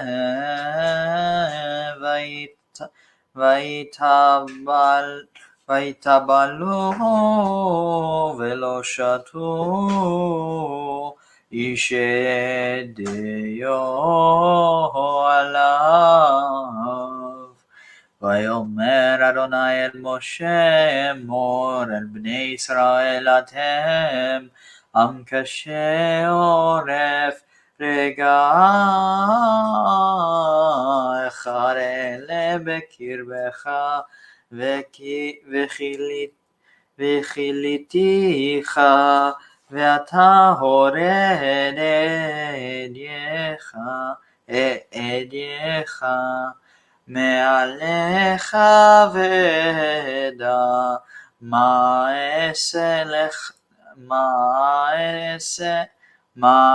אעשה לך. ויתנצלו בני ישראל את אדים מהר חורב, ומשה לקח את האוהל ונטע לו מחוץ למחנה, הרחק מן המחנה, וקרא לו אל מועד, והיה כל מבקש אדוני אצל אוהל מועד אשר מחוץ למחנה. והיה כצאת משה אל האוהל, יקומו כל העם ונצפו, איש פתח הלא, והביטו אחרי משה עד בואו האוהלה. והיה כבוא משה האוהלה, ירד עמוד הענן, ועמד פתח האוהל, ודיבר עם משה, וראה כל העם את עמוד הענן עומד פתח האוהל, וקם כל העם, והשתחוו איש פתח אוהלו, ודיבר אדוני אל משה פנים אל פנים, כאשר ידבר איש אל רעהו, ושב אל המחנה, ומשרתו יהושע בן נון, נער לא ימיש מתוך האוהל.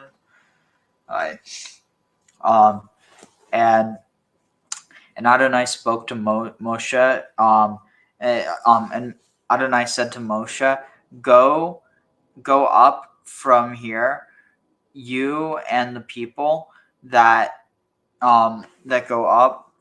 went up from the land of Egypt to the land that I have promised you. that I have promised to Abraham, to Isaac, and to Jacob, saying, to their seed I have given them. Or to their seed I have given. Vishalachti, and I have sent before you an angel, Vigarashti, and I will expel the Canaanites and the Amorites and the Hittites and the Perizzites and the Hivites and the Jebusites. Really dark stuff. To the land that is flowing with milk and honey, that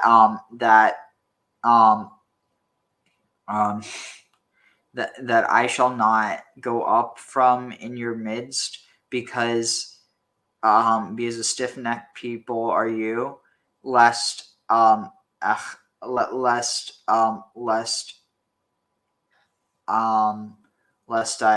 consume you on the way. This is I shall not ascend in your midst. What?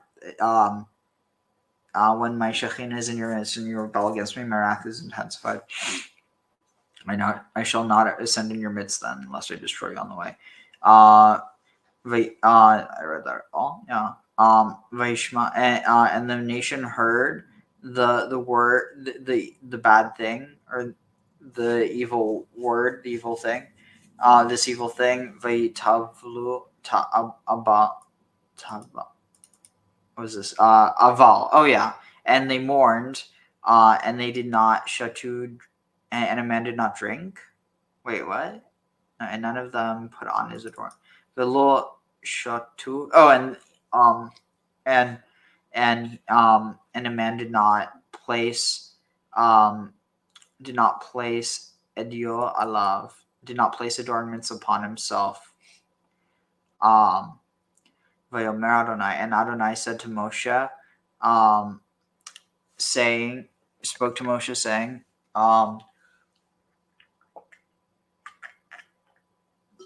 or no, Adonai said to Moses, speak to the children of Israel, say to the children of Israel, you are a stiff-necked people. Wait, let's see. In an instant, or in one moment, I would go up from in your midst and finish you off. And now I will descend from your witness, or from your present. I will descend. Wait, alright. Oh no, and now remove, and now, sink down, or now, and now take down, your adornments from upon yourself, and your adornment, and your, and I will know what you, what I, and I will know what I am to do with you. This is just very odd. Vayit Natslu, Bnei Israel, and the children of Israel, Natzel, delivered up, their Ediam, their adornments, which had bequeathed them at Mount Horeb. Sounds like this might have been what they were using for the golden calf, and then some switcheroos going on with the order or something. You know what I mean? But in this case, this is God saying to do it. Yeah, I see what you're saying. Yeah. All right, sweet. We're almost done. At the very end. What's this about Mount Horeb? Oh yeah, Mehar Chorev. Oh, okay, no, I saw that. Yeah. Mount Horeb. So that's also one of the other names for Sinai. And Moses took the Ohel and then what was this? And Moses, let's see, from that sin onward, would take the tent, his tent. It's not his tent, it's God's tent. I thought, his tent. Oh, it's literally saying his tent. And he would pitch it out for himself outside of the encampment, far away from the camp, and he would call out to him in the tent, and he would call it the tent of meeting, v'haya kol mevakesh, and all that he sought, or all that he asked of Adonai, or wait, the tent of meeting, and it was that all he asked of Adonai went out from the tent of what? Wait, all who sought Adonai. Sorry, I thought it was all that he sought from Adonai. That would be fine. It's like whatever he wants comes out of the tent. No, and all who sought Adonai would go to the tent of a meeting that was outside of the encampment.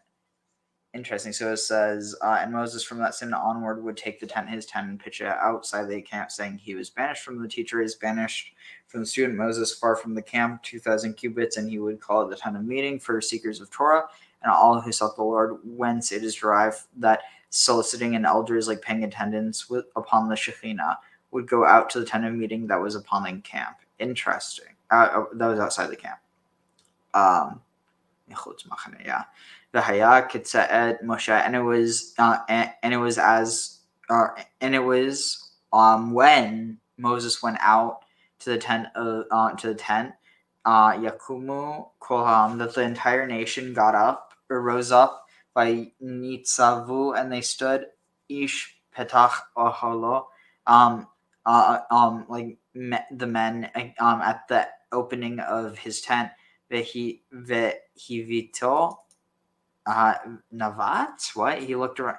And each one would stand at the door of his tent. Oh, okay. They would stay. Each man would stand at the door of his tent and would look or regard after Moses, until he went into the tent.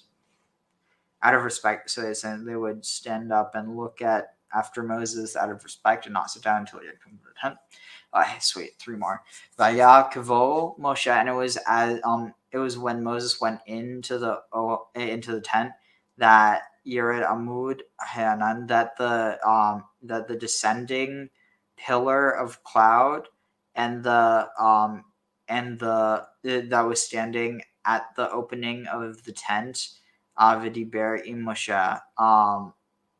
Let's see. It was then when Moses came to the tent, the pillar of cloud would descend and stand. Oh, it would stand at the door of the tent, and would speak with Moses. Interesting.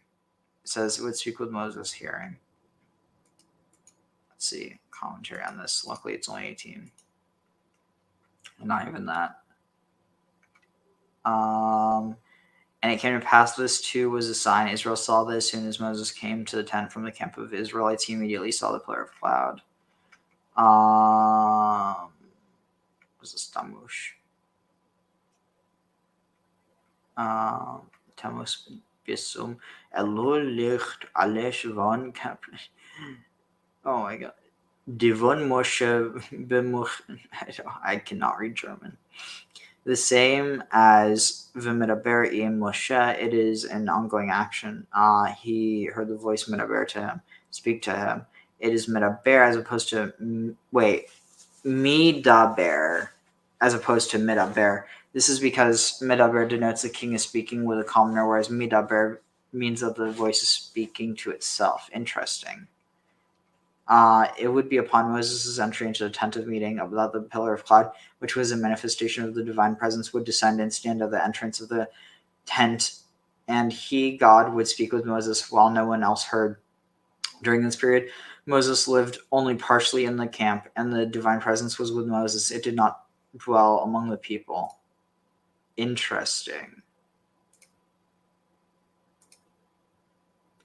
That's Steinsaltz? Who the heck is Steinsaltz? Steinsaltz on Exodus. Well, who is Steinsaltz? Oh, I guess it's just the Steinsaltz Tanakh. Interesting. And there's 33.8. So interesting. So there's almost its own commentary on this. Oh, fascinating. What was the century? The pillar of cloud, which was a manifestation. Oh wait, to not dwell among the people. The entire people would see the pillar of cloud standing at the entrance of the tent. Okay, rise or prostrate. Is it just repeat? Okay, whatever. I could if there's another interesting one from that, we could always find it again.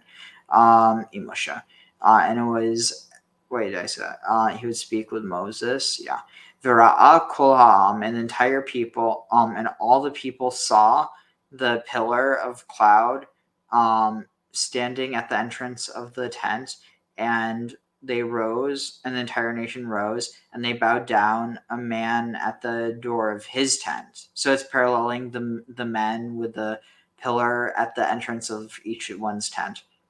V'diber Adonai, wait, this says, and all the people who saw the pillar of cloud standing at the door of the tent, and all the people who would rise and bow down to the Shekhinah, each one of them at the door of his tent. So they're bowing down to Asherah, but not an idol. They're not bowing down to an image. Which, notice this, there's an issue with both an image of Asherah as well as the image of Adonai. So it's not like the issue isn't actually here this like worshiping other gods. The issue is actually just idolatry. This depiction, which I mean I personally think is a much later concept that gets developed as a result of Greek influence. But that's a story for another time, as we're about to finish up.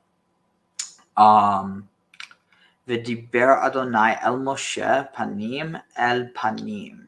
And Adonai spoke to Moses panim el panim, face to face, ka'asher yidaber ish el re'ehu. Like as, or just as a man speaks to his friend.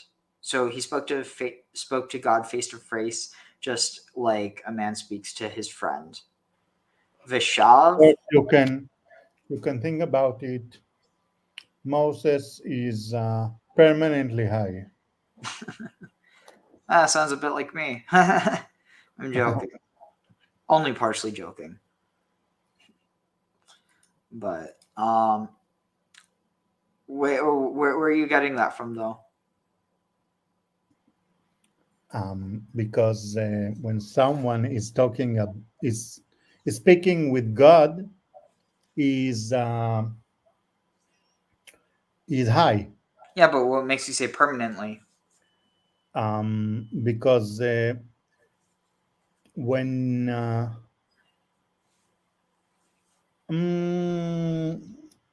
you're right. When they are saying that he's talking face to face, actually they are meaning that he doesn't need any substance, that will help him to prophesize. So I don't know. If he doesn't need it, is not permanent, just permanently high, but natural high. I don't think that's necessary. Because keep in mind, the first time he speaks to God is actually when he stumbles upon the burning bush. It's not any time before that. And similarly, whenever he wants to speak to God, he goes into the tent of meeting. So, like, I think that, if anything, the idea of face-to-face, it's this idea that he doesn't rely on this, like, abstracted, like, prophecy from someone else. That, like, on some level, I think that on one hand, it almost refers to this idea that he's seeing God as opposed to just hearing God. But then you have the whole thing of, well, he can't see. No. And according to what I remember, I learned at school. So don't think I learned it in the Bet Midrash, but in school. I remember that the virtue of Moses is that he could talk with God anytime he wanted. He didn't need, according, of course, to what I learned, he didn't need a spatial time to have God as his partner to the conversation. He could go out in the street and then say to himself, oh, I want to have a conversation with God. So he said, God, can I speak with you?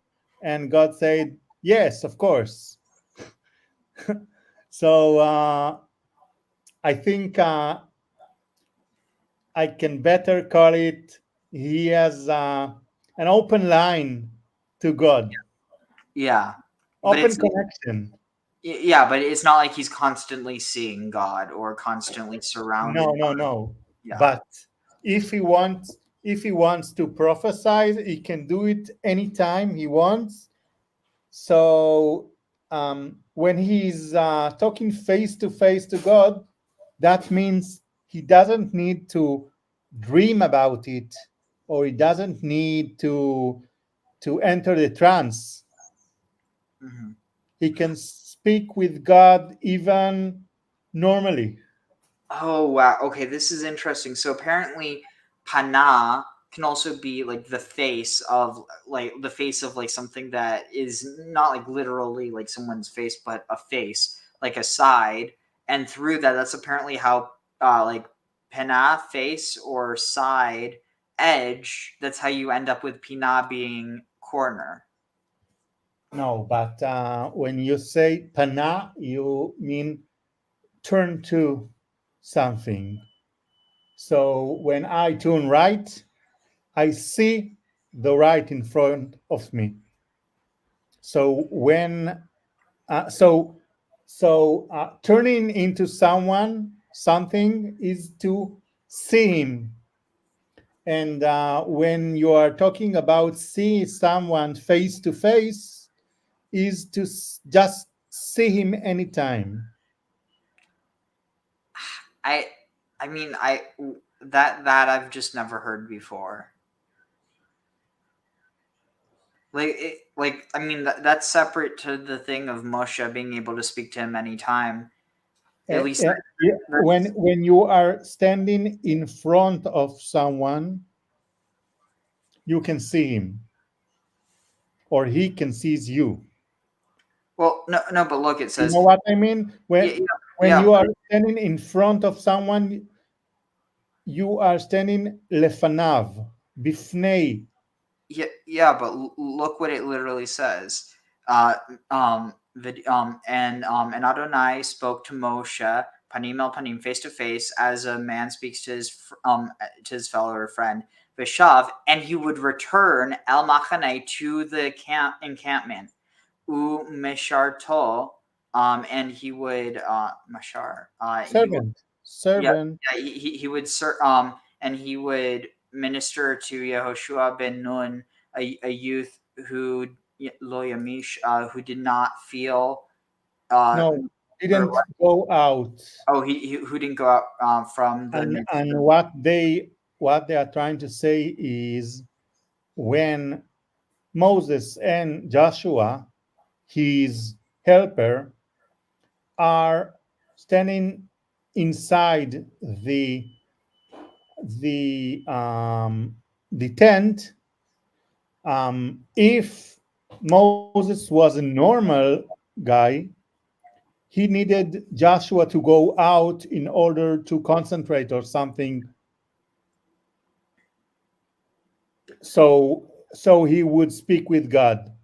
But Moses was so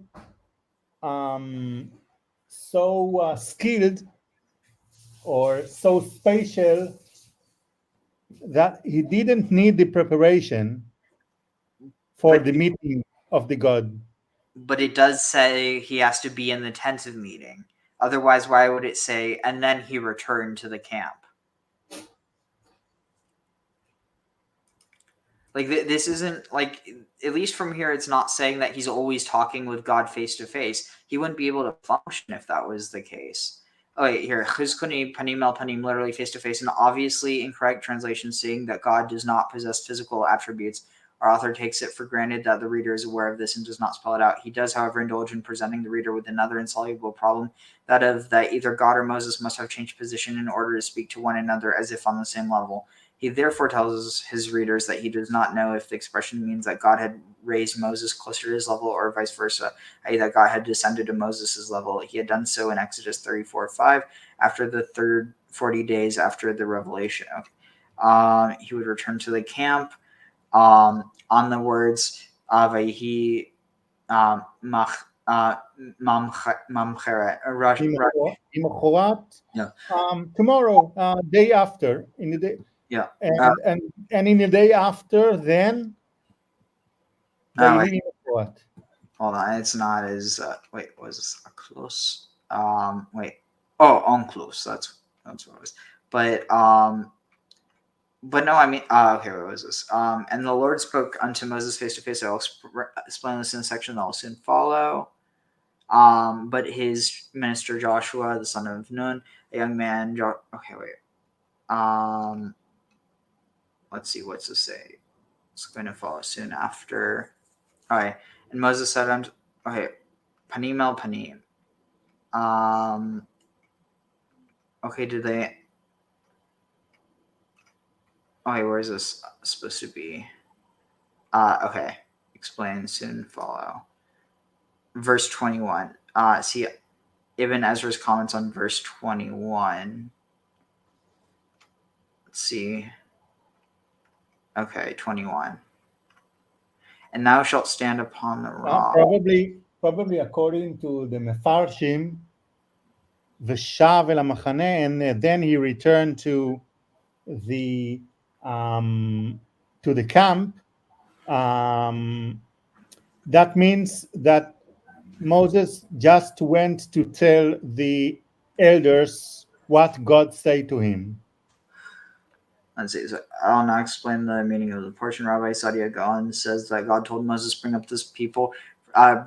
Wait, was this? Let's see.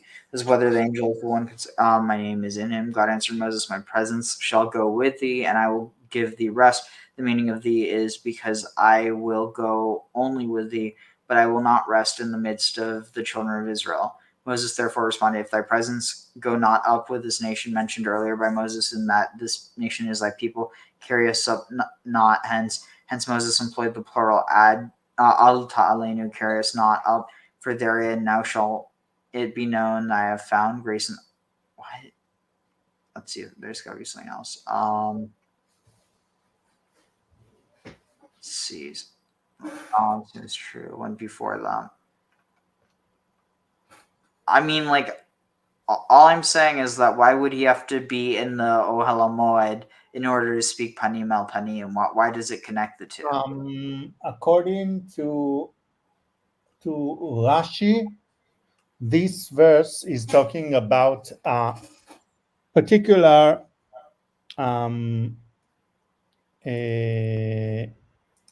situation in which God and Moses just talk one to each other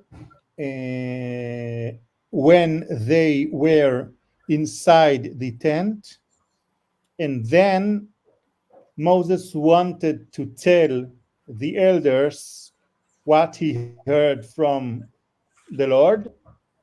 So he went out and Joshua stayed inside the tent. Okay, here I found something else. And God spoke with Moses face to face. The message of this verse is that the intimacy between Moses and God was in direct proportion to the preparation Moses made to welcome God's presence. This teaches each of us that the attainment of the sanctity is in direct proportion to the efforts we make to attain it. As a man speaks to his friend, we understand the simile in emphasizing the word re'ehu, his friend. We find similar thought in Proverbs 27:19. As face-to-face is reflected in water, so man's heart will be reflected by his counterpart. Solomon speaks of a mental telepathy between the hearts of people who do not even see each other, but perceive whether their counterpart loves them or hates them. The relationship between man and invisible God is based on something deeper than the exterior sense of sight. The heart senses the attitude of its opposite number. If someone prepares to love his fellow man, the heart of his fellow man responds to such invisible feelings. Alternatively, the meaning is that just as his friend will not love him unless he has reciprocated the feeling of love, so God is God's attitude to us. If one wishes to gauge one's standing in the eyes of God, one needs only to examine one's attitude towards God and his service. If one feels the urge to serve the Lord and delights in doing so, this is proof that God relates to such a person with love. Face to face, according to this plain meaning of this text, we may relate this expression as belonging to what follows. As a man speaks to his fellow, the meaning of this entire line would be, and God spoke with Moses in similar fashion to people who speak to each other, i.e. face to face. It means there is no intermediary between the speaker and the one being addressed. The purpose of this verse is to describe the level of Moses' prophetic powers. He was the only prophet capable of being addressed by God in such a fashion. A midrashic explanation, the panim el panim, denotes anger. God speaks to Moses, "Have I not told you that whenever I am angry with the Jewish people, it is your task to defend them and to be well disposed towards them? Whereas whenever you are angry with them, I will just demonstrate that I am well disposed towards them." Now we have reached an impossible situation wherein both I and you are angry of the people. God therefore instructed Moses to return to the camp of the Israelites forthwith. When the Torah writes in verse 11 concerning Moses that Vishav el hamachane, we have to read it as if we're spelled Vishuv el hamachane. What? And return to the camp. The reason for all this is that if both God and the Jewish people's leader are angry, who will bring them back closer to God? Rabbi Joshua ben Levi said that we are not able to judge if in our relationship with God we experience an elevation on our part or deliberate effort on God's part to lower himself to our level. At the revelation at Mount Sinai, the Lord definitely lowered himself as the Torah writes. God descended in a cloud.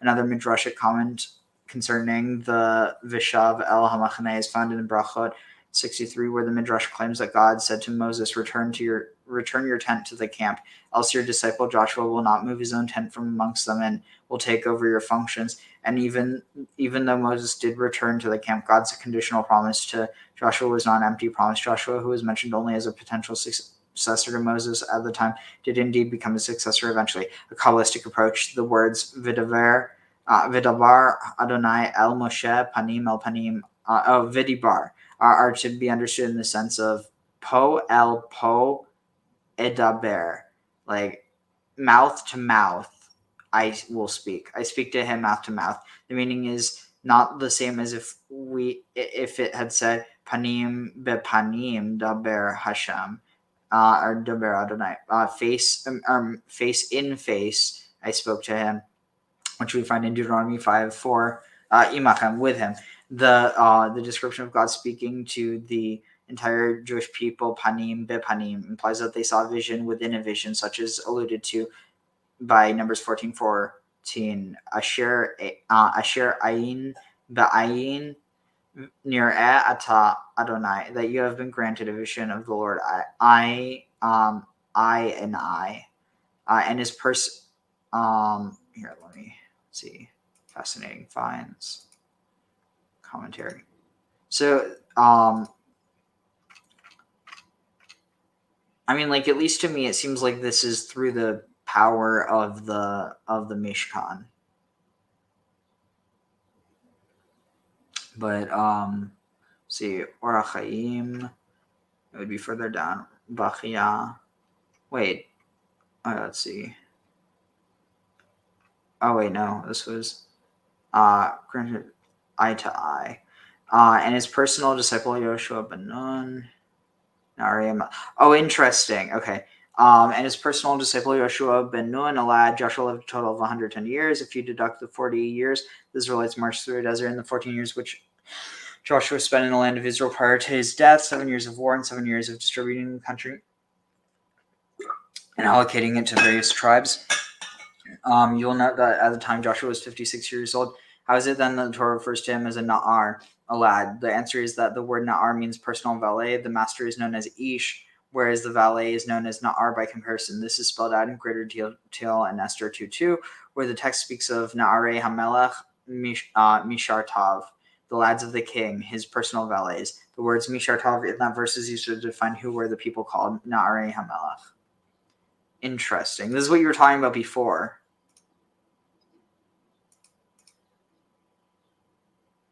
Like a while ago. Okay, sweet. Almost done. What was this at the top? Wait, was that Orachai? No, Chizkuni. Ramban. Is that just saying the same thing again? Gehazi Na'aro, his attendant, Gehazi Ben Nun. Wait, was this Binun? He's saying Ben Nun, Binun, meaning the understand. Oh, dang it, this is too interesting. The reason for the form Bin Nun instead of Ben Nun is that the vowel chirik comes sometimes in place of the segal, or segal, which would have made it Ben Nun. Similar cases are the words of Agur bin, the son of Yake, Shabin Laila Haya, which came up in a night, Uvin Laila Avad, and perished in a night. Oh, that's from Jonah. Yeah, I was right. Sweet. I'm getting good at remembering this stuff. Interesting. Jake is 31. The words of, oh, it's like 30. It's right before, 1 or 2 before Ishachai. Anyway, Im bin hakot arasha, if a wicked man deserved to be beaten. Right. Yet despite this, I wonder why of all the times that Joshua, the son of Nun, is cited in the scriptures, is the name of this righteous man not once properly Ben Nun. Wait, not once mentioned properly. Is the name of the righteous man not once mentioned properly, i.e. Ben Nun. Therefore, I think that they used to call him in the way as a mark of honor, since he was the greatest of the disciples of Moshe, our teacher, so they called him Binun, meaning the understanding one, since there was none so discreet and wise as he. Or it may be that the meaning of it is Joshua whom understanding begot. They thus use the term Nun, as in the expression, may his name Yinon be continued. His name. You see that Yinon is the name of the Messiah, and you probably remember that I told you that every candidate for the Messiah or every model archetype of the Messiah is being called a boy, Na'ar. Yeah. Wait. So what's this about Yinon? I've never heard that before. Yinon is another name of the Messiah. Interesting. Let's see where is this. I'm just looking for the source. Oh, here I just found another one. Oh wow, this Ramban has a lot. Let's see. Okay, wait. So this one, son of Nun. Wait. Yeah, be known. Wait here. I think I found it. Or it may be the understanding of it, Joshua, whom understanding. Okay, thus Nun. May his name Yinon be continued as long. Oh no, I just didn't finish reading that. Okay. Sorry. In Psalms 44, 72, verse 17, it is said that his name is Hinon. From this, the sages just learn the name of the Messiah or the servant of God will be this name. It was 72 what? Psalm 72, 17. Okay, yeah, that's what it said here. Yes, you see here. Let's see. Let's see. Psalm 72, 17. Okay. So his name will be forever under the sun, Yinon. Yeah. Yehi Shemo leolam, his and it'll be, his name will be forever. Lifnei Shemesh, like before the sun. Or under the sun. Yeah. Or in the presence of, right? Yes. In the presence of the sun. Yanin or Yinon. Yinon Shmo. Yeah. And the translation you see is may his name endure, but this is a literal translation and not interpretational translation. Yeah. V'yit baruchu, and was this yit hitba, and he will bless himself in himself, and he will be blessed in himself. No, and all the all the all the peoples will be blessed by him, and they will make him happy, and they will confess. Yeah, but notice that form though. Vaya ashruhu. Ashuru is both from Osher or from the modern Hebrew Ishur, which is a confirmation. Yeah, but this is just like in Kamu Banea Vayashrua. Kama Banava Yashua is they made her happy. Or Be'oshri ki ishruni banot of Leah. Yeah. Let's see. I just want to see what the commentary is on this real quick. Let's see. Commentary. Luckily, there's not a whole lot. Okay, I'm going off. Okay, take care. This was fun. So thanks. Yeah, take care. Take care. Oh, also, Mazel Tov on your. Today's evening we are going to celebrate. Wow, Mazel Tov. Have the best time, and I hope your family has a great what's the word? A great Chag. Thanks. So see you maybe tomorrow. Yeah, well, I'll see you when I see you. Take care. Bye bye. Great to see you, Api. Good luck. Bye, Graham. All right, so we're going to finish this up now. Let's see. Before the Son, his name will be magnified. All the days of the Son, his name will be magnified. Let's see. What else do they say about this? May his name. Well, we could talk about this another time. I'm going to just finish this up. So, let's see. Screen wise. So I think I added that to the sheet. You know what? I'll just do it in case I could always. Actually, no. I think I did. Well, shoot, it's already too late, so I might as well just add it, and then I could always take it off. All right, commentary. All right, here. Let's see, a name. You know, I'm going to add this too, just in case. Commentary. It's like I'm going to have to go through this sheet that I've added everything to, and then I'll have to reselect the things I want for each, you know. Right, let's see, Orchaim, Ramban, Mashiach, return to the camp. In order to ensure that none of the Israelites would enter the tent, seeing all of them were in a state of disgrace, the tent was reserved for the presence of the Shekhinah. You guys can see. The tent was reserved for the presence of the Shekhinah out of bounds, as in Exodus 3:5, where Moses was warned not to come close while wearing footwear. The reason that at the time even Moses was not admitted, as he was shown that he was not yet spiritually equipped for the degree of communication from that degree of communication from God. Let's see. Until the Mishkan was directed, but not longer. Anything else? On the 19th, he went up. Lord would speak to Moses face to face as a man speaks intimately to his neighbor. This contrasts sharply with the fear and disorientation which other prophets wouldn't experience in prophecy. 45. Furthermore, his tolerance was high. That's why Moses would address further questions directly to God, and after God spoke to him, he would return his personal tent in the camp. To his personal tent in the camp, but even when Moses returned to that camp, his servant Joshua, son of Nun, a lad, would not move from within the tent of meeting. Interesting. He was digging into the personal stash. Joshua, son of Nun, a lad. Ibn Ezra writes, saying here that we know Joshua lived to the age of 110, and we have a tradition that he spent 7 years conquering the land of Canaan and 7 more settling the people on their respective portions of the land. He was 96 at the time the Israelites crossed the Jordan. This means that blah blah blah.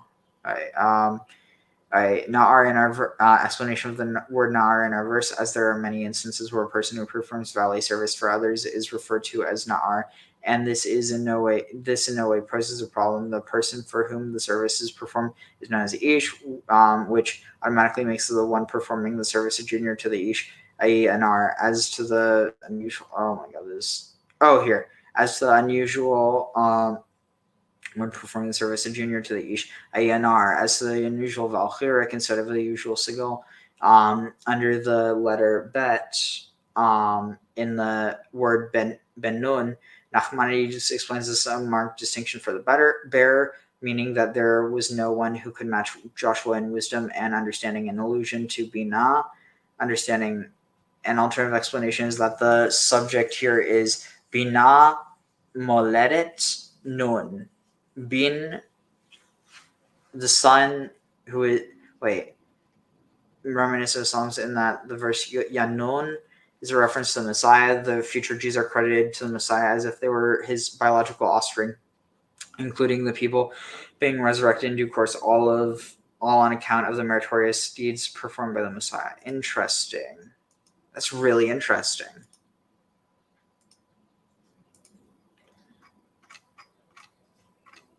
Tisa, that was, I'm gonna find that again. That was all right, that was from let's see. So the future Jews are credited to this. Okay, interesting. Wait, what's this? Cheshvan. What did I see? I just saw Cheshvan and Nefesh. The Cheshvan. No, I don't know the context of that. Anyway, and the last thing I wanted to check was what on earth is this? Oh shoot, what did I just do? Oh no. Okay, 32. We're on 34. Wait, it was 11, I think. All right. Wait, is it here? Yeah, Bechor Shor. What on earth is Bechor Shor? Open. Okay, let's see about this text. An independent original commentary on the Torah focused on the simple understanding of Peshat by one of the Tosafos masters. This work would become influential among subsequent Ashkenazi commentators such as Chizukuni. Okay, interesting. Anyway, so yeah, I'm just going to take a few less stabs because I'm going to go up anyway after we're done to finally get some sleep. So I'm just going to do anything less I need to do now. And then, do you have any thoughts on all this though? It's pretty interesting. I didn't even realize how long we spent doing this. I was just like engrossed in the commentary. I've also had a pretty stressful day, so it was like, to me, I was just, anything was better than how I was feeling earlier. No, I get that. And no, don't have a lot to add at this point. I'm kind of beat and processing. Yeah, no worries. Yeah, so we'll finish this up in just one moment. Let me just find, whoa, where was it?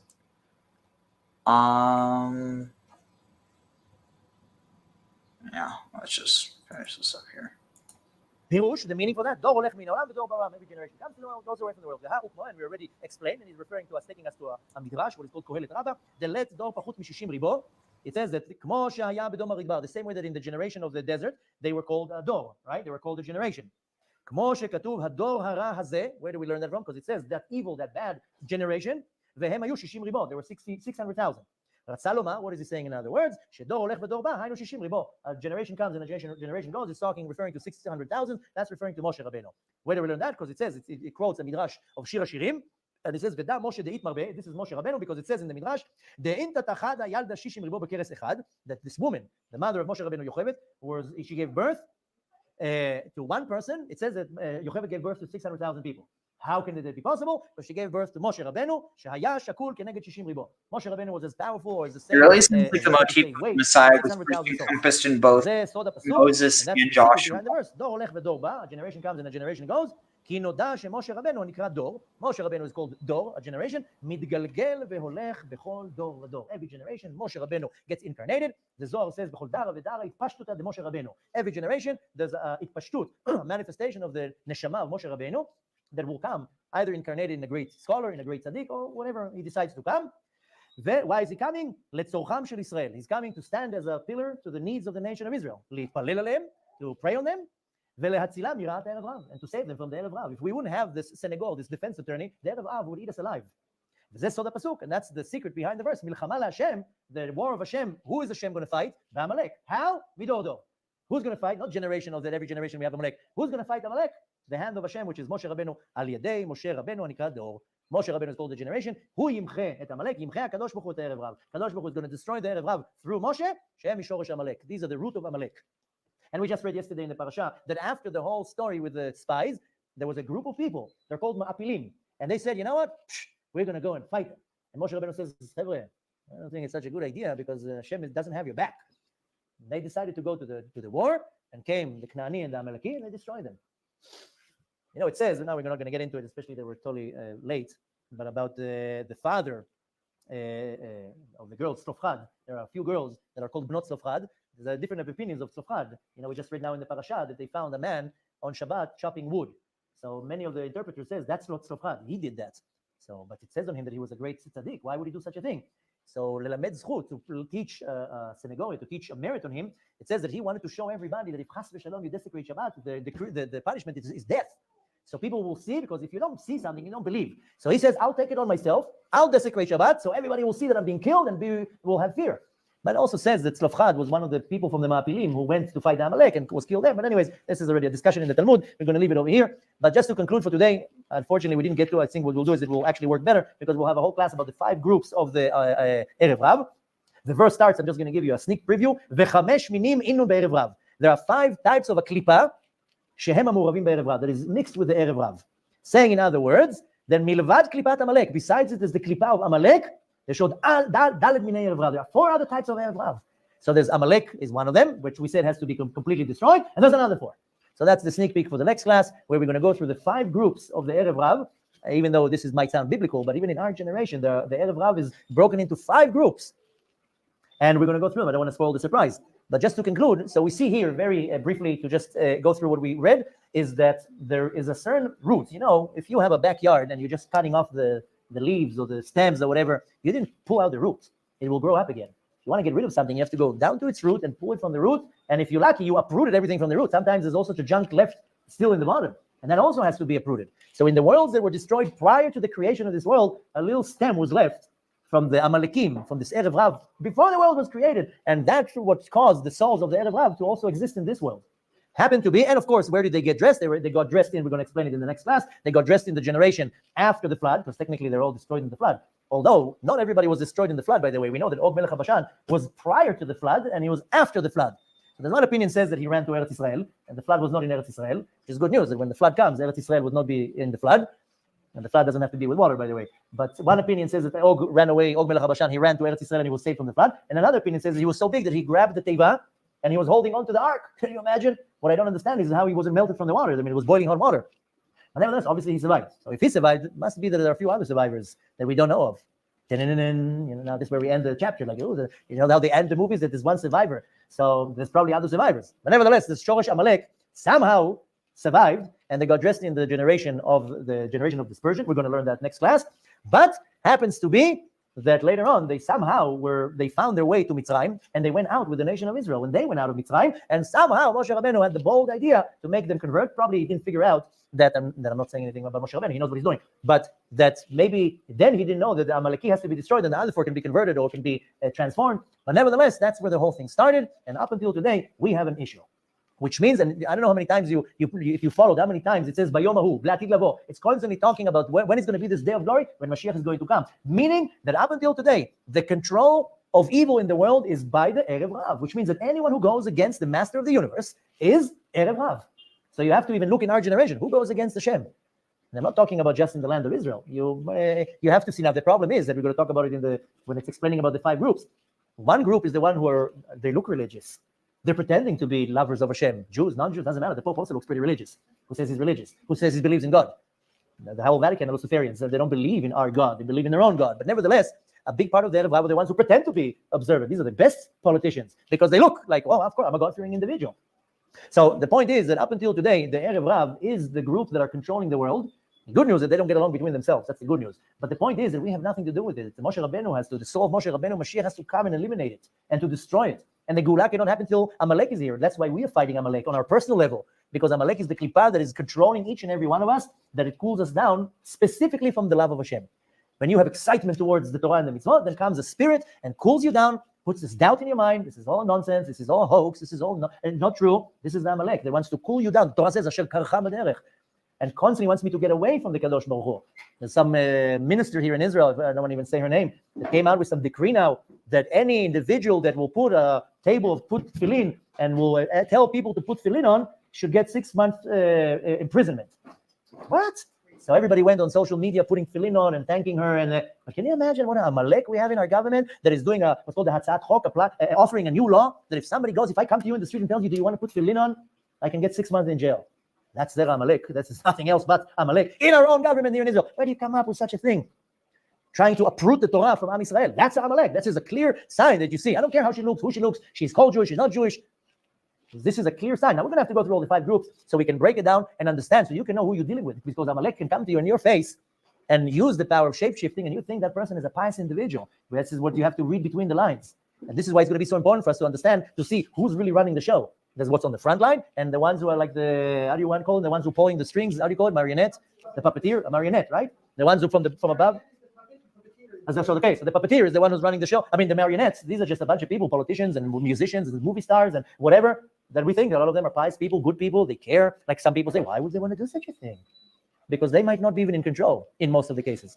So we're going to have to stop over here. It's way too late. The class is too long. I'm sure a lot of people already were falling asleep. But the next class, Be'ezrat Hashem, will continue. I hope we're going to be able to knock out in one class all 5 groups, and then, of course, draw the conclusion and see what we need to do. But in the meantime, it's important to understand that there is the war of Amalek. Hashem has a war of Amalek, and we are somehow the subject. You know, Haman wanted to destroy us, it was from Zera Amalek. Hitler, Yimach Shemo, wanted to destroy us from Zera Amalek. Amalek is always going to try to destroy us. Why? Because we are the ones who believe in God. We are the ones who carry the light. We are the ones who carry the Torah and proclaim Hashem hu Elokim, not all your fake gods and all your weird ideas. So, of course, we are going to be the target right away. So we have to understand, and the worst of all Amalek is within us. You know, the prophet says, the ones who will destroy you will come from you. So we have to know how to open our eyes and to recognize what's the danger, and then, of course, to derive the what we need to do to A, avoid it, B, dodge the bullets, and how do we fight that? I mean, after all, the ultimate fight is Moshe Rabbeinu, Mashiach Tzidkenu. Hashem is going to have to destroy it, but in the meantime, we are the sitting ducks. So we have to know how to avoid that. Hashem should bless us all to be successful, and not only in recognizing it, but also to attach ourselves to the master of the universe, because the promise that we have in the Torah, the ones of you who are holding on to Hashem, are alive when? Hayom, not today. Hayom is the day. Hayom, the day when Mashiach is going to come. When you think everybody's just going to be waltzing into the Geulah, it's not going to work like that. You have to hold on to Hashem. And now the challenges that we're going to have, it's how much you are going to hold on to Hashem with all the challenges. Just yesterday, some young guy, you saw the young guys who came here to Sudash Lishi. The first question one of them asked me, and he says, he told me, I saw your video that you put online about the vaccines and all that. Of course, that video got removed within days, and all my social media was blocked for months. So he saw that video, and he told me, what do you do if the yeshiva where you learn tells you cannot come back to the yeshiva unless you get vaccinated? That was his question. And of course, the answer was very simple. Find a new yeshiva. Why would you want to go to a yeshiva that is forcing you to do something? What does the vaccine have to do with Torah? You're coming to learn, still learn Torah. What's the connection? I'm going to leave it there. I'm not going to even say what I want to say. But the point is that we need to understand what's the war? How am I fitting in this war? And at the end of the day, I mean, even though it's Hashem's war, we somehow are the target. So we need to know how to dodge the bullets. And most important is how we're holding on to Hashem, and not chas v'shalom falling into the fake campaigns, into the fake information. That the joke is that they're calling the truth fake news, but the real fake news is what is being pulled on us and is working to manipulate and to distort the truth and working on millions of people. So we'll leave it over here. At least today we know that the Erev Rav is alive and strong and is working diligently against us. This is not some hoax. This is not some fairy tale from the time of the desert. The Erev Rav Alui Mahem. The Erev Rav is alive and strong in our days. And the Erev Rav is the ones who are controlling everything. And we have to see how we're avoiding it. B'ezrat Hashem, Hashem should open our eyes and everybody's eyes to see the truth and to be able to hold on to Hashem and be participating in the coming redemption very soon.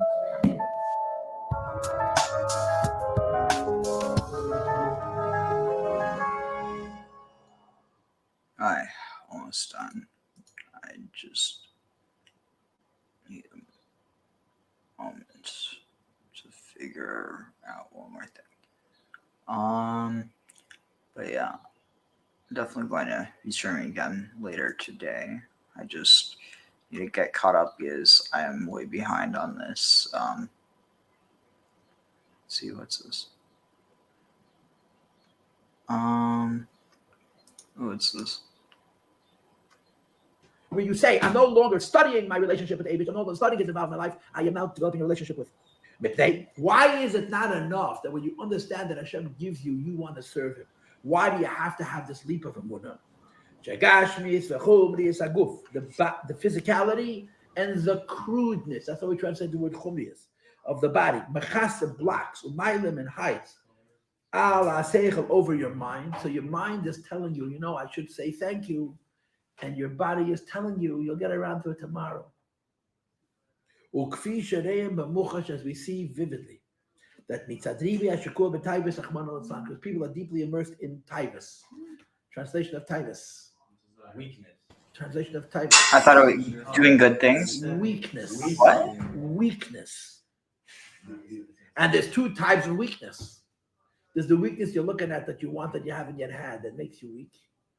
And there's the weakness that you've indulged in, that you want to indulge in again. In other words, the weakness you experience when you see the tithe and you haven't partaken of it yet is still not nearly as weak as the weakness that the Gemara brings. I had a Rosh Hashiva used to say, the heter from Rav Huna. Not the heter from Rav Huna. If one is heter, chazer v'shon and nasalei heter. If you do the same Aveda over and over again, the Aveda becomes mutter. It's a Gemara. Omer Rav Huna, chazer v'shon nasalei heter. Huh? Every time. So the Gersa in Tshuva, it's mashma 3 times. He brings from the Zayad about doing tshuva. So there's a machlekes in the Kabbalah, if you have to give stock against each of the Aveda or only 3 times. Only once. So the Alter Rebbe makes a pshara. Don't do it once, but don't do it every time. Do it 3 times. He's talking about fasting, how you should fast, how you should get tzedakah. Why? Because he brings a Zayad. This is the first time you do one Aveda, it makes a small blemish. Second time you do one Aveda, it makes a bigger blemish. And you do it 3 times, it expands across the entire nefesh. I can hear the Balachayim learning us. And in my Yad, the Balachayim would say Tanya. Every Thursday night, the Balachayim said Tanya. And I could see him saying, "Ispashet that me sitra dollar, the klipa spreads over the whole person." So the mashmos meyeres of tshuva is, it's based on the Zoyat, that the same Aveda 3 times makes you lose control. It's a whole new level of weakness. And then it's a whole new level of tshuva. But because of all of this, that was a good question, Shimshon Agiber. You know why it was good? Because I had an answer. So for a change, yeah? Oisim dvorim she'einu apiseichel klal. People do things for any reason whatsoever. And here I rushed because I didn't have any time. But it's obviously you're not going to behave in a way which is reasonable for a Jew. Because the Gemara says about a yid, a person will not do an aveda, and he's talking about a yid, obviously, unless he's overtaken by spirit of folly. Says that even the seichel of a goy would not allow a person to be such an engraved. When you recognize how much Abisha gives you, the goy understands that you have to say thank you. That weakness dominate and rule over the person to such an extent that you have no brain, not even the brain, the common sense of a goy to reciprocate kindness. Therefore, I'm a speaker to understand intellectually, to see with your brain how much the Abisha gives you is not enough. You have to make this leap where you go away from the brain to develop, to make a conscious decision of having a relationship with the Eibishter. The translation of the word Amun Shnei Zalman is a connection to God which is above reason, or a connection to God which is without reason. Now, I may have used my reason to get me that point, but Amun means I'm done with the philosophy. I'm done. I decided there's a God in my mind, and now I'm interested in it. I always tell people that constantly asking questions about God is very, very costly. Because so long as you're busy studying God, you can have a relationship with Him. And religion is very important. A connection to Hashem is very important. But in order to have a connection to Hashem, you have to stop asking the questions over and over again. What's the proof? And how do you know? And how come this happened? How come that happened? You got to let it go. You don't have answers to everything. But at some point, you have to say it's more important. I told you that story where a man said to me, I don't care. I want a relationship with God. Every human being needs to say at some point, I don't care. I want a relationship with God. I have to put my brain down and focus on a relationship with God because I need that relationship. And that's the emunah. Putting down the brain and saying, I don't care. I have questions, I have answers, I have proofs, I have explanations. I don't care. I need a relationship with the Eibishter. The truth is the brain understands the logical law of reciprocity. of cause and effect. Someone gives, you give back. But then in a relationship with the Eibush, that it's not enough to do it because our brain understands it. We have to do it because of it. Now, Rabbi say, I was planning to teach you the next thing. I got 8 minutes. I'll just make one pledge. The Blined, that the next time we learn, which I guess is going to be Monday, we're going to learn all my Lamizas. I want to share this with you, okay? You should know that there's a Maimed of the Rebbe which contradicts this Maimed. A later Maimed. Basi Lagani Tovshini Gimel, 2 years after this. And it's one of my favorite stickers. Basi Lagani, I've come into the garden. Lock the door, yeah. This is going to sound really, really bad, but I've sounded really bad more than once before. I'm really What could he possibly say? I'm into Goyim. What does that mean? I'm into the idea that we have a chiyuv to teach Goyim Shabbat Mitzvah Menech, and the Rebbe wants that. And I think it's part of the process of the coming of Mashiach, that Goyim should be righteous. The Goyim should serve Hashem. And it says in Rambam that Sof Kol Sof, we're going to serve Hashem as one, Shchem Echad. We're going to serve the same Eibush in the same way as one. So I'm really into Goyim, which makes me a bad Jew. You know, you're not supposed to be into Goyim. But I think that Rebbe's into Goyim. I think that Abba was into Goyim. The difference is that their opinions matter, and I'm a nobody. So here's what I want to tell you. The Rebbe brings this Gemara by Goyim as well. This quote that the Rebbe said here applies only to Yidden.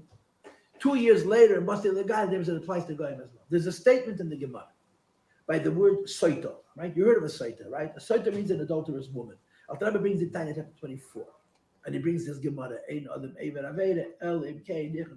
Now, how do you spell the word soita? Samach Vav Test Hey. They found Kisvayad of Rambam. There's a young man, the Yid, whose name is Frankel. He made a new Rambam, Frankel's Rambam, Kenneth Koifen. And he had better manuscripts. And in his manuscripts, he spells soita with a sin, not with a saba. Shoita, but instead of a shin, it's a sin. Soita. And apparently, this Kisvayad of the Rambam, that's how the Rambam spelled it. We spell soita with a samach, that's in the Gemara. Apparently, the Rambam in his Svarim spelled soita with a sin smallest. Why? Because the word shaita, the word soita is the word shtus. His sister Ishta is a samach. It's a sin, it's not a samach. And on this word, soita, with a shin smallest, for the word shaita, the Gemara says, Ein Adam Ever Aveda, Elam Kein Nichnes Beiruach Shtus. The meaning of the word saita, no person will do an Aveda unless he's overtaken by a spirit of temporary insanity. Now, in Tanya, Periches, and in other places, but specifically Periches, this idea is developed. Ein Adam Ever Aveda, Elam Kein Nichnes Beiruach Shtus. How is it developed? Now, listen carefully to this. Okay, you have this in a few places in Tanya, Perichav Daled, and so on. Okay, Yosef Chaim back there wants to come in, let him in. Just ask him if he had his coffee already. Before you let him in, ask him if he already had his coffee. You have your coffee? I don't need you to walk out now. You know what I'm saying? I got it. Okay, we're here, Baruch Hashem. It took you 55 minutes, but I'm happy that he found it. Of course, man. Yeah, we all understand. Anyway, welcome. Hello. I'm in the middle of talking. You know what am I saying? You have a word in Tanya. It's a very important word. Beklau Tanya, you have to study very carefully because it's Teresh Beklau. You'll never finish learning Tanya. You'll always find more. And one of the words in Tanya, which is very important, and it deserves press, it deserves more attention, I'll put it on a level of limud, is the word teva, the word nature. I recently gave a class on it based on a Maimon. In Tanya, the word teva is used two different ways, in two different places. In a few places in Tanya, or one place in Tanya, there's the use of the word teva that applies to the neshama, the nefesh kiss. The word teva that applies to the neshama is the readiness for Mesidas Nefesh al Kiddush Hashem, ready to die for the Eibush, give us a life for Hashem. Why does the Alter Rebbe use the word teva by the nefesh kiss? Because teva azeh Hashem amushal l'chol dover she'eini bebechinas tam v'das. When you talk about a person giving himself away to Hashem completely, it doesn't make sense. It's hepchat teva. The way the Eibush made the world, called chayretz b'kiyumin, called dova, everything that just wants to exist. Interesting. To So, exist with a mindset of giving yourself away, or from called teva, because it doesn't make sense. I need everybody's attention. Hurry up. Tune in. Wake up. Okay, look alive. Come on, look alive. So there's a use of the word teva, but there is also the word tava that's used against the nefesh habahamis, and it's in a lot of places. The emes is perichas. That was the beginning of Periket Beis when Alter Rebbe says Moyach shavat alev betuldosei v'teva yitzirasei. I think v'teva over there means teva nefesh habahamis, not nefesh halakis. And then in Perikov Dalet, chapter 24, the word teva means a personality. And he gives it from animals. Daniel is in a pen of lions. And the pen of lions are starving. And Daniel is easy food. But Daniel is a Shem Abris. Daniel has not lost his Tzelem Elokim. Daniel looks like the image of God. And the lions don't touch him. So it says in Zayah, it's brought in Tanya, that it wasn't a ness. It wasn't a ness. A lion cannot kill a Tzelem Elokim. Lions kill people all the time. There are people, famous lions who are people killers. The way it works with the big cats is they don't realize how weak we are. So if you find a lion or a leopard who's never killed a person, he runs away from you. After they kill one, they make it into a habit. It's the easiest food in the world. There's no resistance. We don't run, we don't fight, we don't know what to do. We scream. So they have to kill them. They have to kill the tigers in India. Is probably where it happens the most. Once an animal tastes human flesh, they go after humans every time because they're the easiest targets. So it says in Zoya, that's because the human being doesn't look like a person. Like a mice with Kayan. You lose your Tzelem Elokim. But if you look like God, as Daniel did, a lion can't touch you. Why? Ufkudase Shomer Arucham. It's a pasuk. I'll try to ask the word Yisbarach. Ufkudase Yisbarach Shomer Arucham. The Eibishter made each animal with a teva. And the teva is called its pekida. It's command. And it keeps every animal. No animal can do something different than its nature. Now, the animal nature would be to kill and eat. But not if you have a Tzelem Elokim. Interesting. Or to say it in more applied words, animals kill what they need. They don't kill just. In other words, they wish to make supernatural selection. Of course, some animals are tougher than animals. I mean, a hyena is a little bit different than a lion in terms of its desire to kill and hurt. But each animal has a teva, and it's a box. They'll never go outside of that teva. They can't. A human being also has a teva. A yid has a teva, and a goy has a teva. Now, people listen carefully. I'm talking about nefesh habahamis now. I'm not talking about nefesh halakis. I'm not talking about the nature of a Jew has a teva. And the Rebbe says in Basi Lagadi Yud Gimel, different than he says here, the nature of a goy also has a teva. What is the teva of a yid? It can't do an aveda. In the beginning of chapter 8, the Rebbe says a yid's nefesh habahamis is called shade mishadin yodayin. The demon, the spirit, the ghost, the bad guy is a Jewish ghost. What does that mean? If it's kosher, I'll eat 10 steaks. I'll eat a whole pie of pizza. I'll eat and I'll indulge and I'll pledge myself to explode. But if it's asur, it's against my teva. Just like a lion cannot kill a human being with Tzelem Elokim, a yid cannot eat treif. A yid cannot be a machal Shabbos. In other words, if it's within the parava, Mitades nefesh habahamis is the biggest baltaiva. Weakness on a shear.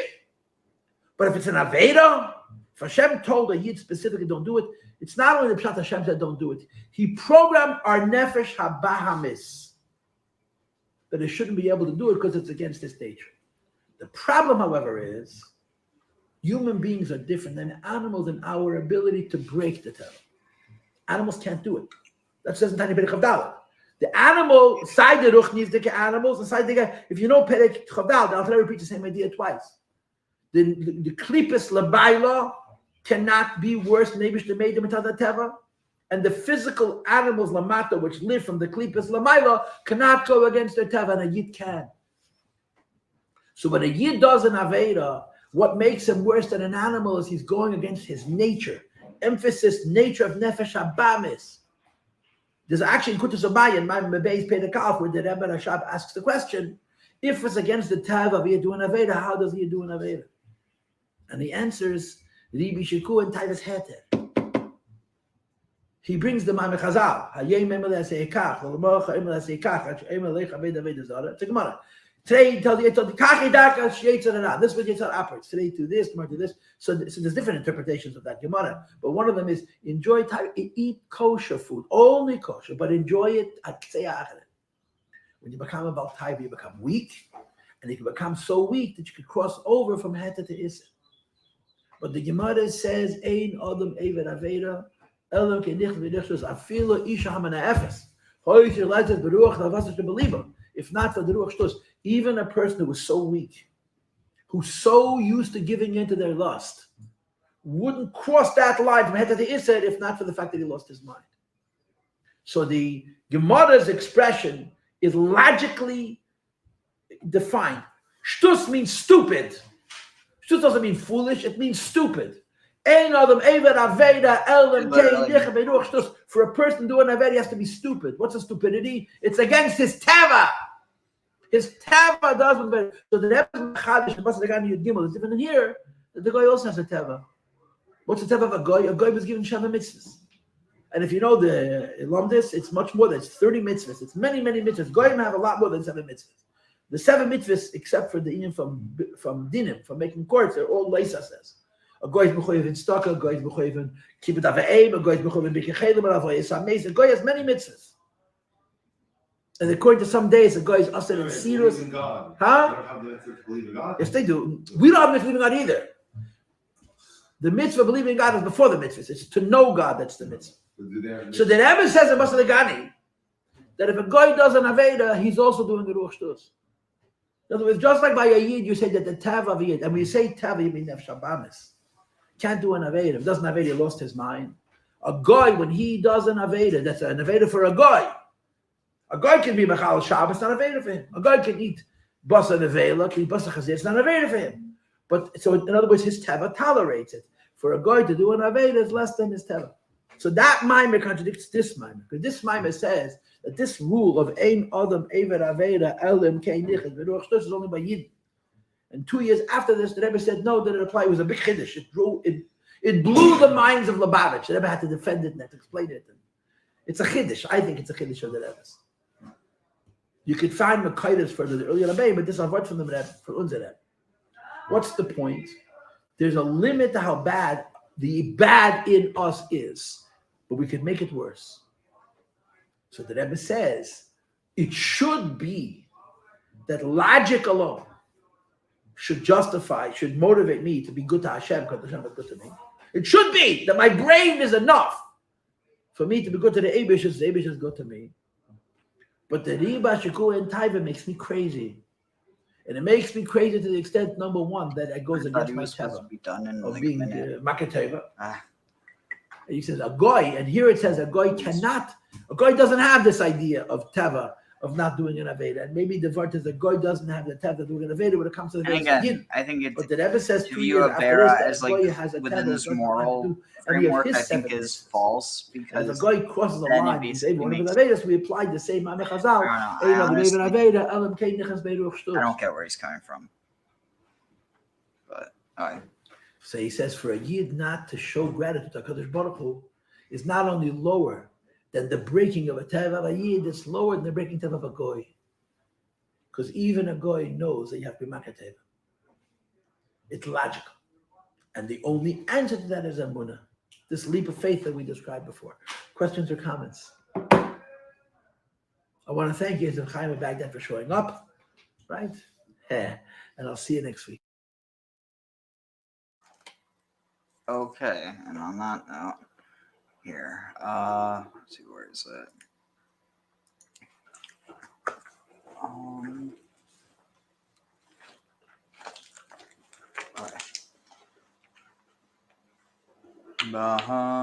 Wait, here.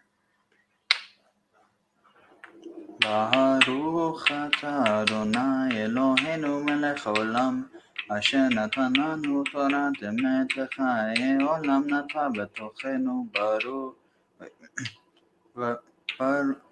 ברוך אתה אדוני אלוהינו ברוך אתה אדוני אלוהינו מלך העולם אשר נתן לנו תורת אמת וחיי עולם נטע בתוכנו ברוך אתה אדוני נותן התורה. All right. And on that note, of course, 4 people watching now as I'm about to finish up. Anyway, let's see here.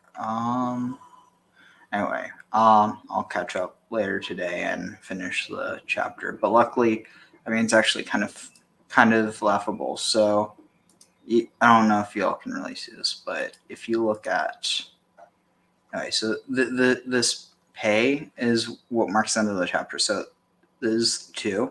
So now 1, 2, 3, 4, 5, 6, 7, 8, 9, 10, 11, 12. So that's 12.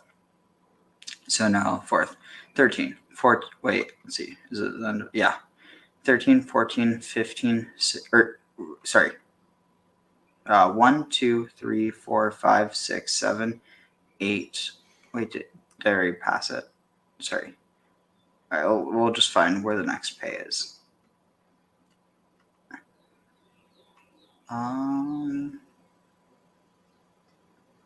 Not missing it, am I? It's strange. Okay, if I were to sort this by table of contents, so here, Tisa, so sort by 5. 5 starts at 34, 1 to 9. So 1 to 9. So look at this. 30, 11 to 31, 17. And this is like, so that was yesterday. That was like almost like 40 or so. Same here. And then here you have 33, 12 to 16. It's actually laughable. It's literally 1, 2, yeah, it's like 4. Then you have 17 to 23, that's 6. Then you have 34, 1 to 9, so that's 9. Then you have 10 to 26, so that's getting a bit longer.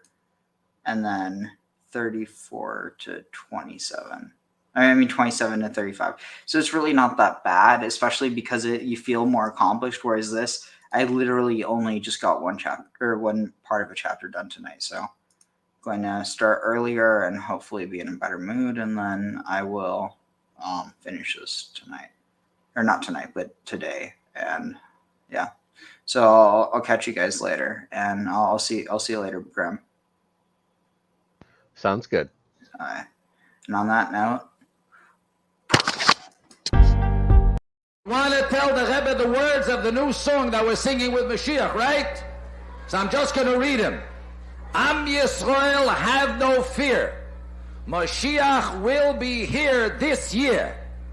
We want Mashiach now. We don't want to wait. Okay?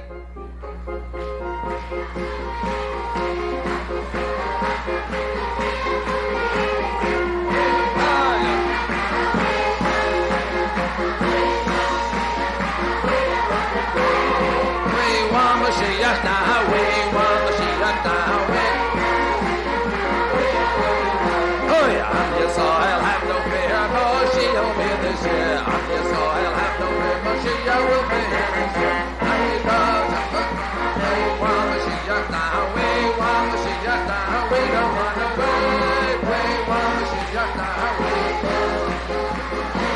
Mashiach now, we don't want to wait. Am Yisrael, have no fear, Mashiach will be here this year. Am Yisrael, have no fear, Mashiach will be here this year. We want Mashiach now, we want Mashiach now, we want Mashiach now, we don't want to wait. We want Mashiach now, we want Mashiach now, we want Mashiach now, we don't want to wait. Hey!